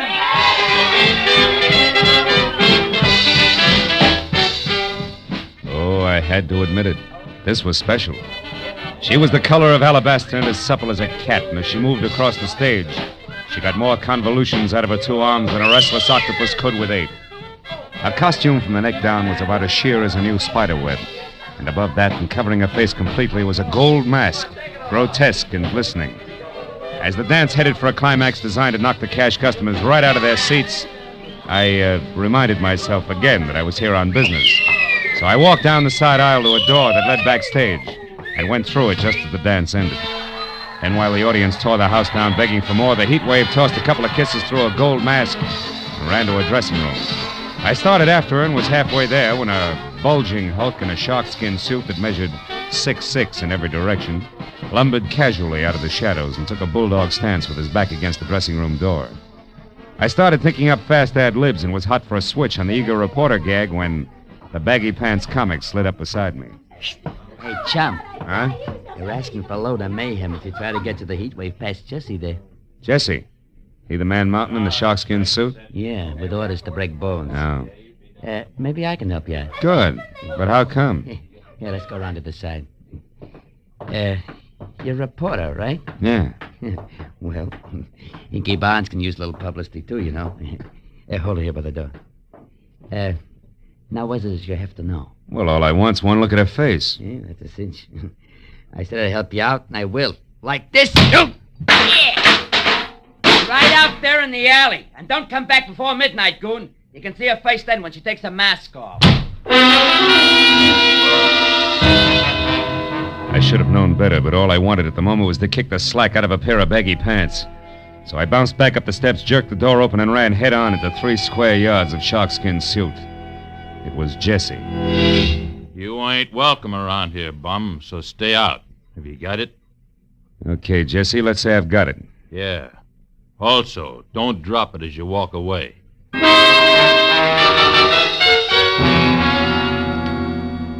I was glad to remember that I had a client to meet at the airport.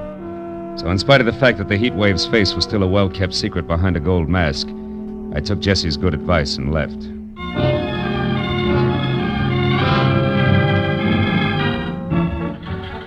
Flight 11 from San Francisco arriving at Gate 4. With Dr. Robert Reamer, please report to the information desk. When the plane taxied to a stop at the airline's gate, it was 7 o'clock sharp. And as the passengers unloaded, a tall, sinuous brunette with arched eyebrows, an imperial gesture, and a hat that kept some imaginative milliner out of the red for several months had to be Miss Karen Driscoll, Jr. I introduced myself, ushered her to the cocktail lounge, and when a Gibson sparkled in front of each of us, she got down to business. Well, Marlowe, did you see her? Yes and no. I have a photograph here. Look, is this the same girl? It's a headshot. It's pretty, but no help, Miss Driscoll. You didn't see her face then? No. Look, Junior, do I refund your money now or start asking questions? Don't be ridiculous. I must know who that girl is, and I'll tell you why. This picture is of my sister, Midge Driscoll. Oh? Think your sister's the heat wave? Yes. Oh, she's doing it to humiliate me, Marlowe. Tomorrow I'm being married to a man whose family is distinguished in diplomatic circles. No? And this burlesque heatwave woman is to be revealed at midnight tonight. If she is my sister, can you imagine what the papers will do with that story tomorrow morning? Yeah, some wedding present. But your own sister, I don't get it. Why? Oh, it's an old hate, Marlowe. Midge lost a love affair, and I won it. Years ago. She's never gotten over it. Oh. And she's done things before. The day I was elected president of the Metropolitan Club, she faked an elopement with my chauffeur. The night of my engagement party, she rode a horse into the Flamingo Room. A brawl started, and she spent the night in jail. I see what you mean, but this heat wave's got a lot of talent for burlesque. A lot of experience in her line. In fact, she's a sensation, let's face it. So what makes you think it's Midge, a hunch? Oh, no. I found the name Tracy Lake in her apartment in San Francisco. He's the manager of the Palace Theater here. I learned that from a newspaper story in which Josh Freeman... Josh Freeman? Yes, the big producer. Oh. He's supposed to be bargaining with Lake for his heatwave discovery. Oh, she's done a thorough advance publicity job, all right. What if she turns out to be your sister? What then? That's my business. I know how to make money talk, Marlowe, and I've more than enough for a polite but firm conversation. Your job is merely to find out for sure, between now and midnight, if my sister actually is this heat wave. I'll take care of everything else.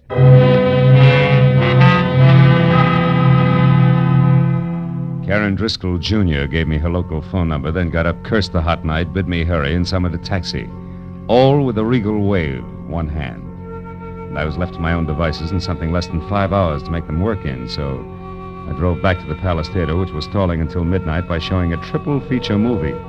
Paid another admission and slipped backstage again. It was deserted except for 2 electricians tied up in pinochle under the switchboard light.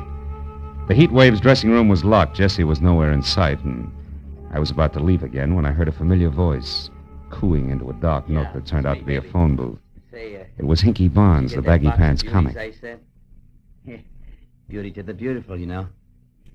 Hey, listen, baby. About that other deal, did you talk to her? She won't. You sure? Yeah. Yeah, well, look, I gotta talk to you. How about dinner? You can't? Well, I know you got things on your mind, but... Yeah, honey, I know you're tired. Well, okay. Don't worry, things are gonna be okay. You'll see. Bye-bye, baby. Hey, Hinky. Oh, you again. Yeah, that's right. That brings us up to date, even Steven. Now get this. First, I'm not a reporter. Second, I represent Josh Freeman's office. And third, I haven't got all night. You mean Josh Freeman, the big producer? Know any other Josh Freeman? I want to talk to Tracy Lake about the heat wave, but I want to see her before I talk. Is she here? No. She won't be back until the big midnight show. Where's Tracy, then? He's home. The Toppet House on in Wilshire. About 2 blocks down from Arthur Murray's. Hey, but listen, tell me something. Is Josh going to make a star out of her? With a talent like hers? What do you think, Hinky? I left Hinky with his mouth hanging open and the fire of ambition burning like an alcohol lamp in each eye as I drove out to the Toppet House on Wilshire. Leaning on the bell at Tracy Lake's apartment, I got ready to be a hard-hitting, practical-minded producer's right-hand man. Yeah, what is it? Tracy, my name's Marlowe out of Josh Freeman's office. Caught the heat waves act this afternoon. Willing to wrap her up and take her home right now. But not sight unseen. Who is she? Wait a minute. Huh? You say you're from Josh Freeman, Marlowe? That's right. And I got a blank check right here in my pocket. Authorized to fill it out unless you're completely unreasonable. I see. Well, now, look, Marlowe, this heat wave thing is going over 1,000% better than any of us expected. Yeah, I know, but you see... The price is high already, and the bids have only started to come in. Oh, excuse me. I just opened a bottle of Paul Masson over there. Help yourself, Marlowe. I'll be right back. A perfectly good telephone sat within an arm's reach of Lake, but instead he went down the hall to an extension and closed the door behind him. It was distinctly malpractice, but time was running out on me, so I picked up the phone and listened. Is Mr. Ridgely, the jeweler? Oh, yes. What is it, Ridgely? The bracelet you selected is ready now. We can deliver it immediately. Fine. It goes to Miss Nita LeVar, 44 Edgewood Terrace. Oh, close a card. Don't worry, darling. You're my real heat wave. Sign it, Tracy. Lovely, lovely. And the engagement ring? The sunburst? Yeah, that's for Miss LeVar, too, but deliver that to the theater at midnight. You got it? Yes, indeed, sir. Thank you. And congratulations. Tracy Lake and Nita LeVar. Who might she be? Sorry, Marlowe, a little personal business. Now, you were saying... Yeah, I was saying I can hand you a nice fat check if this mass marvelous is really okay.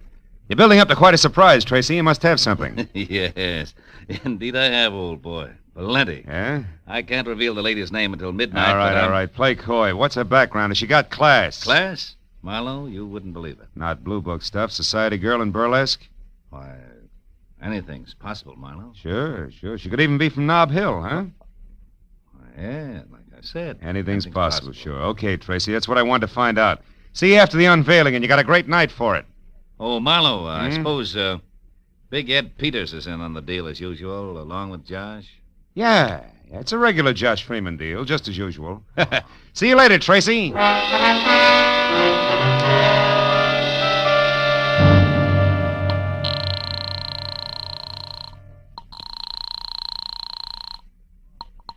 Hello? This is Marlowe, Jr. I just wound up an interview with Tracy Lake. When I threw Nob Hill at him, he turned green. But it's not official yet. The odds are high that it's your sister Midge, all right, who's knocking him dead as the heat wave. I knew it. That horrible, vindictive little tramp. What else, Marlowe? Did you find out where she is? Yeah. She's going under the name of Nita LeVar and staying at 44 Edgewood Terrace near MacArthur Park. But listen, it's not positive yet, so I'm going there to check right now. Where are you calling from, Marlowe? A phone booth at a closed gas station out here on Wilshire. But Oh. What's the matter? What is it, Marlowe? I am about to start earning that fee of yours, baby. 300 pounds of muscle in a sharkskin suit just walked up. Goodbye. Hello, Sonny. Well, my Piltdown pal. So the boss was right. You're just a cheap, nosy reporter, after all. It's cramped in there, ain't it? But you're not getting out, bub. Now, wait a minute, Jesse. It's a hot night. Let's not work up a sweat, huh? Don't you worry about that. Mr. Lake pegged you as a phony nosy, and that's bad. What do you mean, phony? You said Big Ed Peters was in on a deal with Josh Freeman. All right, what about it? Big Ed's been dead for 12 years.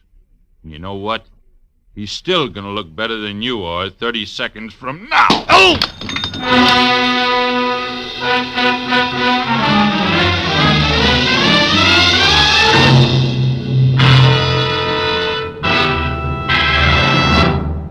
In just a moment, the second act of Philip Marlowe. But first, tomorrow night, in order of their appearance, you'll hear Joseph Cotton, Ozzie and Harriet, Jack Benny and his gang, Amos and Andy, Sam Spade, Lum and Abner, Helen Hayes, Eve Arden, and hold tight now, a special show with Bing Crosby, Bob Hope, Claudette Colbert, and Dinah Shore, over most of these same CBS network stations. And Jack Benny with Mary, Phil, Dennis, Don, and Rochester will be heard over them all. Now, with our star, Gerald Moore, we return to the second act of Philip Marlowe and tonight's story, The Heat Wave.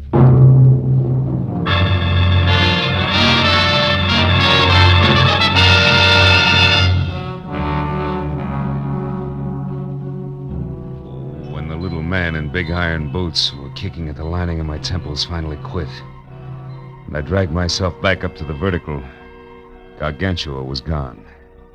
And I was sure of only two things. Tracy Lake did not know that I was anything other than a nosy reporter, and second and more important, it was time for me to head for Edgewood Terrace and the lady known as Nita LeVar.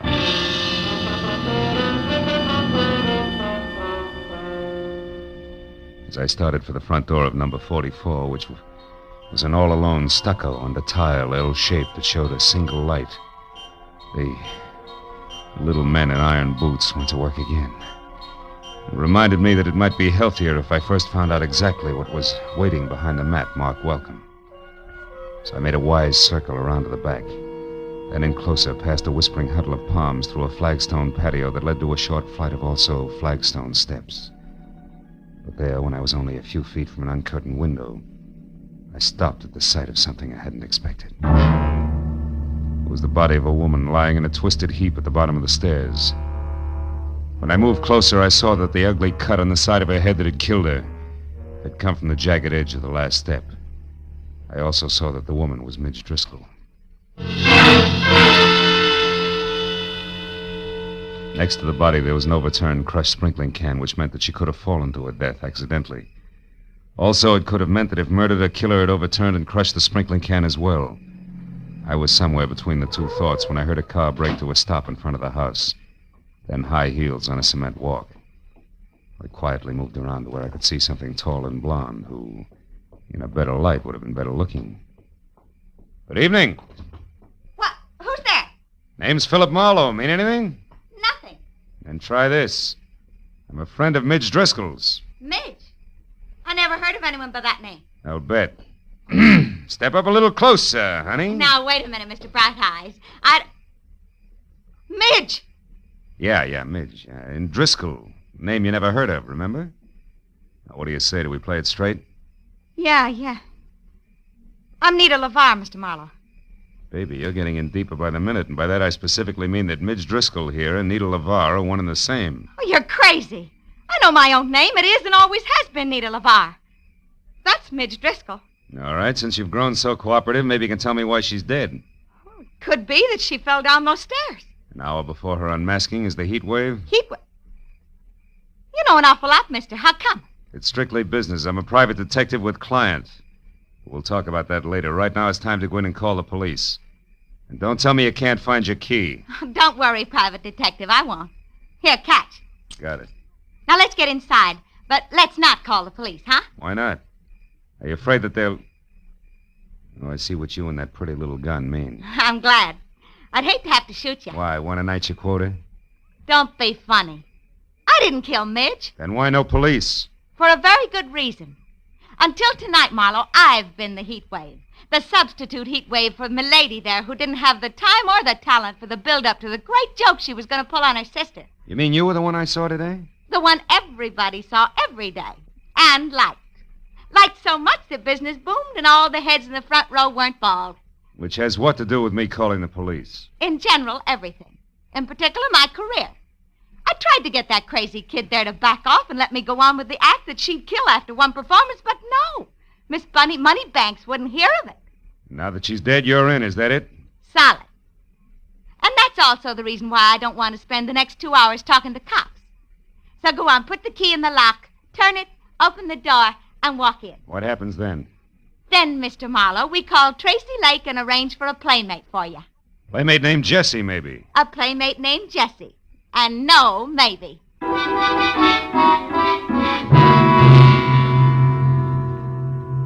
When we got inside, Nita LeVar, who handled the prisoner with the finesse of a Marine Guard detachment, took my gun, threw it across the room, put me into a faraway straight-back chair, and got through to Tracy Lake without once taking her baby blue eyes off me. Then when she told the man she called Darling all about Midge's death, which could have been for my benefit, she placed a rush order for the monster. After that, she hung up, sat down, lit a cigarette, and waited. But a second later, she was back on her feet. When I said that friend Jessie was fast, she said I should shut up and more. Listen, Marlowe, you do exactly as I say. Coming! Now stay right where you are and don't so much as open your mouth. Who is it? It's me, Nita. Hinky. Oh, good. Come on in, Hinky. Hello, Nita. Hi. I just happened to be going by, and since I knew it was Midge's night, I thought that... Never mind what you thought. Just come in and listen. It isn't Midge's night, Hinky. It's mine. And don't ask questions now. Here. Ooh, what's the gun for, Nita? What's the matter? A private detective, but public nuisance named Marlowe. Marlowe, a detective? Mm-hmm. He told me he was from Josh Freeman's office. He was lying. Now get this, Hinky. Midge Driscoll is out and back, dead. But why? I don't know why, and I care less. But Marlowe here is crazy for calling the cops, which would leave me at midnight doing my big number for the desk sergeant. Great. So use that gun, see, and hold him here until Jesse shows up, which should be any minute. Now goodbye, and be careful, Hinky. So long, bright boy. Gentle soul, huh, Barnes? Never mind, Marlowe. Save the gab for Jesse. He's a great listener. I doubt if he'll give me the time, considering that I know it's an odds-on bet it'll be a couple of slugs in my belt buckle before he's even in the room. Jesse, kill you? Why would he do that? Because he works for Tracy Lake. And Tracy Lake has to kill me, Barnes. I know he's a murderer. Midge Driscoll was murdered? You sure of that? Just about. Doesn't figure any other way. Nita herself told me how much this chance means to her and how hard she tried to get Midge to back off. Yeah, but Tracy, how does he tie in? 2 ways. The money he'll get out of the show continuing indefinitely, and better than that, the fact that he and Nita are going to be married. Those two get married? You're nuts, Marlowe. No, it's straight, Barnes. I know because I overheard Tracy talking to a jeweler about the ring he ordered. Now, you mind if I have a cigarette? Hey, Barnes, can I reach for a cigarette? Oh, yeah, okay. Hey, Marlowe, you sure of this? Everything you just said, I mean, about them getting married, no? Sure I am. Why, a little disgusted with your buddies? Yeah, a little. So as of right now, you can do as you want. I'm leaving. No, you're not, Mr. Barnes. Jesse, hey, Jesse, don't shoot. I won't, Mr. Barnes. Unless, of course, you or Buster try to get out of here. Oh, who, me, Jesse? Yeah. You were going to let Marlowe go, Mr. Barnes. I don't think Mr. Lake would like that. I'm sure he wouldn't, Jesse. So why don't you just save everyone a lot of time and start pulling that trigger? While you can still see what you're doing. Hey, the light! Get going, Barnes! You dirty louse. I'll fix you. You'll never get out of here alive. Where are you? Come on, talk. Where are you? Where are you? Answer me, do you hear? Answer me! With pleasure. Oh, you stinking slime. I'll tear you apart if I get my hands on you. Which, Jesse boy, is the trick? And now for our meeting in a phone booth, flowers, you big ape, bars and all.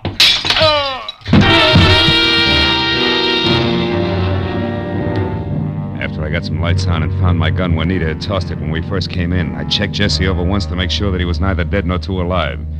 Then I started for the door. But there, even as my hand closed over the knob, I stopped. A crazy thought from I don't know where wedging its way into my mind. I turned back toward the room and stared at the flower and vase-strewn form of the ape that covered half the carpet. Then slowly the wedge broke through and there was light, lots of it. The kind in which I could see why Midge Driscoll had been murdered. And more important, why I had to get to the Palace Theater and Nita LaVar before murder happened again.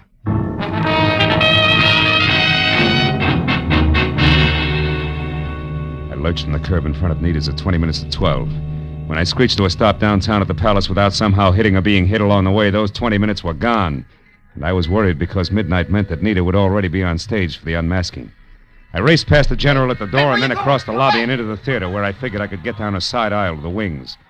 That was figuring wrong. Because fire laws notwithstanding, the place was strictly SRO and packed tighter than the 7th Game World Series. Between the backs of perspiring necks, I could see that Nita, who was across stage from Tracy Lake himself and in the center of a single spotlight that could have opened a supermarket, was still masked. So while I prayed that Lake, who was winding up his spiel, would think of bigger and better adjectives, I ran back to the lobby and around to a flight of stairs that led to the first balcony, where over on one side and near the railing, I found an old man who was daddy to a trio of baby Spots, and the one giant that was on Nita. I shoved him aside just as Lake finished and the maestro took over. And with one hand, I got a good grip on the .38 in my pocket, and with the other, the handle on the big Spot. Hey, what are you doing? Hoping I'm wrong, Dad. But if not, hoping the gun I expect doesn't come from the wings, but... Hey, there, in that side balcony near the curtain, see it? Yeah, it's a gun, all right. Hey, that's Hinky Barnes. Right. Let's give the funny man a big audience and lots of light. You're on, Barnes! Watch out, he's going to shoot at us. Yeah, and us at him. You got him! You got him! Music! Music! Play something! Play music! Play some music!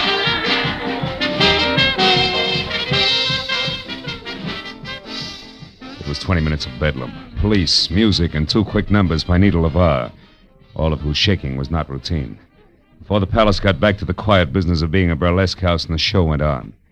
It was another hour and 20 minutes before it was all over, and the theater was empty and dark, except for a work light on the stage where Nita, Tracy Lake, and I were sitting in the middle of a papier-mâché Inca civilization. Well, Marlowe, the police say that Hinky's going to live for a while. Can't figure the guy. Never knew he felt that way about Nita here. Neither did I. I was always okay to him, and I knew he cared some, but that's as far as it went. With you, Nita, yeah. But with Hinky, it was something else. Something strong enough to make him kill Midge Driscoll so that Nita would get her big chance, eh, Marlowe? Mm-hmm. But when he found out through me that you two were going to be married, he realized that the murder he had committed was for nothing. And now he was going to make one count.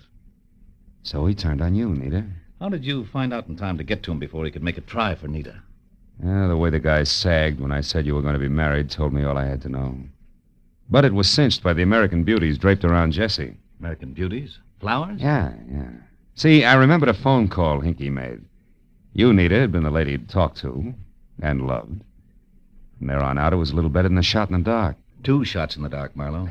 Good ones that are responsible for Nita still being here with us. Thanks, fella.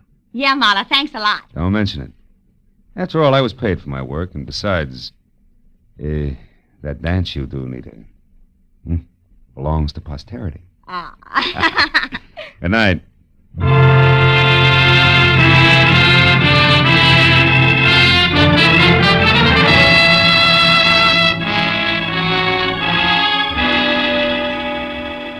It was still hot in the city. I had no enthusiasm for further conversation, and a very sticky feeling from head to foot. So I took care of Karen Driscoll Jr. in a fast telephone call and then pointed my car for my apartment. I couldn't help thinking of poor little Hinky Barnes, who brought laughter to everyone else, but could find no happiness for himself. He was like the man who went to see a doctor one day and said, "Doctor, I can't laugh anymore." And the doctor said, "Go and see Grok, the greatest clown of them all. If he can't make you laugh, there's no help for you."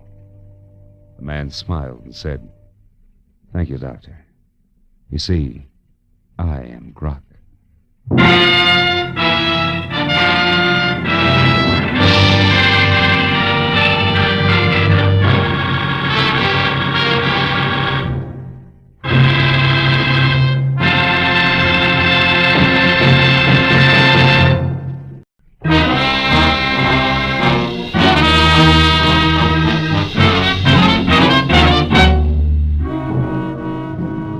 The big clock at the far end of the Beverly Room cocktail lounge with the opaque glass ice cubes where there should have been numbers said it was 20 after 5.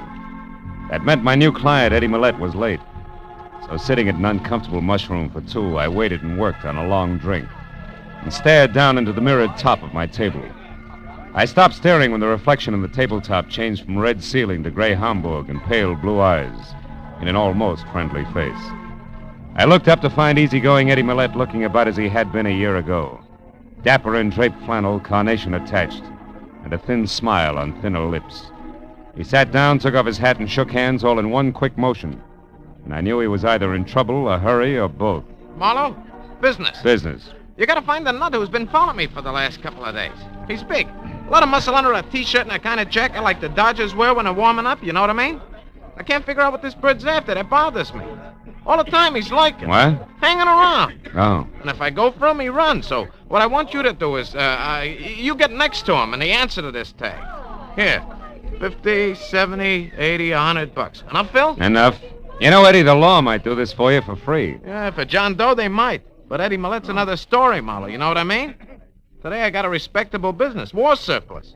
But the cops, they only remember me as a guy who once did time for being careless with other people's dough. Yeah. Besides, I'm in a hurry. My 2 partners, Lou Tripp and Ruth Dunn. She's also my girl. They're coming back to town tonight. I'd like to spend some time with both of them, without interruption. What do you mean, girl, Eddie? You and that pretty wife I've heard about split up? Yeah, I'm suing for divorce right now. Tina and I never should have been, Marlowe.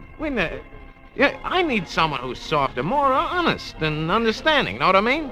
Now take this here, Ruth. Can I help you, sir? Huh? Oh, yeah, scotch. No buzz. Make it a double. Very well, sir. This Ruth Marlowe, she's different. Good head for business, sweet kid at the same time. Like, for instance, the letter I got from her today. She and Lou were both in Mexico City. She's got all the dope on the deal we're working on, plus the fact she's worrying about me. That should bring us right back to T-shirt, remember? Where do I start, Eddie? At the only place I know of, Marlowe. Yesterday, I kind of turned the tables on this guy, trailed him down to the corner of Wilshire and Western. But he got away in the middle of a lot of traffic, you know what I mean? In a car? Huh? Car. Oh, no, we were both walking. No. No, I figured from his bill and that T-shirt, he could work on one of these health clubs around here. You find out, then come to my place on Hoover before 8, huh? By the way, he's got black curly hair and one ear's all banged up, cauliflower-like. Right one. Anything else? No, Eddie, I'll see you. Know what I mean? Huh?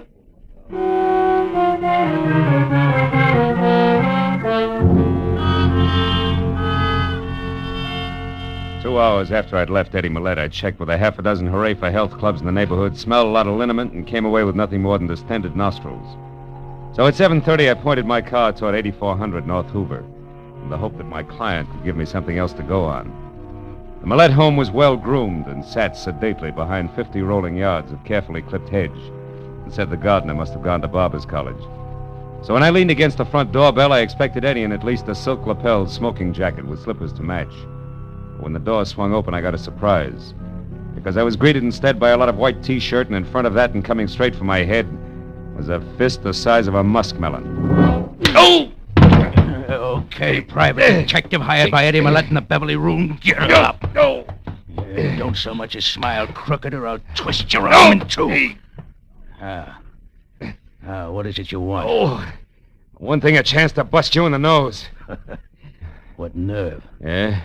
Listen, stupid, if I had the time, I'd tie your arm into a square knot, then rip it off at the hinges and throw it away. Right now, I've got what I came for. I'm in a hurry, so you're real lucky. How about Eddie Millette, Muscles? How lucky is he? Very. He's inside, resting. Just like you're gonna be, mister!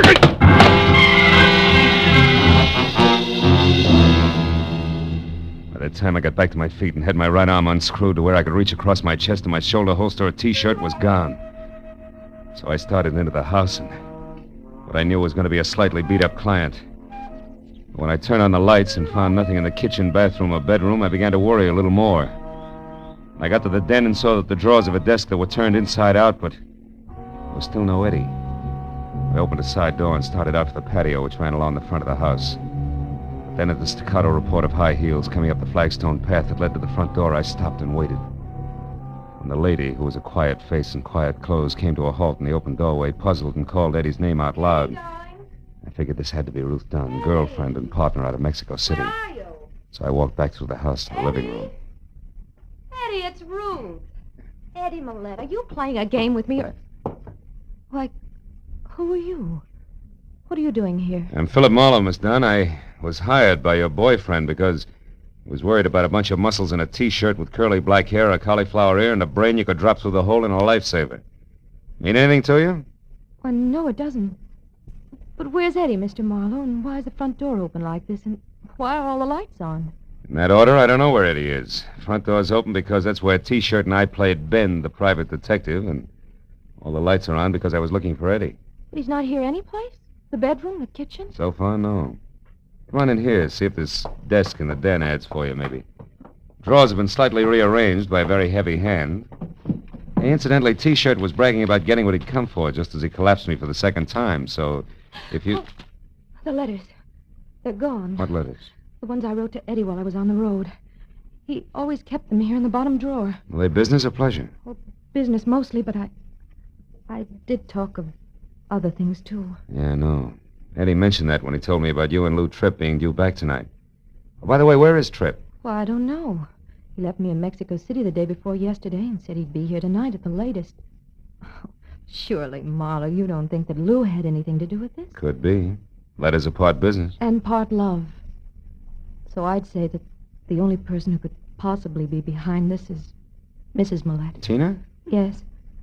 And for the oldest and best reason in the world, Marlowe. Jealousy. Tina'd do anything to make Eddie and me unhappy.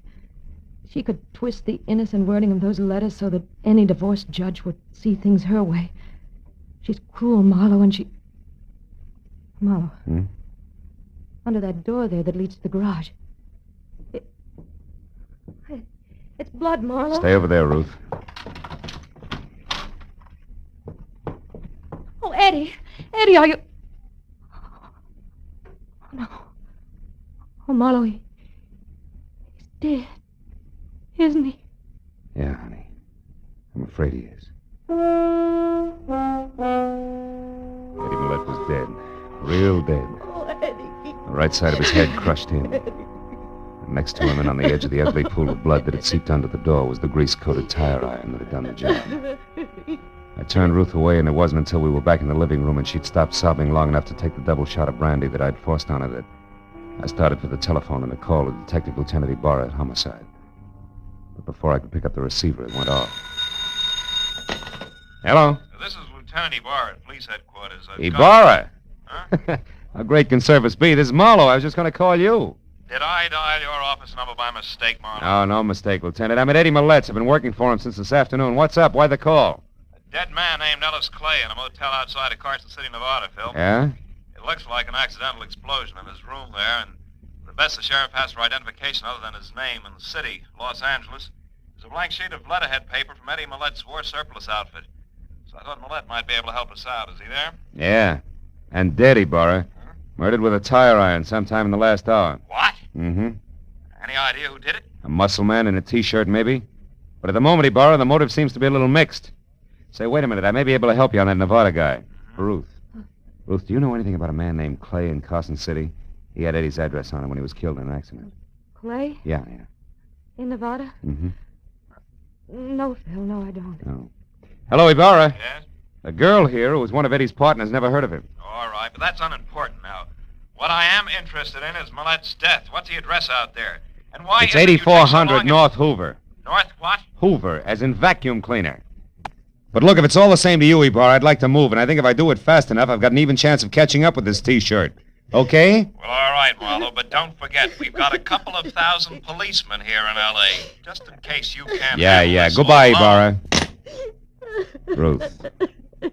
Ruth, honey, why don't you go over to your own place and try to take it easy, huh? When I talk to Ibarra again, I'll tell him where you can be found. All right, Phil. But where are you going? To the only place that adds now, Tina Millet's. You know where it is? Yeah, the Cameo House on Rexford Drive in Beverly Hills. Mm-hmm.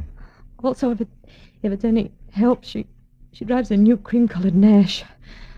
But Marlowe, be careful. Tina may be the one who hired that man in the T-shirt. Yeah, I know. And that, honey, is exactly what I'm banking on. I'll call you. After I got the vital statistics on where I could reach Ruth later on, I piled into my car and headed for Beverly Hills and the Cameo House, which was 6 stories of white stone and glass brick. Tina Millett managed to scrimp by with half of the top floor, and a couple of minutes later, when I got out of the all-mirror elevator, walked to her door, rang, and waited. I was wondering what kind of a reception I'd get. But when the door opened, I stopped wondering and started concentrating. You want something?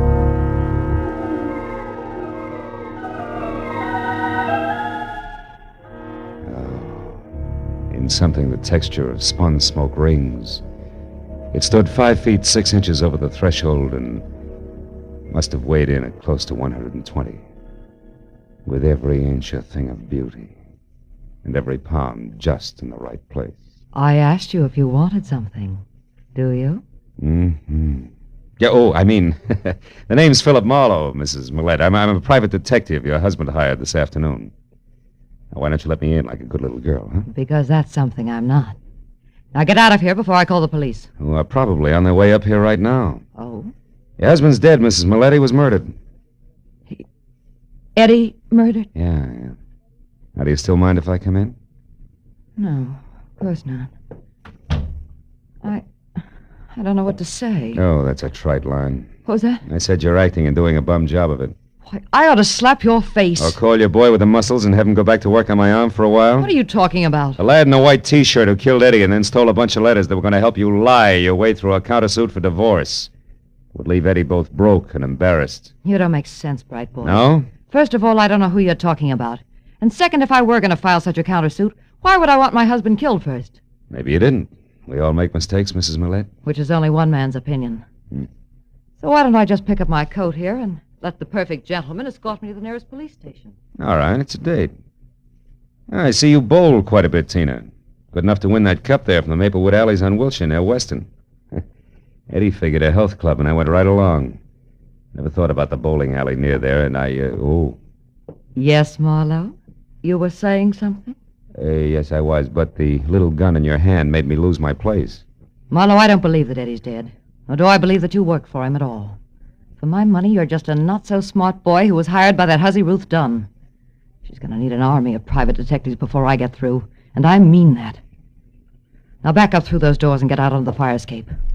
While you do what? Well, I find out exactly what's going on. I'll get out there. It's 6 long floors to the ground, Marlowe. And I hope with the first step you take that you trip, fall all the way, and break your neck. Goodbye, private detective.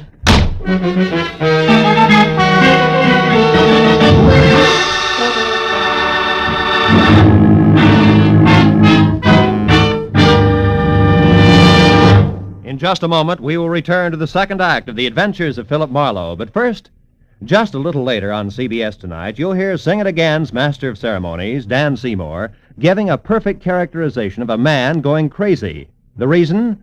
Well, Dan's got the biggest, hottest news in the history of quiz shows ready for announcement right after someone knocks off tonight's $20,500 Phantom Voice mystery.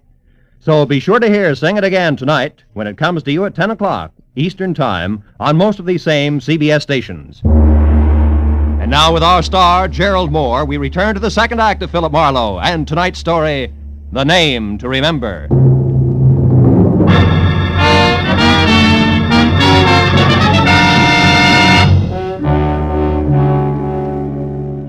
When Tina Millette prodded me out onto the fire escape through a pair of French doors, slammed them shut, and snapped the lock, there was a cold look in her smoky eyes and an unwavering potential about the snub-nosed gun clenched in her hand and pointed straight at my belt buckle that melted all the gambler out of me fast. So I watched quietly as she backed across the room to the hall door and out. I knew my chances of climbing down 6 flights of iron fire escape in time to head her off was an idiot's dream. So, kicked the panel out of one of the doors, reached through and finally got it unlocked. And I went back inside to the phone. Since the vixen was on the prowl with a gun in her fist, I figured the least I could do was pass the word along. Hello? Ruth, this is Marlowe. Oh, Phil. Have you found the letters? Not yet, but never mind that now. You got something more important to worry about because your guess on Eddie's ex-wife, Tina, was right on the button. You mean she's the one who's really after the letters? Yeah, that muscle man in the T-shirt is just doing a heavy work for her. And I've got a good idea that he's connected with a Maplewood bowling alley on Wilshire. Where are you now, Phil? In Tina's apartment, alone. I just lost a small debate with her. And get this, Ruth. She hates you, and she's the type who hates hard. Yeah. When she left here, she had a gun, and the chances are at least 50-50 that she's coming your way. So keep your doors locked and stay away from windows, savvy? Yeah, okay, Phil. Oh, one more thing before I shove off. Has Millette's partner, Lou Tripp, shown yet? No. At least he hasn't called me. Uh-huh. But where are you going, Phil? That bowling alley on Wilshire. Only this time I'm swinging first.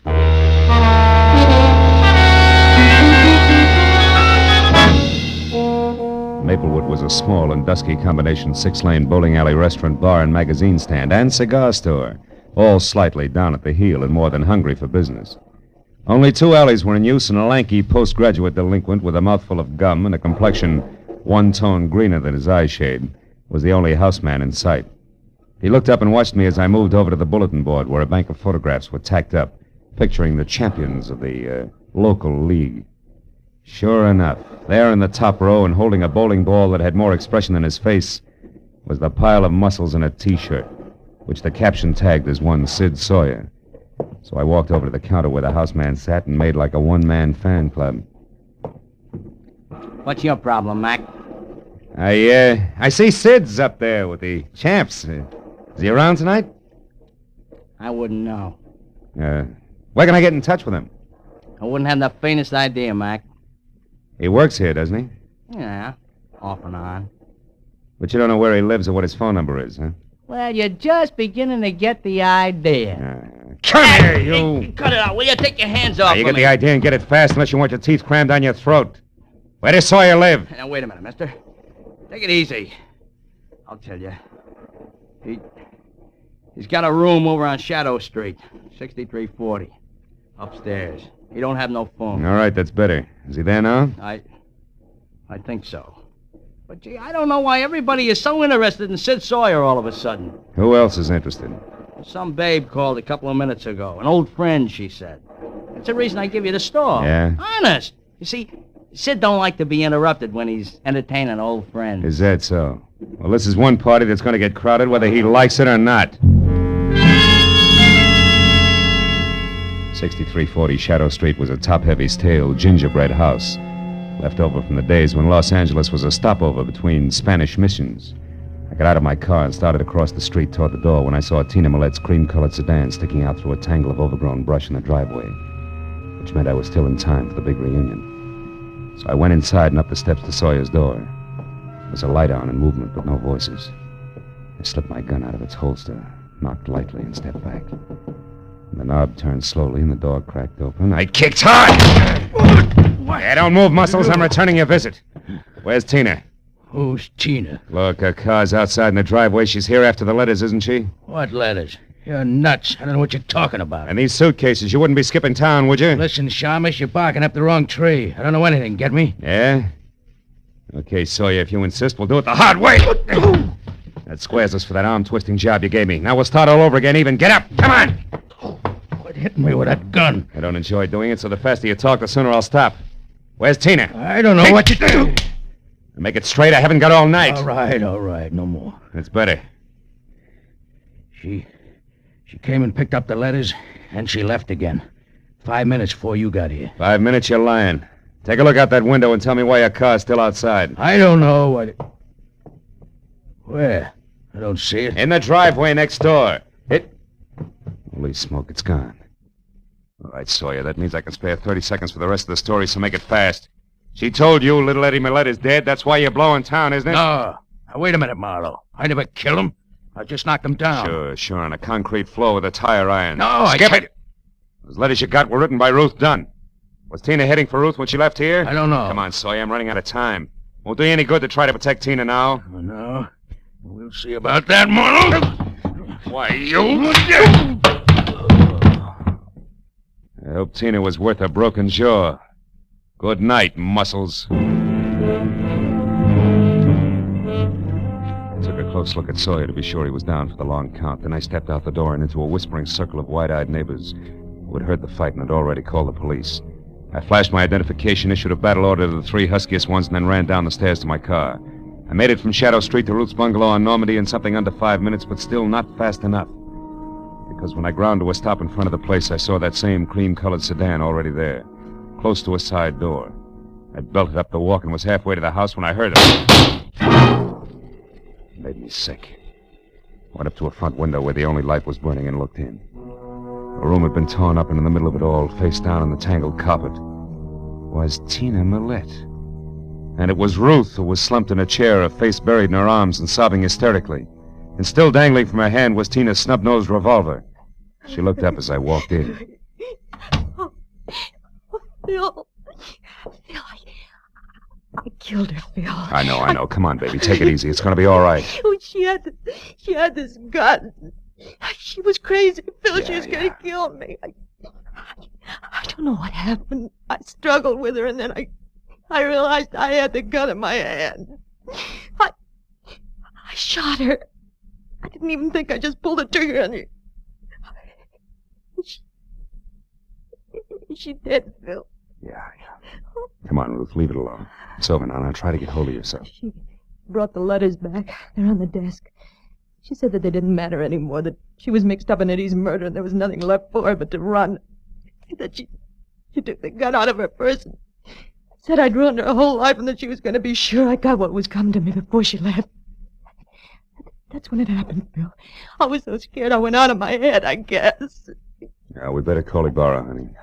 I think we can explain it all now, except one thing. Ruth, do you remember that guy Ibarra called us about? The one who was killed in Nevada? Ellis Clay? Yeah, that's it. Clay. I've had the feeling all night that some way his death is tied up with all this. It's only a hunch, but something seems to be missing. What is it, Phil? What's missing? I don't know yet. Look, honey, I want to take a look at these letters. You go call the police, will you? It was a long shot, but while Ruth went down the hall to phone the police, I flipped through the bundle of envelopes that had caused all the trouble. And the long shot began to pay off. I could hear Ruth talking to a desk sergeant as I picked up Tina's revolver. I broke it open. Then a pair of headlights and a red spot of a police car flashed in the driveway, and I knew that Ibarra had figured out a few things for himself. I put the gun down on the table again, told Ruth to forget her call, and when the lieutenant came in, Ruth and I together explained everything that had happened right up to Tina Millette's body on the floor. Well, it's quite a mess, isn't it? Anyway, this part of it looks like a clear case of self-defense. Right, Marlowe? Exactly right, Ibarra. It looks like self-defense, only there's something missing. Something missing? What do you mean, Marlowe? At least 3 letters in that packet there. I think they're the last ones you wrote to Eddie, Ruth. They're gone. Oh, that's strange. I don't understand it. And another missing item is Lou Tripp, Eddie's partner. He didn't show up tonight because I think he's in Nevada, dead under the name of Clay. What? Marlowe, you mean that Lou and that Clay were really the same man? Mm-hmm. Look, what are you getting at with all this theory, Marlowe? You'll see, Ibarra. Lou Tripp was double-crossing Eddie Millette. Lou went to Mexico with Ruth here, only he left early and flew to Nevada to close a big deal under the name of Clay. Meanwhile, some letters were written from Mexico to preserve the illusion that Lou Tripp was still there. Understand what I mean, Ruth? Yes, I think so. Yeah. And then the unexpected happened. Lou, identified as Clay, died accidentally in Nevada. That meant that sooner or later those letters would be exposed as lies. Right, Ruth? Marlowe, that gun on the table, watch it! Too late, Lieutenant. Now don't move. Either one of you. You haven't got a chance, baby. Stay back. Please, Phil, I don't want to kill you, but I will if you come one step closer. Stay back, Marlowe. She means it. Look, baby. You're licked. Marlowe. It was a good try, but you lost. Stay back. Why not go out? Like a lady! I'll shoot. Oh, what difference does it make now?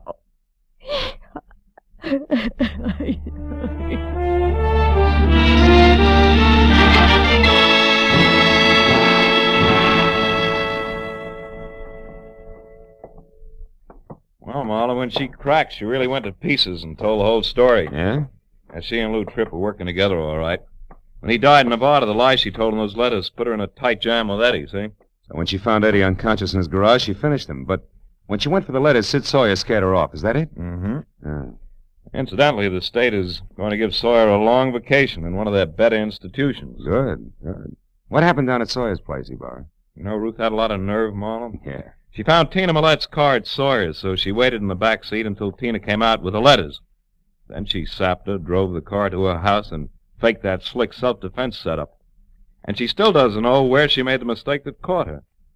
Hey, where was it, Phil? Well, she was being real cagey, Ibarra. She decided it was too dangerous to write the name Clay down anyplace, so she made it a name to remember. And she did. But too well. What do you mean, Phil? Well, when I asked her for it, the first name Ellis popped out, too. Mm-hmm. There was no legitimate way for her to know that you gave me the full name over the phone, but I only gave her Clay. That was an opening, but I needed proof. Mm-hmm. So you needled her until she made a break. Mm. Then you walked into the gun she'd grabbed. You take some long chances, Phil. Oh, I'll do anything to see justice prevail, Ibarra. I smell a rat. You should. I emptied the gun. When she was phoning. Good night, Phil. Good morning, Ibarra.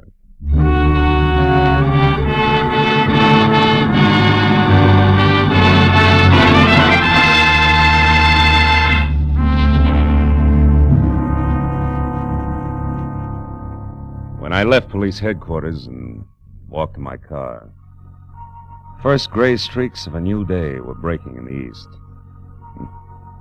Should have given me a lift, but it didn't. And now it was time for me to go home and go to bed, but instead I sat in my car with the door open and smoked a cigarette while I watched the dawn come up. I couldn't help thinking what an odd trick nature plays on us. Some of her most beautiful creatures are her most deadly. For instance, Ruth. How soft and sweet and lovely she was. And how hard she could swing a tire iron.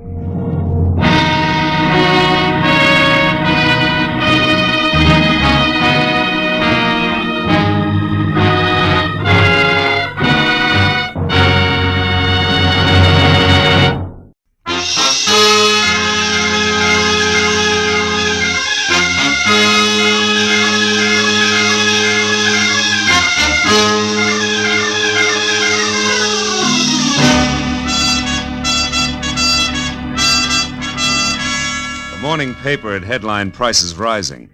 My bank statement in the afternoon mail had warned balance falling. And I had wasted the evening on behalf of a client who ran out on me when I tried to collect. All of which added up to the end of the day and me unhappy in my office at 10 p.m. with one hand on my checkbook and the other one raised in almost solemn oath. I, Philip Marlowe, private detective and too often public servant, hereby resolve to one way or another jockey my budget into something close to equilibrium. And from this day Hello, Marlowe speaking. My name is Helen Palmer, Marlowe. I need your help badly. Yeah, but look, I'm up at 8700 Magnolia Terrace in the Hollywood Hills. Now, please, drop whatever you're doing and... No!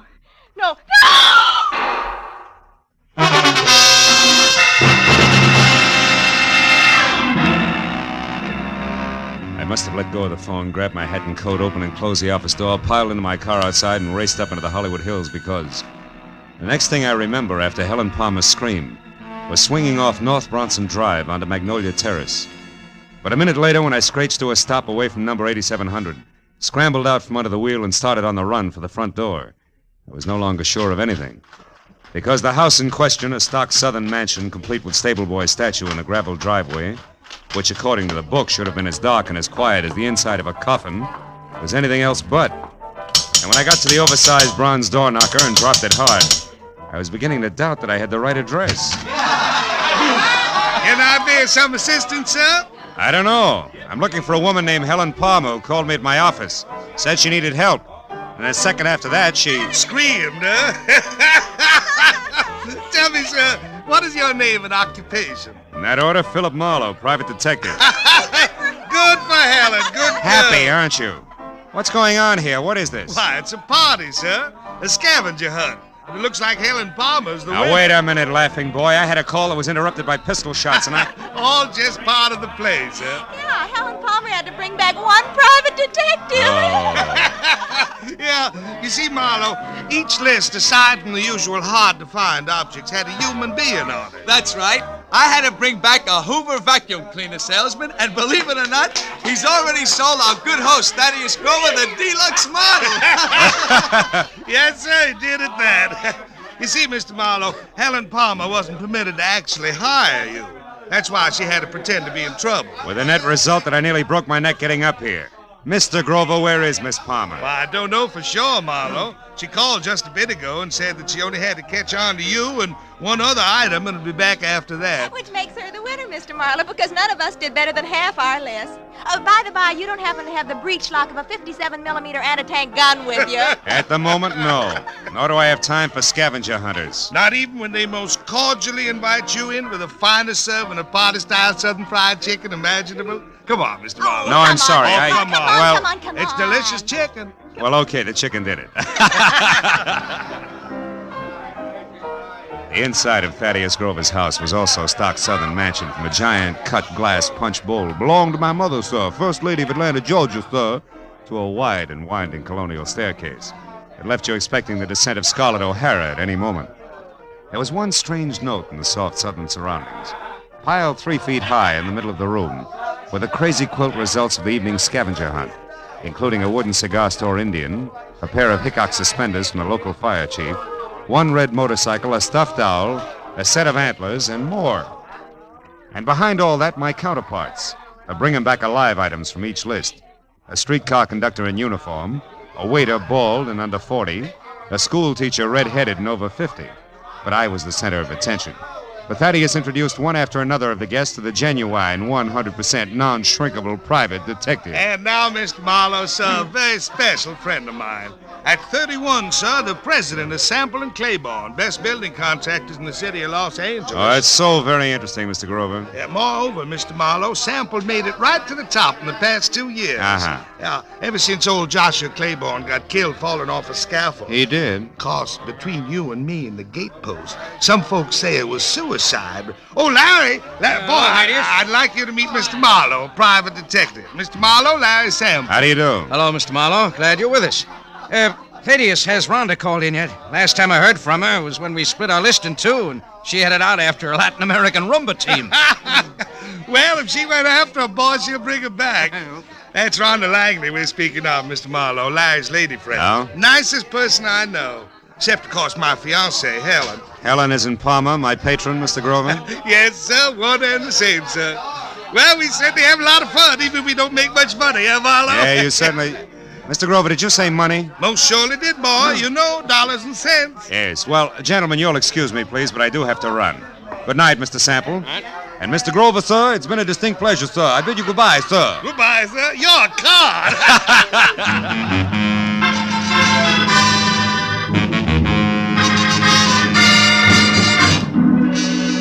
When I got back to my office, which I had left lights on and unlocked, my telephone was ringing. At this late hour, gullible me took faint hope that it could be a client who might still save the day. When I picked up the receiver... Marlowe? I let go of that straw fast. Marlowe. It was Detective Lieutenant Ibarra. Marlowe, do you know a girl named Helen Palmer? Hey, Ibarra, don't tell me there's a pair of somewhat flat feet on the ladies' scavenger hunt list. Very funny, Phil. How do you know her? No, not beyond a panicked telephone call that ended in a make-believe scream and a couple of pistol shots. All designed to bring me running to a party at 8700 Magnolia Terrace. Mm-hmm. Well, that adds all right, because the only items not checked off a list are a night watchman's badge and one detective private, which must be you, since your name is circled in the classified directory here in this phone booth. You're in what phone booth? Where are you, Ibarra? At a closed filling station on Van Ness off Hollywood Boulevard. Yeah, but wait a minute. Why is the girl's list there with you? Because it's clenched in her right hand, Phil, and she's folded up on the floor of this booth, dead. Oh, no. 2 bullet holes in her back. Oh, yeah, but Ibarra, her call was a gag. The shots weren't. Anyhow, it looks like a stick-up since the lady's purse is gone, and a wino we picked up. A wino we picked up saw what he calls a curly-headed guy with short legs do it and run. Also, the wino says that the murderer had been hanging around for a couple of hours like he was looking for a well-to-do prospect. Yeah, I know, but it's still kind of strange. Me getting that call, I mean. Well, I'll drop around to headquarters tomorrow morning, Lieutenant, if you need any statement from me. I think you'd better make that tonight, Phil. At the 8700 address. I'm sending Mooney up there now. Oh, but wait a minute, Ibarra. You don't need me, and I do need business. If you think I'm going to get it by... Phil. Huh? Phil, let's say that I'd appreciate it if you'd show for a few minutes. Okay? No. Well, okay, a few minutes. Just so long as you appreciate it. Goodbye.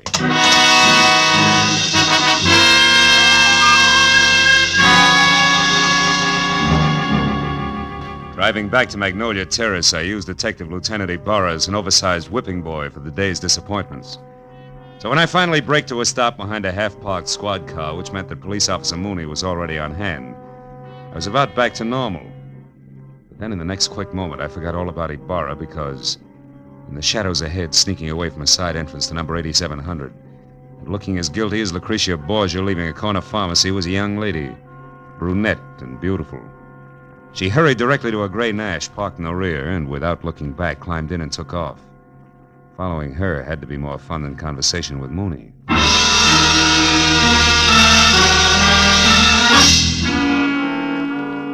10 minutes later, the lady came to a stop in front of a dark, politely landscaped cottage on North Ogden Drive. In another 2, she was inside and the light was on. When I got to the front door and leaned against the bell, a card over it said that this could be one Rhonda Langley, Mr. Larry Sample's girlfriend. But that same card also gave another name, Helen Palmer, the lady dead in the phone booth. I rang again. When the door opened, it was the brunette, still beautiful. Only this time, something had been added. In her right hand, a .45, ugly and pointed straight at my head. What do you want? One straight answer, Miss Langley. Why did you run away from 8700 Magnolia Terrace and a cop with routine questions? Wait a minute. Who are you? How do you know my name? I'm a private detective labeled Philip Marlowe, item number 8 on the late Miss Palmer's list. And I know about you because I've already been to Thaddeus Grover's party. Now, after you put this gun away, we'll get back to my question. Why'd you run? Come on, talk, lady, now before I yell copper. Well, all right. Come in. Thanks. Mr. Marlowe, I don't think Helen Palmer's murder was any run-of-the-mill robbery. You don't think what? I stayed just long enough to hear the policeman say Helen had been killed. Oh. When I got to your welcome mat, I was greeted with a .45. Talk some more, Miss Langley. Real plain Well, all like, right, huh? give me half a chance, will you? I didn't say anything to the police about this because I don't want to do any damage before I'm sure about a few things. Like what? Like the kind of a mess that Helen was in. Mr. Marlowe, I need help. I've got to know some facts. Please, will you work for me? I'll pay you anything. Well, at this point, let's call anything 25 a day in expenses, huh? What about Helen and the mess you spoke of? How much do you know? Very little. Only that I think Helen was blackmailing somebody. Somebody who was at the party tonight. Like Grover, your boyfriend, Larry Sample? I don't know. Oh, you've got to believe me, Mr. Marlowe. Well, all right. For the time being, I will. Now, first of all, how'd you latch onto this blackmail? Well, yesterday morning, I accidentally overheard Helen talking to someone on the telephone. She spoke of a payoff that was to be made at Thaddeus's party. I don't know who she was talking to, but she warned the person not to try anything rash. As in murder? She didn't say. But she did say that she'd already airmailed a letter to her lawyers in San Francisco that would protect her from any harm. Then she laughed about the scheduled scavenger hunt and hung up. Mm-hmm. You said nothing to her about this, huh? Well, no, I was afraid All right, the letter to San Francisco. Did you see her mail it? Well, I mailed it myself earlier in the day, along with one of my own. Mm-hmm. I didn't think about it until after her call, when she pointedly asked me if I'd remembered to mail a letter. My letter, that is, which she knew that I'd written to an aunt I have in Passaic, New Jersey. Well? Well, that's the whole story. If you want me, I'll be over at Thaddeus's place. Thaddeus? Yes, he was in love with Helen. Yeah. Maybe she was returning that love with blackmail. What do you think, Rhonda? I don't know. The thinking is now your job, Mr. Marlowe. When I left Rhonda Langley and started back to my car as a bona fide private detective with client, I wasn't sure whether or not I was happy about the whole thing. A second later, at the sight of a man in the dark ahead, half crouched behind a tree, I quit deliberating the point and got ready for trouble because, from what I could see, the gentleman in hiding had both the curly hair and very short legs that Ibarra had mentioned as a sign of Helen Palmer's killer. I kept walking straight until I was abreast the tree, then I pivoted sharply, took one step toward him, and swung! Come on, brother. Why, you dirty... We haven't got the time. They believe me. Enough, fella. Enough. Will you leave me alone? Sure. Sure I will, after you start talking. Now, get up! Okay. Okay, don't hit me again. I'll talk. I'll tell you everything. Hey, look there. No, don't! Oh, that lousy note.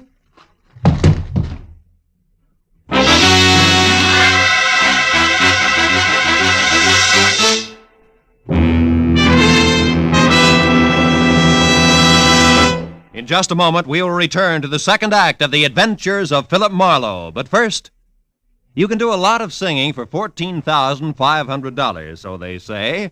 And tonight, some CBS listener may be able to speak with authority on the subject because $14,500 is what's waiting for whoever can solve the mystery behind the new Phantom Voice on CBS's great Saturday night quiz game, Sing It Again. Listeners from coast to coast will be quizzed by telephone about the new Phantom's identity. And they'll also be given a chance to win one of the other famous prizes for solving the riddle songs which feature Sing It Again's hour of Saturday night fun.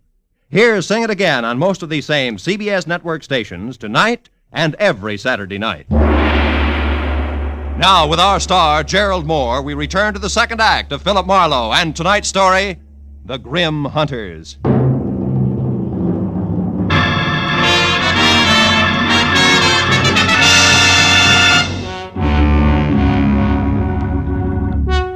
The shots crashed out of the darkness. The life ran out of the little man like air from a kid's balloon. I couldn't figure exactly where the shots had come from, and I stopped trying when a pair of spiked heels clicked fast across the concrete driveway between me and the house. Then a motor started, and a second later a car roared by with Rhonda Langley at the wheel. I yelled at her to stop as she went by, and ran out in the street after her and yelled again at the retreating car. But she ignored me. When another car came around the curve behind me, I tried to flag it down, but the driver didn't even slow up. So I just stood there while the two cars twisted out of sight down the winding street, leaving nothing but silence and a lot of unanswered questions hanging in midair. I walked back to the corpse, went over it carefully. But there was no identification, nothing but a gun to indicate how he fitted into the screwy mosaic of murder, scavenging, and blackmail. I went inside to call Ibarra, and 5 minutes of tracers, relays, and busy signals went by before I finally got through to him with my news about Helen Palmer's killer. What? Where are you, Marlowe?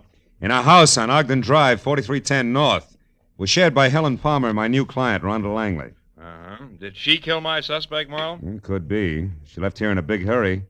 Another thing, Ibarra, there's more behind this business than robbery. Like what? Like blackmail. Maybe so. We just found the Palmer's girl handbag in a trash can. Nothing left but a lipstick and 2 letters. Incidentally, one is addressed to your client, Rhonda Langley. That figures. They shared the house, so Helen happened to pick up the day's mail. What's the other letter? It was one returned for insufficient postage. They forgot that airmail is 6 cents these days. Oh, return. Wait a minute. Is that letter addressed to a law firm in San Francisco? No, it's addressed to Sophie Kilberty. Sophie Kill who? Kilberty of Passaic, New Jersey. Why? Well, Ibarra, listen. Helen was blackmailing somebody, and she covered herself by mailing a letter to her lawyers in San Francisco. Mm-hmm.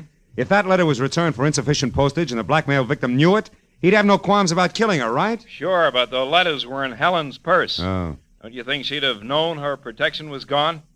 Phil, I'm going to put out a pickup call on your client. And you get on down here so we can go over this mess one step at a time. Where's here? Still at the gas station on Van Ness off Hollywood Boulevard. Okay, Barra. How long are you going to be there? Just until Thaddeus Grover shows up to identify the body and give me some answers personally about that scavenger hunt he threw tonight. What about this curly-headed corpse I've got here? Have you gone over him? Yeah. Nothing but a gun, some small bills on him. Then he'll keep. I'll expect you in a few minutes. Okay, so long, Ibarra. When I put down the phone, I was convinced that a big switch was due any minute because finding those letters in Helen Palmer's purse made a lot of sense in one direction and not a bit in another. I could have made more heads and tails by flipping a ball bearing than I got out of the facts Ibarra had given me. Just then, the shadow of a man slid up the walk. I heard a pair of feet mount the stairs, two at a time. It was the Wonder Boy executive I'd met at the party. Better hold it right there, Sample. What? Marlowe. Why the gun? So the same thing won't happen to me that happened to the dead little guy outside? Another murder? Marlowe, where's Rhonda? Is she all right? She left here as fast as an 8-cylinder motor wide open could move just after it happened. Then it was Rhonda I saw. On my way over here, a speeding car almost crowded me off the road. It looked like Rhonda's, but I wasn't sure. And Marlowe, she was being chased by another car, a fast one. Chased, are you sure? Yes. The first car missed me by inches when it swung around a curve. I don't know yet how she made it. Then a second car came along and passed the curve, but it stopped, backed up, and then took the same road Rhonda had taken. You think she got away? I don't know. Well, come on outside, Sample. I want you to take a look at this. By the way, how long have you known Rhonda? About a year. Mm-hmm. She's a brilliant girl, Marlowe. Came out from the East, and I gave her a job as my secretary. She's more than that now, huh? I'm in love with her, if that's what you mean. Yeah. Oh, here it is. Well, Marlowe, I know this man. That's Nate Murdoch. He used to be a foreman with our firm. He left and went back to Atlanta right after Claiborne's death. Atlanta? Isn't your host Thaddeus Grover from Atlanta? Yes, he is. Oh, brother. When did you see Grover last? Well, the police asked him to go and identify Helen's body. He left the party while the officer was still questioning the rest of us. Yeah, and on the way, he could have taken time off to drop by here, kill Murdoch, and make a try for Rhonda, too. Come on, let's get to the phone. But why, Marlowe? Good heavens, Grover's our friend. He and Helen were engaged to be married. All right, so it doesn't make sense. But his fiancée and his short friend from Atlanta are both dead. And Rhonda's burning the tires off a car to keep out of reach. Those are the facts. It'll make sense later. Now call Grover's place and hurry up. Yes. That's where she intended to go when she left here, to console him, no less. Scavenger hunt my Aunt Minnie. Hello? Hello, is Mr. Grover there? No? Well, has Miss Langley arrived yet? Oh, it's the maid, Marlowe. Mm-hmm. Rhonda, what's that? She's coming up the walk now? Hold the line a minute, please. She just got there, Marlowe. What'll I tell her? Tell her to leave again. Tell her... No. Where do you live? 4406 Ardmore. All right. Tell her I said for her to wait outside in the back of the house until you can get over there to pick her up. Take her to your place, and I'll pin Grover down. Right. Where are you going now? See Lieutenant Ibarra, and I can get there faster than I can call him on the phone. Good luck, Sample.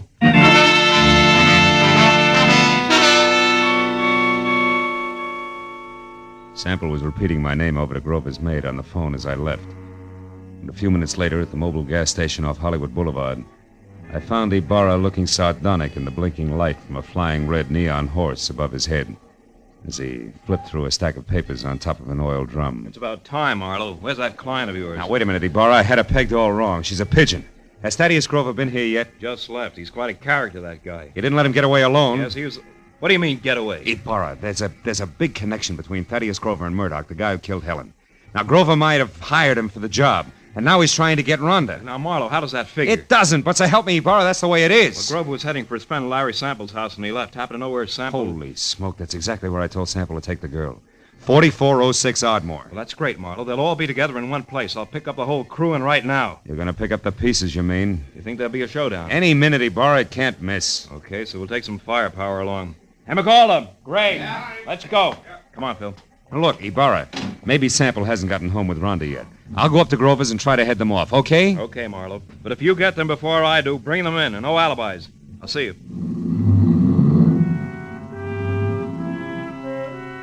Ibarra was grim as he climbed in his car and drove off fast. I headed for my car. Then, as I turned, my arm swept the scavenger lists Ibarra had left on the oil drum off onto the ground. When I picked them up, Rhonda Langley's name was on top. Her list was as goony as the others, but near the bottom was an item strangely familiar to me, which hadn't been checked off. It was a canceled ticket from Woodhaven Ballroom. All at once, I realized why it was familiar.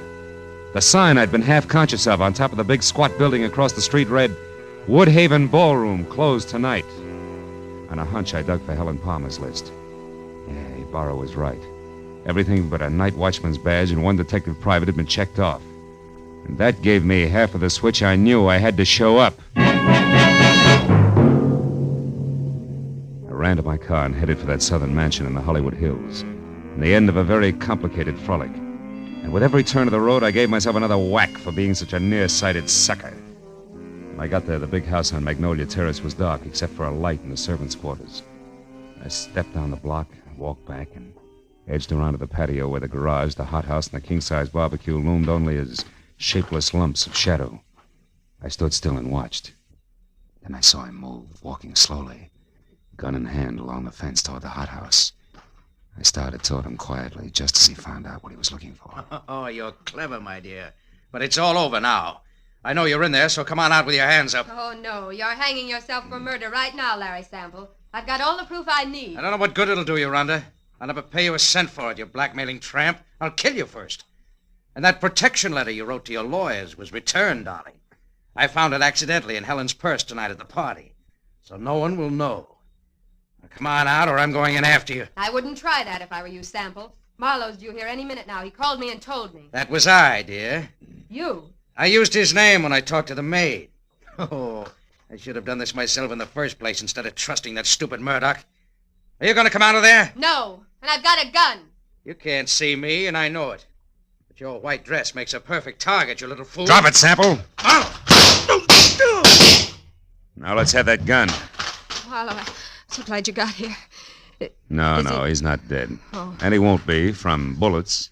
Give me your gun, too, huh? Come on. All right. I was too scared to use it anyway. Thanks. Now sit down and shut up. We're going to wait for Lieutenant Ibarra, then you're both going to the pokey. What? Listen, you, I don't go for blackmailers, male or female. Even the cute ones are ugly, lady. Very ugly. No, Phil, wait. You've got to understand something. 2 years ago, Larry Sample killed his partner, Joshua Claiborne. I knew it, but I couldn't prove it. So I pretended I could and blackmailed him. Don't you see, if he paid off or tried to kill me, that would be proof of his guilt. And he did, Marlowe. Mm-hmm. Why should you pull a stunt like that? I'm a divorcee, Marlowe. Langley is only my married name. Okay, so what? My maiden name was Claiborne. Claiborne? I'm Josh Claiborne's daughter. Oh. And I can prove that. Is that reason enough? Well, why didn't you level with me instead of labeling Helen a blackmailer? Helen was already dead. And I needed your help desperately. I thought I had to lie to get it. Okay? Yeah. Okay, baby.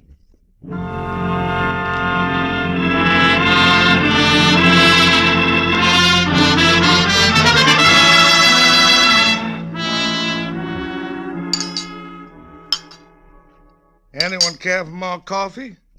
How about you, Lieutenant? Oh, no thanks, Mr. Grover. Well, Marlowe, you got it all to come out even anyway. Frankly, that's more than I expected when I left you at that gas station. Yeah, we were lucky, Ibarra. I guess I owe you an apology, Mr. Grover. Oh, shucks, that's all right, son. It was a shock to me to be accused of poor Helen's murder, but, well, it's over now. Yeah. You said it was the scavenger list that set you straight. How'd you figure that, boy? Well, there was a Woodhaven ballroom ticket on Rhonda's list, so she had to go there for the ticket, you see. A Sample knew that. And he told his killer, Murdoch, who incidentally he hired to murder Claiborne 2 years ago, that the girl who went to the Woodhaven ballroom was his target. Uh-huh. But Helen happened to go there after the night watchman's badge. Which he could have picked up any place in town. Yeah. What a terrible coincidence for Helen. Yet that was all that saved my life, really. That's right, honey. Murdoch made the mistake, and when he and Sample discovered it, they made another try at Rhonda's house. But I caught Murdoch there, so Sample shot him before he could talk. And when I left, he followed me in his car. I knew they were after me, and I thought for sure they'd killed you, Phil. That's why I ran. Yeah, that threw me for a loop. Then Sample came back to make sure that Murdoch was dead and sold me a great big bill of goods at the same time. Oh, it's a terrible, terrible thing. Yes, Mr. Grover, it is. Lieutenant, I want to thank you personally for your participation. Thank you very much. Well, I've got everything I need, so I'll say good night. Yeah, me too. Oh, Phil. Yeah? Shall I mail you a check? Why, yes, I think... No. Wait a minute. Yes? You know, honey, with your knowledge of postal rates, why don't you just deliver it in person, maybe? Huh? Love to. Count on it, Mr. Marlowe. Good night.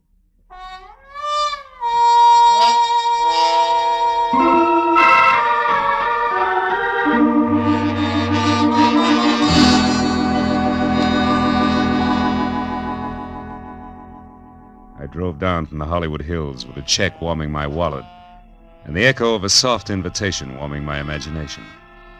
You know, that was quite a party at Grover's house. Scavenger hunt.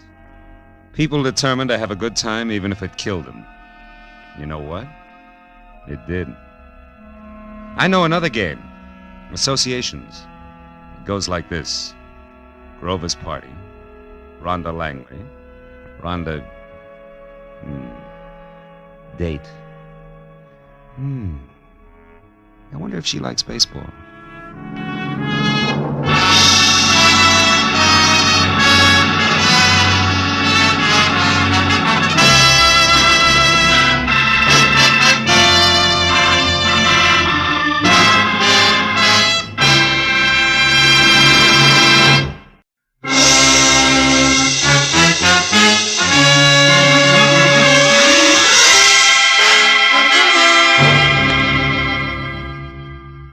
Was a wood nymph dressed in nothing but a veil of dewdrops. She was pirouetting from one huge bluebell to another on gossamer wings. And with every turn, she smiled and came closer. But just as I reached out for a hand, something happened. The bluebells changed into old tomato cans and started to ring. A bandy-legged little man with a jackhammer went to work on my head. I fell over a cliff, and just before I landed on a red-hot pile of broken Scotch bottles... I woke up. But the jackhammer didn't stop. I switched on the light and looked at my watch. It was 1 in the a.m. and the phone on my bed table was screaming for an answer. Hello? Marlowe, this is Dave. Betty's gone. She's in trouble. You gotta help me, Marlowe. You gotta come over to my apartment right away. Wait a minute. Who is this? Dave Pryor. I run the coffee joint on the corner. You know me. Yeah, sure, Dave. I remember. What's the matter? My wife, Betty, she's gone. You gotta help me. Dave, it's 1 o'clock in the morning. I'm in bed. Besides, you know I don't monkey with family quarrels. It's not like that, Phil. Believe me, I'm scared for her. Phil, please, come over to the apartment. 2000 Beechwood right away. It's a matter of life. Okay, I'll be there in 10 minutes.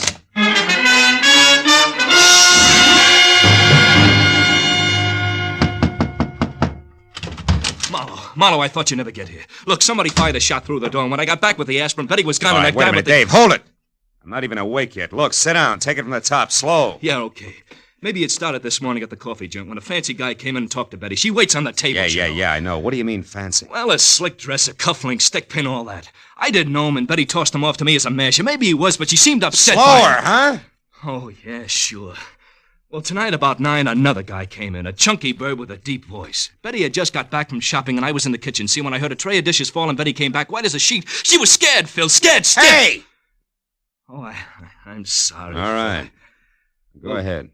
I looked out, and that chunky guy was leaving. Betty insisted he had nothing to do with it, that she was just nervous. Was somebody else in the place at the time?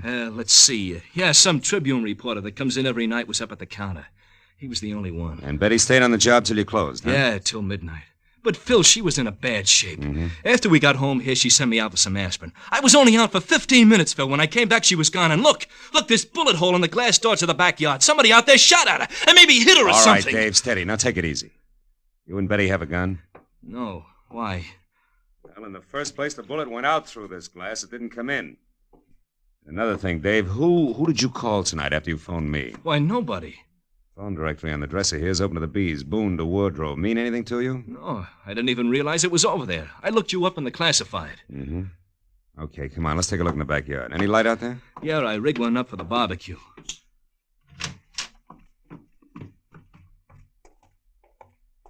Look, Marlowe, there must be something easy. Now, we'll straighten this out, believe me. Let's see. Line of sight seems to run somewhere between the barbecue and the gate. No footprints, though. Maybe... Marlowe! Marlowe, here by the tree, it's a hat. Gray snap brim, initials VR on the sweatband. VR. Mean anything to you? Why, no. Sure, that's Van Remini's hat. He's the newspaper guy I told you about. Tribune reporter that was in your place tonight? Yeah. Why should he be dodging bullets in your backyard? I don't know. Dave, where's Betty from? Detroit? When she came out here, I gave her a job. And then you both fell for each other and got married, huh? Yeah, 2 years ago next month. And we've been happy, Phil. We've been... Yeah. Now, look, Dave. Why did you call me instead of the cops? I guess I'm afraid she's mixed up in something bad. You know, if it turns out that way, I'll have to call him myself. Okay, Phil. But you're on my side until you know for sure. Yeah. All right, now you stay here, close to your phone. Okay. I'll check with you. Right now, I gotta get a line on a bare-headed reporter. He can get us started if he hasn't lost anything more than his hat when I find him. So long, Dave.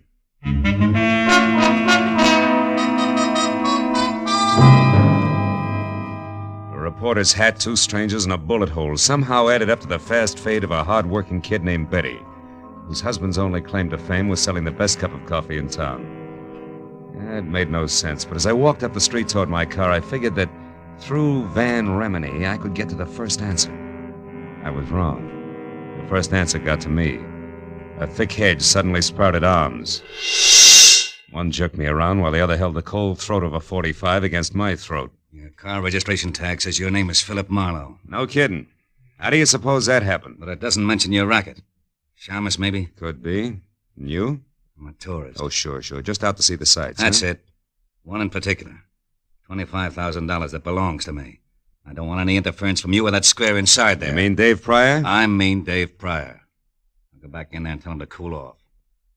The little woman is all right. She's just helping an old friend, you might say. Might I say you're the friend? Never mind. Unless Mr. Jitters in there kicks up a fuss, everything will be fine. Betty knows what she's doing, and she's got a lot of talent for it. Too much to waste slinging hash. And remember what I said, Marlowe.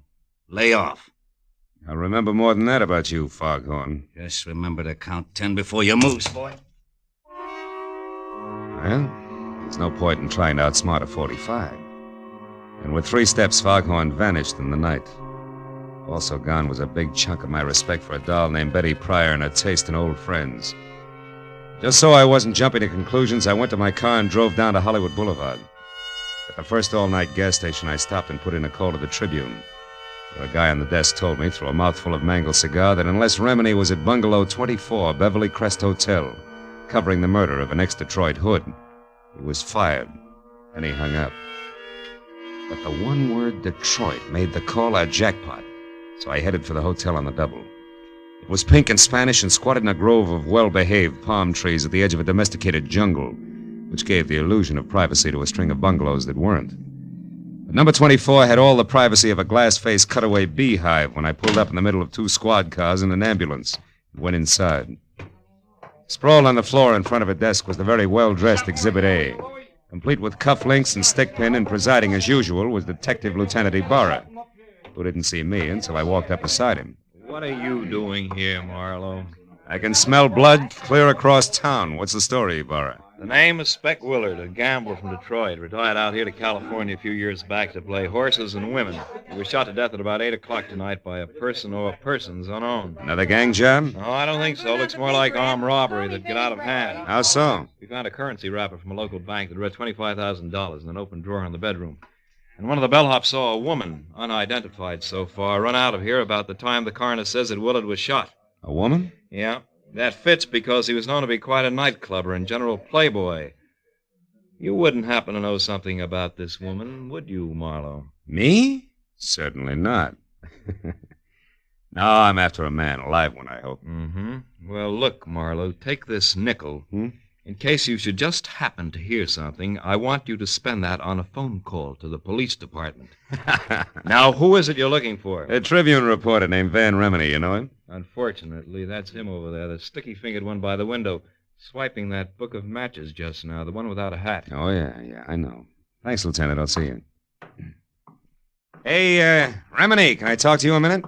Yeah, sure. What's on your mind? I'm Philip Marlowe, private detective. Don't apologize. What's up, Marlowe? Know a girl named Betty Pryor? Pryor? Mm-hmm, yeah. Yeah. She and her husband run a one-arm joint on Franklin, don't they? That's right, Remini. I understand Betty got into a little trouble tonight. Heard about it? Nope. Wouldn't worry, though. Trouble's not new to Betty. Yeah, that's one popular school of thought. Incidentally, you seem to be going a long ways out of your way on this run-of-the-mill murder story, Remini. You're taking a long way around to the point, pal. Get with it. I'm in a hurry. Okay, pal. But keep it under your hat, won't you? The gray one, I mean. Oh, so that's how. Yeah, that's the way it is. Yeah. Now, do you mind telling me what you saw in Pryor's backyard tonight? You name it. Shall I play dumb or lie? Suit yourself. See, my press card's just as good as your license, sweetheart. It gets me in, gets me out again. In my dodge, that's called reporting. Remini, I'll squeeze the truth out of you eventually. Sorry, I can't wait. We got a deadline. Anything else? Yeah, one thing, a match. Yeah, sure, Marlowe. Anytime. Thanks. Mm-hmm. And, Remini. Yeah? Don't hang on too long, huh? Liable to singe your pinkies. The reporter blew out the match and looked at me steadily for a moment. And his lips shaped a word I ignored. Then he walked away. I had seen enough of the book of matches he'd stolen to know it was from the Star-Kissed Room, a glossy, glass-roofed, dine, dance, and drink emporium near Arthur Murray's studio on Wilshire Boulevard. So I made like I was in for the night and watched Remini leave. All the way to his car, he kept looking back over his shoulder as if he expected to be followed. I waited till he was out of sight, and then I headed for Wilshire in the Star-Kissed Room. But when I got there, it was closed. Remini's car wasn't in the neighborhood, and the only thing that kept the trip from being a total loss was a spotlighted picture. 10 feet square of a sultry, svelte chanteuse labeled Carla Borden. Whose come-on-in smile and almost costume was a cinch to increase the accident rate of the block by 20%. But then I took another look at her name and got back to business. It started with a B, as in phone book, opened to Boone and Bordeaux. I found a directory, got it open to Boone and Bordeaux, and halfway down the page was Borden, Carla, 2840 North Lucerne. It took 10 minutes to get there and 2 more to find out that she had an apartment, number 17, at the end of the first floor hall. The door was open and I started for it, but ducked back close to the elevator when a woman came out and ran down the corridor toward me. It was Betty Pryor. Hold it, Betty! Whoa! What? Mr. Marlowe, what are you... Never mind the stall, Betty. I've been in a long time. Why, I don't know what you're talking about. Now, look, you left a pretty worried guy at home. Dave, did he send you after me? That's right. Why can't you fools leave me alone? Why does he have to be so stupid? Hey, you've got a few ideas mixed up, kid. Oh, sure, I'm wrong. I'm the one who's all mixed up. Let go of Not me. until I've got a couple of things straight. Now, what happened? Did life in a hamburger stand get a little stale? Yes, you two-bit snoop. Okay. Dave thinks you're in trouble, I think you're in trouble, and I think somebody waved a few bills at you and you lost your grip. Why, and you're in so deep now you can't get out, and it's no more than you deserve. Now, come on. We're going right back down the hall to Carla's apartment. We're going to have a little chat, just the three of us. No, I won't let Come on! Take your hands off, Marlowe. Stand still. Well, my 2 chums, the Foghorn and his .45 caliber equalizer. Easy does it. You were lucky the first time. Well, Betty, did you get it? No, something went wrong. Something terrible Shut went... up. Marlowe isn't deep. We'll talk after he's out of the way. All right, you. Get in that elevator, chum. And we'll wait right here to see you leave. Come on, here. That .45 makes you awful brave, chum. This way we don't offend a lady by being uncouth. You get a chance to go up in the world. Just put your finger on a button. Now, wait a minute. Come on. All right. Now, all you have to do is push.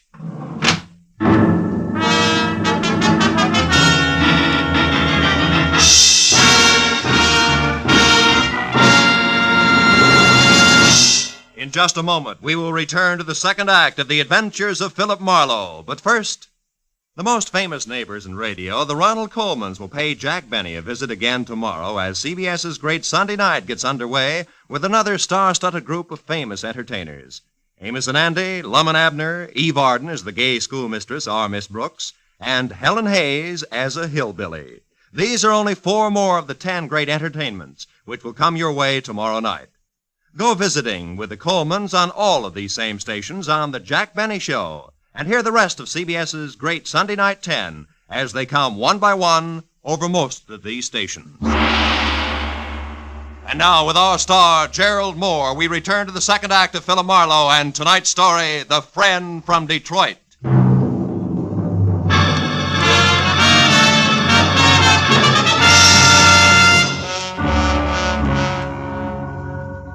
My cage on cables was 10 exasperating seconds getting to the next floor.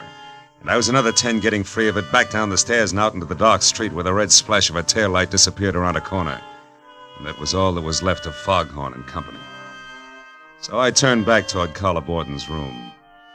When I stepped across the threshold, I found that with the exception of a single bureau that was still intact, apartment number 17 looked like it had just played host to the vortex of a cyclone. The bed, a chest of drawers, another bureau, a desk, everything was inside out.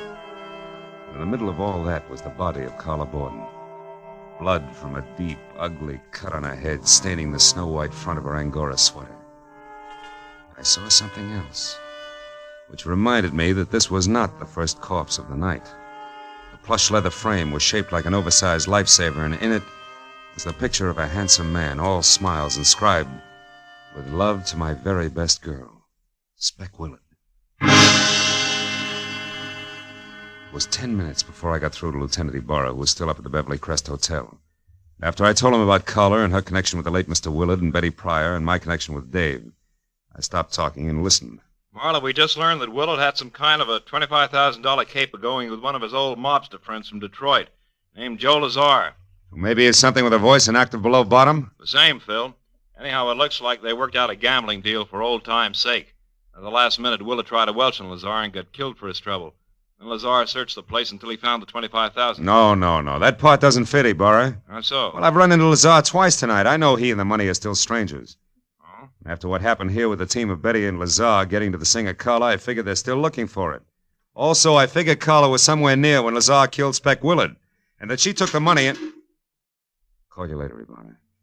I got clumsy company in the hall outside. All right, ballerina, get your foot out of that bucket and come on in with your hands up.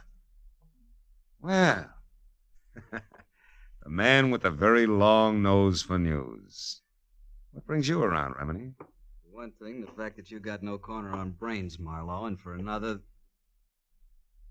Who did that to her? Our mutual friend, Betty Pryor, and her running mate. I believe they were looking for $25,000. Did she and Joe Lazar get the money, Marlowe? No, they... Remini, how did you know the man with Betty was named Joe Lazar? Haven't you heard? I'm a good reporter, Marlowe. The kind that keeps eyes and ears open and mouth shut. It isn't until I know the whole story. Which, as far as you're concerned, is precisely what?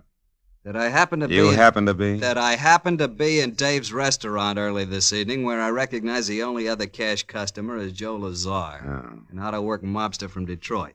He said something to Betty that scared her right out of a tray of dishes, so I figured I'd find out what was going on. I've been in on the show ever since. Yeah, including a corny blackout up at 2000 Beechwood Drive where you lost your hat running away from a bullet. That's right. Yeah. And just so you don't toss and turn when you get around to going to bed tonight, I'll fill in the rest. I followed Betty and Dave from the restaurant to their apartment. I watched her get rid of Dave, and then when I saw Lazar come in, I moved up close to the window. And stayed there until Lazar spotted you and threw a bullet your way? You're very clever. Yes, I am, man. But before that happened, I heard him tell Betty that Speck Willard had talked about a girl singer at the Starkiss room named Carla Borden. And that since he didn't know Carla on sight, she could have been the lady he'd seen running out of Speck's apartment with a 25 gram. Oh, now that phone book of Dave's open to the bees ties in. I'm so glad. Now, Marlowe, lest we digress too far, how come this one bureau here hasn't been turned upside down along with everything else? I don't know. Any more than I know why you're holding back so much from the law. Well, maybe it's because I don't like cops, Marlowe. Oh, black ones.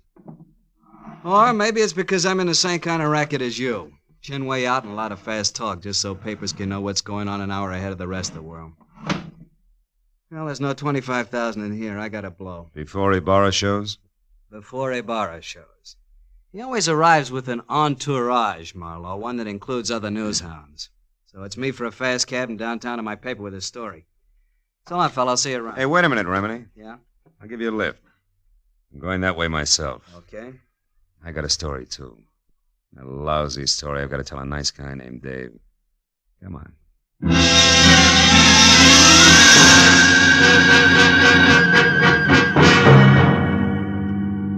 All the time we drove, Remini half-faced me and smoked one cigarette after another while he rattled on about Joe Lazar. A great story he had and a lot of other things I didn't hear because I was busy trying to find the right words with which to tell Dave Pryor that his wife was no good. So when we were about halfway to Beechwood Drive and Remini, who was pushing close to his deadline, decided to get out and phone his story in from a drugstore, I was glad. So long, Marlowe. A second after that, I knew I was kidding myself. Because even with just silence for company, I was still no place with the right words.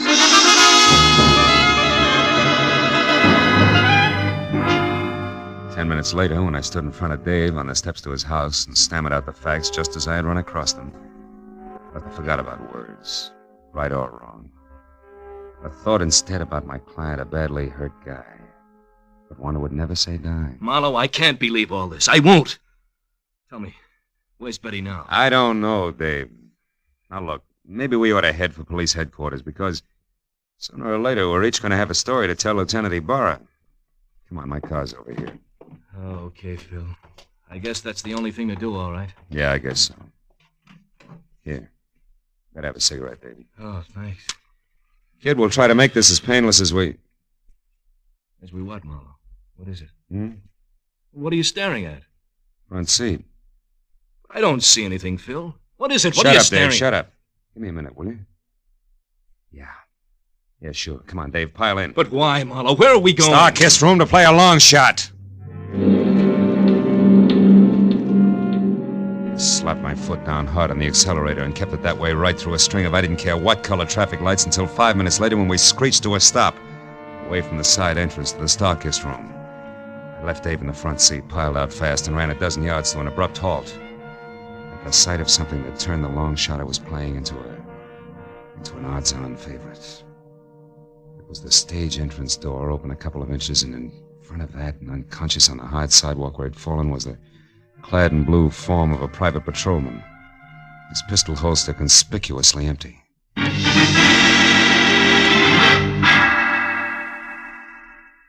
Inside, I slowly picked my way along an L-shaped corridor until I saw a shaft of bright yellow from a flashlight that was moving away from a door marked Carla Borden. It brought me up short and flat against the wall. But then as the man on the other end of the beam of light moved away from me, I got a very steady grip on the .38 in my pocket and started after him. A minute later, he entered the main room of the club, and it was there, as he started across the glass-ceiling dance floor, that I recognized the very self-confident gait of a very self-confident guy. That made the next move mine. Bar's closed, Remini, and don't move, Buster. I'll blow your head off. Ah, looks like you're making news this time, good reporter. Or isn't that package in your hand the 25 grand you just found in Carla Borden's dressing room, huh? The same Carla Borden you murdered not an hour ago in an apartment on Lucerne, where you first thought the money was, where Betty Pryor surprised you before you could finish searching, where you later returned in the role of an all-American newsboy so you could get to that last bureau. All right, I've heard enough, Marlowe. But I'm not going to stick around for more details. You make a break and I'll shoot, Remini. Try it, Eagle. Stop, Remini, stop! Marlowe! Nice shooting, Marlowe. But don't turn around because where I'm standing it's dark, and where you're standing it's light. Now throw your gun away, fella. Come on, toss it! That's better. All right, Betty. Get over to that dead newspaper guy and get the money. And we'll take care of the private detective here. What do you mean, take care, Joe? I can't go along with murder. Spec Willard's death didn't seem to bother you any. Shut up, Marlowe. Spec Willard. Joe, you killed... Yes, I killed Spec, that Welcher. 8 o'clock tonight. And I had to stay undercover, but still get my hands on the money. So I came to you for help. I didn't tell you about the killing because I didn't think you'd play ball if you knew about it. Now, all that's history now, and I'll still go to your dear husband, Dave, and talk lots about the kind of cheap kid you used to be in Detroit if you don't get moving. Now, what do you say, Betty? I say no, Joe. I also say I made a mistake in the first place, letting you use me to run your filthy errands, just so the guy I love wouldn't have to know about the kind of people I once ran around with, before I had any brains. All right. That's the dumb way you want it. That's the dumb way it'll be. Taking care of 2 years isn't much harder than taking care of one. What about 3, Lazar? Dave, stay back! No, Marlowe, no. I've stayed back too long already. I've stayed back while Betty has been risking her life to protect what we've got. If you take another step, I'll shoot, kid. I warned you for the last time. Stay back. No, Lazar, I won't. You stinking scum, Lazar! Oh, Dave, you're hit. Yeah. But I'll be all right. I'll be all right now, Betty.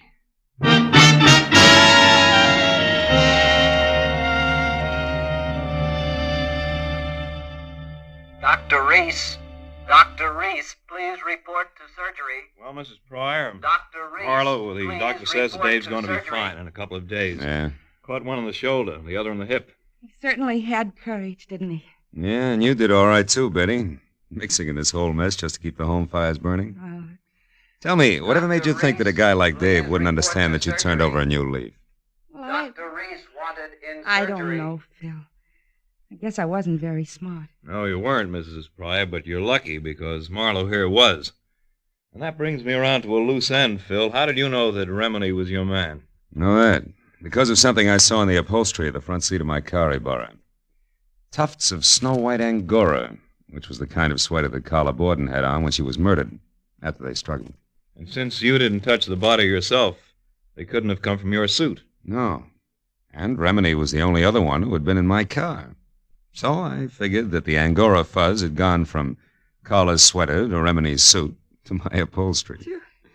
All of which means that Remini must have been in Carla's room before I got there as well as after. See? And then once I thought back about his getting out of my car to phone his story in, I realized that when I dropped him near a drugstore, he had also been near the Starkist room. Yes. It's exactly where he'd headed. Mm-hmm. You see, Phil, Joe and I followed both of you from Carla Borden's place because, well, after Joe put you in that elevator and we ran, Joe said we had to return and wait for Remini, who was sure to come back and finish his search. And the whole business because Lazar, after he had murdered Speck Willard, was afraid to publicly go after Carla Borden. The money he felt was his. Yes.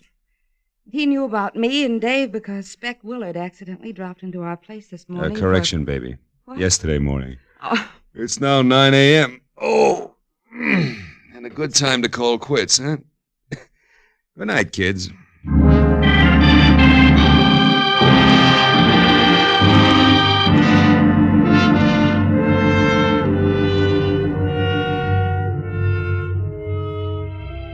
Well, by the time I got back to my apartment on Franklin, it was 10:30 in the too bright morning. I was sporting sandpaper eyelids and a knot in the small of my back that felt like a wet dish rag. Oh, but once I had all the shades down and was undressed and in bed, I forgot about that. And I thought instead of the wood nymph dressed in nothing, with a veil of dewdrops. But then suddenly I stopped. The telephone. I got out of bed. I picked it up with both hands, opened the dresser drawer, and jammed it deep under all the socks I owned. And then I got back to bed. And the wood nymph, in her veil of dewdrops, she was pirouetting from one huge bluebell to another. Oh, my. On gossamer wings.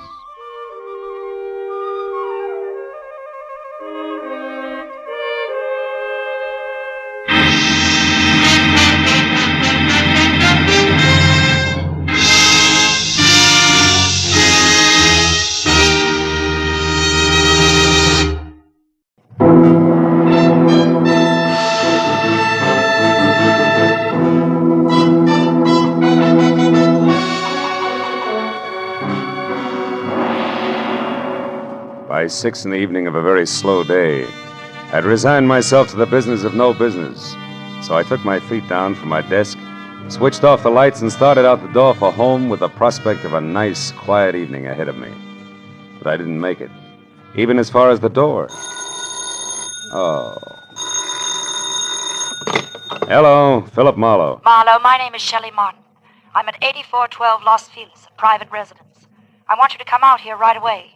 My sister is in a jam, a nasty one. Well, Miss Martin, as a matter of fact, I was just closing up for the night, and I was... Look, I need the services of a private detective right now this minute, and I'm prepared to pay for them. There are plenty of others in town. Are you coming or not? Yeah, okay, and thanks for the reminder. That's me you hear sprinting up your front walk. That's much better. And Marlowe, bring your brains along. You're going to need them.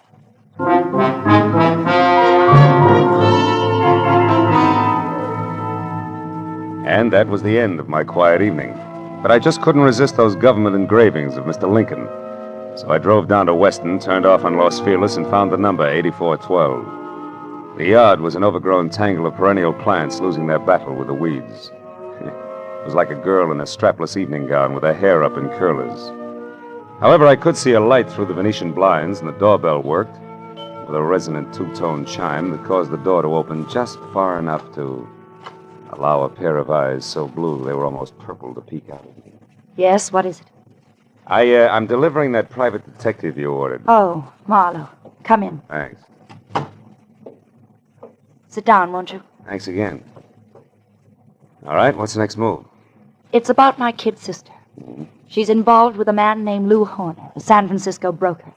She's quite deeply involved, I'm afraid. Oh? You see, some very strange things are going on, Marlowe, and my sister is a naive kid caught right in the middle of them. Yeah, I see. What sort of strange things, Miss Martin? Shelley. Sweet. Well, to begin with, when I arrived from San Francisco today, my sister called me and asked me to meet her here in this house. When I got here, the lights were on, the radio was playing, and the front door was open. But the place was deserted. Whose house is it, Horner's? No, I think she said it belongs to a friend of his who's in Europe now. This Horner person uses it when he's in Los Angeles. Well, couldn't they have stepped out for a while? Mm-mm. You know, you don't look the type, Shelley, but maybe you're just panicky. Huh? No, I'm not being panicky. All right. Where's the nasty jam? Right behind the couch. Take a look. Okay. But you know, I see what you mean. Who is he, Shelley? How'd he get here? Maybe it's Horner, I don't know. I tried to search him, but I couldn't. Mm-hmm. Well, it wouldn't have helped anyway. Whoever shot him cleaned him out. No wallet, no papers, nothing. I found this magazine lying under his hand. Look here. Mm-hmm.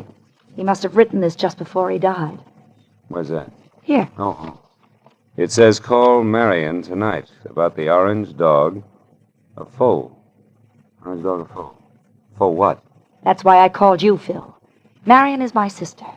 And whatever the orange dog of foe is, it must be awfully important. We've got to find out what it means, Phil, for Marion's sake. So far it means murder, honey, and that's for the cops. No. Well, all right, call them.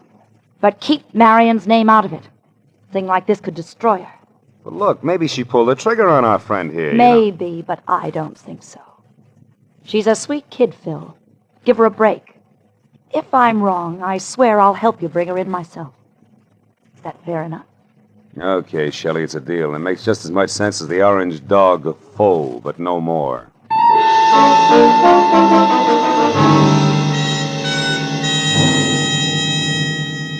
After I checked as far as I could on my client and sent her home, which was to the Villa 12 at the Wilshire Gardens Hotel, I ripped the General Squeegee tire ad with a message scribbled across it out of the magazine, folded it up, and stuck it in my pocket. Next, I called Lieutenant Ibarra at Homicide and told him where I'd found a body, probably named Lou Horner, leaving out all the details about Shelley, Marion, and the orange dog. Then I started out the door, but ducked back as a shadow slid across the walk. I caught a glimpse of a large, ugly head of long, dirty hair set on a small, ugly body that was moving fast. By the time I got out on the walk, Longhair was already putting mileage on a green coupe with a broken taillight. It winked mockingly as it went out of sight. So I got in my car and headed for New Chinatown. It was the logical place to get some information regarding a Chinese dog. I saw a light filtering through a dingy window, illuminating the words James Tang, dealer in Oriental curios. Inside the musty shop, a little man, dressed in a black kimono, drifted forward, softly. Yes? I think perhaps you can help me, huh? I am honored. To be able to help will bring fragrance of plum blossoms to my nostrils, carpet of rose petals to my humble floor, and 1,000 blessings upon my head. Oh, that's very pretty. Tell me, what is the dog of foe? The dog of foe? Why, this fantastic creature here is called the dog of foe. His fierce eyes and snarling mouth are to frighten away evil spirits from temples of Buddha. Why do you say called the dog of foe? Amateur collectors and auctioneers have named him that. It sounds exotic to cash customers. Actually, he is a lion. The lion of Korea. I see. Tang, would you happen to have an orange dog of foe? Very strange that you should ask that, my friend. Strange? Why? Reason number one. There is no authentic orange dog of foe. That's a good reason. Why not? Because to Buddhists, orange is color of sorrow. The piece you speak of could not possibly be authentic. What's reason number two? You are second person to inquire after this non-existent orange dog of foe within the last few minutes. Was it an ugly little man with long hair? Quite contrary. It was a very pretty girl with short hair. Was her name Marion? She made point of not leaving her name. Now that proves something. However, my friend, old Chinese proverb, loosely translated, says a little knowledge is the instrument of a fool.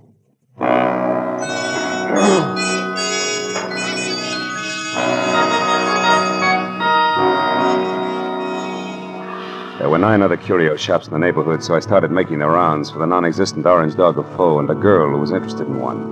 From the first 3 shops, I got a fast horse laugh and the fact that the girl was still ahead of me. The next 2 netted an insult apiece and a total blank on the dame.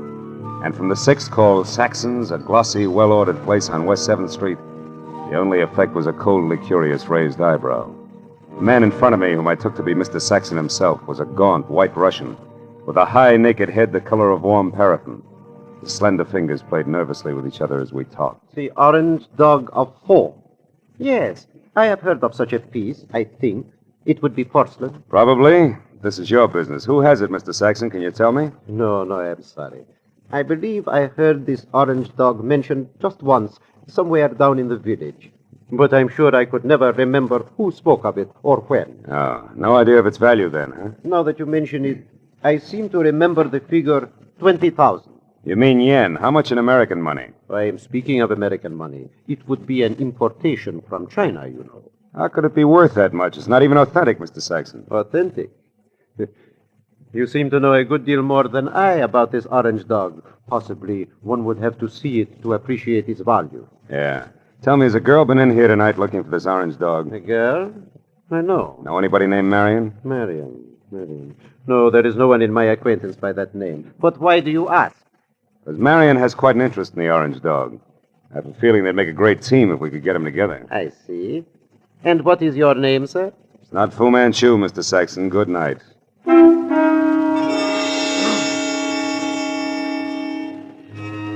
Saxon's expression didn't change.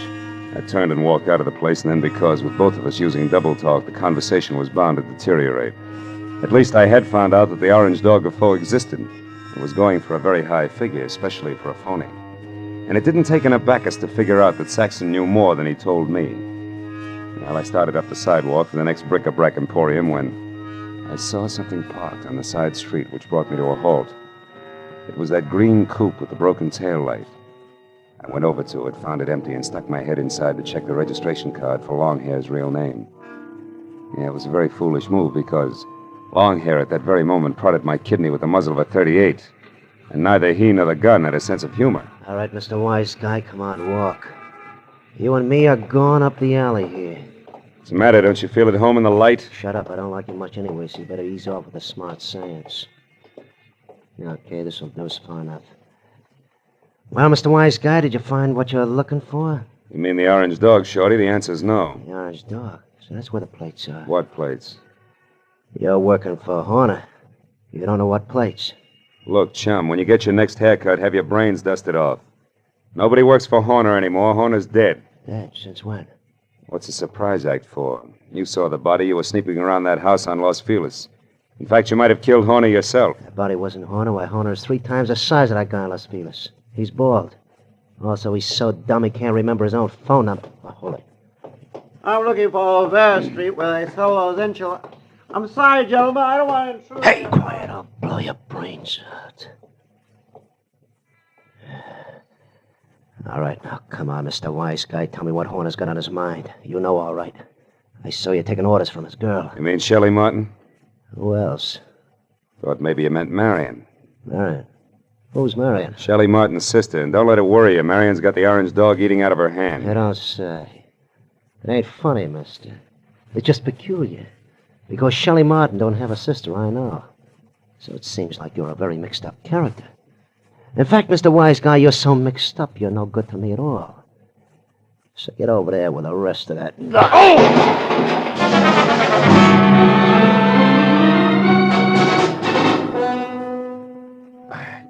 I took my time getting up. The dirty, long-haired little man was gone, and my head ached from the rap he'd given me with the pistol barrel. And I was disgusted with myself. Dry, dirty, disgusted like a drunk at sunrise because a nasty little jerk with an oversized head and a blue-eyed dynamo with auburn hair had me jumping through hoops like a trained ape. I stood in the alley and swore at myself until the futility of that routine dawned on me. Then I decided to go hunting. But I made one stop first at a telephone to at least get Ibarra off my conscience.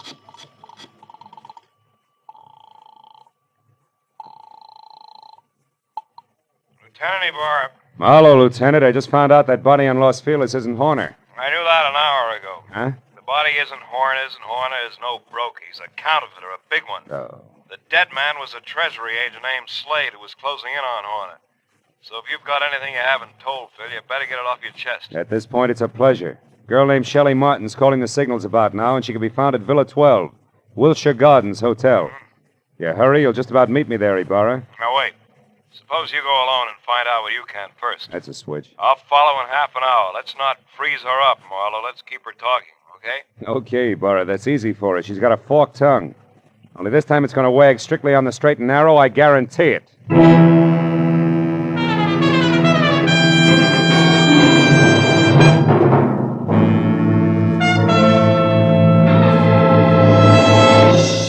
In just a moment, we will return to the second act of the Adventures of Philip Marlowe. But first, it's no mystery that hunger and cold confront many families abroad this winter.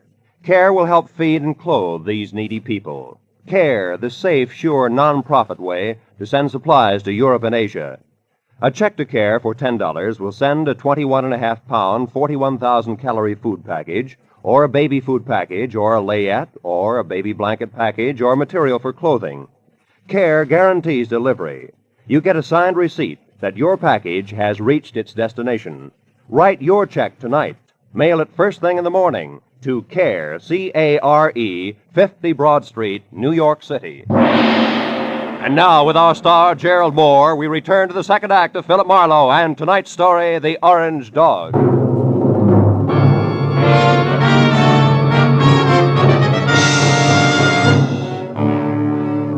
I pointed my car toward the Wilshire Gardens and a beautiful liar named Shelley Martin. I was sure of two things. The plates that Longhair had wisecracked about just before he piled me into a row of garbage cans were the engraved kind that counterfeiters use to make money the easy way.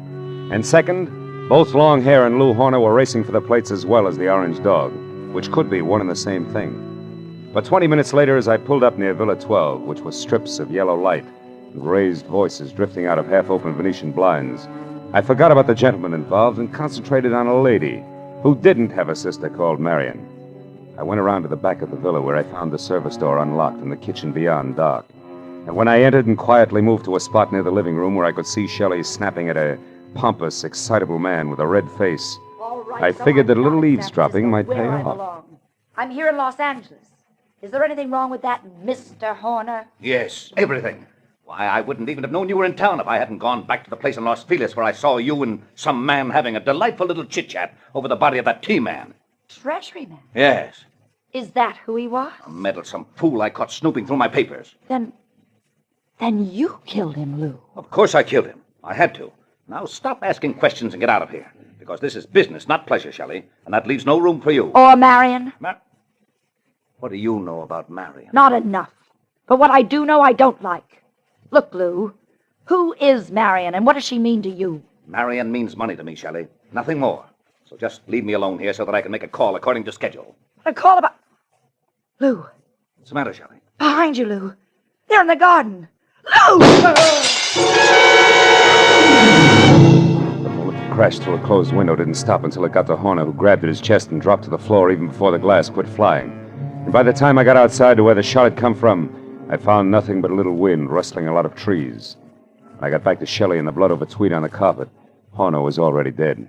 Marlowe, the man out there was Henry Peel. Peel? Something in long hair and dirty clothes? Yes, I met him in Horner's office once. Lou said he was a broker from Chicago. Come on, both Peel and Horner are counterfeiters. What? Lou, a counterfeiter? That's right. Never mind the carefully arched eyebrows, honey. They mean nothing. But, Marlowe, I swear I never knew that Horner was anything but a broker. A broker maltreating poor sister Marion? You're a liar, Shelley. About Marion, yes. I haven't even got a sister. But from there on out, I'm telling the truth, Phil. Then tell some more and fast. All right, here it is. Lou Horner's been my boyfriend. And, checkbook? For the past year and a half. But about a month ago, he suddenly stopped being very attentive. And I couldn't figure out why. So you decided to keep your big blue eyes wide open, huh? Exactly.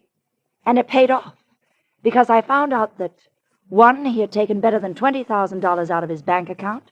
2, that he was coming down here to Los Angeles. And 3, that an item named Marion might be beating your time. Yes. And that part of it upset me plenty. Until 10 minutes ago.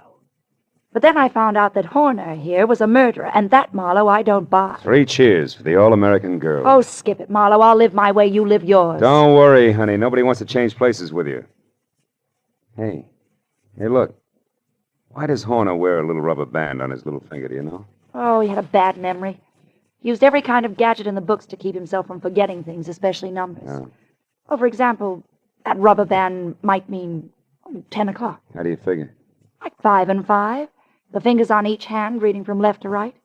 He used things like that. Oh. Wait a minute. Horner was going to make a call to Marion just now, and the message the T-Man left was... Call Marion tonight about the orange dog of Foe. Shelley, baby, where's your phone? Fast. Come on, it's 10:15 already. Oh, it's out there in the hall, Marlowe. Oh. What are you talking about? A line, honey, a line on your ex-sister, Marion.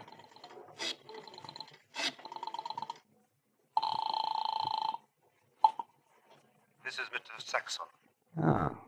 Lou Horner, Mr. Saxon. I know I'm some 15 minutes late with this call, but I'd still like to see you about the orange dog of Foe. Certainly, Mr. Horner. The orange dog is here, waiting for you. Good. I'll be right over. Marlowe, who is Mr. Saxon? A man very close to a lot of trouble, Shelley. Now, look, you wait right here for the law, and in particular, one Lieutenant Ibarra. Tell him nothing but the truth about Horner and what he meant to you in dollars and cents, and you may be all right. But where are you going, Marlowe? To a curio shop on West 7th Street to see, among other things, the orange dog of Foe.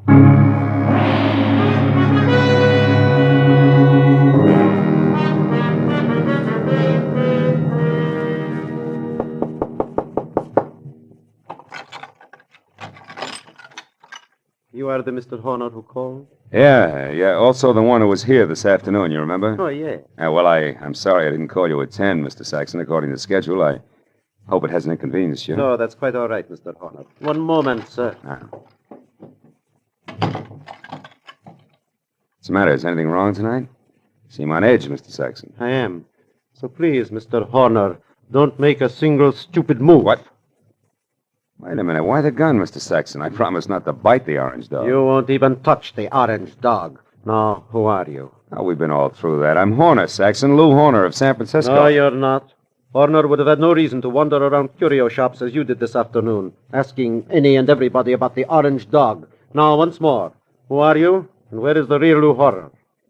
All right, we'll take them in that order. I'm a private detective named Philip Marlowe, and Lou Horner's a corpse. But also, I'm a good friend of yours, Saxon, because I'm going to give you a little bit of advice for free. Call it quits, Buster. You're licked. What are you talking about, Marlowe? The T for Treasury man named Slade. Before he died, Saxon, he talked. I see. And believe me, he said enough to put you away till orange dogs are as popular as lifesavers. What do you say, Saxon? Do we play it smart? Very well, Marlowe. We will play it smart. My kind of smart. Now, turn around and walk through that curtain there. I want to show you something. Orange dog, maybe? Yes. The orange dog of Foe. I want you to see it for yourself before you die. Saxon said die like it already happened. And after he relieved me of the comforting bulge of the gun in my pocket and marched me to a large, windowless room that was a little darker than the lining of an 8-ball, he told me to stand very still. Then he turned on a single lamp that rested on a large, scarred table, and next to it an ordinary shipping crate and cushioned on all sides by white wrapping paper. I finally saw the orange dog of Foe. It was a porcelain lion, pop-eyed and majestic in a crazy way. And also it was colored orange, bright and clear. But now that I'd seen it, I knew that the next move was Saxon's. I turned to face him. It was then that I noticed the black curtain behind him moved slightly. And Longhair quietly stepped into the room. This Mr. Saxon did not know about. Well, Marlowe, now that you have seen the orange dog for your first and last time, what do you think of it? He thinks it's just Jim Dandy, mister. Now drop your gun before I blow the top of your head off. Go on, drop it. Yeah, it's better. Now sit down there and stay put. And you, Marlowe, get across the room. Okay. Thanks for showing up, Peel, before Saxon here ran out of small jokes. Don't kid yourself, Marlowe. I didn't just show up. I've been right behind you all the way. That's how I work. So what do you want, Peel? A couple of very fine engraved plates that I've been after for 6 months now. Plates which could be in the Orange Dog of Foe? No place sells bud. Or do you think that maybe the late Mr. Horner wanted as an ornament? But that's all it is. There are no plates in the Orange Dog. It is only a collector's item. And you're a liar, Saxon. And I know the best way to prove that. Marlowe, pick that thing up and toss it against the wall. No, don't. I tell you, there's nothing in it. Toss it, Marlowe. Go on. Okay, Peel. Now we'll see who's right about the plates being here. Nothing, huh, Peel? No. Nothing. All right, Saxon, get up. I want to know where the plates are, so I'm going to count to 3. That's how long you have to live if you don't tell me. No. Peel, believe me, there are no plates. 1, 2. Hold it, Peel. Wait. Here are the plates. Here. In this jeweled box. Look, right here, under your nose. Is he out, Marlowe? Yeah, he's out, all right. He took the light with him, too. Is there another lamp in here? No, there isn't. Nor is there another gun. Why, you stinking little... Wait a minute, those sirens, Saxon, they're heading this way. Police? Yeah, the police. Looks like sooner or later everybody gets together in the back room at Saxon's, But not everybody stays here, so I'll take this wrapping paper and leave now. Wrapping paper? The stuff that was around the Orange Dog? Yes, a sample of the best grade of counterfeiting paper made, Marlowe. And that's what Horner was supposed to buy, not plates. Those he got a month ago. Still makes you a crook, Saxon, and one who'll never get past the front door. Oh, no, we'll see about that. Marlowe! Keep shooting, Saxon, in the dark. You got 4 shots left. You filthy maggot! Only 1 now, Saxon. That's number 6. You're through, Saxon.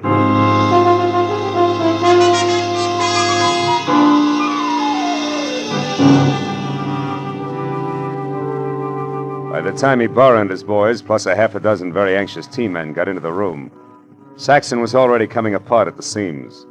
After a half hour of steady questioning, he split wide open and led us all to a basement hideout where the team men went wild over a few thousand sheets of A1 counterfeiting paper. But an hour later, after Peel, who admitted murdering Lou Horner, and Saxon, who was ready for the nearest straitjacket, were both in the lockup, there was still the problem of the glib lass from San Francisco. Finally, when Shelley, Lieutenant Ibarra, and I stood under the green light of the globe in front of police headquarters, I knew that the girl who technically was only guilty of withholding information from the police was not going to spend any time in the pokey. Because, after all, I was more or less guilty of the same thing. Besides, Lieutenant Ibarra was still interested in the others. Well, Marlowe, it looks like the whole business actually boils down to a single transaction between Clay Saxon, who had the counterfeiting paper, and Lou Horner, who was supposed to buy it. That's right, Ibarra. But Horner, who must have made his contact with Saxon via some middleman in San Francisco, only had a telephone number and the password, the Orange Dog of Foe, to work on here in L.A. But how'd you get hold of that number, Phil? From the message the T-Man left before he died. You mean you actually called someone named Marion? No, honey, I just dialed Marion. M.A. Madison. R-I-O-N 7466. Madison 7466. You get it? Yeah. Another one of Horner's screwy memory tricks, like the rubber band on his 10th finger. Hey, that's pretty good, Phil. Oh, it's an old gimmick, really. I read it in a dozen detective stories. What do you know? Maybe I ought to read some of those. Well, good night, Philip. Look for you tomorrow. Good night, Lieutenant. Now, Shelley, do I show you the way home? No, Marla. Aren't you hungry or thirsty or something? Yeah, I guess I am at that. Well, I know just the place for us, darling. Oh? It's a cute little place right smack in the middle of Chinatown.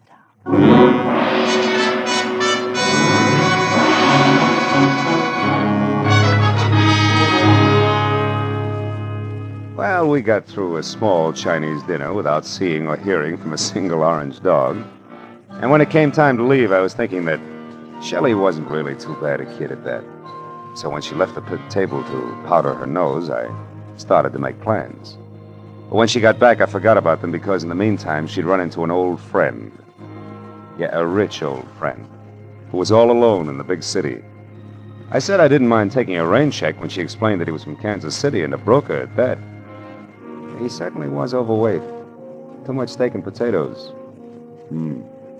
Steak and potatoes. Wonder if Lindy's is still open.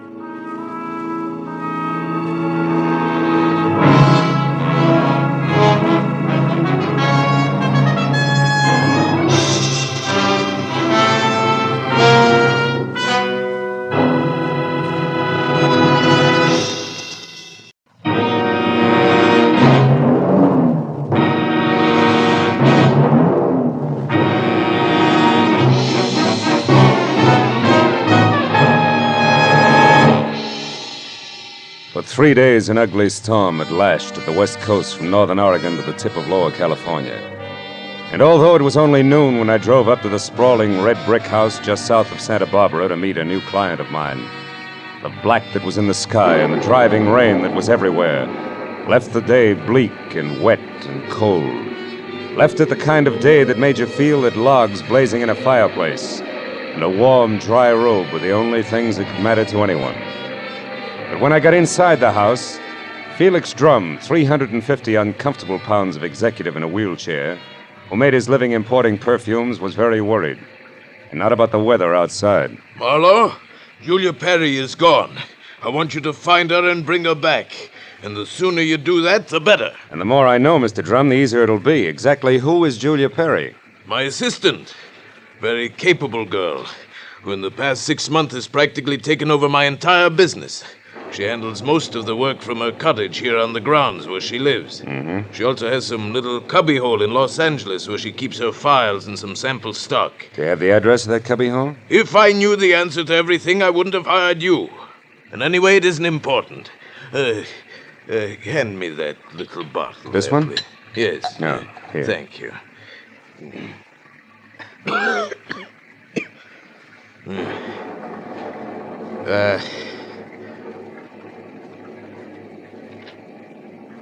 When did you last see Julia, Mr. Drum? 3 days ago. Oh, it was 3 days ago, when she left on one of her regular weekly trips down to Los Angeles to bid on perfumes. Usually she stayed away overnight, but the Beechwood Plaza Hotel most of the time, and she was back here by noon the next day. I suppose you've already checked the Beechwood Plaza, huh? Yes, of course. My man Ruby, the one who showed you in, has called the place a dozen times.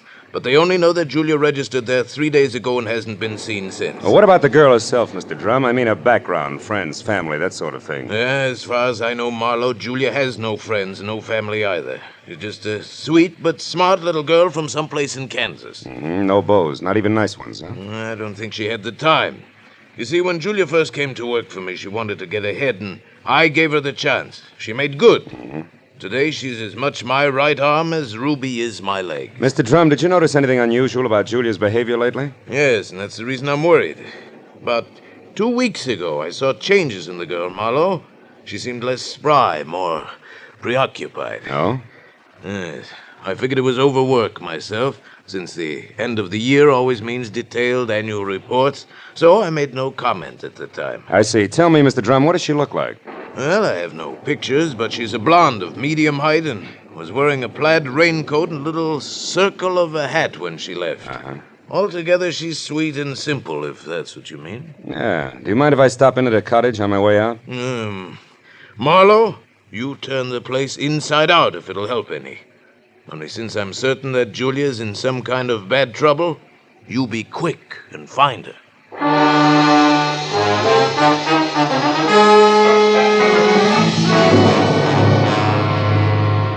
Julia Perry's cottage was strictly the 50-50 arrangement that Drum had mentioned, with one room office and the other living quarters. In the office, I found everything in its proper place, so I moved to the other room. The moment I stepped over the threshold, the white fluff that trimmed the quilted bedspread and the splash of color in the drapes said that Julia Perry had to be something soft and warm. And the half a dozen quietly tailored suits that were lined up in the closet like a squad of soldiers facing right told me that she was also simple and neat. I ran through the pockets of her clothes and all the drawers and closets in the room, trying to find something that would give me a lead that I was sure I had to have. But after 20 minutes, I'd found only a leather cigarette case, a package of peppermint lifesavers, and a maroon and gold monogram book of matches, the cover of which was half torn off so that I could only be certain that the middle initial was a V and that an E or an F were on either end. But since the name and address of an L.A. novelty company was on the inside, I bought the matches as a starting point, dropped them into my pocket, and headed for the door. When I opened it, I was surprised to find Ruby, Drum's right-hand man, purple scar and all, standing in the rain. He's staring at me like my ears were spinning. You seem to be a very thorough man, Mr. Private Detective. And you seem to be a very nosy one. What do you want? To help Julia, nothing else. So here's a postcard that came for her this morning. It was mailed in L.A. yesterday. Yeah? Dear Julia, tried to reach you at Santa Barbara 1181 both yesterday and today, but got no answer. I'm leaving. I'm leaving town tomorrow. As one little girl who fled life in Haven, Kansas to another, I would have enjoyed seeing you again. For a bit before I moved on to who knows where. Anne. Santa Barbara 1181, that the number here? Yeah, it's Julia's private business phone. Well, what do you think? The postcard any help? Possibly. Tell me, Ruby, why didn't you show this to Mr. Drum? I forgot about it until just now. You're a liar. Well, it's on account of the postcard was delivered here to the cottage. Which is no man's land for you? Yeah, sort of. Mr. Drum doesn't like people who work for him mixing socially with each other. Or maybe a sweet kid like Julia hasn't got any use for the passes you've been making at her, huh? Hold it. I like Julia, and even if she don't go for me, anything I can do to help her, I still do, understand? Yeah, I understand. I'm not so sure I believe. Goodbye, Ruby.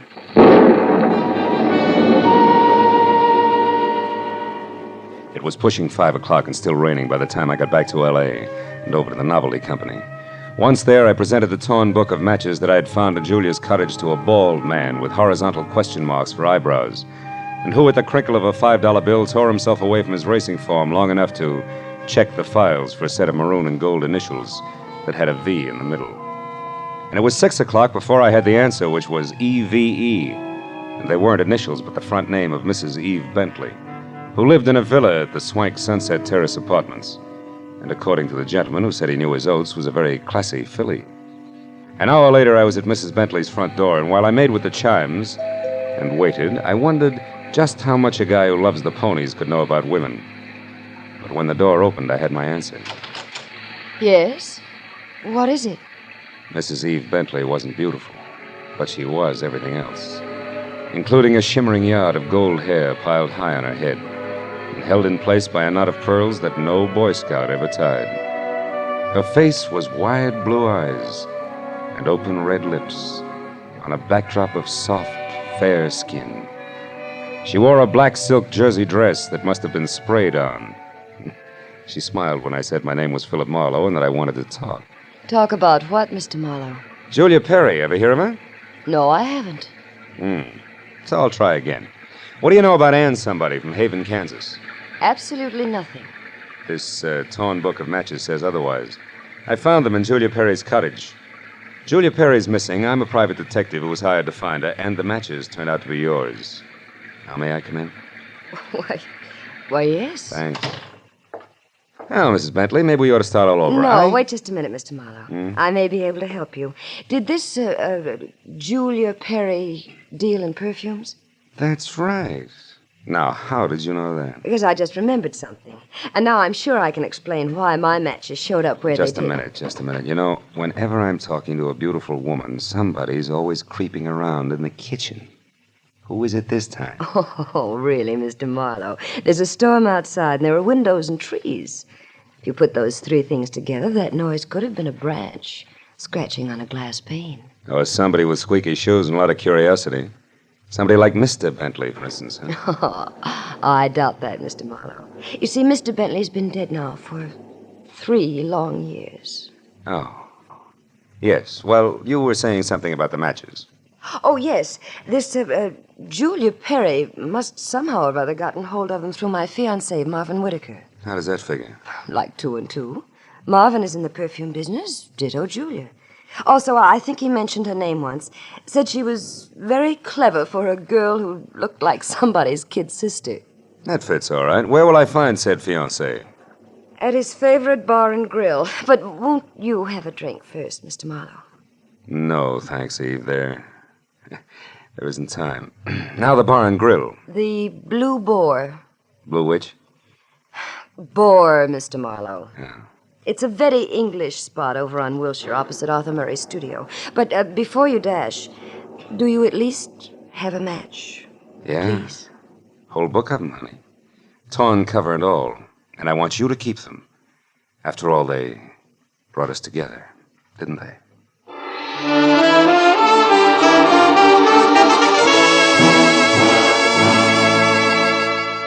When I got outside, I postponed my run between the raindrops over to Wilshire Boulevard long enough to take a look behind the villa. And there, in a newly planted strip of clover lawn below Mrs. Bentley's kitchen window, I found something which was no surprise. 2 clear prints of a man's shoe. But from there on out, I got nothing more than a lot of rain down the back of my neck. So 10 minutes later, I dripped into my car and headed for the Blue Boar and Eve Bentley's gentleman friend.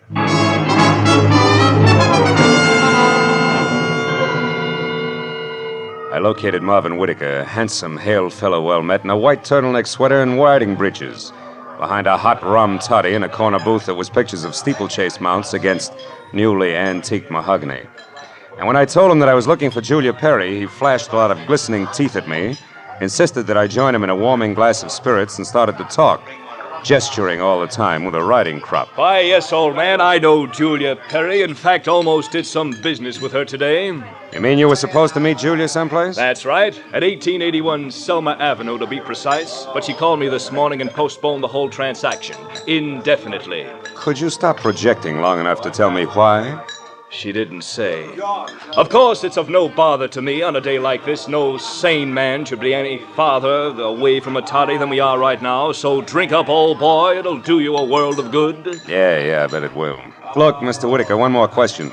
Did Julia ever speak of a girlfriend named Anne? Someone she knew years ago in Kansas? No, I don't believe she did, Marlowe. Matter of fact, Julia never talked of anything but perfumes. Now drink your drink, fellow, before it's chilled through. Thanks, but no thanks, old bean. I do have to run, really. It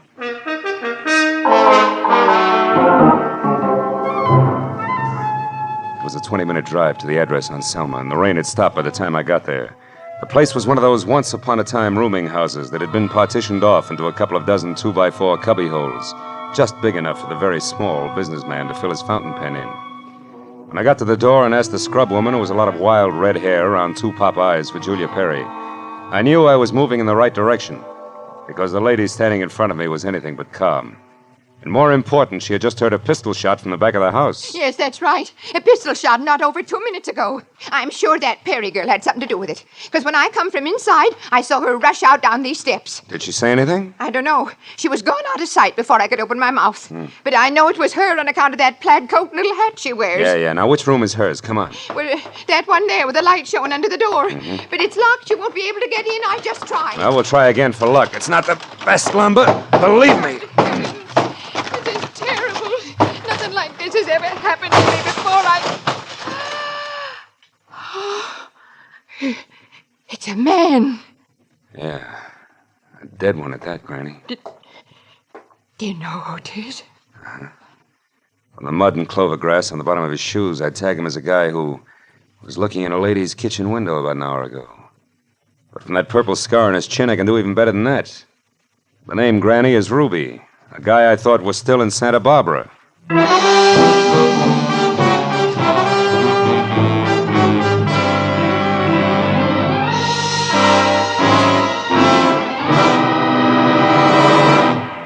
In just a moment, we will return to the second act of the Adventures of Philip Marlowe. But first, given clues, even the newest of Philip Marlowe fans can deduce the characters in CBS's great new early Sunday evening comedy lineup.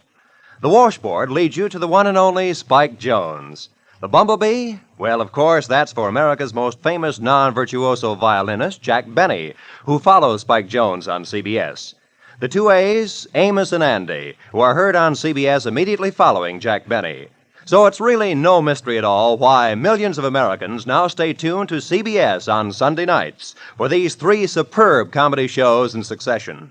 Spike Jones and Amos and Andy over most of these same CBS stations, and Jack Benny over them all. And now, with our star, Gerald Moore, we return to the second act of Philip Marlowe and tonight's story, The Black Halo.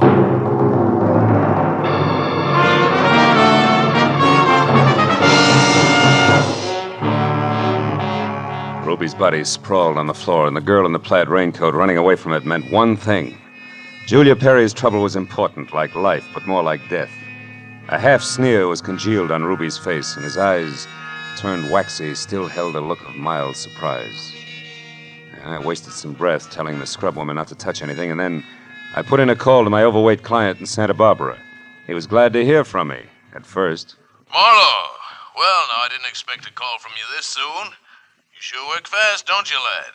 Have you found her? Have you located Julia? Not quite. She's about 5 minutes ahead of me. Incidentally, Mr. Drum, she works fast, too. What do you mean by that? Let me ask the questions, huh? Number one, what was your leg man Ruby doing in L.A. tonight? Ruby? Yeah.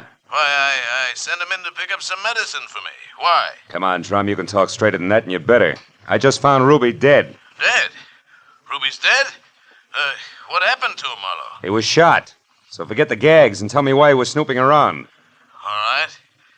I didn't trust you. No. It's my policy to trust nobody until he proves himself. I sent Ruby in to follow you and check on your progress. That was brilliant. You only made 3 mistakes. First, I don't need to be checked on. Second, you got your man killed. And third, you forced Julia's hand. Because it was Miss Perry herself who pulled the trigger on Ruby. Julia? Marlowe, I don't believe that. Which proves nothing, Mr. Drum, but skip it. Tell me, do you know a man named Marvin Whitaker? Whitaker? Yeah. No, should I? Well, he says he's in the perfume business. Well, I know everybody on the coast who bought more than 2 bottles of perfume at one time in the last 40 years, and I don't recall that name. I think the man must be a liar. So do I. Thanks for the help. And Drum, if you've got any more expendable flunkies around, keep them out of my hair. I'll call you when I've got something.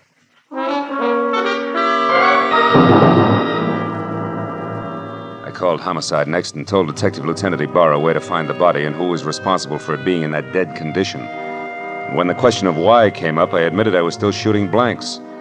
Oh, I told him about the razzle-dazzle Whitaker had handed me and named the Blue Boar on Wilshire as my next stop.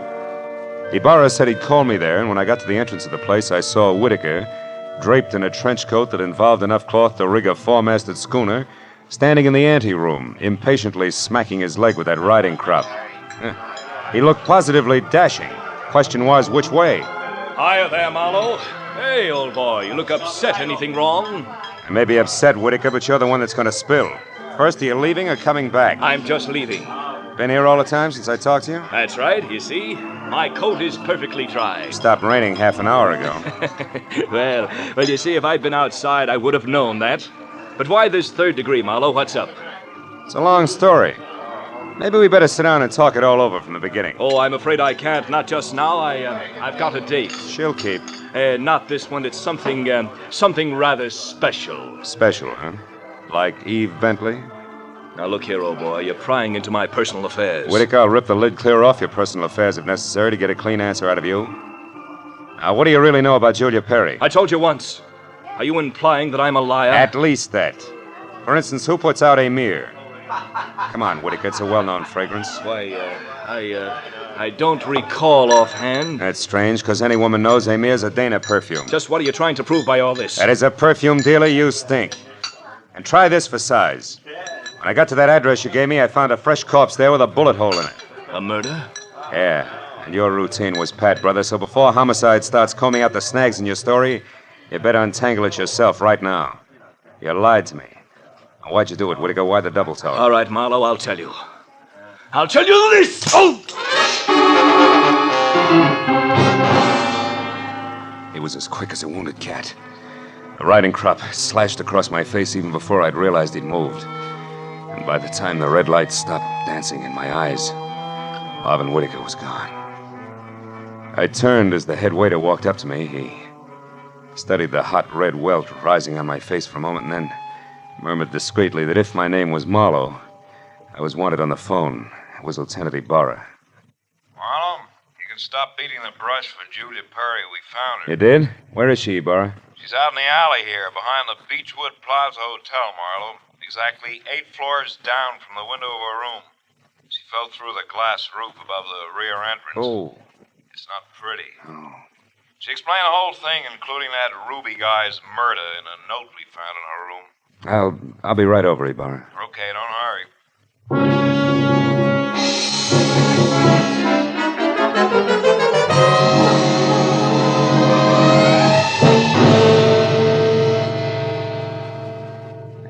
story, Marlowe. When Drum finally got around to trusting her, he practically gave her his business. It was too much temptation. Mm-hmm. She'd been stealing from him in a big way for almost a year, her note says. Then she decided to run for it when she knew she couldn't hide the thefts any longer, huh? That's right. That Ruby caught on some way, and she killed him, but I guess murder was too rich for her blood, so she came back here, thought it over, and then checked out.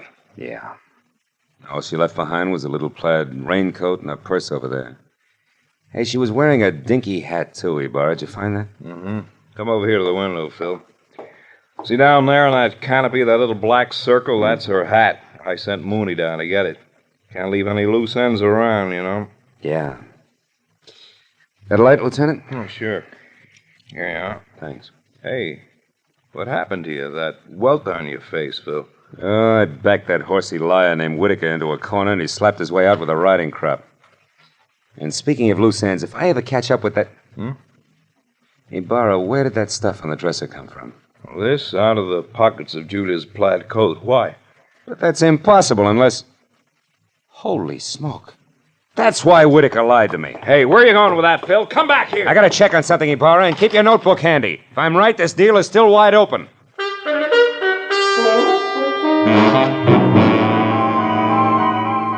All the way from the suicide's room in the Beechwood Plaza out to the widow's villa in the Sunset Terrace, my mind juggled a jumble of facts trying to beat them into a brand new pattern. A pattern that had to include an object Ibarra had found in the pocket of that plaid raincoat. It almost made sense, but I needed just a little more. Well, when I turned into the parking lot at the Sunset Terrace, rain began to fall again. Thin, cold rain. I walked to Eve Bentley's door and pressed the bell. Just as I expected, it was Marvin Whitaker, unsmiling and nervous, who answered the door. I didn't give him a chance to think. I just swung hard. Okay, horseman, that squares us up. Come on, Heavy, roll over. Let's see if you're carrying a gun. Okay, no gun. Now, be a good boy, Whitaker, and you'll make out all right, but one funny wiggle out of you and I'll crack your skull. It's a promise. Do you hear me? Yeah. Yeah, I heard you. All right. Now, where's Eve? Is she here? Find out for yourself, Marlowe. I'm through. Fair enough. But just so I'm not talking through my head, I'll take a look in her closet first. She won't be in there, I guarantee. No, but her future may be. Now, let's see. It's got to be in here someplace. Oh, yeah. This is probably it. Brown cloth coat, as chic as a pair of hobnailed boots, and still damp. And the label says the B.H. Company, Haven, Kansas. That does it. I've got it all now, and my chivalry just died. Where is she, Whitaker? Where's Eve? Right here, Marlowe. Uh-oh, don't try that. I guess you really do have it figured out, haven't you? Yes, Eve, I have. Sorry it turned out this way, because you had your points as Eve and as Julian. Don't put it in the past tense, Marlowe. As Eve Bentley, my life is just beginning, and now I've got everything I ever wanted as Julia Perry. Then you're Julia Perry. I was, Marvin. She still is, Whitaker. At least that's what the bailiff will call it in court. There won't be any court, Marlowe. Oh, I'm afraid there will, baby. You're twice a killer now, and both for the same reason, remember? First Ruby, because he saw you as Eve. And the girl you pushed out of the hotel window, who was no doubt Anne, your old chum from the hometown. She must have seen you posing as Eve, too. All right, Marlowe. Anne ran into me by accident and ruined everything. I had no choice. I promised her money and then told her to go to my room at the Beechwood Plaza and wait for me. Eve, I can't believe this. It can't be true. Yes, Marvin, it is true. Darling, I didn't want this mess. I'd have left town this morning as I intended if sweet, sly little Anne hadn't seen me. I tried to get rid of you the easy way, Marlowe. When I sent you to Marvin, the Selma Street address he gave you should have led you to the end of Julia Perry. Is that why you phoned me and told me to lie to Marlowe? Yes, Marvin. I was going there to write my suicide note and use the stockroom for my disappearing act. But Ruby caught me, and after that I had to work fast. But it's all right now. It all worked out perfectly. They were the only two who knew besides you, Marlowe. Aren't you forgetting little Marvin here? Forgetting him? Oh, no, Mr. Marlowe. Marvin's the one person I can count on. That's what you think. You don't get me mixed up in this. Marvin. I bargained for an heiress, not a murderess. Are you dirty load? All right, then. I'll use this gun on you, too, because I'm getting out of here and no one's going to stop me. But you're right between us, Eve. You can't get us both. He's right, baby. You're not good enough to get us both, and killing just one of us isn't going to solve anything. What do you say? It's been a long night, baby. You just couldn't tell when you were late.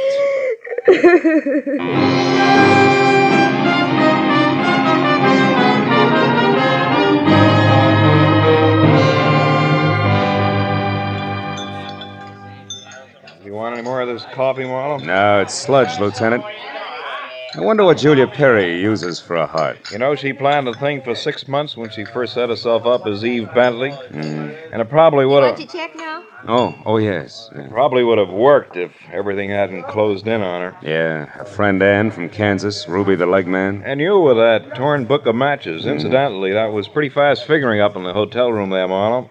Oh, not so fast, Ibarra. I knew Eve had those matches because I left them with her. So when you found the same matches in the pocket of Julia's plaid coat, it figured. Julia almost had to be Eve. And that left Ann to furnish the body for the suicide. Yeah. You know, I wasn't so sure about that until I found the brown coat with the Haven, Kansas label in Eve's apartment. Yeah. Well, I'd better wait on back to the office, Phil. Look at that rain come down. Think it'll ever stop? I don't know. I doubt it. Oh, by the way, here, it's her hat. Mooney finally got it down off that hotel canopy. Maybe you'd like it for a souvenir. Yeah. The millinery people call it a halo hat. Good night, Marlowe.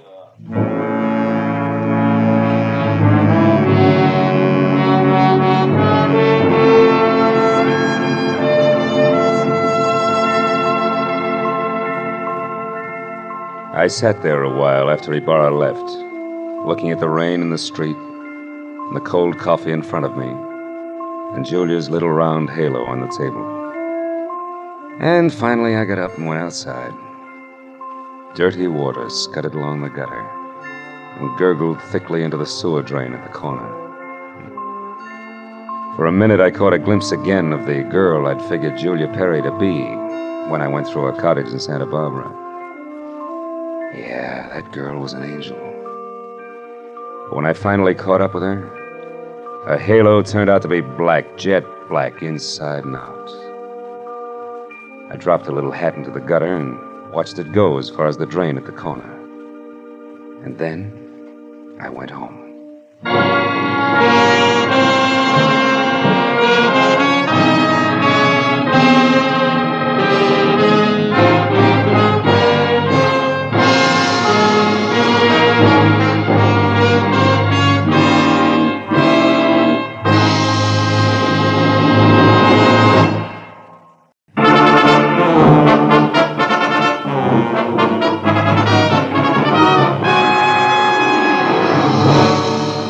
It had been a long, hard Saturday night that topped off a long, rugged week. When I finally got to bed dog-tired at 5 a.m. Sunday morning, I was planning to stay there until I'd caught up on all the sleep I'd lost and gained a running head start on the coming week. And by 3 in the afternoon on the day of rest, I figured that job was only about half done. But whoever it was that started ringing my doorbell had a different idea. I held out until the buzzer stopped, but it was only a change of tactics, so I gave up. All right, I know when I'm licked. Just a minute. Thank heaven you're in, Mr. Marlowe. I don't know what I'd have done otherwise. I'm sorry. It's all right. Here, read this. This story on the front page. What? No, down here. Oh, yacht explosion, death labeled accident, huh? Yes. Oh. Mystery blast which destroyed the Rollins yacht at Santa Monica Friday night, and in which Benjamin Rollins, noted cosmetics manufacturer, was killed, was established today by police investigators as accidental. I'm sorry, I spoke too much. That's all right. The explosion which shattered and sank the 50-foot pleasure boat was caused by a leaking fuel line. Rollins, known to be a chain smoker, is believed by witnesses to have continued on page 7. Never mind, Marlowe. I'll tell the rest. Right. Think you'll make it? There are 2 frightening things wrong with that story. Well, go ahead. Frighten me. First, the explosion was no accident. That fuel line was repaired a week ago. Second, Ben Rollins was not killed. You're shaking my faith in the American press. How do you know all this? Because I am Benjamin Rollins. Yes. Well, look, fella, you better dial 116 on the phone and tell the police all about it, huh? No, that's exactly what I can't do. Someone's tried to murder me. If they find out I'm still alive, I'll be a target for a second attempt. Wait a minute. I need 2 things right now. 1, a cup of coffee. Would you like some? No, milk, if you please. My doctor insists. Okay, come on. The other's a good, solid explanation of why everybody thinks you were aboard that yacht. Well, first, they believe my body was lost in the explosion. You see, I intended to spend the night there because Lucille, my wife, and I quarreled. But I got a call, and I had to go out of town on business at the last minute. I went out to the boat, but only to pick up some papers. I was in a hurry. I must have left the lights on. I'd lost my hat in the wind on the way back. It was found in the water. Apparently, I didn't secure the dinghy because that was adrift offshore. Mind you, I read all this in the paper when I got back this morning. Back from where? Phoenix, Arizona. Figures. I came in on the California Limited. You can check on that. Marlowe, I must know who tried to kill me before they know they've failed. That could be tough. Have you got any ideas? Yes, I have. It might be any one of 3 people. 3? For instance, Walter Pittman, my ex-partner, threatened to kill me less than a month ago in New York when I won another court decision from him. Mm-hmm. Then there's my business manager, a fellow named Slater. I almost fired him last week, the arrogant fool. It's always when I get cross this comes out. I see. And I'm sorry to say it, but Mrs. Rollins herself would no doubt rather have me dead than alive. That's quite a lineup for a mere cosmetics chemist, isn't it? Yes, it is. Look, you haven't been running lipstick experiments with somebody else's live equipment, have you, Rollins? Hmm? Oh, certainly not. I've been working so hard I haven't time for my wife. Say nothing of another woman. Oh, Marlowe, I'm frightened. I must get to the bottom of this. I'll pay you double your usual fee. Will you help me? Okay, Rollins, it's a deal. If I hurry, I might get in on your funeral. Under the circumstances, that should make somebody due for a very big surprise.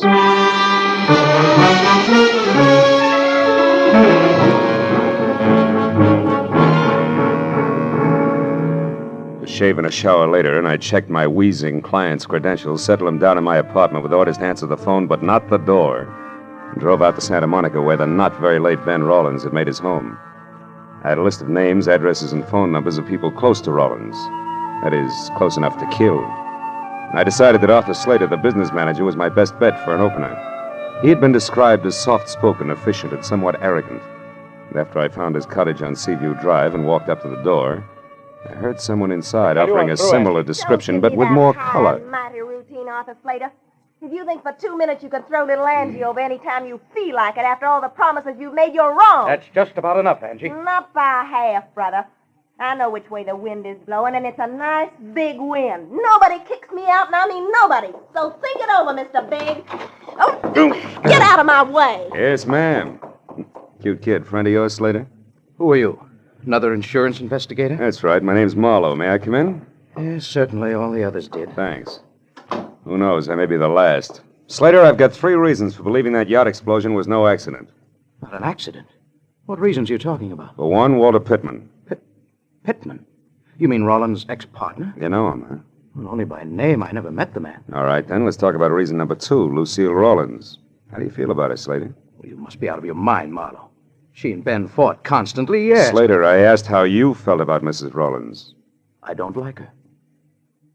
And now, what or who is reason number 3? You are. You had an argument with Rollins last week. He practically fired you. And you think I'd kill him over that? Could be. Look, Marlowe, Ben Rollins drove himself like an overloaded truck. He had a cigarette cough, nervous shakes, and bad dreams. To me, bureau drawer eyelashes and glue-on fingernails simply aren't that important. So we had frequent arguments. Now, do you have any more smart reasons you'd like to discuss, or would you care to leave? Just one thing more. Why does your girlfriend think you're a little stuck up these days? You're becoming a bit too personal, Marlowe. Get out. I'm not compelled to answer any of your questions. There's an established legal procedure. Skip it, Slater. If I need to, I'll be back. And I'm fairly chummy with the boys in blue myself, so I'll get the answers if I want them. Good night, big shot.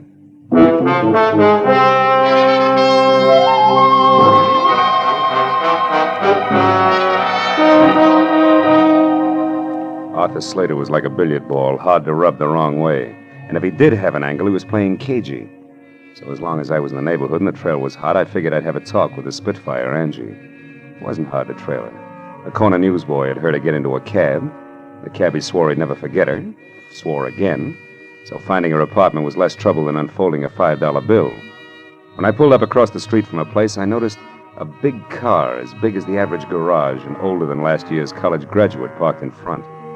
It was a black Pierce Arrow, and someone with a mouthful of cigar hulked behind the wheel.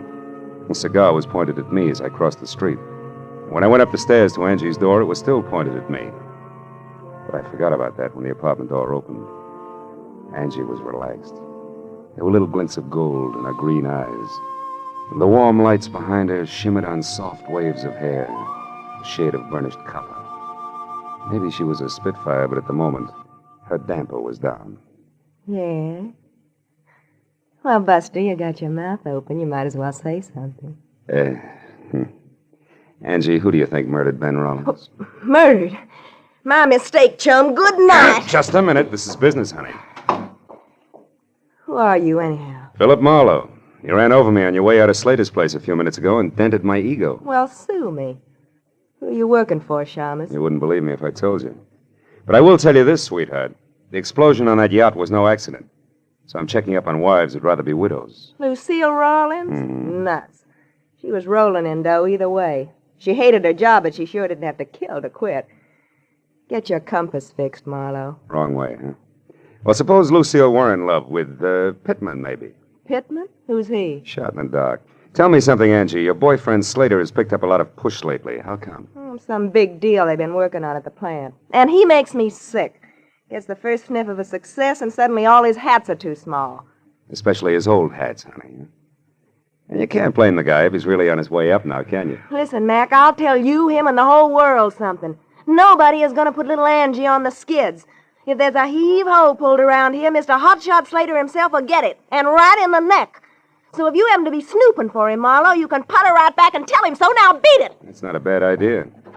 Oh, by the way, what's Angie stand for? Angelica? But don't count on it, brother. Don't count on it.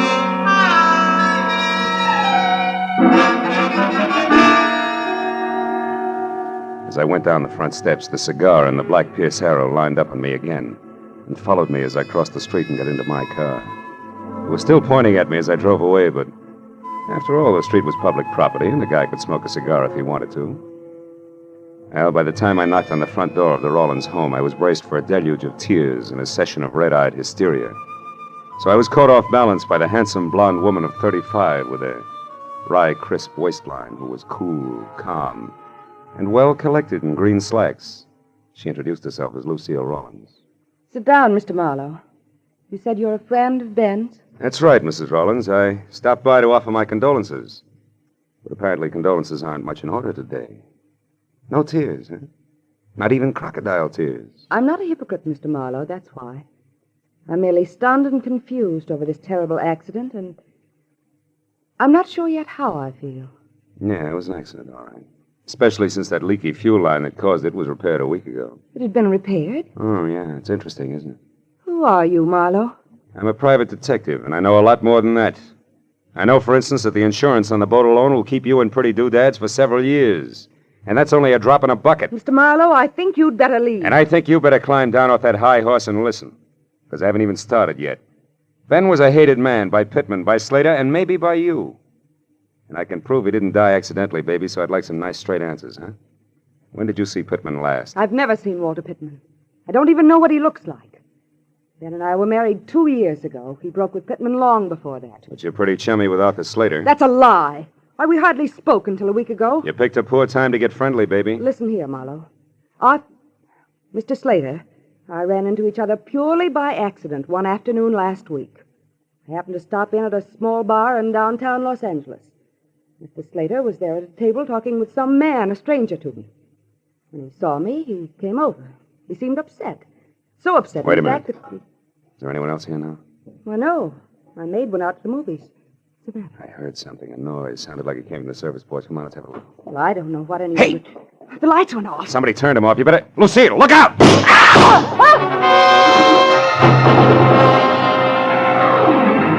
The bullets, which had been intended for Lucille, had only traveled the width of the kitchen, but miraculously both had missed. Whoever had thrown them moved out fast, because when I got through the service porch and into the backyard, nothing stirred, except the restless ends of a pepper tree. But a second later, a heavy, clanking motor roared on the side street, and I got to the fence just in time to see a boxcar on rubber tires skid around the corner. It was a black Pierce Arrow.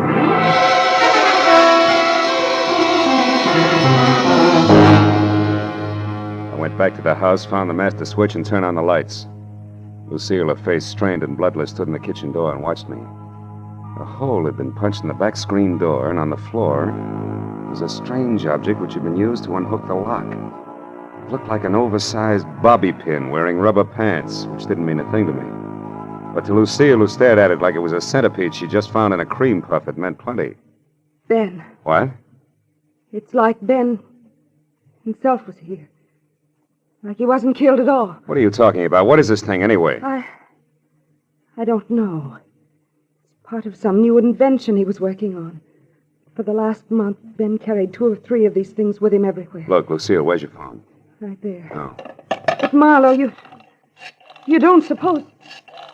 Who are you going to call? Friend of mine. He'd better be in, too. Go. Marlowe. What's the matter, Marlowe? Busy? Yeah, busy. He's either talking to someone or he's gone out after leaving the phone off the hook. And either way, Lucy, that makes my friend very busy.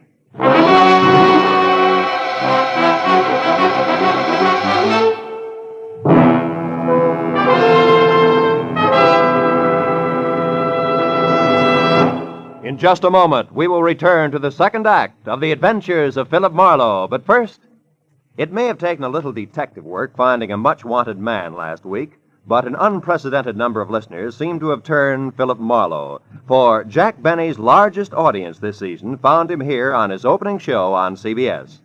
Tomorrow night, Jack will be back with Mary, Dennis, Phil, Rochester, and Don for more of the fun that's made the Jack Benny Show the #1 comedy in radio. You'll find him right here on CBS every Sunday at 7 Eastern Standard Time. And now, with our star, Gerald Moore, we return to the second act of Philip Marlowe and tonight's story, The Restless Day.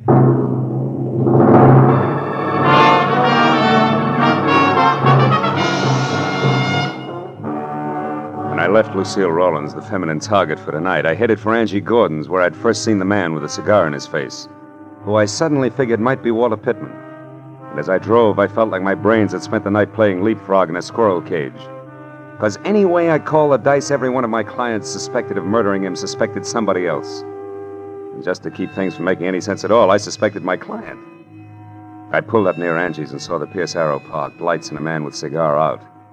When I got close to the bungalow door, I knew that the lady was at home. Now look here, and that she was receiving a gentleman caller, more or less. Tell me your name is Smith, which incidentally I don't believe.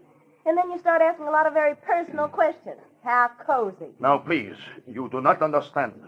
There are certain things about the death of Ben Rawlins that I must know. Things that mean a lot to me. How much a lot? Well, $100 maybe. What? Now, don't tell me that's all you could stuff into that briefcase there in your hand. Listen, girl, I must know whether that explosion on the boat was an accident or not. The police let it go as an accident? Never mind that. You are Slater's girl. You must know something about him as well as the other one who was here. Now, you tell me. Quick. Stay away from me, you big lug. I don't know anything. Let me... go of me, let go. You heard the lady, Pittman. Let go. How do you know my name? I read tea leaves. And while we're all asking questions, do you mind telling me why you were throwing bullets at the chinaware on Mrs. Rawlins? I did no such thing. I don't even know Mrs. Rawlins. You're a liar, and it's dull as the sauerkraut. The gun in your pocket will prove it. I have no gun in my pocket. Here, look for yourself. All right, I will. But if it's all the same to you, I'll start with your briefcase. Give me that. Why, so you can get to the gun first? No, because All right, Mr. Smart Man. Go ahead and look. See for yourself that there's absolutely nothing there that concerns you. When I get my hands on you, I'll break you in two. Marlowe. And don't look so astonished, friend. It's called a gun. Why, you little... Skip it, Marlowe. This isn't my idea of returning a favor, but it is good business. You see, baby, little Angie sells out to the highest bidder. And no matter how I add things up, that isn't you. So exit Pittman, huh? Briefcase and... What are you staring at? That little gadget there. Must have fallen out of Pittman's briefcase. What is it? Twin brother of an item I found a little while ago, rubber pants included. What are you talking about, Marlowe? Nothing, baby. Just tell me how long I sit here. As long as you like. Now, you see, Marlowe, I just can't afford to let you get to Pittman ahead of me. Yeah. That good business you were talking about. Uh-huh. After all, a gal's got to make a living. One way or another, Marlowe. Doesn't she? There was room to debate Angie's point, but no time.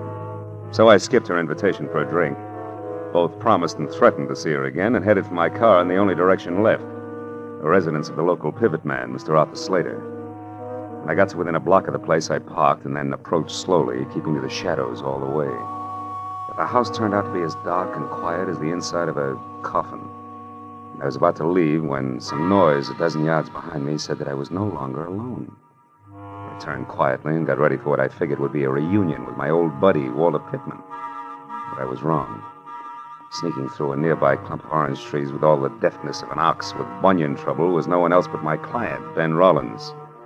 When I called his name out loud, he ran toward me, arms and legs flailing the wind like a Kansas scarecrow caught in a tornado.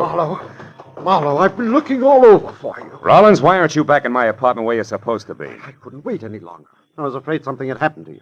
When you didn't call, I was sure of it. I thought you might be here at Slater's. But I did call, and all I got was a busy signal. Oh, about an hour ago. Why, that was a friend of yours. He wanted to know if you'd play cards with him tonight. How do you believe me? No, for the time being, yes. Incidentally, Rollins, do these mean anything to you, these oversized bobby pins? Good Lord, the curlers. Where did you get those curlers, Marlowe? They should be in my safe. Well, I found one at your house and the other in a briefcase that belonged to Walter Pittman. Marlowe, these are samples of my newest invention, these hair curlers. They can produce a home permanent wave overnight that'll last for 6 months. It's worth millions to me. If you live. Yes. Now, it should be easy to figure out who wanted to kill me. I'm not so sure. If you didn't even know these were missing, why should someone have to kill you to get hold of them? And second of all, how come the shooting's still going on? What shooting are you talking about? Over at your place. Somebody tried to kill your wife there just before I called you. And that brings us right back to your alibi about talking to Ibarra at the time. It's a little too pat, Rollins.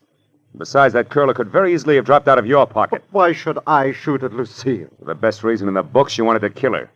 And when that yacht business almost boomeranged on you, you still hadn't changed your mind. And that led to this whole routine with me double-billed as Patsy and star witness both. Oh, you're out of your mind, Marlowe. I couldn't have set that explosion on the yacht as a trap for Lucille. Why not? Because it was on account of me that Lucille wasn't on the yacht herself that night. What? After we argued, we decided not to spend any more time under the same roof. Lucille said that suited her fine and she'd sleep on the yacht. And we let it go at that till about noon on Friday. And you got small about things and said the yacht was yours, maybe? That you'd sleep on it? Yes. I was just bickering. Just a minute, Rollins. I've heard enough, and I think I finally understand this whole screwy deal. I'll know for sure just as soon as I can make one single phone call to your house. We'll get back to Slater. Come on.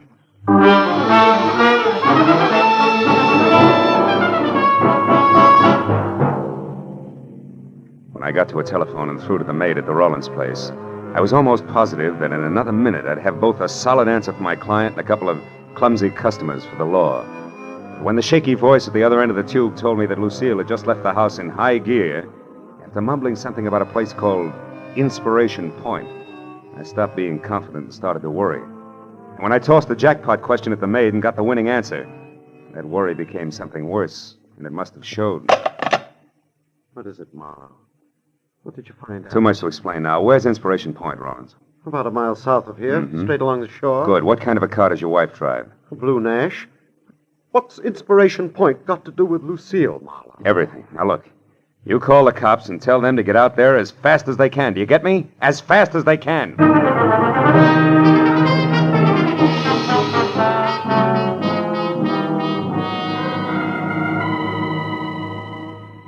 Inspiration Point turned out to be an acre of wind-swept rock that overlooked the cold January sea. And after I saw Lucille's empty car, I crept, staggered, and fell down the narrow, winding trail that led from the road to the promontory itself. I was afraid that I was going to be too late to stop what I was sure was a hastily scheduled murder. But a minute later, when I rounded the last crazy turn in the trail, I felt better. Because standing only a couple of yards away from me, her hair slapping wildly against the upturned collar of her coat, and very much alive, was Lucille Rollins. I was about to breathe a sigh of relief when suddenly I caught the expression in her eyes. I turned to follow the line of her unblinking gaze, and I knew that I hadn't arrived any too soon. Because the lady was being held at the point of a gun held by Arthur Slater. I closed my hand tight around the cold .38 in my pocket and moved closer. When you called me at the house, you said that my husband was alive and with you. Why did you lie to me? Because I knew that would bring you running. And I had to be alone with you, Lucille, so I could do what I missed doing last time. Last time? You mean the yacht? You did that? Yes. But somehow or other, Ben was out there instead of you. So that accident was a waste of time.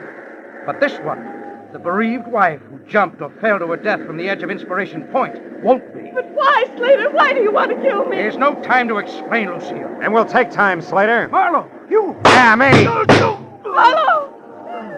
Marlowe, he's going to kill me. Yes, honey, I know. He had to. But why, Marlowe, why? Because he stole your husband's invention to sell to Walter Pittman.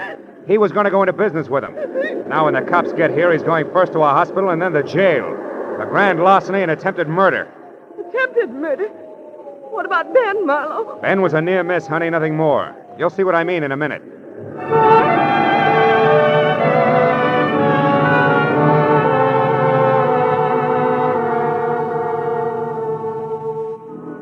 When Lucille found out that Ben was still alive, there were a lot of tears and promises to be good from both parties. And it wasn't until an hour had gone by and the police had already booked both Slater and Pittman, who was picked up heading back for L.A., that Mr. and Mrs. Rawlins were in the condition to sit down and talk things over, even with the help of coffee and cigarettes in the Rawlins home. Then the whole scheme, Marlowe, was designed by Slater, who, as my business manager, had access to the new curlers. That's right. Knowing how Walter Pittman felt about you, Slater secretly contacted him to handle the manufacturing end, you see? Yes, I see.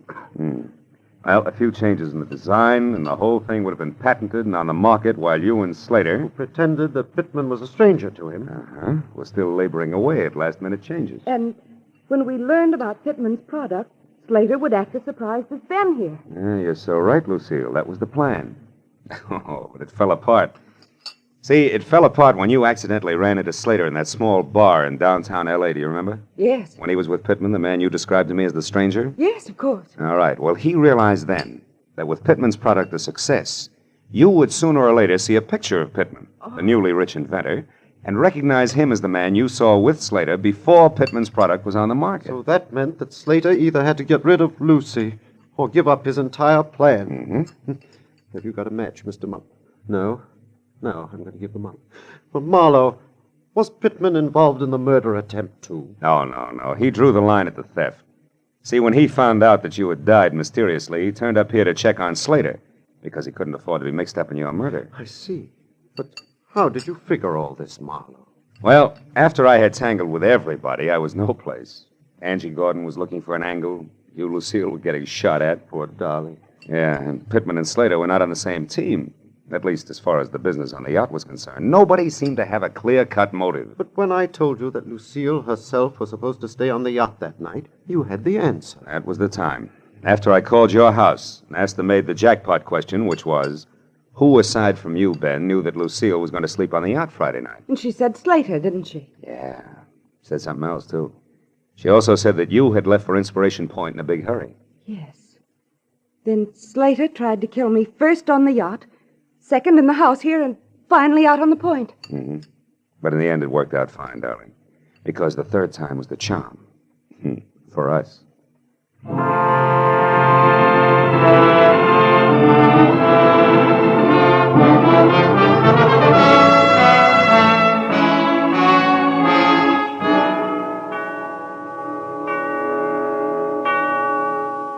Well, by the time I was through tying in all the loose ends for my client and his wife, it was 3 o'clock in the morning, and I was dog-tired all over again.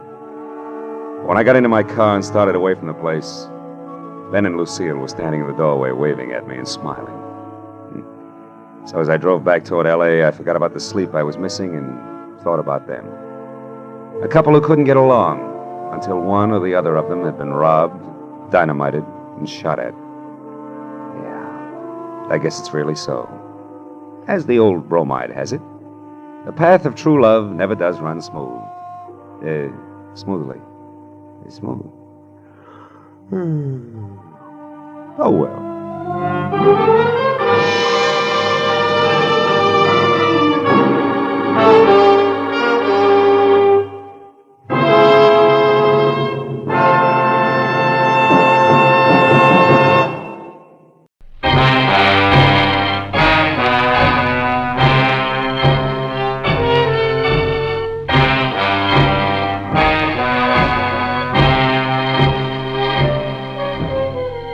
I had spent the whole day on a noisy job which had concerned itself with a lot of people who talked a lot and said nothing. When I finally locked up my office for the night, I was worn out. As I drove slowly along the street, I was glad to be heading for home and a little peace and quiet. At least that's what I thought. But when I pulled up for a full stop sign only a half a block from my apartment, something happened which brought my little dream of peace and quiet to an end. The car door opposite me flew open, and something mighty excited jumped in. I'm being followed. Drive on, please. The law? No, please drive on. Okay, lady, get a good grip on the upholstery.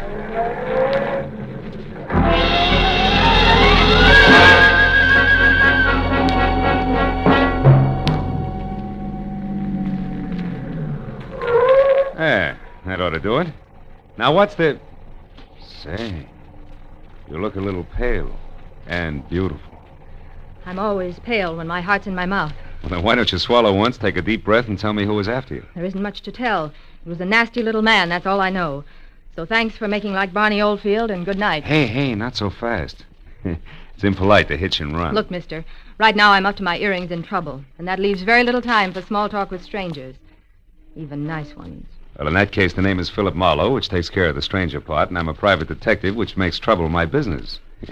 Where do we go from there? No place. $300,000 worth of hidden bonds, a screwy old lady, and a sculptor with a red beard are too much for any one-man police force, Mr. Marlowe. So again, good night. Before I could say anything, she was out and gone.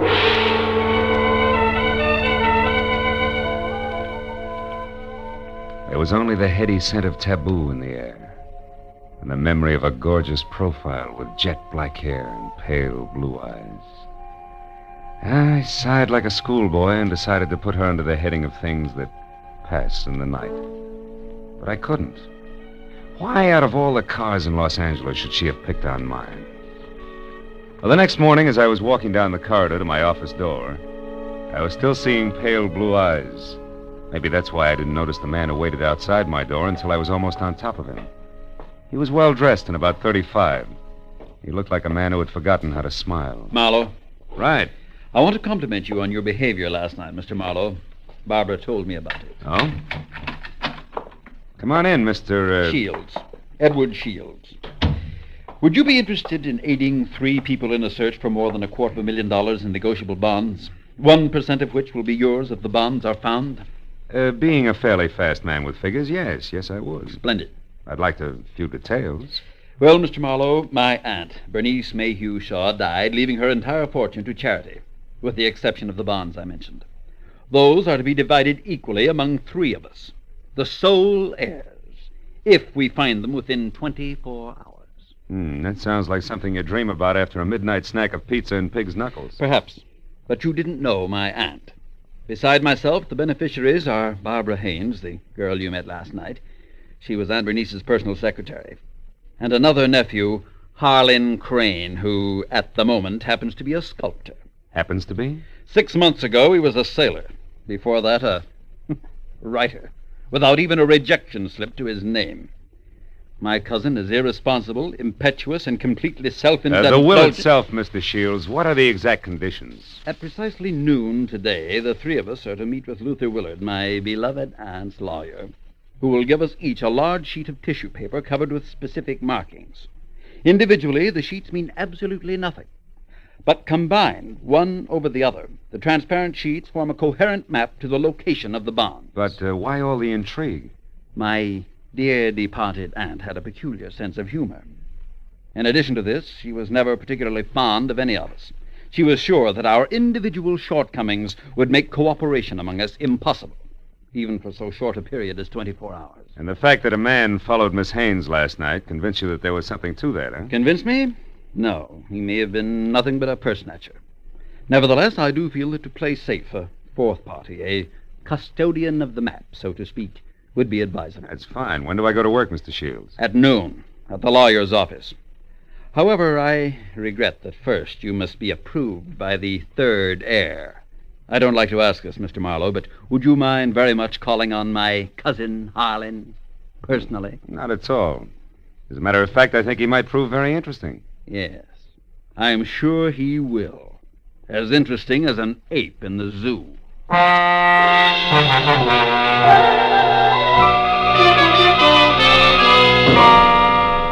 I felt like saying, look, Shields, I'm not as gullible as I look. But then I thought a client's a client, and I decided to play along. Harlan Crane, 6 foot, red-bearded giant, talked as he worked, wielding a 10-pound sculptor's mallet like it was an 18th century quill. I'll be frank with you, Marlowe. Money isn't everything to me and never has been. However, $100,000 will buy a lot of marble. Half the state of Vermont, I'd say.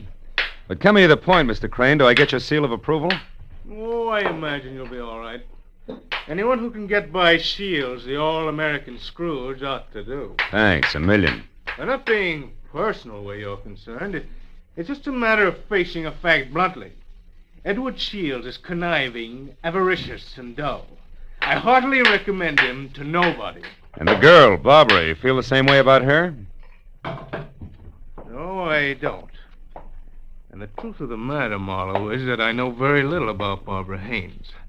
But what I do know, I like very much. Yeah, that I can understand. Marlowe, do you realize that once you have the whole map in your possession, you're worth an awful lot of money? Of course I do. The whole map, I have a market value of exactly $300,000. That's right, fellow.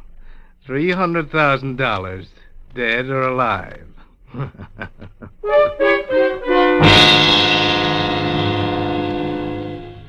I know it was small of me, but I didn't exactly see the joke.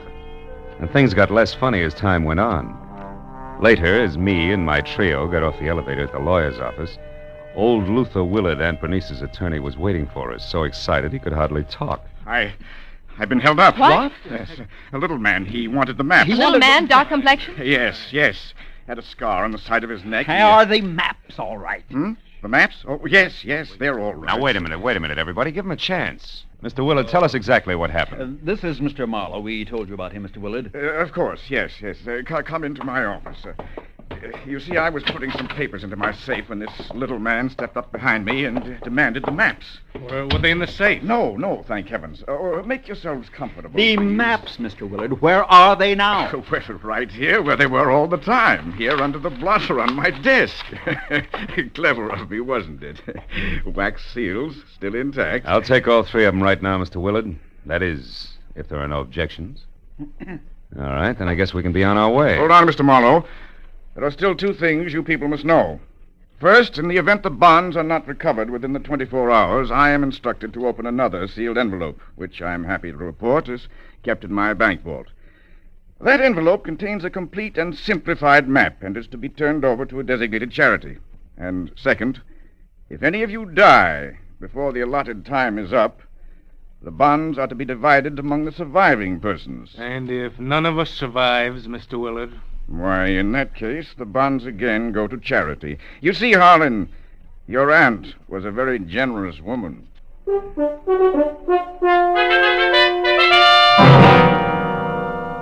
After arranging to meet with the three heirs at Shields' place later that afternoon, I headed for the nice and public library, where I figured I'd be able to examine the maps in safety. By placing the three maps exactly one over the other, I saw that the bonds were hidden on the larger of 2 squares of land called Twin Islands, which were the personal property of the late Bernice Mayhew Shaw, and located in Indian Lake in the San Bernardino Mountains. As I left the library with the 3 maps in my pocket, I felt like a well-fed mallard on the opening day of hunting season. And then I knew I was being followed. As I slipped into a doorway and turned, I saw it was the nasty little man with the scar. All right, you, we're through playing tag. Oh, let me go. Ooh. Not yet, Shorty, not until you talk loud and clear. No, don't hit me, please. Please hit me down. I'll tell you everything. All right. If you're sure you can get it all straight the first time, there. Now the whole story, beginning, middle, and end. Yeah, like you say, whole story. Okay. Starts like this.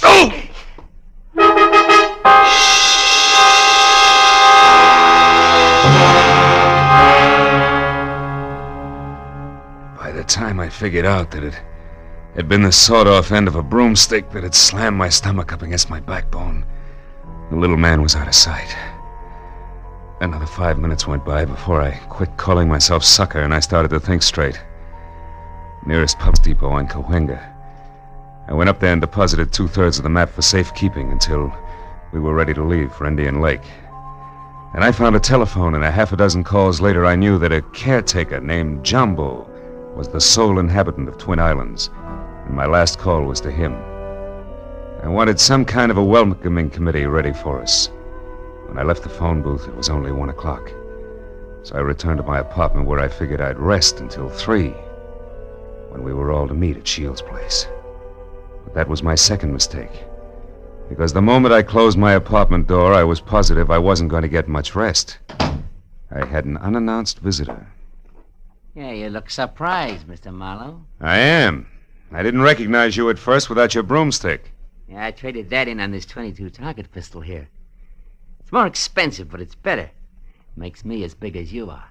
Maybe bigger. Yeah, but how much does it do for your personality? Quite a bit. Gives me poise, and poise gives me manners. So in asking for that map in your pocket, I'll even say please. Come on, Marlowe, I won't say please twice. No, I don't think you would. Here. Thank you. Now, before I go, one more thing. The hall outside here is straight and narrow, right to the stairs, and that makes it fine for shooting. So after I step out, don't do anything rash. For a while.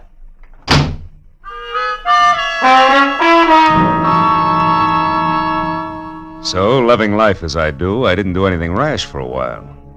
In fact, I could have whipped up a nice 7-minute frosting before I moved at all. Then I phoned the 3 heirs to get together at my apartment. And when I finally had them all seated in front of me, I related the saga of the little man, including my premonition that one of the 3 present was signing his paychecks. Of course, I got nothing but Cupid doll innocence out of any of them. So after adding that we'd get underway just as soon as the missing 1/3 of the map was returned to me, I threw my trench coat over my arm and told them I was going for a walk. But before leaving them, I reminded them that whoever was behind the little man could fire him, because I would never have kept all 3 maps in one place anyway, unless all of the heirs were on hand to watch one another. And then I left. I hadn't walked more than a half a block up Franklin when I stopped at the sound of Barbara running after me. Phil, I'm scared. Harlan and Shields are acting like a couple of wild men, calling each other every name under the sun. What'd you expect? Chit-chat about the weather? Now quit acting like a bobby soxer within squealing distance of Sinatra and try a cigarette. It'll calm your... Well, what is it, Phil? Why are you smiling like that? What's wrong? Nothing's wrong, Barbara, nothing. It's just that I found this in the pocket of my trench coat when I went for my cigarettes. It's the map. That's right. The missing 3rd. It's back already.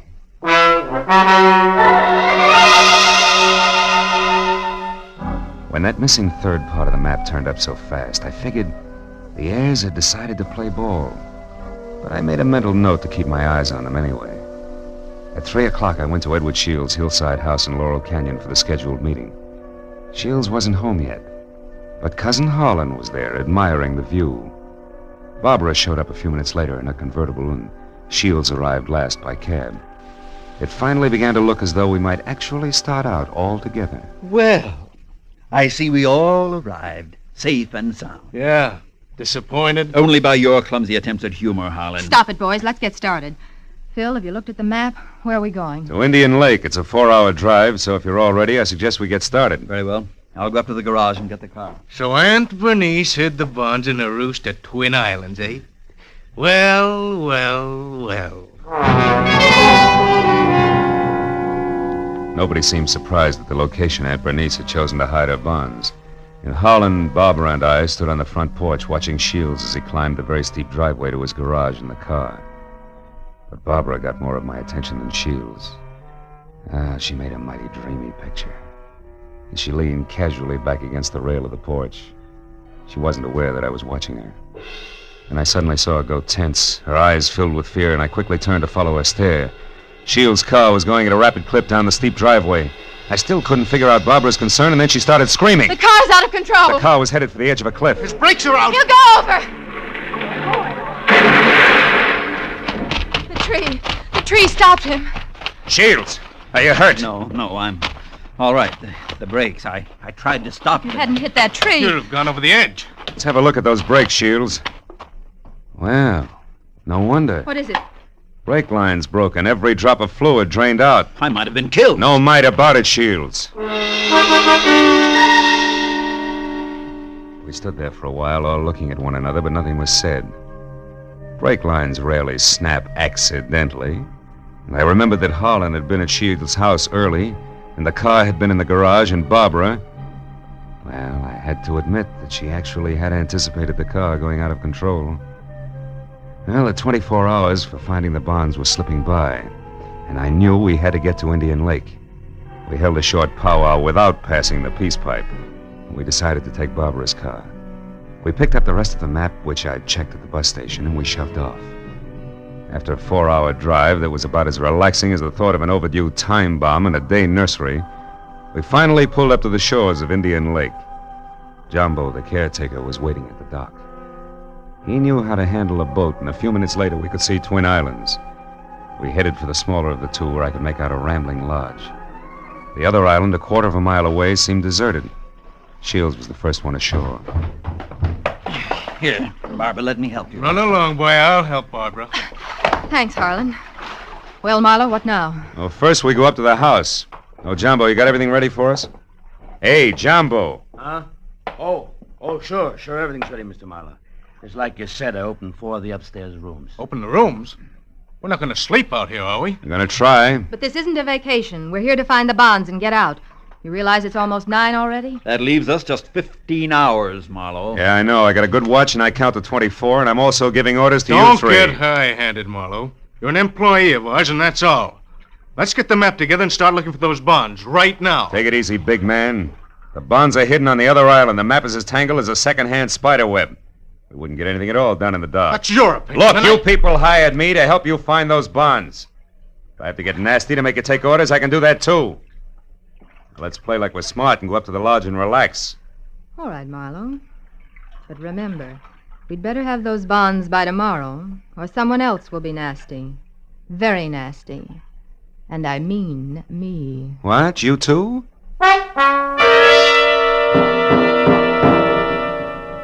Getting the 3 heirs settled down at dinner table was quite a chore. And when I was sure they'd keep an eye on each other, I slipped outside. I hid 1/3 of the map in a drain pipe. Then I went upstairs to my room, and I hid another 1/3 in the window shade. Well, the maps were settled, and I began to think about other things, like the accident to Shields' car. There were too many accidents and coincidences to suit me. So I decided to drop in on Cousin Holland's room to see what I could see. Well, after 15 fruitless minutes, I was about to leave when something in the wastebasket caught my eye. The corner of a half-hidden handkerchief monogrammed H.C. I had just picked it up when I saw Jumbo standing in the open door. That handkerchief there in your hand. That blood on it? No, it looks more like brake fluid. And in this case, it's practically the same thing, huh? I think we'll leave it right here in the wastebasket, Jumbo. Oh, did you want something? Just wanted to say I'll be in my own place out back if you want me. Okay. You know where Mr. Shields is? He's out in the veranda. Alone? Yeah? Thanks, Jumbo. If I need anything, I'll call you. Good night.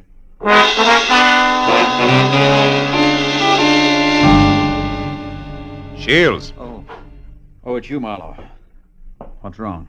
You sound like a man expecting trouble. I was nearly killed in my car this afternoon, and I don't think that was the end of it. Yeah, and don't stand too close to high windows. Thank you.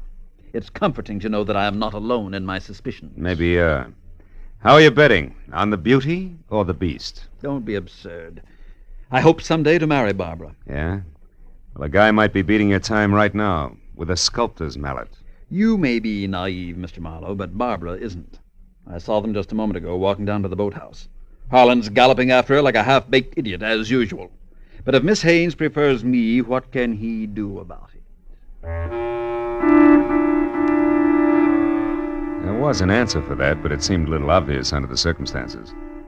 Well, a few minutes later, Shields went inside, and I made a beeline for the boathouse to water down a certain hot-headed sculptor named Harlan. When I got within earshot, I knew I'd be as welcome as whooping cough at a glassblower's convention. So I stopped and listened. Barbara, darling, I'm falling in love with you. You know that, don't you? Let me hold you close. Harlan, Oh, Harlan. This is real, Barbara. For the first time in my life, I'm truly in love. I want to do things for you, make you happy. Please wait. I'm not completely free. There are still ties with Edward, you know. Shields. That fat, stingy Babbitt. He's no man for you. Why, if he so much as touches you from now on... Wait a minute, Barbara. Marlowe, you cheap snooping eavesdropper. Eavesdropping's a minor vice compared to some of the shenanigans going on around here. Just what do you mean by that? A word to the wise is sufficient. You, I'll give a few more. Now, somebody's trying to cut our little triangle down to 2 sides before noon tomorrow. What I've seen so far I don't like, so I'm warning everybody. Just what are you accusing me of? Why, Harlan, stop it. Don't be a fool. Will you cavemen control yourselves until those bonds are found? Come on, Harlan, let's go in. Good night, Marlowe. Don't get your head caught in any transoms.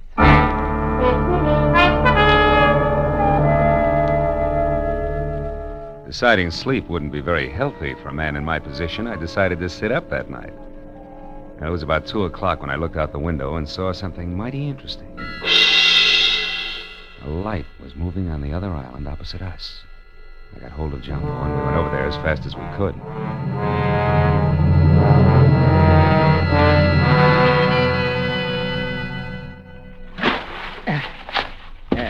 We're beach. That light's dead ahead, Mr. Marlowe. Looks to me like it's up on the picnic shelter. Yeah, I'll see you later, Jumbo.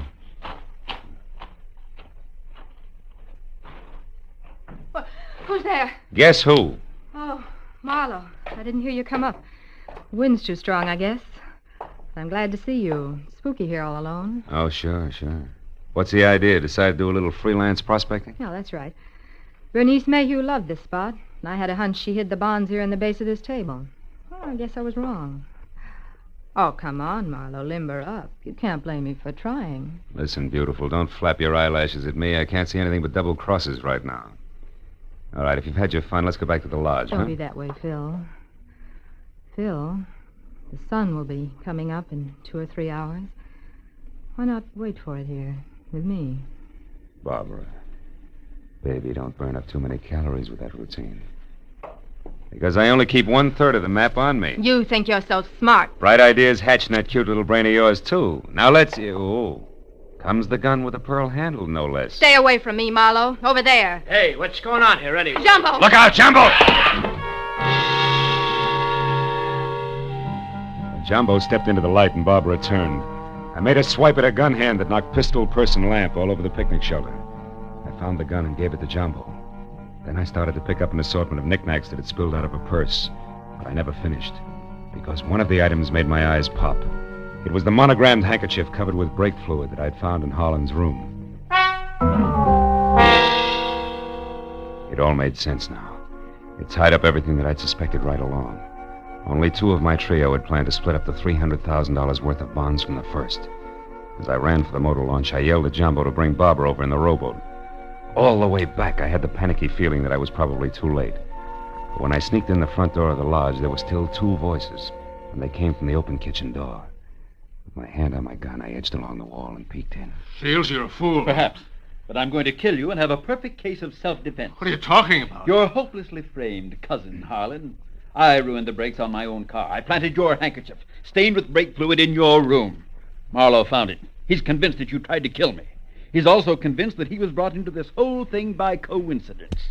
He doesn't know that he was deliberately involved in our search for the bonds, just so he'd make a reputable witness. You're out of your mind. Not at all. I'm going to kill you and say it was self-defense. Marlowe will testify that you tried to kill me before. What Marlowe's going to do is blow your head off if you don't drop that gun, Shields. Marlowe? Yeah, Marlowe. Who knows he wasn't brought into this thing by coincidence, but who stuck around to see the fireworks and who almost saw them just now. Phil, what's happened? Barbara! Couldn't you hold Marlowe on the other island? You Shut up, Shields! Barbara's little mistake was that she should have gotten rid of Harlan's handkerchief after she took it out of his room so he wouldn't see it. Barbara, I don't understand. You planned all this with Shields against me? Well, I did in the beginning, Harlan, but I changed my mind when I fell in love with you. I let Marlowe find the handkerchief in my purse. I wanted him to stop Edward. Oh, darling, don't you see... Come on, Miss Bankhead. Cut the dramatics. The show's over. Let's have it straight, huh? All right. We might as well if we're going to find those bonds before it's too late. Edward and I did plan it. We even hired the little man who tried to get the maps from you. And when that didn't work, you planned to get rid of Harlan and split the $300,000. So we failed. So what? We're right back where we started. 100,000 apiece. Now let's go find those bonds. Not so fast, beautiful. What happened to Harlan just now was a little more serious than a hot foot. It was attempted murder. He can slap you 2 in the jug this minute if he wants to. But I'll leave it up to him. Okay, Harlan, what do you say? It's your move.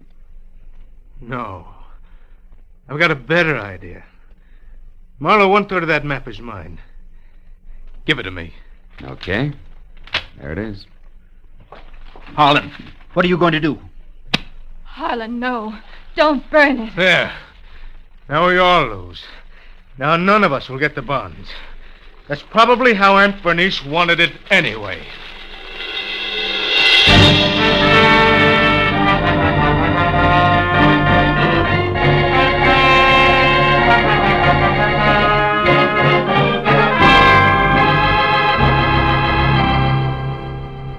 It was almost noon. I was standing on the veranda of the lodge, and a scrawny old crow was perched up on the roof.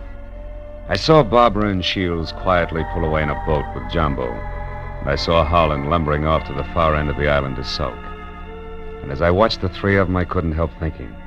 A pig in a pinstriped suit, an ape with a red beard, and an alley cat in nylon. Yeah. Keep laughing, Aunt Bernice. You were right. Greed, treachery, and rashness don't mix, even for 24 hours. And the 1% of the bonds I was to get? Well, that's my contribution to charity. Who knows? Maybe I can take it off my income tax.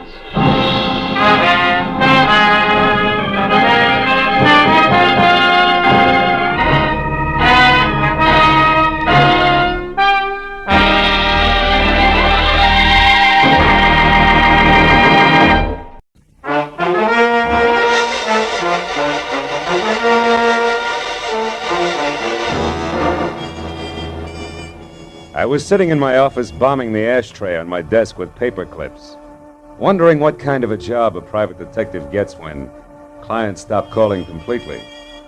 I was seesawing between the picture of me as a well-starched huckster and the more comfortable portrait of Marlowe, author in English tweeds, man of distinction, when the telephone brought me to a rude awakening. Marlowe speaking. My name is Isabel Gordon, Mr. Marlowe. I must see you at once. My husband Bruce is in terrible danger. Could you possibly meet me in an hour at the Pelican Inn? It's a small roadside place on the way to Malibu. I'll explain everything then. Pelican Inn, 1 hour, Mrs. Gordon. The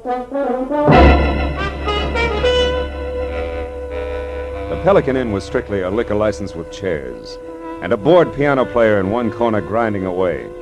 The place was empty, and I was about to order a drink when the front door opened and a woman entered.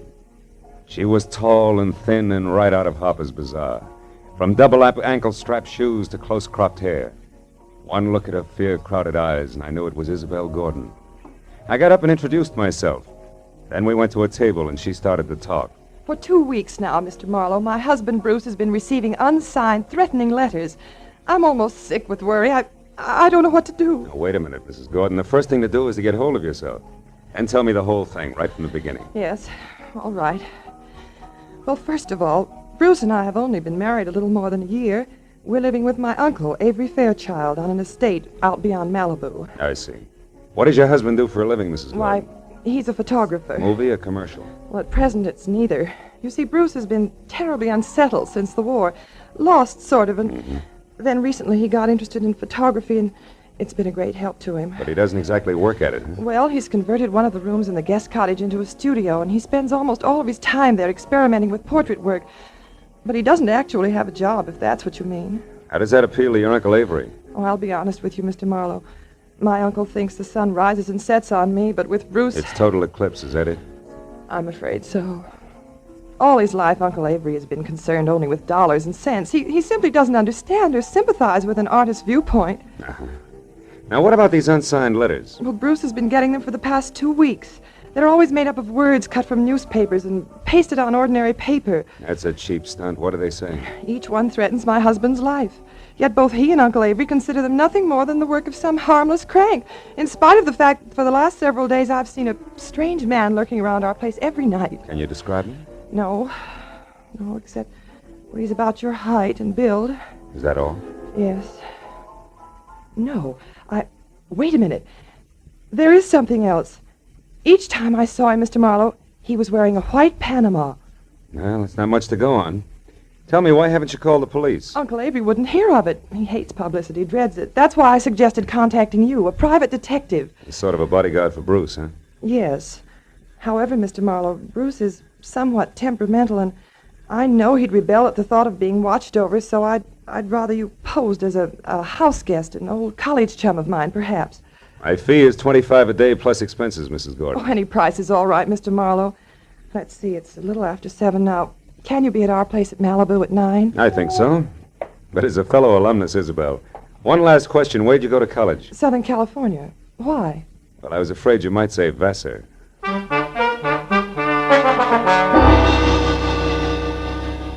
After Isabel left, I remembered that I was already on my expense account. So I had a tasteless, cold, hot blue plate special and a burned cup of coffee. Then I stepped out of the Pelican Inn and headed across the paved parking lot to my car. It was already dark, and I was admiring the full moon and the beautiful wash it made over the ocean when it happened. Hey, mister! What the? You all right, mister? Yeah, I think so. Thanks to your sounding off. That nut was aiming right for you. Yeah, looks that way. Did you happen to get his number? No. What about his face? Can you describe him? No, matter of fact, I only noticed one thing. What was that? The hat he was wearing. It was a white Panama.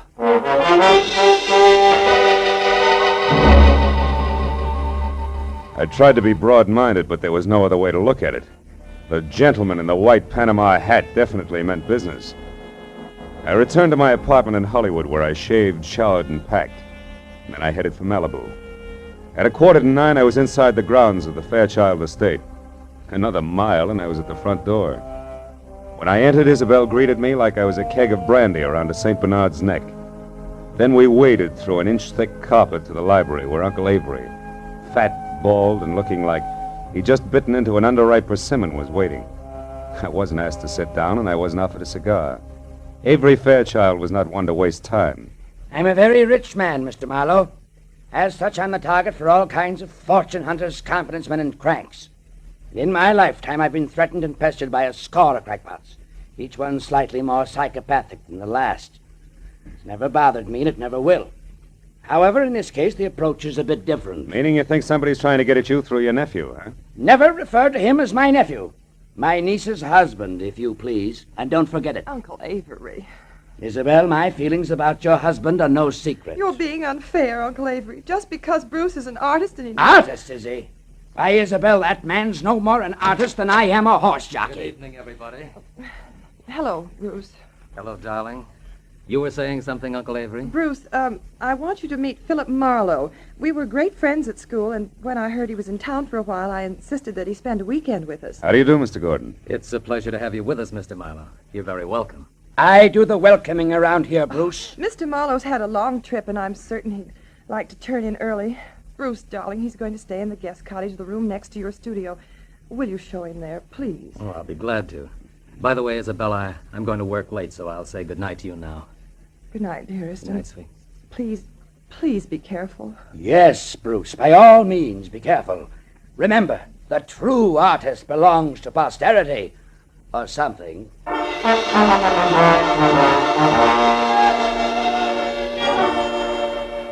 guest cottage was only a landscaped hop, skip, and a jump from the museum that Uncle Avery called home. And as Bruce and I strolled along a flagstone path, I feigned a deep interest in photography. That was all my host needed. He struck at the bait like a shark with malnutrition. Well, Mr. Marlowe, it didn't even occur to me that photography might be one of your hobbies. Isabel never said a word. Good for Isabel. I'm strictly a dabbler. Tell me, Mr. Gordon, how long have you been at this? Portrait work? Oh, about 6 months. You see, I divide my time between my studio here and a school I attend in Hollywood. That way I capture both the theory and practical experience at the same time. Oh. Well, here we are. Would you like to see the studio? Yes, I would. Yeah. Let me get the lights. Wow. This is all right, huh? Enlarger, 2 cameras, dark room. Are these your pictures? Yes. What do you think of them? I don't know exactly. They're certainly different, huh? They are unusual, aren't they? Yeah. You see, Marlowe, each picture is actually made up of 2 separate studies which are superimposed. I call it interpretive photography. Uh-huh. Now, this one. A splash of light and a bent pipe cleaner? The sun and the plant shoot. It's called metamorphosis. Oh. Well, what about that one there in the corner? The girl's face and clouds, maybe? Mr. Marlowe, you'll excuse me, but that picture isn't ready for display yet. I'm sorry, I didn't mean to pry. I thought it was just another interpretive photograph. Well, it's not. That is, it isn't finished yet. Now, Mr. Marlowe, I'm afraid I've forgotten what my wife said about your long trip. Shall I show you to your room? Yes, please do, Mr. Gordon.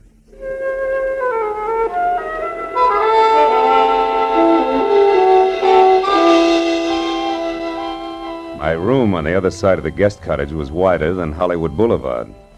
After Bruce apologized for his display of temperament and bid me a polite good night, I climbed into the silk pajamas that were laid out for me, stretched out on the bed, and tried to figure who belonged to the white Panama hat. About an hour passed, and I wasn't getting any sensible answers. So I switched out the light, put my gun on the table next to me, and snuggled into what felt like 1.5 miles of mattress.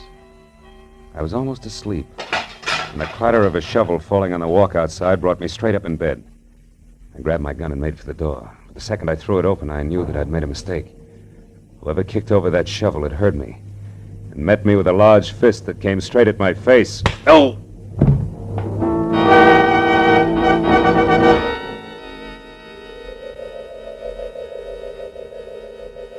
As I came back into the world, I was embarrassed to find myself alone and flat on my back. When I started to get up, I felt like the L.A. Dons, waterboy and all, had run over my face.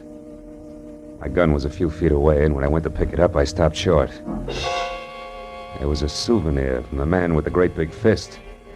A gold cigarette lighter. It was engraved to Skipper on his birthday. Putting it in my pocket, I picked up my gun and made for Bruce's studio. He wasn't there. I threw on some clothes and went back to the house and found Isabel in the living room. I was about to give her a biased account of the shortest fight on record when I noticed Uncle Avery quietly entering the house from a side door that led to the garden. What's the matter, Phil? Bruce isn't in the studio anymore. What? Now, Isabel, there's no reason for alarm. Why, Bruce often goes off into the night like this. Calls it a search for beauty or some such rot. And what was it you were after just now outside, Mr. Fairchild? I was looking for my niece, Marlowe. Isabel, your cousin John telephoned to say he wouldn't be down this weekend. Oh. I didn't know there would be other guests. Oh, just my cousin, John Martin, Phil. Not really a guest. He comes down often. Too often to suit me. Oh, Uncle Avery, please. You know that I'm fond of him. Yes, but I don't know why.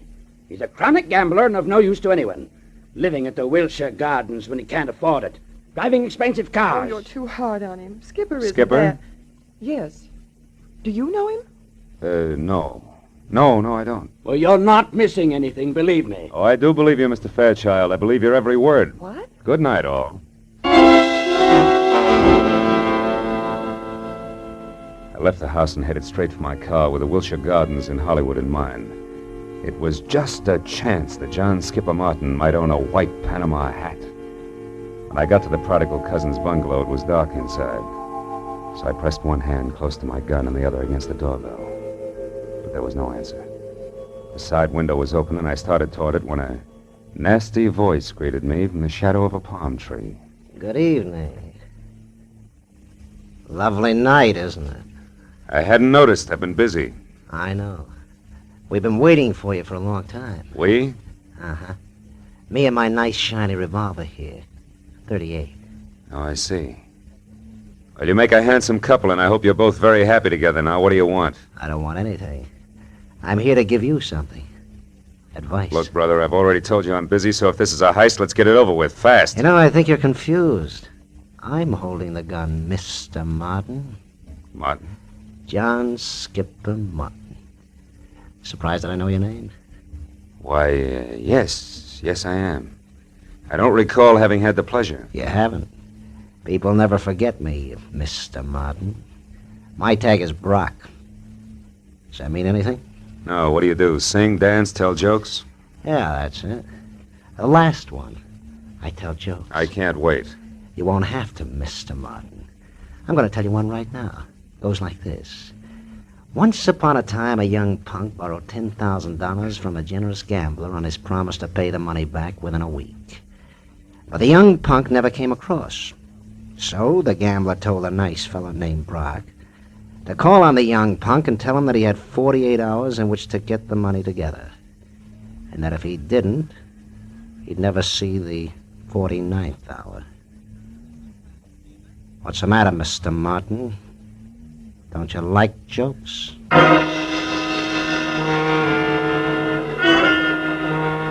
Brock grinned, shoved his .38 into his shoulder holster, and walked away. As soon as he rounded the corner, I went to the open window and climbed in. I rummaged through 2 closets looking for a white Panama you-know-what. I was about to search a third when I heard something that brought me to a dead stop. It was a key in the front door lock. I closed my right hand over the gun in my pocket, moved flush against the side wall, and waited. But the moment the door swung open, the telephone rang, and the hulk of a man that entered went straight for it. He was wearing a gray fedora. Hello? Oh, hello, Isabel. What? Bruce? Are you sure? But that's impossible. I mean, things like that just don't... Excuse me, Isabel. I think I have a visitor. I'll call you back. Reach, Mr. Martin. Who are you? Name is Brock. You owe a client of mine $10,000. He wants his money in 48 hours. I'll get it. I swear I will. I'll have it right here, on time, all of it. How are you going to do that, Mr. Martin? I've got a way. Someone's going to give it to me tonight. Why? Why? Because it's the healthy thing to do. That's why. That's all you wanted to know, isn't it? That's all. Good night, Mr. Martin.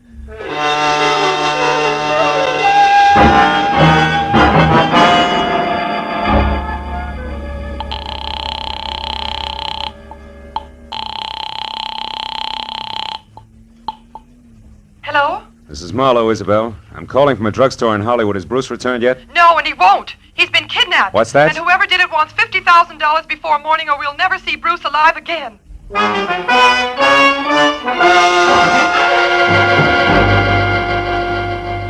As I walked to my car opposite the Wilshire Gardens, I felt like my brain had spent the night in a cement mixer. I was about to head back for Malibu when I suddenly saw Skipper Martin dash out of his bungalow and pile into a long, glossy convertible. I followed him out to the Pacific Palisades, where he made a call at a little house which sat on a bluff overlooking the sea.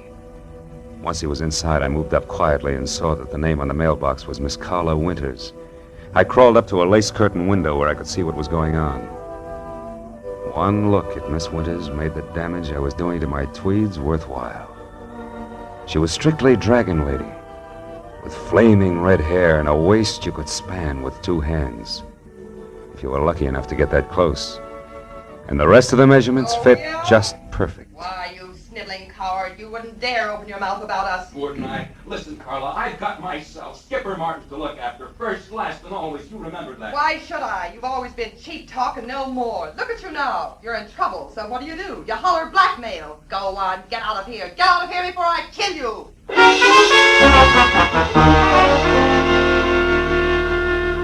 When Skipper slammed the front door, stomped to his car, and roared off, I couldn't figure any reason, legitimate reason, that is, for calling on Carla Winters. So I returned to the Fairchild place. Isabel was somewhere between hysteria and collapse over the fact that she and Bruce had less than $2,000 in their own name. Uncle Avery, of course, was more than reluctant to pay the ransom demanded for the return of a man he'd rather not have returned. But his niece won out.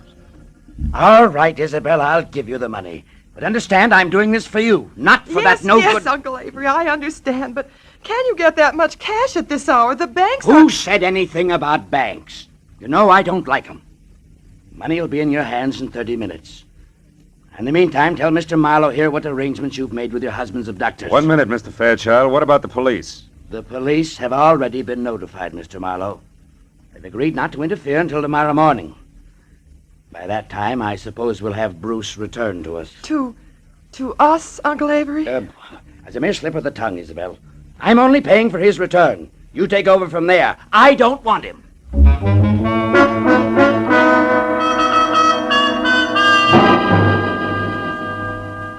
A half hour later, Avery Fairchild handed me a bundle of bills which added up to $50,000, cash. The bills seemed slightly dirty. The old geezer must have had them buried someplace. For a moment, I couldn't help thinking, boy, to get at this place with a shovel sometime. But then I got back to the more pressing matters at hand. I wrapped up the money in a shoebox, and I drove north along the Pacific Coast Highway. I covered the 60 miles to the rendezvous, which was a junkyard near Ventura, in about as many minutes. Then, according to instructions, I slowed down to 10 miles an hour. I blinked my lights twice, tossed out the shoebox. I was just about to resume my speed when the headlights of an approaching car fell on a man as he darted back into the junkyard. And I saw what I'd been expecting all the time. A white Panama hat. But I was still playing by the rules. So there was only one thing I could do about it. I slammed my foot down on the accelerator and kept it there until I reached the nearest telephone, where I telephoned Skipper Martin at the Wilshire Gardens. It was just possible that he owned 2 hats. But that little balloon exploded in a hurry.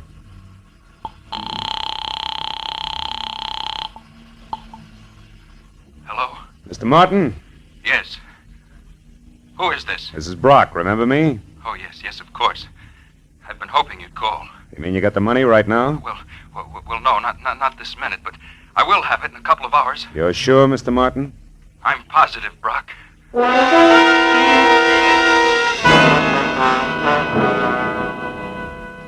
Now only one thing figured. The man in the Panama hat worked for Skipper Martin. It had to be. An hour later, I pulled in at the Fairchild estate. And the moment I put my AA over the threshold, I knew that the kidnapper, too, had kept his part of the bargain. Bruce Gordon was back, safe and sound. It happened shortly after you retired, Mr. Marlowe. I was working in my studio when a man wearing a white Panama hat? Yes. But how did you know that, Mr. Marlowe? They're very popular this season, Mr. Gordon. Darling, Mr. Marlowe was a private detective. Huh? But I'll tell you all about that later. Go on with your story. Well, this man was wearing a handkerchief over his face, and he forced me to go along with him at gunpoint. Took me to a car parked in the service driveway and told me to turn around. And I was hit from behind and went out cold. Oh, darling, how terrible. It wasn't pleasant. When I came to, I was bound hand and foot, blindfolded and gagged.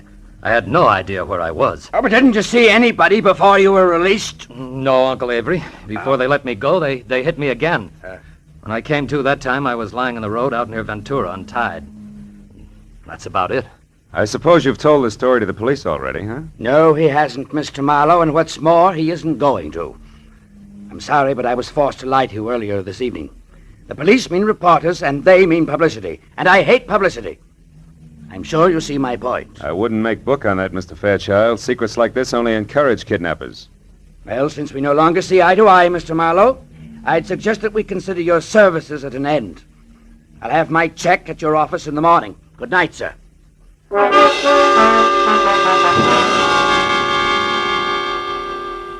Avery Fairchild wasn't the kind of a man you argued with. I threw my coat over my arm, tipped my hat to Isabel, and stepped outside. I hadn't once mentioned Skipper Martin to the family. That might have been a mistake, but I still wanted to look around before I yelled copper. As I walked past the guest cottage, I decided to go in and check Bruce's studio. Maybe the man in the white PH had left a few odd footprints on the ceiling. I tossed my coat in a corner chair and started through the clutter. 10 minutes later, I had found nothing. I was about to leave when I suddenly remembered the picture of a girl in some clouds that Bruce had been so careful to keep out of sight. It hadn't been moved. And when I brought it into the light, I didn't have to look twice. It was the portrait of Carla Winters, the red-headed dragon lady that Skipper Martin had visited. Now things began to add up. At the chauffeur's quarters, there was an outside telephone, and I put through a hurry call to Lieutenant Ibarra at Homicide in L.A. The best I could get was one Sergeant Neely. I'm sorry, Mr. Marlowe, but the lieutenant's out on a call right now. There's some kind of a row uptown. Well, do you know where he is? The address, I mean. Oh, yeah, sure. It's one of those bungalows at the Wilshire Gardens. The Wilshire Gardens? That's right. What's so special about that? Maybe nothing. I'll know in a minute. Thanks, Neely.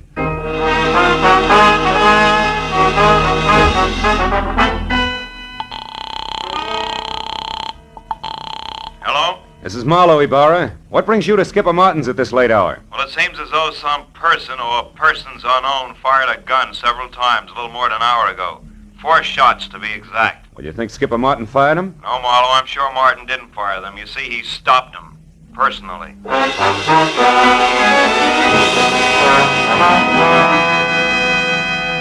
Before I hung up, I gave Ibarra a quick rundown on the whole story. After making me feel like a schoolboy for keeping him in the dark so long, He told me to sit on the Fairchild's front steps until he got there. Well, it gave me a half hour to kill, most of which I spent walking around aimlessly, trying to get something close to 4 out of 2 and 2. But I couldn't. Finally, I heard Ibarra siren up to the front door. I was about to head for him when the chill in the morning air reminded me that my topcoat was still in Bruce's studio. I went back and got it. When I turned for the door again, I noticed a little slip of paper that had been under the coat fall to the floor. I picked it up. I must have held it for a full minute before I realized what it meant. Just a small slip of paper, and yet it made everything, the kidnapping, Carla, the murder, fall right into place. When I entered the living room at the house, one glance at Isabel and Bruce told me that she'd already knew about Skipper's death. Only Uncle Avery, who was not one to shed crocodile tears, hadn't changed.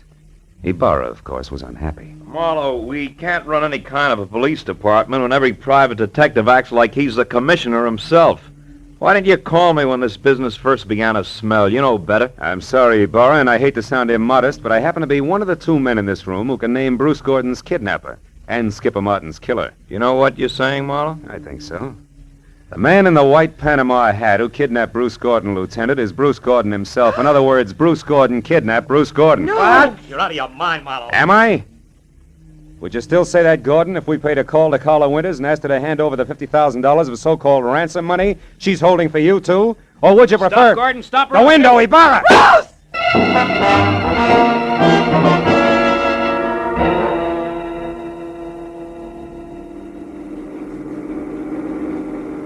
Then, in other words, Marlowe, Bruce, who eventually planned to divorce Isabel and marry Carla Winters, wanted to have a little stake, like $50,000 around first. That's right, Ibarra. But Skipper Martin knew about Bruce and Carla's plans to marry later, and he tried to blackmail them to pay off his gambling debts. That's why he came to Bruce's cottage on the sly. However, he got there just in time to see Bruce leave of his own free will, and therefore knew later that he couldn't have been kidnapped. Which gave him 2 holds over Bruce. That's right. But he made a mistake when he went to Carla's house and got too demanding, because she told Bruce about it, and before he released himself, he took care of Skipper, with 4 gunshots to be exact. Charming people, aren't they, Ibarra? Lovely. Sometimes I think I should shoot higher and save the state a lot of money. And he almost got away with it. By the way, Marlowe, how do you know? That Bruce was the man in the white Panama hat? I was pretty certain, but I got my proof accidentally. Promise not to repeat this, Ibarra? Yeah. Well, I practically fell over a little slip of paper in his studio. It was a receipt from a department store, and it was made out to Bruce Gordon. For 1 Panama hat? Uh-huh. Nothing else but.